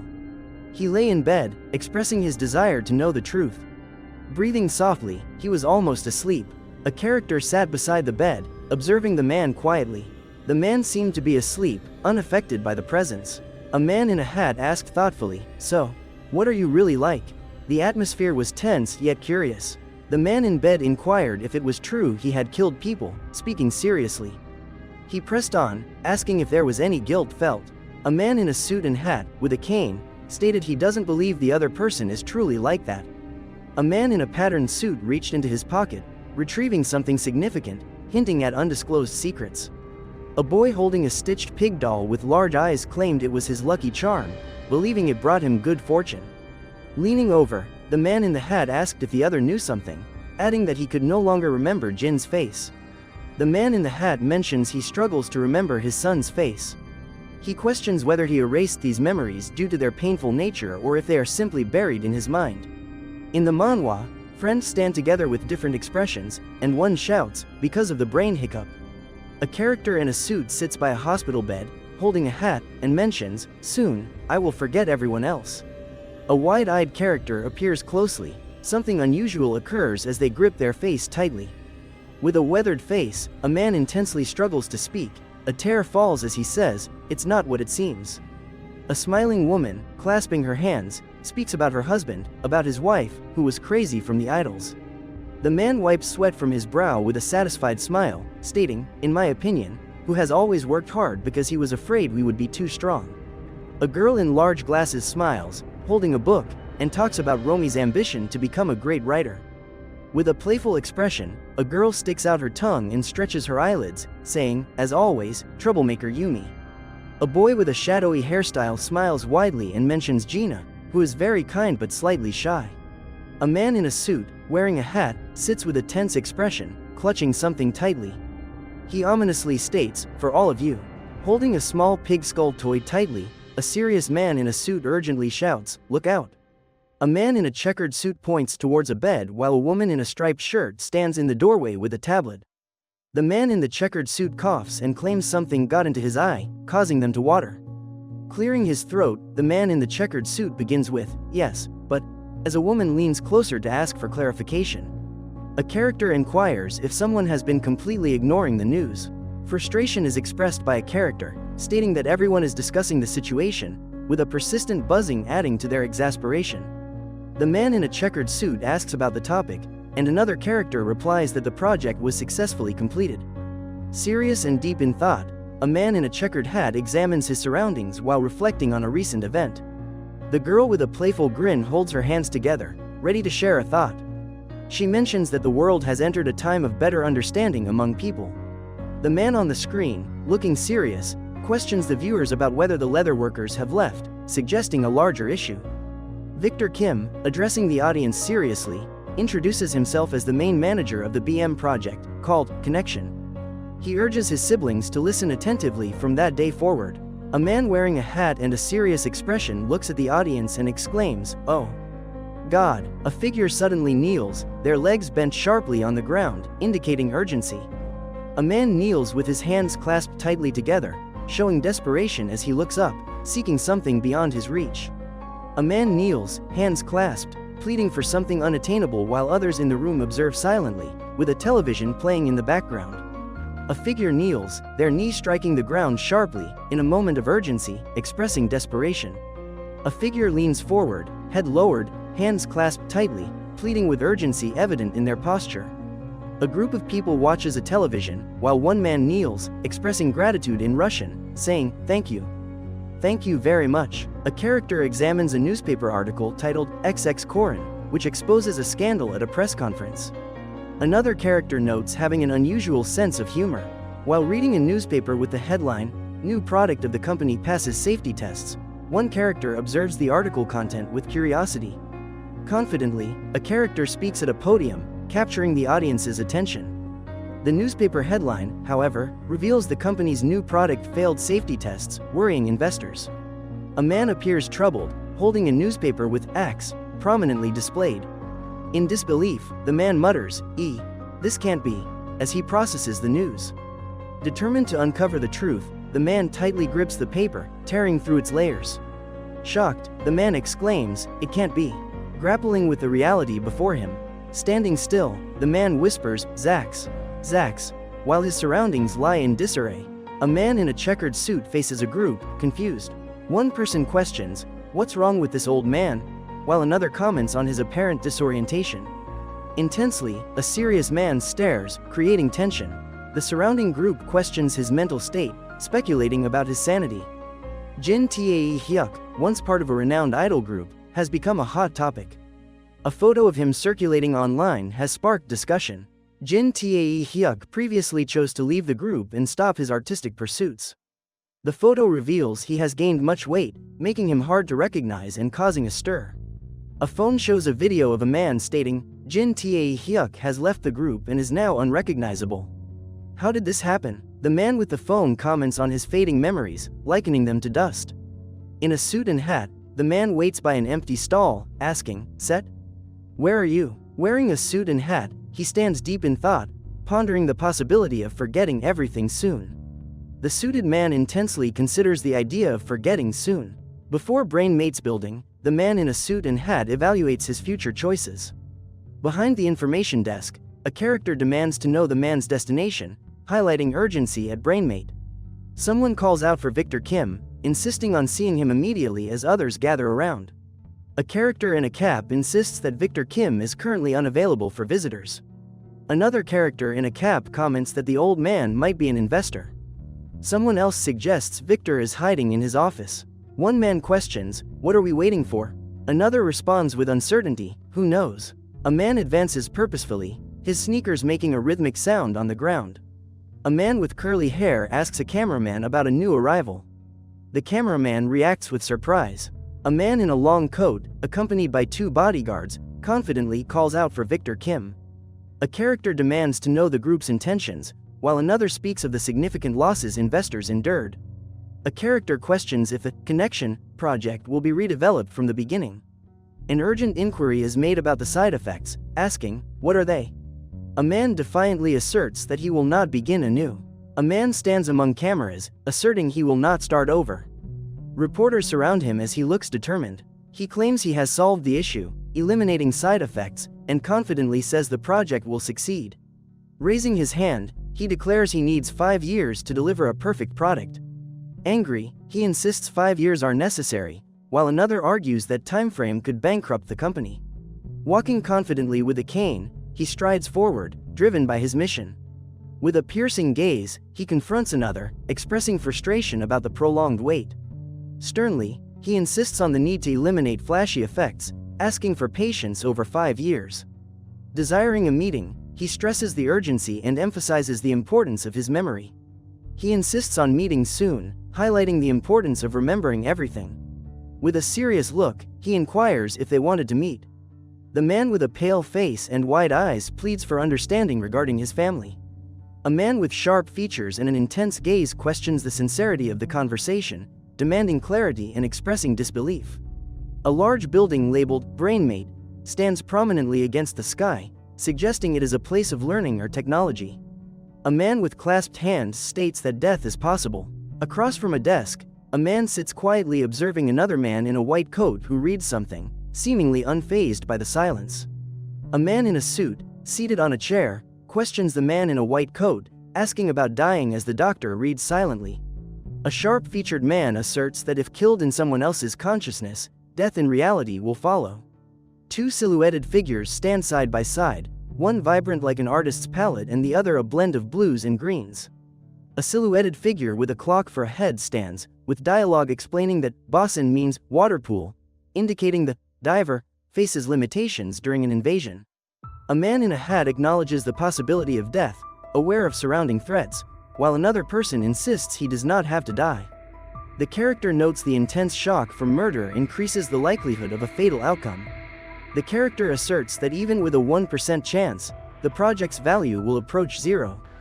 He repeats that with a 1% chance, the project's value drops to 0. He questions indifferently, "What if I don't care at all?" suggesting a challenging attitude. Sitting quietly, hands clasped, he is deep in thought, contemplating something significant. Leaning forward, he hints at imminent action as his clothing rustles. A man with a tense expression feels a strong grip on his shoulder as another leans in, exclaiming sharply. A man with a tense expression feels a grip on his shoulder. Another leans in, saying, "With 1%, I won't have any problems." The first man pleads, "Please, give me a chance." A man with a determined expression faces a looming figure. The figure declares, "Your time is up." The man silently challenges the threat. A man with a stern expression asserts, "I ask you to forgive me," while standing assertively against a significant challenge. A cafe named Cafe Worry stands prominently under a clear sky, suggesting a warm day. A hand holds a smartphone showing the message, "Missed calls 36 inches" with a red call icon. An ellipsis suggests a moment of hesitation. A frustrated man sits on a couch, muttering about an annoying stalker who hasn't left him alone for a month. A man in a plaid suit stands at the door, glancing cautiously before stepping inside and considering his next action. The man in the plaid suit looks back at another man seated on a red chair, holding a cup and appearing deep in thought while facing a blank screen. A man in black sharply turns to watch the man in the plaid suit, who is slouched in a red chair, wearing a hat and silently focused on a flower painting. The man in black tells the seated man in the plaid suit to stop bothering him. The seated man questions why. The seated man in the plaid suit warns that the other man's actions are pointless. The man in the plaid suit insists the other man's efforts are futile, emphasizing their lack of purpose. The man in the plaid suit repeats that the other man's actions are futile, stressing their pointlessness. A black briefcase rests on a plush surface, suggesting the secrets it may contain and its importance. A sharply dressed man confidently instructs, "Set." His authoritative stance indicates readiness for what's ahead.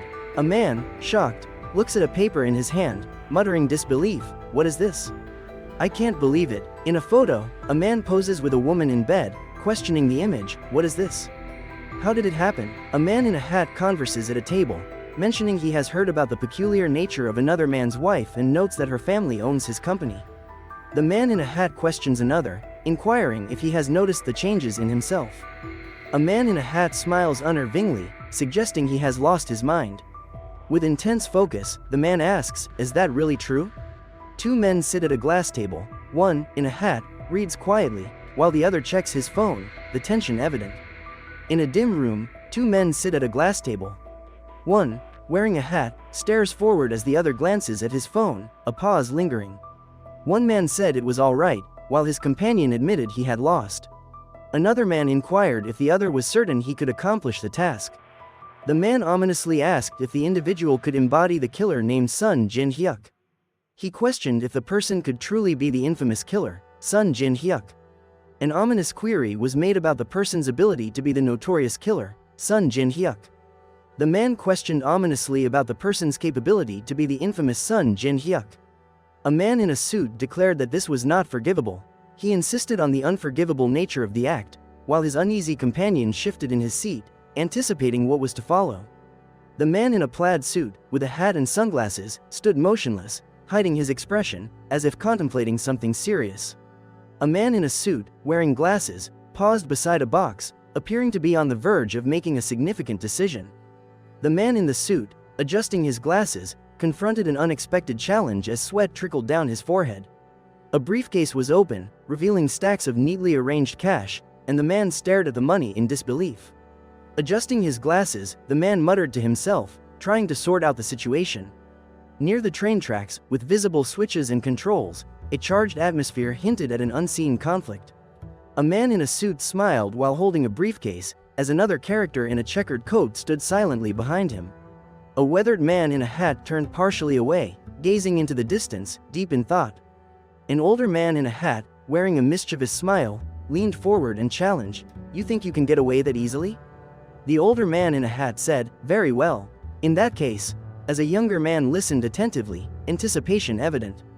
A young man lay in bed, hair tousled and eyes closed, wrapped in rumpled sheets, suggesting a troubled sleep. The young man in bed, hair messy and eyes closed, appeared to be in a deep sleep, his face relaxed yet weary. Two intense characters confront each other. The elder, wearing a patterned hat, asks if the younger really believes he can challenge him. The younger character responds that he is not afraid. Another character, dressed in a checkered suit and hat, stands confidently gripping a cane. A character precisely swings a cane, its impact resounding clearly, signaling a decisive action. A man in a stylish outfit raises his hands, expressing disbelief at the realism of something incredible. He inquires if Jack is in his mind. The response is that it resembles a base camp. He elaborates that the area is designed for them to prepare before entering the auxiliary swimming pool. He asserts they should now attempt to move forward. He sees a large crowd ahead, all facing him, and considers the need to advance to confront the situation. A man in a red tracksuit stands at the forefront, with others in hats and masks, ready to tackle an unseen challenge. A man in a plaid suit and hat questions the situation's meaning while another man in a red tracksuit stands beside him. A man dressed in camouflage explains the process of selecting a shell. A bald man asks about its purpose. A man lies in bed, eyes closed, appearing weary, and hears that his image doesn't exist in Jin Hyuk's memory. Lying in bed with closed eyes, a man hears a voice stating that Jin Hyuk has erased all memories connected to him. A man in a hat questions why he is forgotten, and a voice emphasizes the need to delve into Jin Hyuk's memories to understand oneself. A voice asserts that their current abilities won't allow them to enter there. The man in the hat asks what he should do, his face showing determination and hinting at a tough decision. A voice instructs on the necessity of making a choice, stressing the importance of selecting the right option. The text explains that these shells represent the people Jin Hyuk encountered in his life. A character in a striped suit stands apart, contemplating the masks people wear and noting they can't capture true characteristics. A character with intense eyes talks about how people often hide behind facades, referring to them as human shells. A stranger notices someone passing by. A man with long black hair covering his eyes stands still. Dressed sharply, his stylish outfit suggests a bold personality. Two classmates discuss a third student nearby. One mentions they aren't particularly close to him, and the other nods knowingly. A young man in a red track jacket and blue beanie stands confidently, appearing unfazed as he surveys his surroundings. A young man in a white blazer stands out, observing the scene with calm confidence, indicating familiarity with many people. An older man in a purple plaid suit and wide-brimmed hat looks surprised, standing stiffly with disbelief. A boy leaps into the air, startling two girls.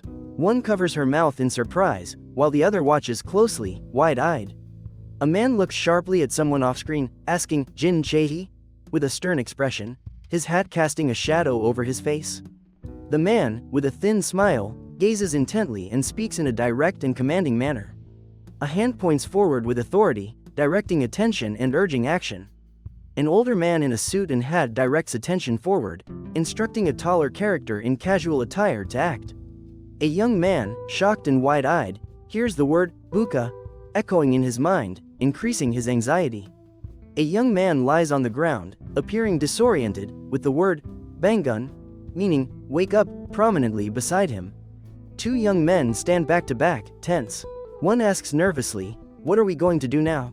The other responds, "We need to figure this out fast." A young man is seen in close-up, sweat on his forehead, as he intensely watches something off-screen, his eyes reflecting both anxiety and determination. By the water's edge, a young man sits calmly, watching the sunset, captivated by the vibrant colors reflecting in his attentive eyes.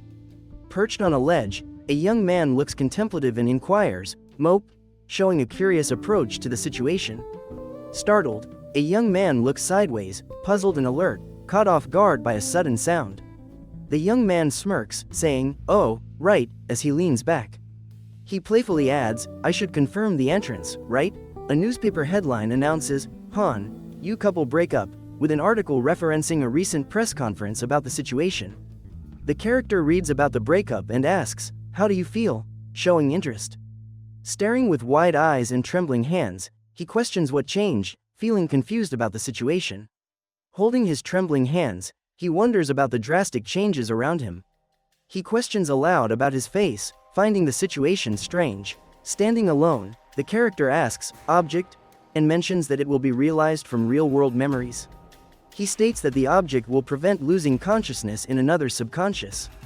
Turning around, he asks if someone is waiting for confirmation as a mysterious object slips from his hand. Glancing at the newspaper headline about failing a safety check, he adjusts his tie. Reading about the failed safety check, he ponders the skewed perception of time between reality and consciousness. The clock indicates that an hour in reality equals 4 days in consciousness. Once inside, the connection to me and the guidance of artificial intelligence will cease. A hand clicks on a blue screen with the bold word, "Da," signifying an affirmative choice. The cursor emphasizes the decision. Swirling clouds fill the sky as dark birds fly, casting shadows over the landscape. A character stands alone in a barren landscape, facing a bright light from above. The orange sky glows as he surveys his surroundings, casting a long shadow. He stands in the barren landscape, contemplating. He thinks, this beautiful island is a subconscious reminder of a killer. The character reaches out, his hand hovering above the tall grass, as Set is prominently displayed nearby.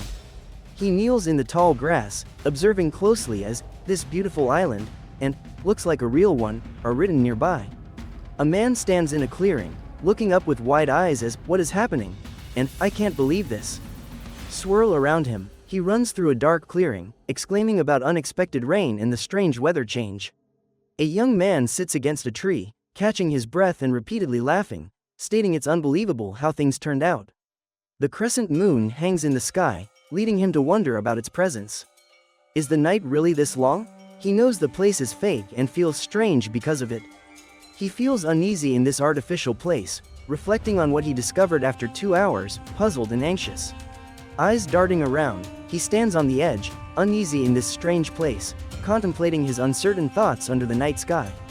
Gazing down at a house surrounded by trees, he ponders the mysteries of this island.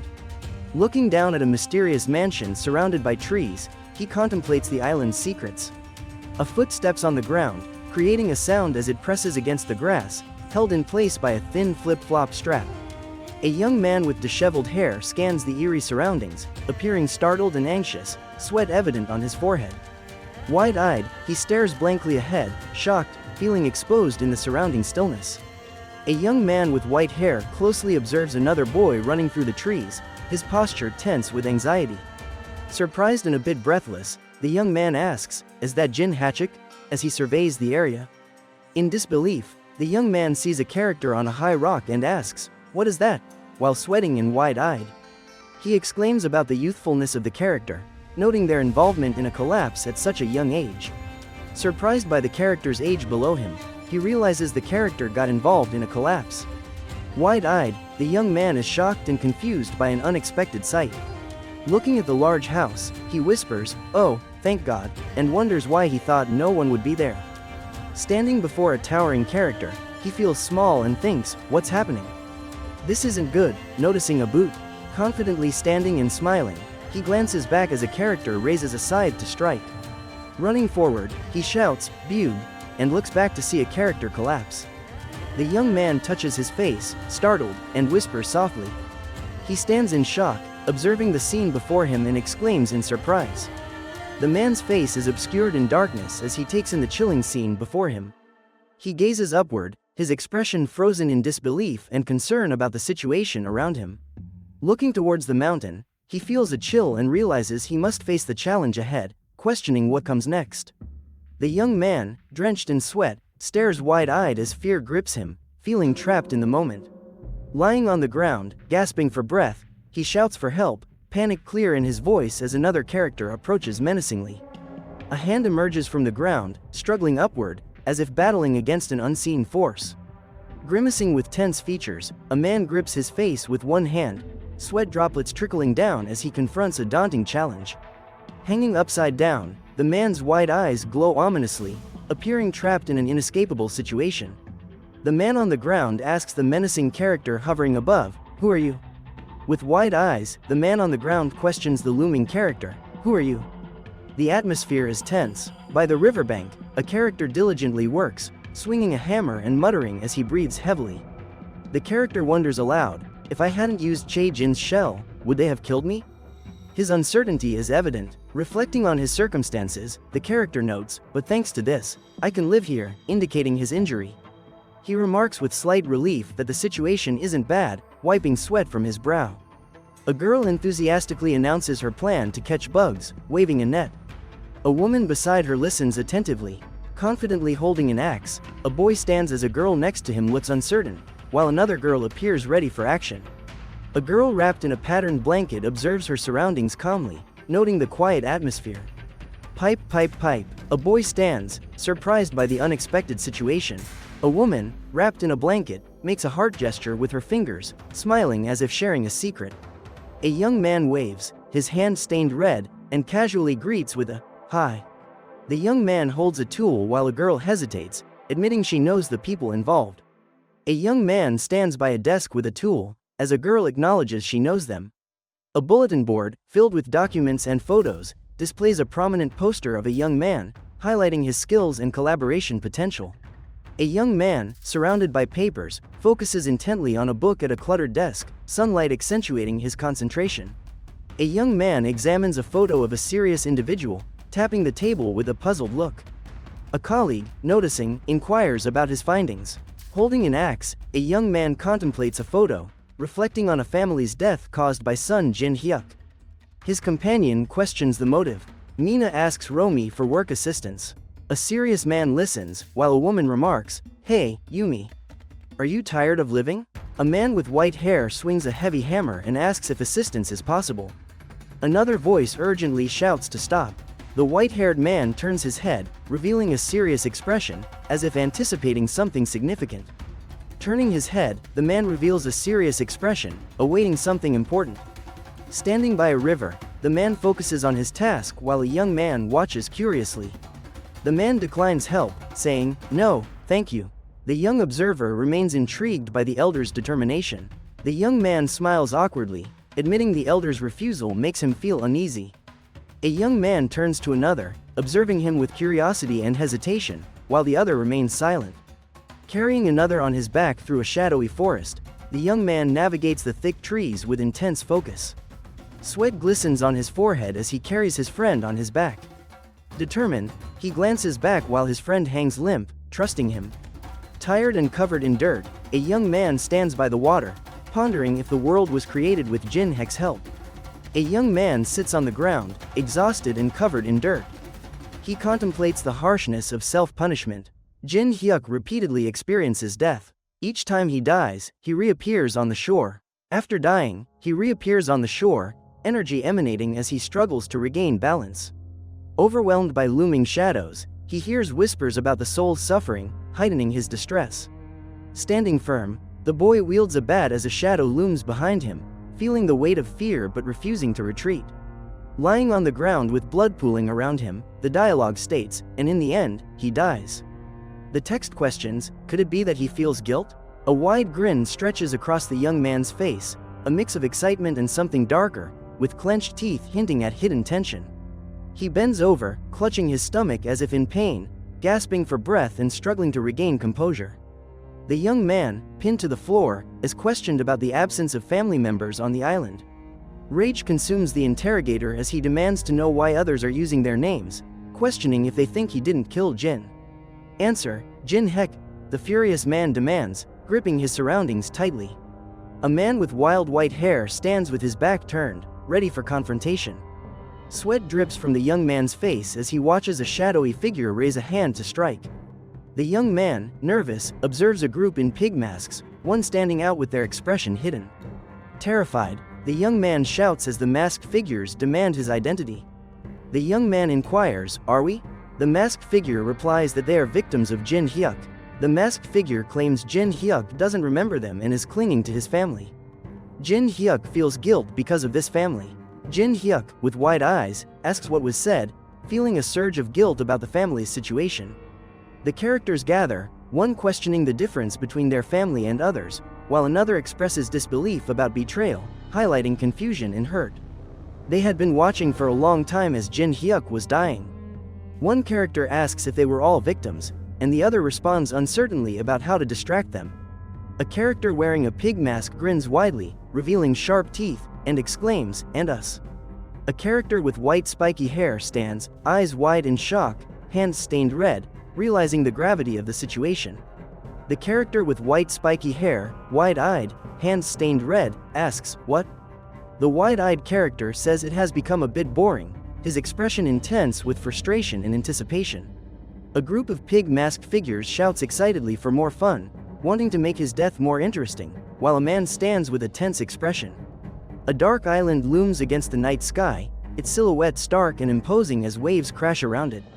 A dark river flows through the landscape, dotted with rocks under the moonlight, while shadows dance along the water's edge. A young man leans forward, water dripping from his face, repeatedly uttering XAX. As if calling for someone or something, he climbs a tree, stating that the victims are not real but merely phantoms created by Jin Hyuk. Jin Hyuk imagined all his victims as bad people, which helped him escape guilt and justify his actions. In frustration, the character shouts, questioning what kind of coward he is. The older boy glares at the younger one, asking about his identity, while the younger boy remains determined, staring back. Continuing to glare, the older boy demands to know who the younger boy is, receiving a steady gaze in response. The older boy, bewildered, asks the younger one if it is really him. Holding a distorted newspaper, the boy murmurs in confusion, questioning the situation. Smiling brightly, a boy holds a paper adorned with red circles and declares, "Mathematics 100, beaming with pride." In shock, the boy's eyes widen as he exclaims disbelief, questioning if it is really happening. He warned her not to engage with Jin Hyuk unnecessarily, saying he didn't know who she was and that otherwise, the entire world could be destroyed. A boy with a determined expression firmly grasps something, demonstrating strength and resolve. A man in a lab coat leaned down and fiercely told the boy that he must understand it was the only way to protect them. The boy remained silent and still, absorbing the urgency. A shadowed figure appeared, contrasting sharply with a bright background, suggesting mystery and introspection. The scene focused on the silent exchange of thoughts and emotions. Sweat on his brow, the character questioned himself with confusion, asking, "Me?" His expression revealed determination, hinting at a challenge ahead. One character, gripping another by the shoulders, urgently declared, "I will do it." The intensity in the air suggested a turning point. A young man stared wide-eyed at something off-screen, frozen in shock. His intense gaze conveyed urgency as he processed what he saw. A young boy, beads of sweat on his forehead, yelled in frustration, "Ah!" His raised arms showed his determination and struggle. A man smirked confidently and instructed, "Repeat it," suggesting he knew more than he revealed. "Pipe, pipe, pipe." A girl with a sharp expression exclaims at something unexpected. A boy with wild hair leans in, asking, "What did you just say?" His intense gaze demands attention. A man leans towards a boy, sharply demanding him to repeat himself, "What did you just say?" Their exchange is intense. A boy confidently states, "I will." His words indicate readiness for the next challenge. A boy realizes something significant, preparing for the upcoming challenge with determination. A character demands, "Do you know what makes me furious?" Preparing for a confrontation, his expression is stormy. The character explains he searched the entire island but didn't find what he sought. With urgency, the character declares, "My family," revealing a desperate search for something lost. The character questions, "What do you want from me?" His gaze shows determination, refusing to back down. A man grips a small boy's shoulders, asking, "What are you doing here?" while staring intensely. A man with a wide grin speaks to another character, mentioning, "John Hayek, erasing all memories of my family." His companion listens, noting that another family noticed us. Jin Hayek, burdened by guilt, decides to escape, running from a gathering crowd while others observe with varied reactions. Jin Hayek, not a psychopath, is a boy suffering from severe depression. Standing alone, Jin Hayek bears the weight of his heavy thoughts, struggling with deep sadness and isolation. An old man in a suit stands rigid, his eyes vacant yet determined as he meets the gaze of those around him. A man in a suit with wild hair and a stern look questions, "So, he really killed Jin?" His eyes show disbelief and concern. A boy feels a grip tighten as his collar is pulled. Another boy demands, "What do you think you're doing?" A boy reflects, noting the resemblance of a certain kid to Jin Hyuk in his youth, then asks, "And what does he say to me?" The character asks, "Jin?" and demands, "Are you Jin?" His intense gaze reveals determination. He shouts, "You are not Jin." His eyes widen, showing his frustration and anger toward the person he's confronting. He focused intently, hands clasped beneath his chin, and muttered, "Rook." His eyes widened as he raised his hand and exclaimed, "Axe." Urgency marked his expression as he clenched his fingers tightly. He turned to his companion with concern and asked, "What happened?"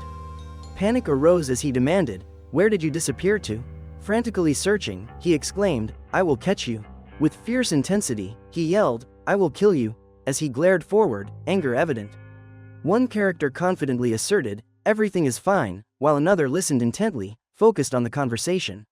A character remarked, "Strange," while another questioned, "In the last few days, have you injured your head, or maybe you've been pulling my leg?" A character stated, "The symptoms are intensifying," then paused, adding nothing more. A man in a hat observed the city skyline, noting the vibrant sunset and reflecting silently on the day's end. Standing on a balcony, he stated there was no mention of his family in this place and asserted that it was not true. An elderly man in a hat warns that it's the subconscious of a murderer with distorted memories. The building's door opens subtly, revealing life inside and stories waiting to unfold. A steady hand grips a small geometric object, poised to drop, with tension in the air. A confident man in a suit smirks, gesturing to another, with two characters observing the interaction. Noticing his wrist, a character sees a tattoo changing, reflecting on transformations since arriving. The man with glasses smiles, suggesting, or, "That man gave me drugs," as two uncertain figures listen. A character looks at his arm's small marks, indicating something significant is on his mind. He observes marks on his arm, recalling Jin Haik's comment labeling Jin Taehi as a drug addict. The scene shows an island under a dark sky, as a character muses, "This island was created by Jin Haik," and speculates, "I think this could happen." Walking lightly through the grass, a character's steps disturb the scene's quiet. A character stands silently, gazing at a cabin. Jin Hyuk senses the presence of the older brother. A family residing in the main house is unaware of this location. For them, it doesn't exist. The character believes they need this place now more than ever. A newspaper rests on a table, with Korea prominently displayed. The character considers this information vital. A man sits at a desk, reflecting on lost ambitions. He mentions continuing to observe Jin Haek. The man reflects, stating it's their first time experiencing dying together. He adds that he is beginning to feel lonely. The man is shocked by the sudden appearance of a pig's face on the screen. He wonders why such an image would appear. Staring at the screen, the man is stunned by the unexpected sight of a pig's face. He questions the reason for its appearance. Bewildered, the man sits and stares at the screen. He can't believe the game has begun and questions their sanity. Expressionless, the man sits in a chair, noticing the screens. He thinks it's begun, and repeats, emphasizing the start. The man speaks confidently, suggesting they begin. He prepares everyone for the next steps. He gazes at the shoreline, inquiring about how long it will take Jin Hyuk to realize the location is an island. The young man asks into a microphone if the broadcast has started yet while sitting in a chair. Relaxed and ready, the young man leans back in his chair and glances at the microphone, questioning if the broadcast has commenced. Confidently leaning at the microphone, the young man states his gradual integration into the priest's life. A man with spiky hair, wearing gray overalls, slumps in a chair, appearing tired but determined.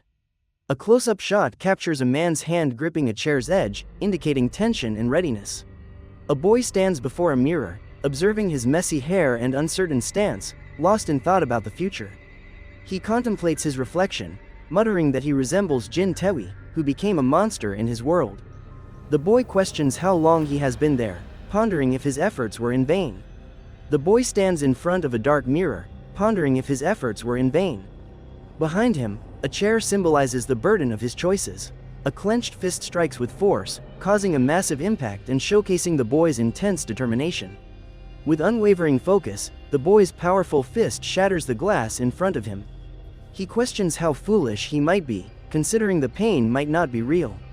Holding his blood-stained hand, the character wonders about seeking truth in a place filled with deception. He asserts that not everything there is false. In shock, the character exclaims with wide eyes, "Get!" Confused, the character stands before the mirror, raising an eyebrow in a questioning manner. Scratching his head in confusion, he stands before a cracked mirror, uttering, "I." Pointing at something with wide eyes, the character expresses disbelief, saying, "What is this?" "I can't believe it," the character exclaims in disbelief, asking what is happening and expressing shock. A man in overalls aims a gun at someone below, his look a mix of determination and threat, demanding a response. A suited man grins menacingly while pointing a gun downward, challenging his target to act.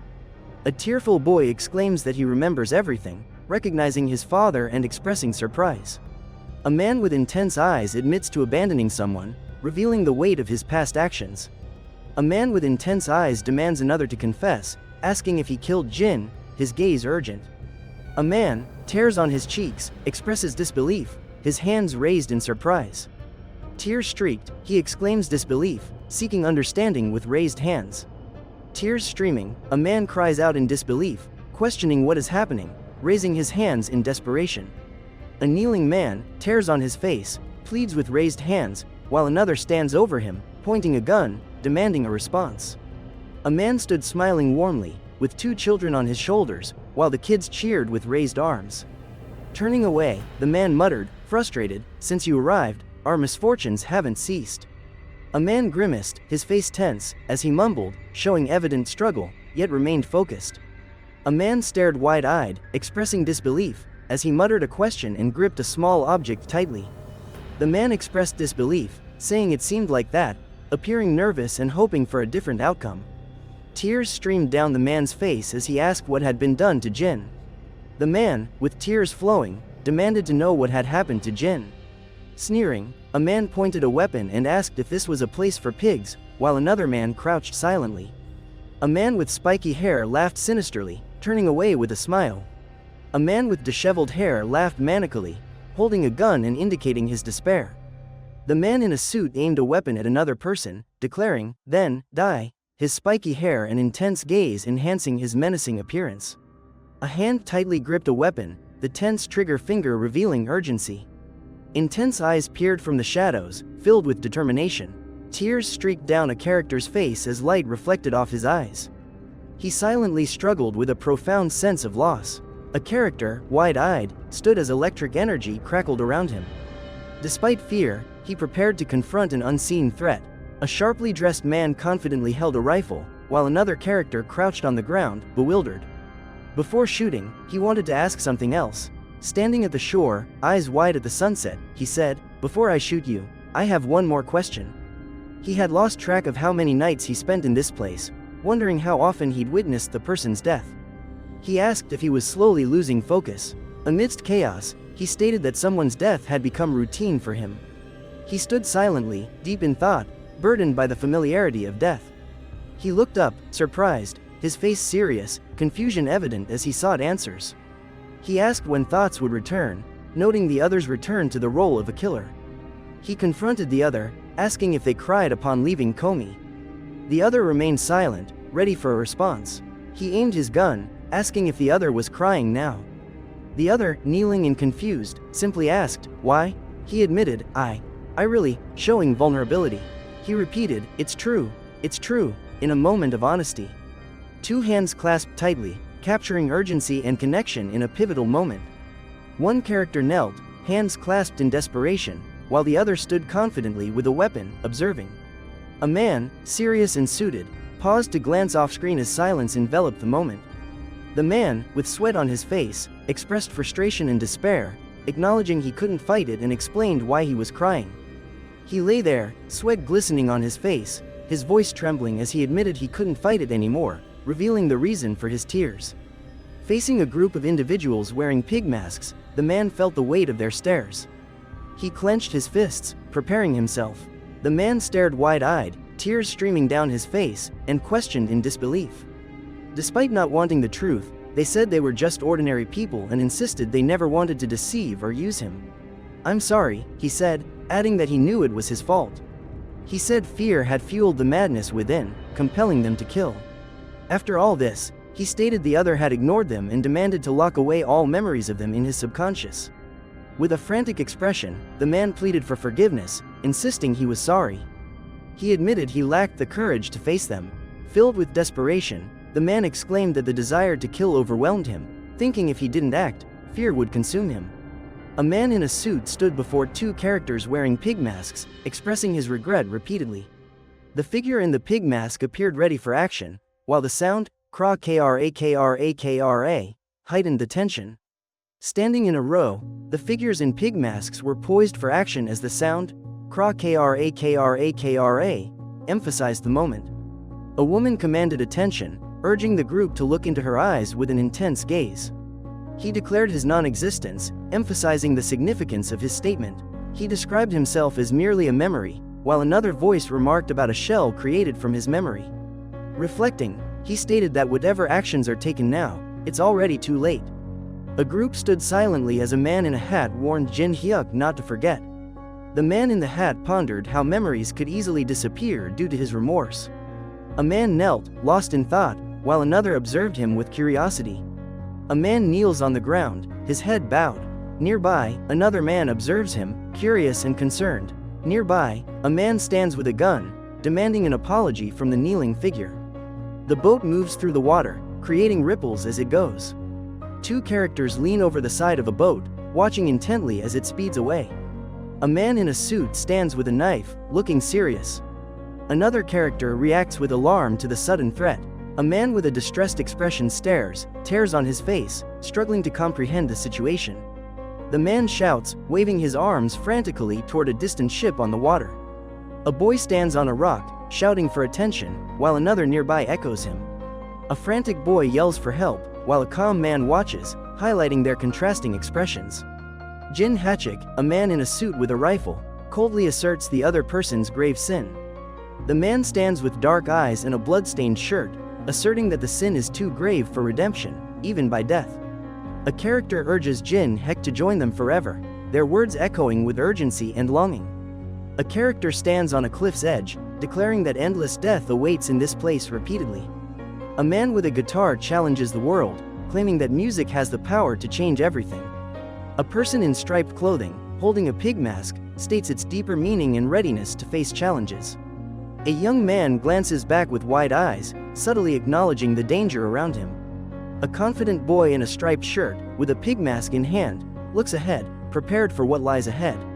A man with spiky hair faces a boy holding a doll, who inquires about his findings. The spiky-haired man glares at the boy, his intense focus creating unease. A boy with a big smile exudes joy and innocence, his playful demeanor brightening the scene. A rifle drops to the ground, its metallic glint visible, while a character observes closely. A tall man crouches, reassuring a frightened child, "You're safe with me, everything will be all right." A man, with tears on his face, whispers hoarsely, communicating his sorrow and distress. A young boy, tear-streaked, manages a faint smile, his voice reflecting sadness and acceptance. Confidently, a young boy stands with a pig-shaped toy, his bright smile showing innocence and curiosity. A man with a firearm faces a young boy holding a doll, the boy's uncertainty evident. With intense focus, a man's gaze reveals determination amid the gravity of the moment. A boy's bright smile and joyful eyes express innocence and happiness as he looks ahead. A rifle lands with a metallic shine contrasting the dark background, creating palpable tension. In a suit, a man crouches, holding a scared child, his determination evident as he protects the boy. A man exclaimed, "You're here." He continued, You came back to me," Jin, showing desperation and relief. With tears on his face, he softly smiled and said in disbelief, "You really came back," expressing hope and joy. The boy suggested, "Let's go. Everyone is waiting." The man's face, with tears and a soft expression, showed their connection. Tears streamed down the man's face as he struggled with overwhelming emotions, revealing his vulnerability. In shock, the man stared with wide, tear-streaked eyes, unable to hide his deep vulnerability. A boy with a playful smirk stood in front, as four figures behind him watched with concern and curiosity. A man in a suit exclaimed, "You are all here." His animated expression engaged those around him. A man in a tank top addressed a woman as "Dear Minu," showing friendliness. The woman returned his gaze with a subtle smile. A girl called out to her friend Romy, while a boy stood beside her, observing quietly. A man with spiky hair and a suit expressed joy, eyes wide with excitement, shouting in triumph. A man with spiky hair appears shocked, clutching his suit as he comprehends the situation's seriousness. Another man with wild hair, smiling broadly, gestures to a child while tears stream down his face. A suited man observes from afar, feeling uncertain. The man with spiky hair turns towards a boy in a striped shirt, maintaining a serious demeanor. The boy watches him with curiosity. With his hands on his head, a man shouts about his presence, urging someone to approach. Confidently, a man aims a gun, declaring he must punish someone. A boy watches, visibly intimidated. A boy observes with wide eyes, caught between fear and curiosity as he processes the unfolding events. A character declares himself similar to a devil, highlighting a dark persona. He accuses the man of killing someone and inflicting suffering on their father. Sneakers stand firmly on the ground, poised for action. A suited man holds a gun, pointing it ahead, commanding, "Stop." A boy stands with arms outstretched, facing a blank wall. He tells his father to avoid certain behavior. A man points a gun, maintaining a serious demeanor. He cautions someone to keep their distance. A boy with wide eyes insists on living an ordinary life. A boy in a striped shirt advises against letting revenge consume them. Approaching a man with a rifle, the boy in a striped shirt warns about the dangers of revenge. The boy inquires if the man with the rifle is serious. Considering the question, the man with the rifle asks if the boy truly harbors hatred. The boy remains tense and silent. Figures in pig masks stand menacingly. One inquires about another's condition. A boy, staring wide-eyed at a gun aimed at him, declares strong hatred for the person behind it. "Pipe, pipe, pipe." The boy shouted that he didn't want the person on the boat to come any closer. The man in a suit assured the boy that this ensured their safety. The group huddled together, and one of them exclaimed that they would be happy now. The character smiled and said, "Dear." His cheerful tone spread excitement among the group.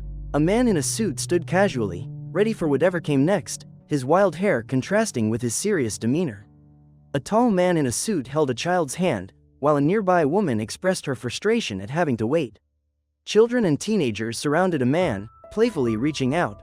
One excitedly wanted to play, while another giggled, urging everyone to join. A young boy wept, reaching out for comfort with a face stained by tears, seeking support. A young man cried, his face showing pain as he looked at a friend, searching for understanding. A young woman, with tears streaming down her face, clung to her friend, whispering her need for comfort while he searched for the right words. A young woman, tears streaming down her face, tells her friend she needs understanding and support, her words showing desperation as she seeks comfort. A boy wearing a striped shirt points and asks a question. Nearby, two men stand close while two others appear to comfort someone in distress. A character dressed in black, holding a pig mask, presents it to another person. The atmosphere is tense as they exchange looks. A man in a suit watches a group dressed in darker clothing, creating a mysterious and tense atmosphere. A suited man with glasses observes a scene with a serious demeanor, watching a group in dark attire with an unsettling presence. A man with spiky hair stands with a serious expression, his intense look heightened by the shadows behind him, suggesting tension. A man, glasses glowing with intensity, stands ready to confront any challenge that lies ahead. A man with spiky hair looks back with a slight smirk, appearing confident and prepared for what comes next. 5 figures stand in a row, gazing into the distance. A child with pigtails appears small next to the taller figures, all dressed in dark clothing with unreadable expressions. 5 figures stand together, a small child with pigtails at the front. They stare ahead, the taller figures serious and focused. 5 characters stand together, with a small child in pigtails at the front, all looking ahead. The taller characters appear serious and focused. The man in the suit turns to the boy, asking where they went. The boy answers, saying he doesn't know. The man in the suit reflects, suggesting someone might know for sure. He mentions that Jin Hek has remembered his sins. A boy moves forward, observing the scene below. He looks alarmed and reaches out to steady himself. 5 people navigate a rocky landscape urgently, carefully maneuvering through the hazardous terrain. A man in a suit stands with a distressed expression, exclaiming as debris surrounds him. A man wearing a shirt expresses concern, stating it's too soon for the world to disappear. A woman beside him echoes this sentiment, agreeing. A mysterious treehouse looms in the dark, with unsettling scribbles suggesting something is happening. A dark treehouse stands in shadows, surrounded by mist. The word, bruak, hints at chaos. A dark scene unfolds with words like, crack, echoing, signaling impending destruction as chaos looms in the icy landscape. A young man, wide-eyed and startled, shouts in alarm, realizing a serious danger. Leaves swirl around him, indicating chaos is closing in. Startled, he exclaims, "It's collapsing."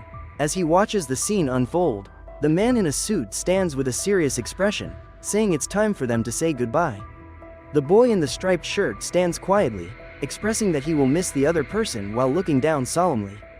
A hand grips the boy's head as he agrees, wearing a striped shirt that contrasts with the background.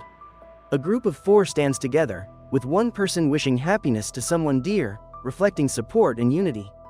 A man stands still with spiked hair, gripping something tightly amidst the tension. Firmly standing, a man grips something tightly and addresses someone named Mina. He stands with a wide smile, addressing Mina and mentioning Romi, Yumi, and Gina. The scene continues with a sense of finality and connection among the characters. A man in a suit adjusted his tie and promised. A hand gripped a stack of newspapers tightly as the person declared it was the evidence needed. A character held a heavy object high while a group watched, feeling the significance of the moment. A figure lifted a heavy object above his head as shadows watched, sensing the importance of the situation. A man in a suit, with anger and determination, shouted while raising a newspaper, vowing not to forget. A tight grip signified determination and an impending confrontation, leaving anticipation in the air. A hand pointed at the screen displaying, "Yes," marking a moment of clarity and readiness for the next step. A man in a suit raised a newspaper and declared with intensity and determination that he wouldn't forget. A hand tore through the surface decisively, shifting the scene and indicating a pivotal moment. The boat moved through the waves, leaving a trail, with a colorful sky above and birds circling, highlighting the ocean's vastness. A red post sign floats in murky water while shadowy characters nearby suggest danger and uncertainty. A boy stands at the deck's edge, observing the colorful sunset as seagulls circle above. The boy comments on the island disappearing while looking at the sunset. A young man with messy hair laughs, filling the air with his laughter. Grinning widely, the young man declares his laughter, which echoes around the scene. He exclaims his success, stating that it's all over now. He shouts that he can now leave, mentioning he is no longer the killer Jung-hae. Tears stream down the young man's face as he notices a figure watching him from a window. He turns sharply, eyes wide with realization and urgency, feeling the weight of the unknown. A window stands quietly in the evening light, casting shadows as birds fly by, filled with unspoken tension and anticipation. A character stands on a boat, observing the water. The shadows suggest stories beneath the surface, while the waves capture his focus. A young man stands, eyes wide, feeling urgency after a sudden flash catches his eye. He questions the unexpected event, asking himself what it could be, his confusion clear. The young man is alone, asking if someone is there, scanning the surroundings for answers as the light fades. Frozen, he exclaims in surprise at something distant, with the sky changing colors behind him.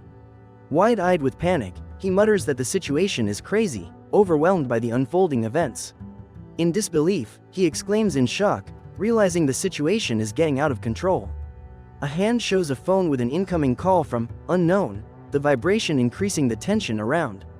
A man stares at his vibrating phone, signaling urgency with an incoming call from unknown. Turning away from the viewer, a man focuses on something beyond the scene, standing alone. A man stands with his back turned, focusing intently on something beyond the scene. His posture indicates curiosity as he gazes into the distance. Another man stares intently, his wide eyes showing deep focus. He squints slightly, scanning his surroundings with heightened awareness. A man holds his phone tightly, engaged in a serious conversation, concentrating on the words spoken. The man remarks, "Finally, you did it." The other man responds with, "Congratulations." They share a moment on the rooftop, paying attention to each other's words. A young man, wide-eyed and tense, stands with a shirt over a t-shirt, appearing shocked and uncertain, a tear marking his cheek. He stands wide-eyed and tense, asking the other person's identity, his expression a mix of confusion and fear. The young man leans forward with a smirk, asking, "Who are you?" His tone is playful yet challenging. A colorful sky filled with clouds and birds flying above is shown, drawing attention with dynamic text suggesting movement and energy in the setting. He realizes something significant, stating, "So, it's you." He realizes something significant, mentioning that he left a hint in the notebook. He expressed admiration, calling the other character smart, while the other replied, urging him to stop playing games. His gaze fixed on his opponent, he questioned their true identity, as the confrontation grew more intense. With narrowed eyes, he repeated the inquiry about the other's identity, and the tension between them increased. He noticed the words, "the strongest desire," in bold, observing someone standing firmly in sandals. Sun Jin Hyuk stood, sweat on his brow, confronting a man whose determination was evident. The other man ominously declared, "Murder." Wide-eyed with sweat forming, the man processed the disturbing word, "murder." The man, eyes wide, sweat on his brow, tried to comprehend the word, "murder?" Smirking, he accused the other of using him as a defense mechanism and hinted at something more. He remarked, "It's not a nice thing," as the word, "regret," loomed ominously, saying a defensive mechanism revealed cracks. He observed a superficial sense of regret paired with a pretentious feeling of remorse. He urged Jin Hyuk to remember. The other character replied that guilt is poison. The boy hoped to wake up from the killer's dream and asserted he couldn't be overcome by unnecessary guilt. He demanded he must become like this. Uncertainty was evident in the boy's gaze as he hesitated and whispered, contemplating the moment. Expressing frustration, the boy exclaimed and gestured wildly, searching for answers. The man smirked and teasingly asked if it wasn't true they hadn't, pausing for a response. Urgently, the man shouted, calling someone a bag of garbage, and pleaded for forgiveness, saying he was like this. Leaning forward, a man glared intensely and declared a challenge, questioning if one could simply walk away. The man leaned back with a smirk, suggesting that the other character believed the same. Fiercely, the man shouted for someone to shut their mouth. The man, with a wide grin, said, "Very bad." Visibly distressed, the man questioned, "Are you saying I'm deceiving myself?" His intense gaze conveyed tension. He inquired, "If I wasn't there?" His expression shifted to a mischievous grin as he remarked, "Ah, you little trickster." He repeated, "What if I wasn't there?" His distress gave way to a playful grin as he noted, "Ah, you little trickster." He asked, "What will you do when you wake up?" while holding onto something tightly, creating a sense of uncertainty. He questioned, "Maybe you want this?" while holding a bottle, his eyes wide and anxious. Another voice suggested, "Finish it all." He held up a bottle labeled Gramuxin, curious if others would consider using it. Sweat dripped down his forehead as he processed the shocking revelation, staring wide-eyed. A hand reached out urgently as a character approached, the action charged with urgency. The word, "duck," highlighted the tension. One character asked the other if he could finally do it, hands extended as they faced each other in a tense moment. One character, with wide eyes, urgently tells another to listen, asserting seriousness. Wide-eyed, a character claims to be the true Sun Jin Hyuk. A character demands silence, telling another to shut up. The other grins, questioning if atonement for all sins is possible. A sinisterly grinning character declares that atonement is not possible in this false world. With shock and disbelief, a character exclaims about the real world. One character shouts to shut up, while the other, startled, defensively questions the problem. An angry character warns another to stop pushing, while the other insists he won't back down, escalating the confrontation. A character accuses another of being a killer, comparing him to a nightmare. The other questions the eagerness to escape. One character insists the other will never leave him. The other responds by saying there's no attempt to escape. A character smirks, commenting on their situation. The other firmly disagrees. A character smirks, declaring, he is leaving today. The other warns that it will happen after he is killed. One character smirks, announcing his departure. The other cautions that it will be after a deadly encounter. With a smirk, a character confidently states he will buy it. A character looks surprised with wide eyes, noticing something alarming. The character stares intensely, commenting on sins in the real world, indicating a serious confrontation. A screen displays a message about a final release, hinting at an important event. A young man declares he is atoning for his sins in the real world, his gaze showing determination. The young man states he is making amends for his sins, his intense look revealing determination. Confronting another, the young man reveals he is facing past consequences, his stare showing resolve. A pair of feet in flip-flops stands on a messy floor, scattered with debris, suggesting chaos. Feet in flip-flops stand amid scattered debris, indicating disorder. Feet in flip-flops rush forward, leaving disorder in their wake. Two characters engage in a fierce clash, exchanging powerful punches. A character stands with a grim expression, blood on his face, remaining stoic amid violence. A character displays a fierce grin, blood on their lips, showing defiance amid chaos. A determined fighter lunges with a powerful kick, blood splattering, highlighting the conflict's intensity. A young man navigates stairs with a torn paper, while another boy appears frustrated by the mess. A young man firmly grabs his opponent, their faces tense, showcasing confrontation intensity. The young man lies on the ground, chained and vulnerable, with red spots revealing recent struggles. Pipe, pipe, pipe. A character stands over another, who is bound on the ground with blood on his face and struggles beneath the weight. A shadowy character grips a trembling hand firmly. The other hand reaches for support but falters, pressing against the ground. A shadowy character grips a trembling hand firmly. Another hand reaches for support but falters, pressing against the ground. A heated confrontation takes place as one character glares, teeth bared in a snarl. Blood drips from his face, indicating the tension. A tense moment arises as one character, blood streaming from his face, reaches out while his opponent looms above with cold eyes. A tense scene unfolds as one character, injured, clutches his stomach while his opponent stands ready to strike.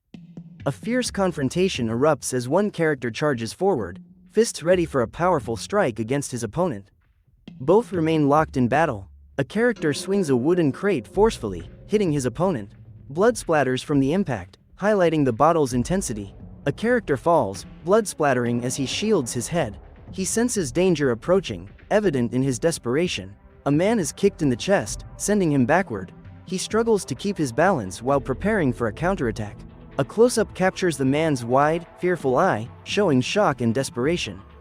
He grapples with the reality of his situation, contemplating his next move. The man's fist is raised, trembling in anger. Blood stains his shirt as he gets ready for a fight, breathing heavily with determination. A fist strikes hard, blood spraying as the impact echoes. The man's intense expression reveals his determination.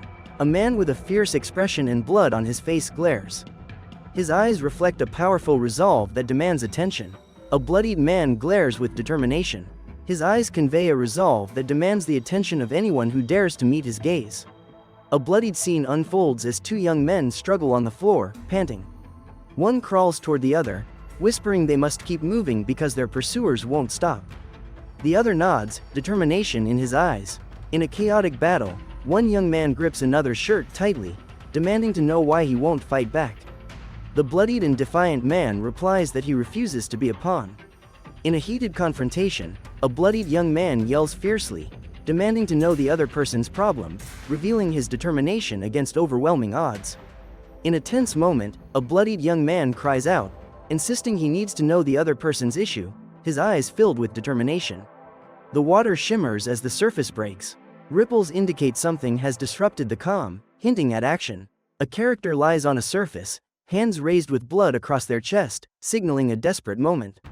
The word, "let," appears above, adding tension. One character pulls another by the wrist, blood staining their hands.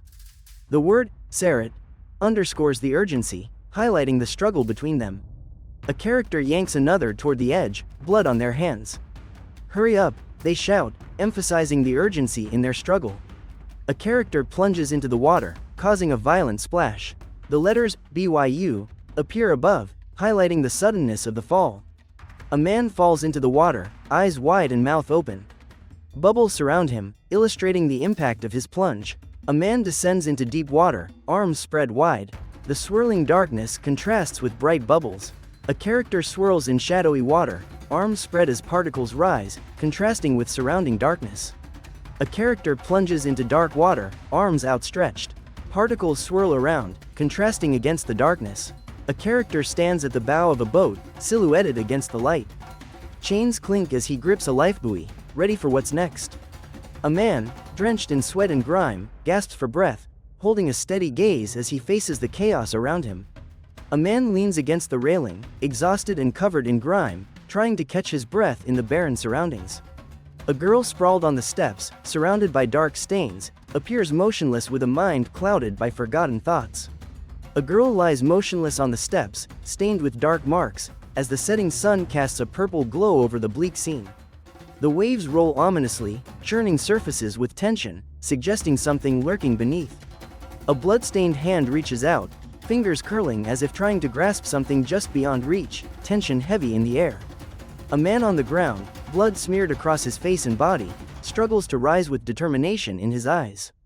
A man lies on the ground, blood covering his body, as he struggles to rise with determination gleaming in his eyes. A man lies on the ground, blood covering his body, as he defiantly pushes himself up while gazing at the stormy sky. A man lies on the ground, soaked in blood, struggling to rise as relentless rain falls. A ship battles fierce waves, its mast bent and sails flapping violently as the captain shouts orders, urging the crew to hold steady and prepare for impact. A ship fights against the relentless waves. The captain orders the crew to brace for the storm, urging them to concentrate on their tasks. The vessel confronts towering waves. The captain instructs the crew to maintain focus and prepare for impact, stressing the importance of teamwork to endure the storm. Chaos erupts as objects swirl violently through the water. Characters exchange urgent instructions, indicating the need to stabilize and survive the tumult. A man stares intently, his eyes wide and fixed, displaying seriousness amid the surrounding chaos. A curtain near the window sways, casting soft light into the room. The scene feels tense as events unfold. A character peers around a corner, examining a board covered with documents. A photo of a serious man looks back, while notes flutter in the background. In a room with two beds, one is occupied by a sleeping person under a blanket. Papers and items are scattered across the floor. A man lies awake in bed, his disheveled hair and unshaved face showing signs of distress. He stares blankly at the ceiling, lost in thought. A man lies in bed, staring at the ceiling, his feet protruding from under the blanket, surrounded by medical equipment. A close-up reveals a man's foot peeking from under a blanket. Sunlight streams through the window, illuminating the simplicity of the moment. A man with wide eyes appeared surprised, staring intently, suggesting something unexpected had just happened. A hand with fingers spread reached toward an unseen target, creating a sense of tension as if a critical moment was unfolding.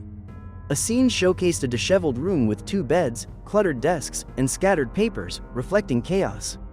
In a dim room, a man appeared disheveled and worn out, lost in thought, with unkempt hair around his tired eyes. The room contained posters, one asking if a murderer was on the run, while another depicted a house, hinting at nearby danger. He gazed at a photograph on the desk, surrounded by blank pages and a monitor showing information, piecing together a mystery. He looked down with wide eyes, a mix of shock and realization on his face, as he understood his unsettling discovery. A group photo on the table captured smiles and friendship, with the text, "Do not forget." The photo served as a reminder, boldly stating, "Do not forget." In a dimly lit room, a man stood before two monitors, holding a gun, staring ahead as the sunset painted the sky. A man with unkempt hair and a weary expression gazes blankly, his eyes reflecting hardship and resilience. A man with unkempt hair and a weary expression stares at a door, anticipating change as light peeks through.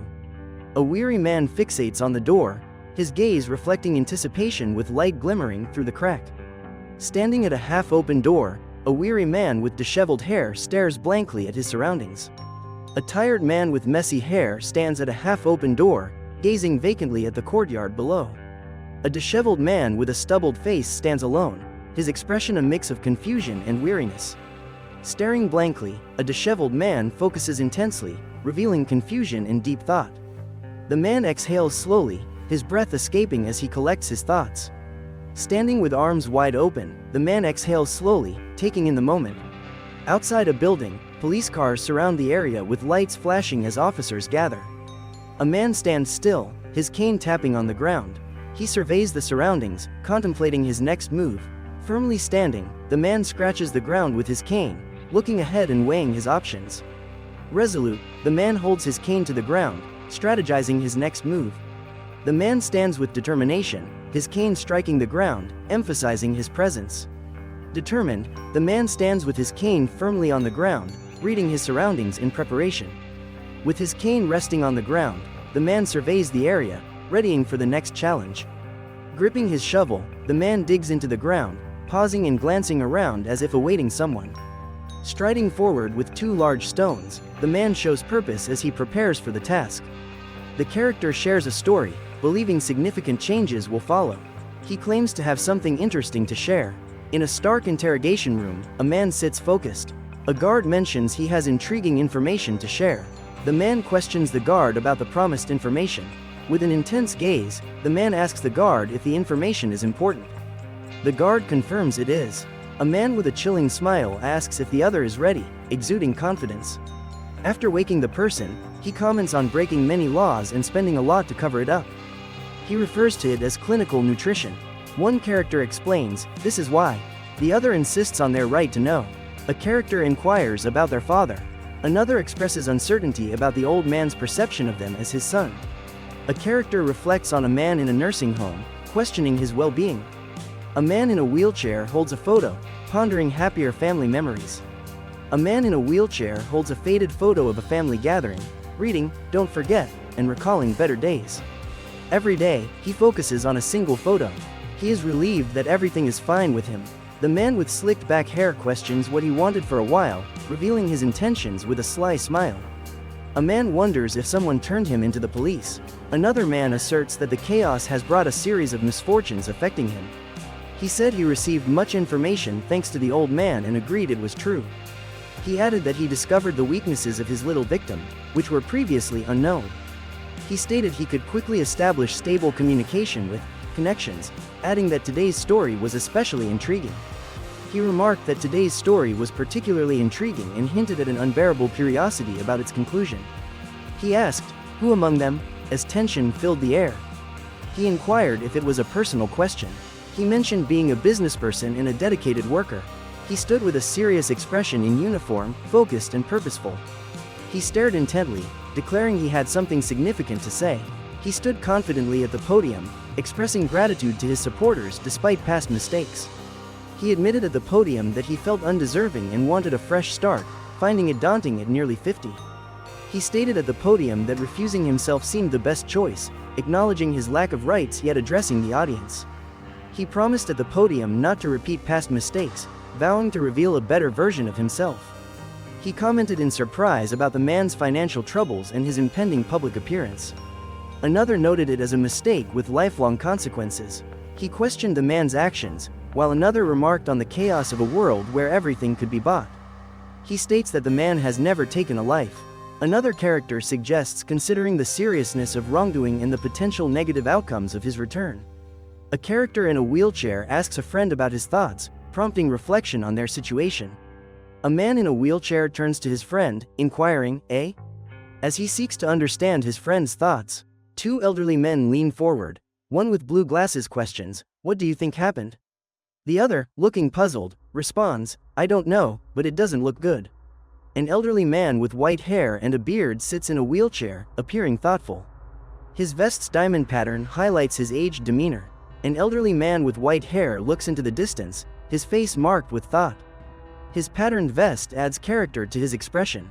A man knelt with raised hands in surrender as another aimed a gun at him. He admitted to his wrongdoing.